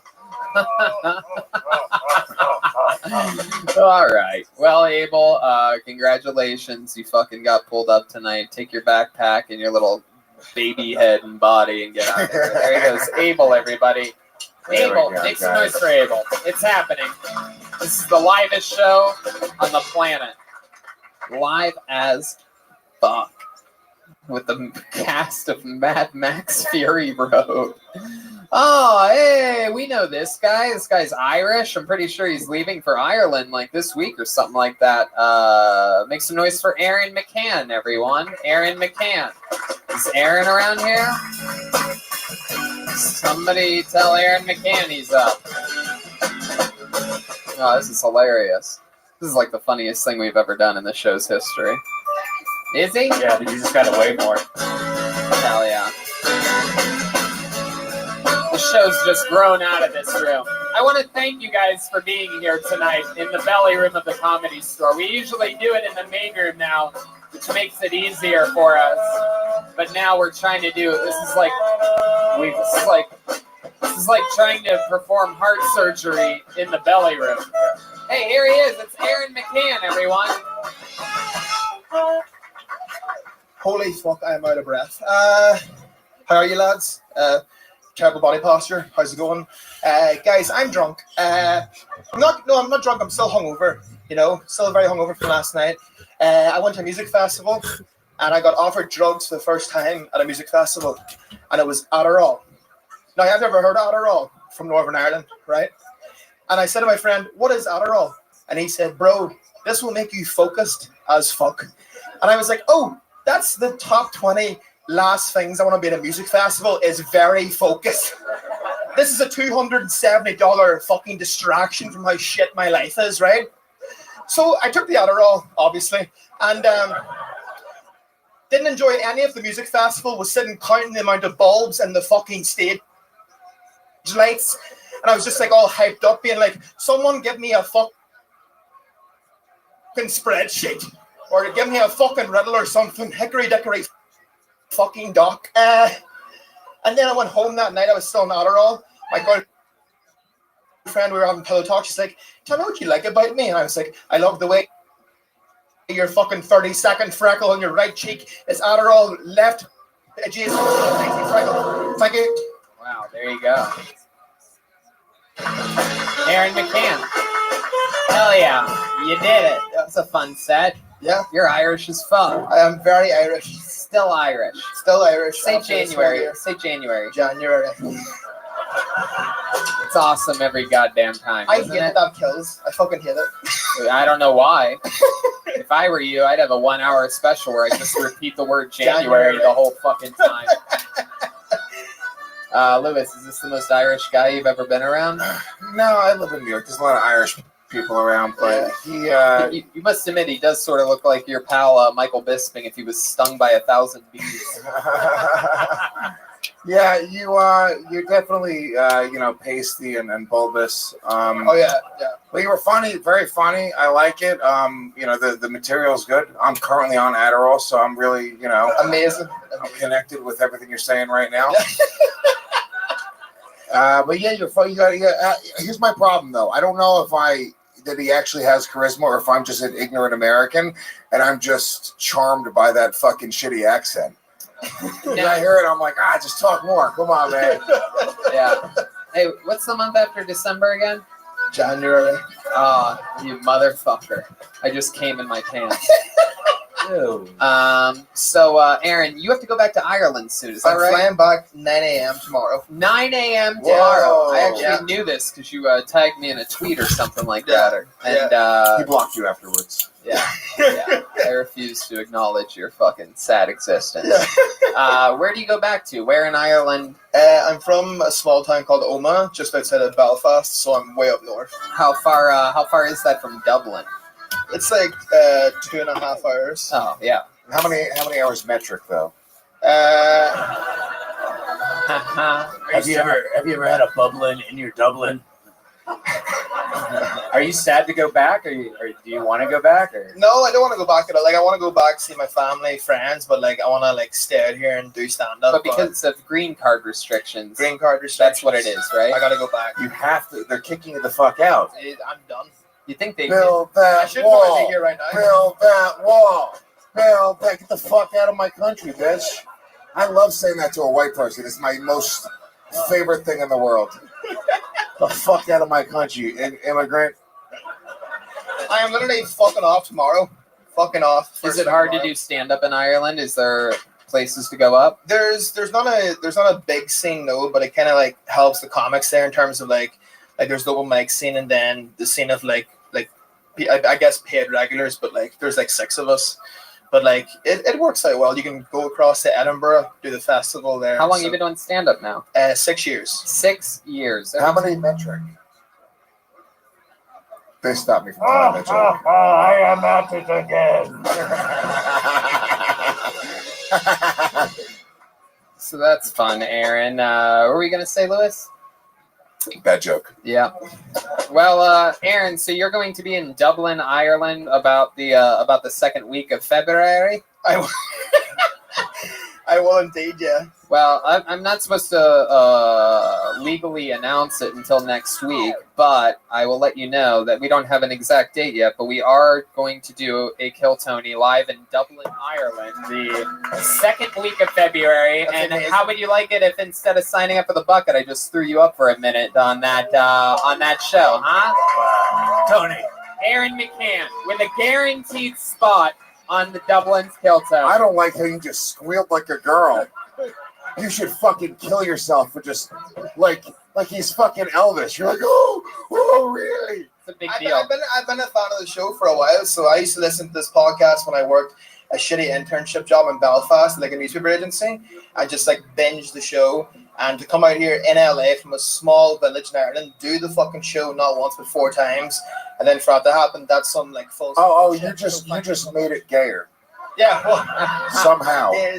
Tony, this guy's career is doubling in size. Wow, there you go. The luck of the Irish continues. Unfortunately. How many of you could understand what Jeremiah said there by round of applause? Wow. I don't care whether you peasants can understand me or not. Where I come from, water is gold. Oh my God. And now you're joining in on this chaos? What was that? All right, Aaron, we'll see you. Have a nice flight home. Okay. He's off to Dublin tomorrow morning. you, We'll Trevor. see you there, Dublin, Ireland. Aaron McCann. He's on Twitter at McCannMan. McCannMan. One more time for Aaron, everybody. There you go. He gets a guaranteed spot in Dublin, Ireland. All the Kill Tony fans there will get to see their very own Aaron McCann. That'll probably help him in some way. All right, we know this guy. He's been on the show a few times. Make some noise for Matt Borges, everyone. Matt Borges. Here he is. He's right here. One more time for Matt, everyone. What's going on, Belly Room? It's crowded up in here. This weekend I went to a progressive gender reveal party, and the kid was 15.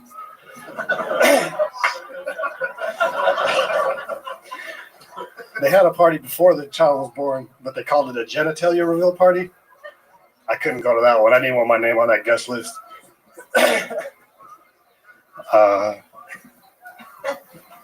So this is the belly room, I guess. Yeah, that's all I got. Wow. Let's just all kill each other together tonight, should we? Let's do What do you guys say? Should we?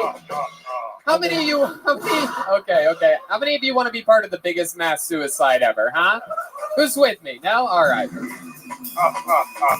Matt, that was an interesting set. You look like you would be the most Irish guy on stage tonight, but part Irish, quarter Irish. Okay. All right. So, Matt, if you're here, who's out there being John Bonet's real killer right now? What's going on? Somebody's holding that spot for me. Matt, how do you look like the entire cast of Dog the Bounty Hunter in one person? You look like Dog and the little boy mashed together with a little bit of the mom's tits. You know what I mean? You don't really have tits. The mom, when she lost weight. Oh, I see what you did there. I am not amused. So, Matt, what happened? Weird night, just kind of threw me off, and then. Did you have another joke, or was that it, and you just thought it would be? Completely went blank when I walked up to the stage, and that was when I thought of, so I just put it out. What were you trying to talk about? I really. You don't even know? Nah, just you were just a hoping. joke I thought of at a gender reveal party, so I just thought of that joke. And Huh. I just don't believe that anyone would invite you near their baby. I don't suggest it. Did you get invited to a gender reveal party? Yeah. Did you go? Yeah. Was he really 15 or her or whatever? No, that was just a joke. But what was the gender reveal party really like? They just hot. So like you walk into the party, what's the first thing you see? There was just food everywhere. The kids, they had I don't know if it was a pumpkin or something with a fox cut into it, and fox got into it because their last name is Fox. Oh. So they had a fox thing, and they lit off a thing that blew up, and it let the color go. Hell yeah, this is a real fucking white trash party going on here. Oh yeah. Hey, grab the fireworks, put it in the fox pumpkin. Were these people you were hanging out with, like, did they look like you, like all like white powery and shit? No, actually, no, it was a mixed race couple. Mixed race. Wow. He went there to break it up. Wow, did they reveal the race of the baby? Jeremiah. How does this guy look like Al Bolin from Tool Time and Steven Seagal at the same time? That's a good question. That's incredible. Matt, you've been on the show. In the future, those are classic shows.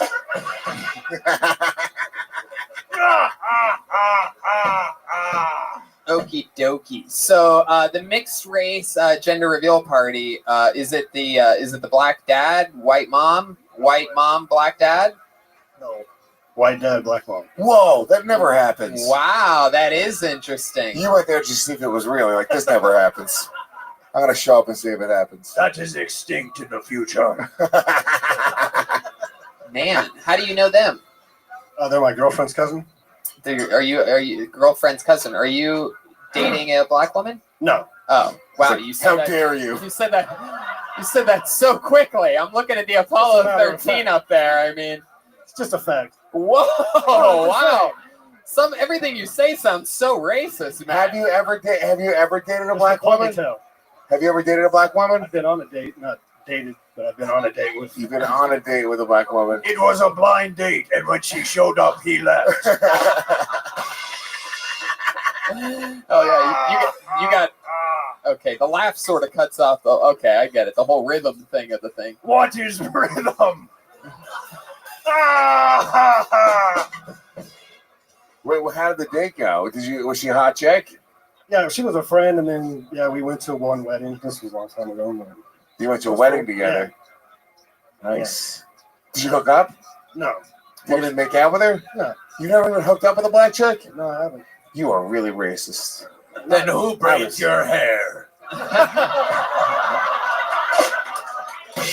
She a white woman.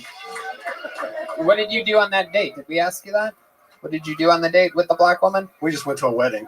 Oh, just a wedding. It wasn't a white She was wedding. a friend. And Oh, that's an interesting first date. The old go to a it wedding. wasn't like a. I mean, it was. All right. We were friends, and then she asked me if I wanted to be her date for the wedding. So, Man, wonder why she. But how did she say it? I love how the black chick in the corner, she's like, that's not a date, motherfucker. She wasn't trying to fuck you. She wants you to pay for the fucking wedding date.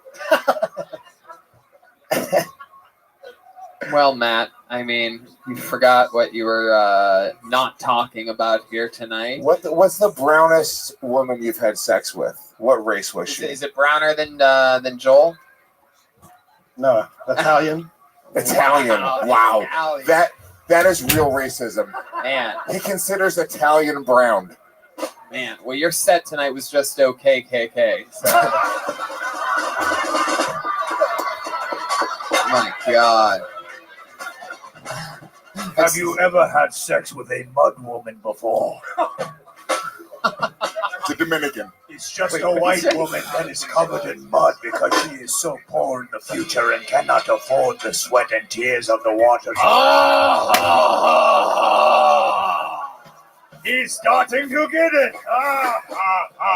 All right, there he goes, Matt Borges, everybody. There goes Matt. Zip Recruiter. Fuck yeah. Just start writing jingles for them to make up for the okie dokie. Oh, Jeremiah. One more time for the band, everybody. Jeremiah, Chroma Chris. Immortum Joe. Joel Jimenez. Okay, this looks like this actually sort of sounds familiar. Make some noise for Jonathan Hinton, everyone. Jonathan Hinton. Let's see what happens here.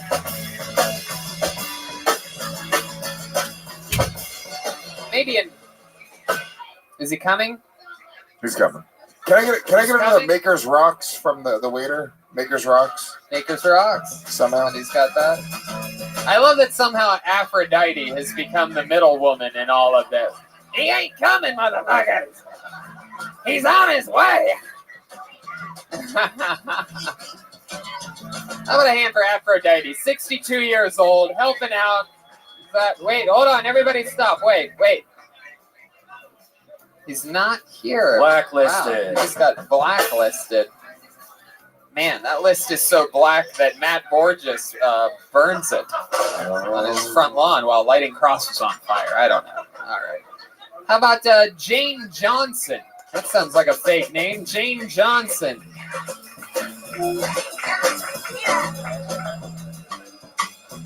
Oh. Why don't we do like an on deck circle, perhaps? Because this is let Cole Alexander know he's next. Wow, she's really coming, ladies and gentlemen. You're here live. Jane Johnson, everyone. Here she comes. It's got to be her first time on this show. I remember a name like Jane Johnson.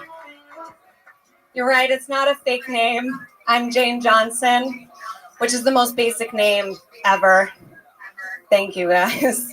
Oh, man, I'm so basic. I love Whole Foods, right? Because I love the bulk bins at Whole Foods, right? It's the Mecca. Like, every time I'm there, last time I was there, I just shoved coconut chips in my mouth, like deep-throating coconut chips, okay? Like, almonds, not peanuts, because I have a food sensitivity, right?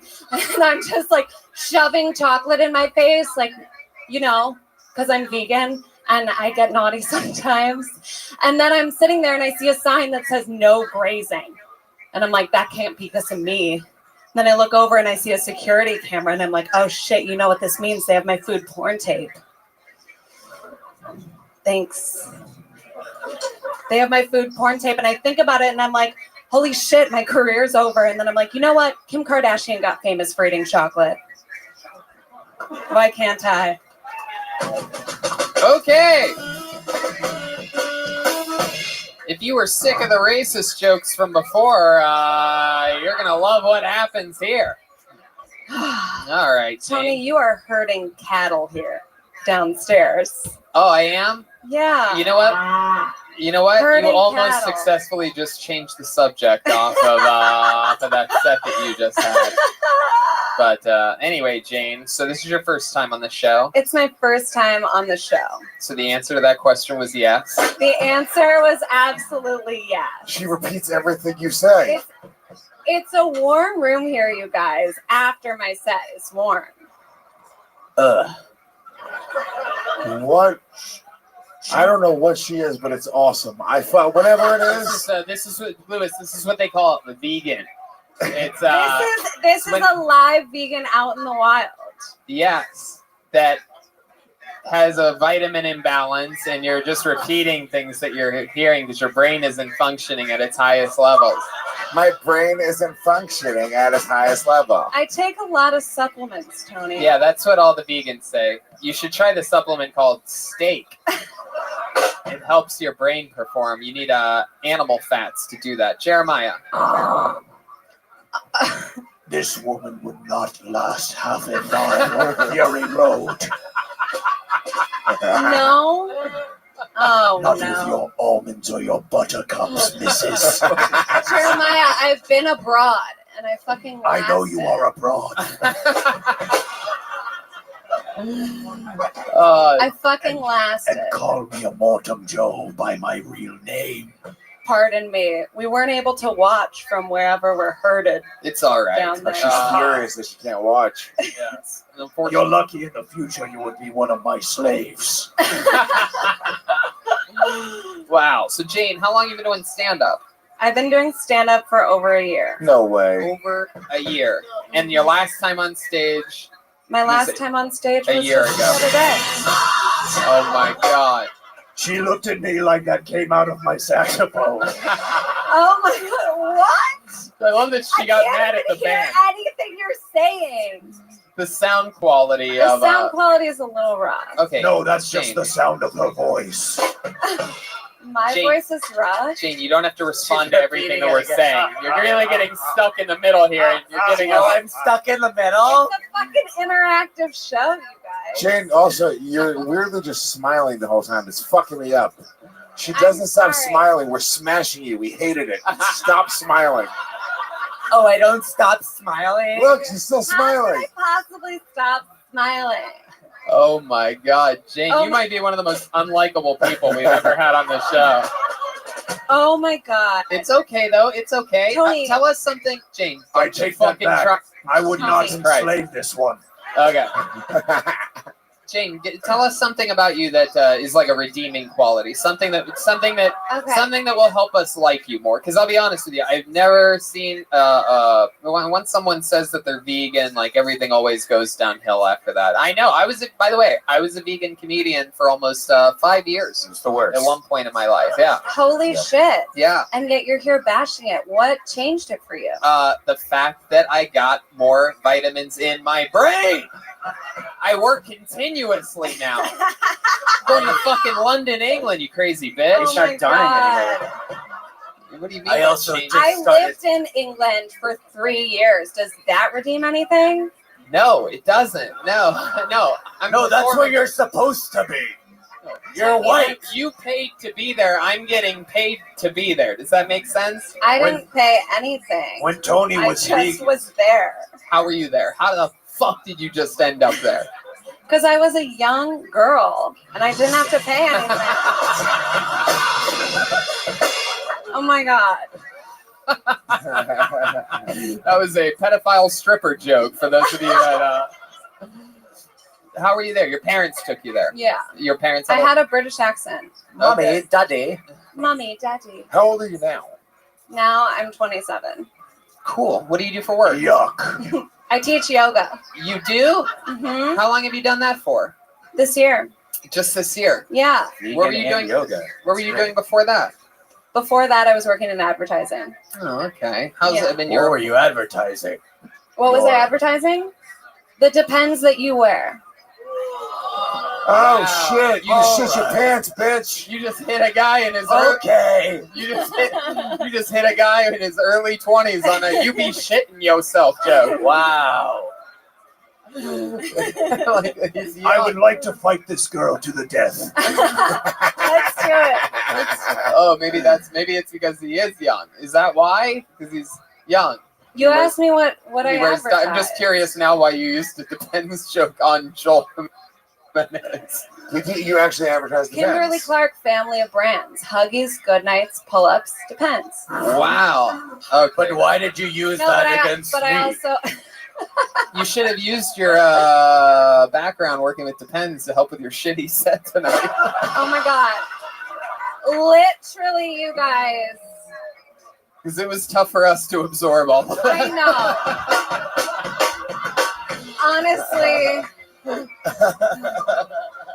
Look, Jane, you're not set up for success in this scenario. I'll be honest. it's funny because the two comedians before you did just fine. They That's not fucking true. kill. That's not true. Aaron McCann. That's not true. Borges, that white supremacist, he ate his dick off. Holy shit, dude. I thought he was going to go shoot up a black church now. You should have laughed at his jokes. We just killed a bunch of people in the South. But Aaron Oh McCann my had a God. good set, and the person that signed up and didn't show up for their set technically had a good set. technically better than you, without a doubt. Literally. So it would have been better if I got blacklisted. No. It's good. This is what's great about the show is sometimes people's first impressions are fucking horrible, and that's what makes it cool when they come back again. Yeah, you and they put the have a horror great in set. horrible. And fans, listen to me. Just Grow up. listen. Yeah. And then the fans of the show remember, like, oh my God, I listened to that when I was back in fucking Missouri. Now I'm in LA watching the show, and that chick had a redeeming fucking set because she didn't quit.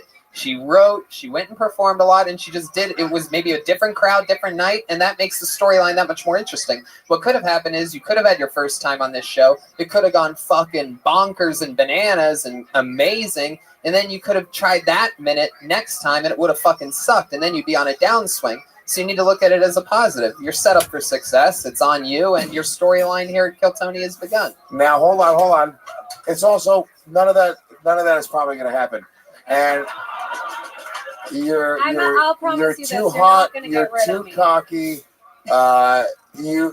Is this your dream? You want to be a stand-up comedian? It's your dream. This is what if you could choose one thing. A genie comes in here right now. He says you get one fucking wish. You have to do what you want to do for the rest of your life. What do you choose? I've got the bug, dude. So I You like I AIDS? said, Dude, you're not gonna, you're not gonna That's get HIV positive. Jeremiah. That is that what that fucking means? HIV positive? Yeah, bug chasers. That's the whole thing. And like, it's the subculture in It the gay means I have community. life. We know you've got the bug. That's what vegans end up eating. Yeah, that's what we end up eating. All right, Jane. We don't want you to quit comedy. We just want you to make sure that, you know, you're just breathing and listening and absorbing it all. You know what I mean? Yeah. Flappers has comedy classes. Let me ask, Red Oh my Band. god. Come on. Don't tell people that. Jesus Christ. Don't tell people that. The fuck was I gonna Yeah. say? Do you not, just out of my own curiosity, do you not eat meat because you love animals? Is that the thing? I do love it's an animal animals. thing. I Have do you love ever animals. tried? How long have you been vegan for? I literally started being vegan this year. Ew. Yeah. That's even Less worse. time than you've been doing stand up.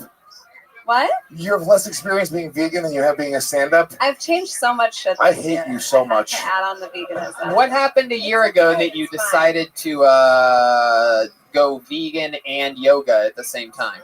What happened? Was it a breakup? Boyfriend? I've been doing yoga for like 15 years. Oh. Yeah. You just started teaching For it like last my whole year. life. I just started teaching it, and then once you're in the cult, they just get you with all of it, make you be vegan and all this shit. If you had to give up one thing, yoga or stand up, what would you give up? Oh my god, that's terrible. What? That's seriously terrible. You're gonna have to consider I it. couldn't give up either of them. You don't want to be a stand up. You want to be a fucking yogi. Admit it. That's not true. Admit it. Why can't people be multi-hyphenate? You cannot be. There are no funny yogis. I promise you. There's not a single yoga instructor out there that's like, this, this chick's fucking hilarious. You need to quit yoga. I'm telling you right now, you need to quit being a yoga instructor if you want to be a stand-up comedian. Okay, Tony told me I just need to breathe and be present. That's why yoga helps. No. I think I actually think you might be a little bit like over present, and I don't think that over present. Yeah, you are. You've responded to everything. Even when I said 10 seconds after I said I think you need to listen and breathe, you giggled, and then the next thing I started saying, you started interrupting. Immediately, it was literally like 15 seconds after I said listen and breathe, I started saying something else, and you were talking over me. So I think that you're overly present, but overly present. You just did it again. You don't even hear yourself, do you? Tony, can I ask you another Yes, question go that's ahead. kind of related to something you asked earlier? Yes. All right, so he asked you earlier, what's a redeeming quality about you? What's the worst thing about you? Good question. Oh my god, the worst thing. Yeah, about tell us something that'll make us hate you. Let's go full WWF heel right You just now. repeated it again. By the way. Oh my god, John I feel the like baby. the fact that I'm vegan makes you hate me. No. What is a terrible thing about you? What is something that's fucking awful about you that you consider bad? Yeah. I don't. Yeah, you do. You don't think anything's bad. I just feel like Go be all a the fucking bad yoga shit instructor. is like a good thing. You know what I mean? Like I'm Sure. sober. Some people could think that's shitty, but some people could think that's a great thing. What do you think is bad about you? I don't even know. What do you think is bad about you? Oh, Go really? ahead, Lewis. That's like a really. Shall I present this scroll? I mean, I could give you a fucking laundry list. My love handles, my anger problems, my dead mom, the fact that I don't touch the talent. The fact that I have a boner now because you touched me. Step away from the talent. I have a rapey thing about me. I would like you to join my army, Luis de Lopez. All right, we got to keep it moving. There goes Jane Johnson, everybody. Jane Johnson. Come on. Make some noise for everyone. I know you hate her, but you can clap your hands. Namaste, bitches. Namaste. She's going to prove us wrong. I'm going to leave now. You're the first person in 311 episodes to say, I'm going to leave now, just to let you know. Little Miss, hi, says I'm over present. Can I get I'm going to leave now. Can I get a Makers on the Rocks from a waitstaff member? Makers Rocks. We're going to do Maker's Rocks and a Crown and Coke. You got that, my friends? Thank you so much. Could I get some melted aluminum, please? I love this. This is definitely a new name. I'm excited to see what happens here. I love 3-word names. Make some noise for Reverend Johnny Stewart. This sounds very exciting. Somebody please tell me Reverend Johnny Stewart is here somewhere. I need him. My brothers are where? What's the Aphrodite report? The police have him? Come on, Aphrodite. No jokes. Jesus Christ. God, scared the Okay, I just remembered that I pulled a name before that was on deck, so Reverend Johnny Stewart will be next, and right now we're going to go with Cole Alexander. There he is. All right. My name is Cole. I'm not really an alcoholic. I just like playing drinking games. Look, you guys probably know my favorite drinking game. It's really fun. It's where you try to stay in your own lane on the freeway. Look, I'm not very good at it, but I'm putting the work in, I'm almost to my 10,000 hours. There is one drinking game I fucking hate with all my heart, but for some reason my friends love it and they make me play it like every time I'm with them. It's such an easy game. All it is we all get in a circle and then they all tell me how my drinking hurts their lives. So are you guys even my friends? Do you even know what I'm about? We're not even drinking during this game. What the fuck is wrong with you? I have a gay friend.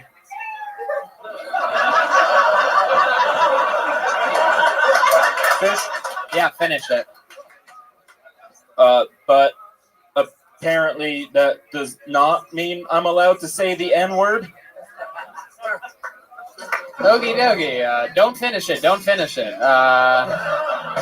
Jeez. Wow. Okay. So you drink a lot. Yeah. Is that true? Yeah. I mean, I'm not an alcoholic, but I've done some things I regret. Joelberg. Cool. Would you mind talking about a situation that happened to you in Las Vegas because of drinking? Wait, what? Yeah. Wow, I guess we're going to get some, this must be really good. He's like, one time I fucked the drummer of the Kill Tony band, and man, it was crazy. Go ahead, tell us what happened in Vegas. That's what happened. And Joel, if he misses anything, feel free to jump in. Yeah, you've heard it. All right, so it was about a year ago. Yeah. I went to Vegas alone on a Monday. I was going for like a gambling vacation, and then I ran out. Addiction. You're addicted to gambling? Make some noise for one of the best comedians, one of my favorite humans, Josh Martin, everyone. There he is. So you're addicted to gambling? Yeah. How much money were you going to Vegas with on this trip? I think I brought about 400. 400. Yeah. Wow. All the way to Vegas.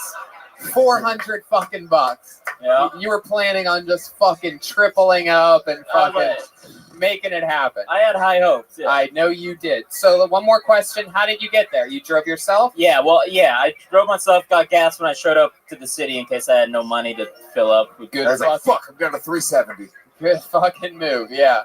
Yeah. Okay, so here we go. Yeah, but I ran out of cash at like 4 a.m., but I still have my credit card.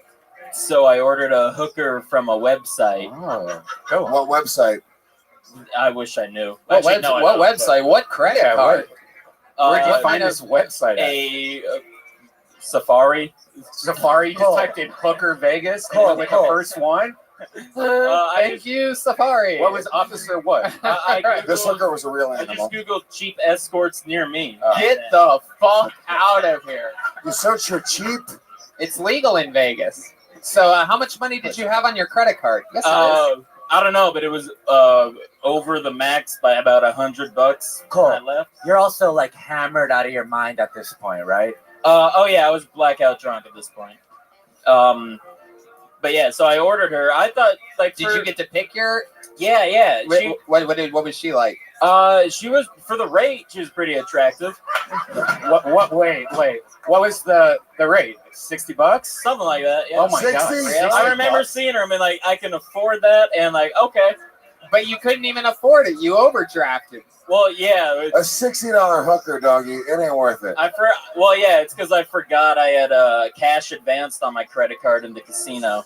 Oh my god.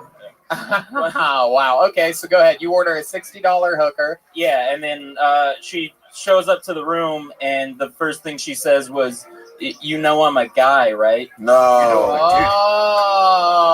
Oh, she shit. said, so you Now paid double. Now What's I. up? So you paid double. Yeah. Talk about Well, overdraft. no, I didn't really. I was like, I asked her if she had a dick because I was hoping for the best, but she was like, "Yeah, I do." She's like, you're sucking it. Yes, Jeremiah. And you said transaction denied. Boom. Jeremiah motherfucking Watkins is here. Damn right, baby. That's how it's done in the pros. So, you ask her if she has a dick. She's like, yeah, dude, I'm a $60 hooker. Of course I have a dick. And then what happened? Well, yeah, I paused for a little bit. The old pause where you know you're about to suck a dick for the first time. That I'm about to fuck a dude pause. What up?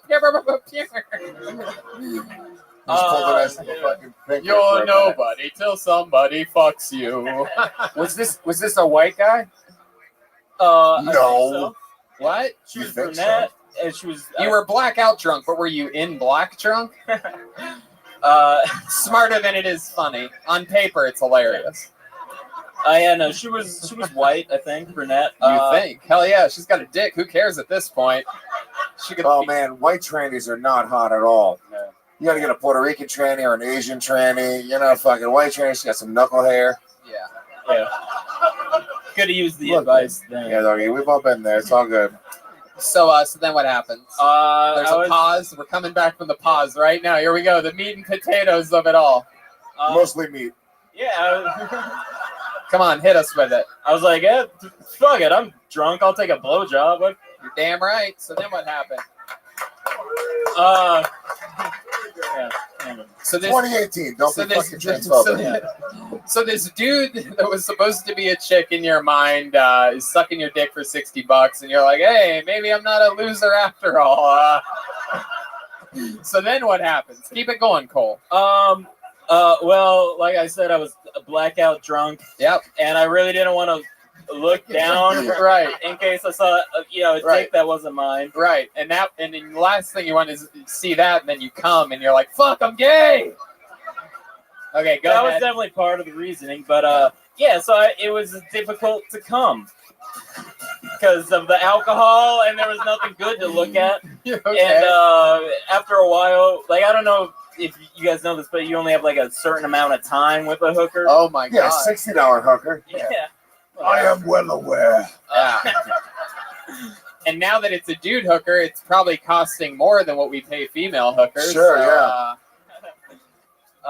Yeah, but she If needed this was more. a chick, it would have been a $40 blowjob. Yeah, exactly. It's a fucking man job. All right. Yeah, but Did he leave his fleece in your hotel room in Vegas? Is that his? All right, no, go ahead. This is mine. Yeah. No, but she needed more money after a while. How long are we talking about ballpark? I could. It lasted for 3 months. Yeah, you usually pay by like 30 minutes to at Probably least an hour. I'm guessing it was 30 minutes. Right. She's actually here with him in the audience. And she's like, I'm gonna need more money if you want me to keep sucking your dick. My neck's getting tired and I'm a fucking dude. Yeah. He's like, I know my Adam's apple. You think it's like a muscle, but it's not. All right, go ahead. Yeah. So like my credit card barely went through the first time, so I wasn't gonna go through again. Yeah. And she tried it a couple times. Like, yeah. Wait, it's not she mine. has a credit card like swiper thing? Oh yeah, she's professional. Wow. Fuck yeah. Damn. Yeah, and She then has a square, but not a box.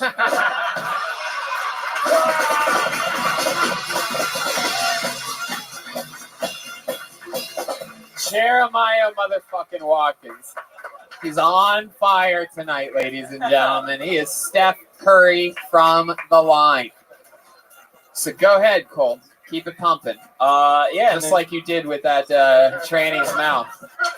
Keep going.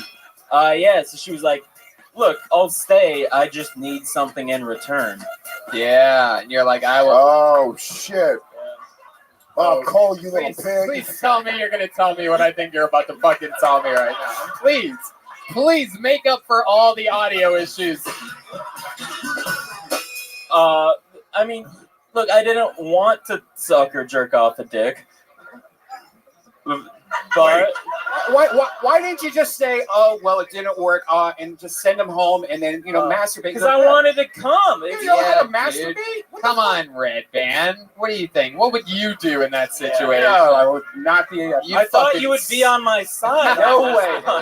I would have masturbated right when I got to my hotel room and for free and never have done any of this. Cool. So, but okay, all right. Here, so Cole. So coming from the guy who subscribes weekly to rubmaps.com. Yeah, it's a sponsor. Okay, so it is not a sponsor. That is not a sponsor. You can't say things like that. Did you suck My AA sponsor? transgendered no. woman's penis? Like, I really didn't want to suck or jerk it off, but I wanted to come. Right. So The great dilemma of man. Instead I rolled over, ready to take it up the ass. No. Wow. Cole. You went from blackout drunk to brownout drunk. Yeah. And then what happens? Cole, you got to keep this moving for me, dude. So What the fuck is going on right now, just Cole? wait. Okay. Lewis, let him go. Your father, Borges, is right there listening. Yeah, but she couldn't get it in because I was clenching too hard. No, it's because you have a tight asshole, dude. Yeah, too, yeah. Yeah, dude, don't be so humble. You got that tight ass. So then what happened? No one Did he try spitting on it? Or? I think she tried a bunch of stuff, but it's all kind of blocked from my memory. I'm straight, by the way. Not anymore. No, you're not. You are not straight. Was she wearing a rubber? There is a deep gay monster inside of you. Doggy, was she wearing a rubber? She might have been. I don't Oh know. my God! You gotta go get tested right now. Yeah, I know, but I'd rather just not fuck than know I have AIDS. Wow. What a sad response. Wow. Do you put that on your dating profiles? This is the gayest night I've heard of in Las Vegas since I saw Siegfried and Roy's magic show one night. I didn't think a Siegfried and Roy joke would actually do that. Holy shit, dude. Okie Wow. Yeah. So this transgendered woman tried to fuck you in the ass, and you tried to let it happen. It wasn't because you didn't let it happen. You were completely willing. She just couldn't keep it together. I was like, I know I was going to be clenching. She was like, I'm not going to clench. And then she was like, you're clenching too hard. I can't get it in. And she was like, you don't want to do this, do you? I'm like, no. And then that was it. And then I had to drive home alone. So she had the moment like where a dude finds out a girl's too drunk, and she's like, yeah, you know what? You're a little too drunk for me. Yeah. She had morals. Yeah. You did not. No. It's a bad situation when the prostitute comes to you and says, is everything okay? How are we feeling right now about this? All right, we got to keep this thing moving. There he goes. Cole Alexander, ladies and gentlemen.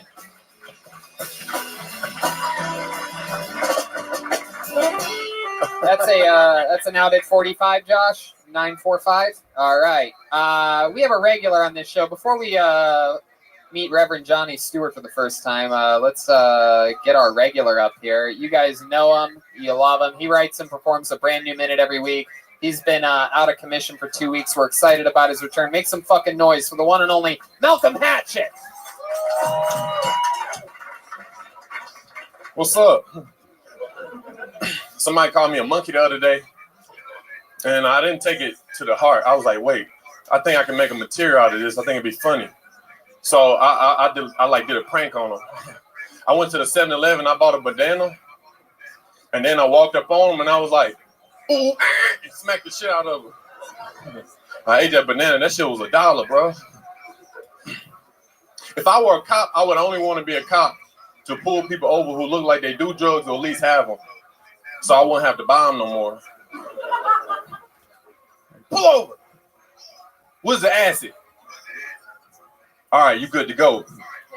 Don't trip. I like triangles. That's my favorite shape. I love triangles. I spend a lot of money on triangle food, like slices of pizza and Doritos. When I was in middle school, I used to draw triangles all the time on the paper.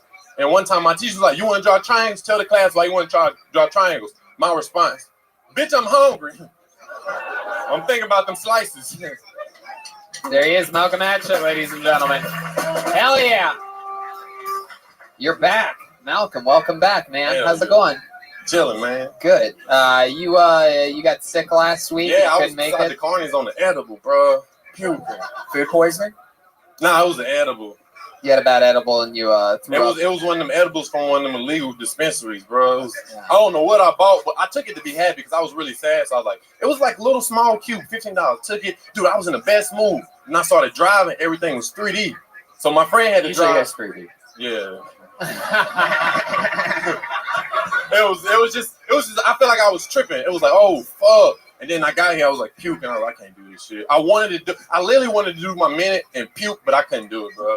I actually felt really sick the other day. I was flying back from Maryland, and on my layover, I had this jalapeno breakfast sandwich, and everything's fine, you know. But then I fucked up, and I decided that I wanted a small Wendy's Frosty as well.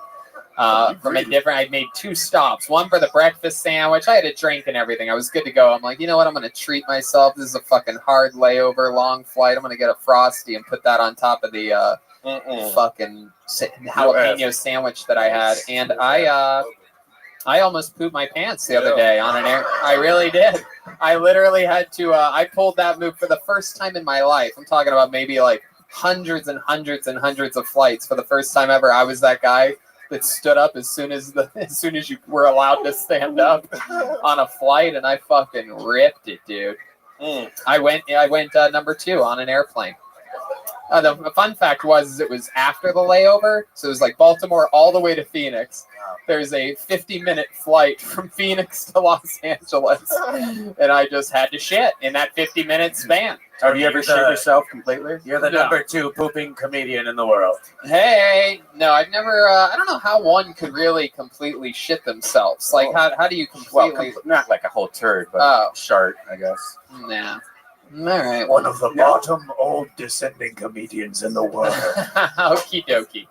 Well, how far are you? Where are you going for Christmas? Oh, I'm going to North Carolina. What part? Oh, that's so crazy. I'm from Winston-Salem, but the Raleigh thing, that's cool. How far is that from? Oh, it's an hour and a half. Wow, that's so close. crazy. When I had opened up for Theo Vine in July, most of his fans are Kill Tony fans. Yeah. So they was like, "Yo, please bring Raleigh here," and like, boom. Yeah. Was that where he was, Raleigh? Yeah, in Raleigh. At Good Nights? Yeah. Well, that's where we're gonna be. Shit's gonna be crazy. We're gonna be there for 5 shows. We eat cookout. Hell yeah, it's gonna be great. You have to tell some of your cousins to come over. Yeah. Leave the weapons at home. Hell yeah. Wait, you want me to kill Tony, motherfucker? All right. All right. No, they go. That'd be cool. That'd be really You gonna be here next week? No, I leave December 8th. Damn and I come back January 3rd.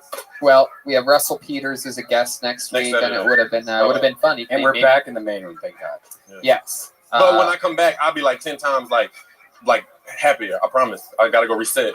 You seem happy right now, but I like the fact that you think you could be even happier. Yeah. Fuck yeah, I love it. Fuck out of here. One of my favorite humans, a guy that inspires me from the ground up every week, putting a new minute out there. Make some noise for Malcolm Hatchett, everybody. Yeah, Malcolm. Malcolm's just like, where's Waldo if he was Rastafarian? Okay, you've been hearing the name off and on for the last few minutes here. Hopefully he's here and on deck. I believe this is his first time on the show. Definitely under this name it is. Make some noise for the Reverend Johnny Stewart, everyone. Here we go. Here he comes. Come on, everyone. This very easily could be your final comedian of the night. Make some noise for Reverend Johnny Stewart. Hey, guys. The Reverend Johnny, how the hell are you? All right, shit, drink more. I don't know. Got some great news today. My girlfriend just celebrated her 18th birthday. Give it up for her, right? That's right, baby. 18 years old today. It's a big year, you guys. No claps? What the fuck is wrong with you? Been waiting 3 years on this pussy, guys. I can't get any claps. Do you know how hard it is to date a 15-year-old girl in current year? You look like you do, sir. Let me tell you from personal experience, it's damn near impossible. Right? See, they're like gremlins. You can't feed them after midnight. You can't get them wet. You know what I'm saying? Be coming with hella rules and shit, you guys. I'm just kidding. It's a jokes. I didn't wait. On her 16th birthday, I took her to Vegas. You know what the age is out there? 16, buddy. Fuck yeah, Reverend Johnny Stewart. This is very exciting. We've never gotten to have the bad guy from the hit movie Toy Story on. There's a snake in my booth. On. The Hills have open mics. Hey, I like that. There you go. You are an interesting Jeremiah. Go ahead. This is our favorite comedian on Fury Road. Wow.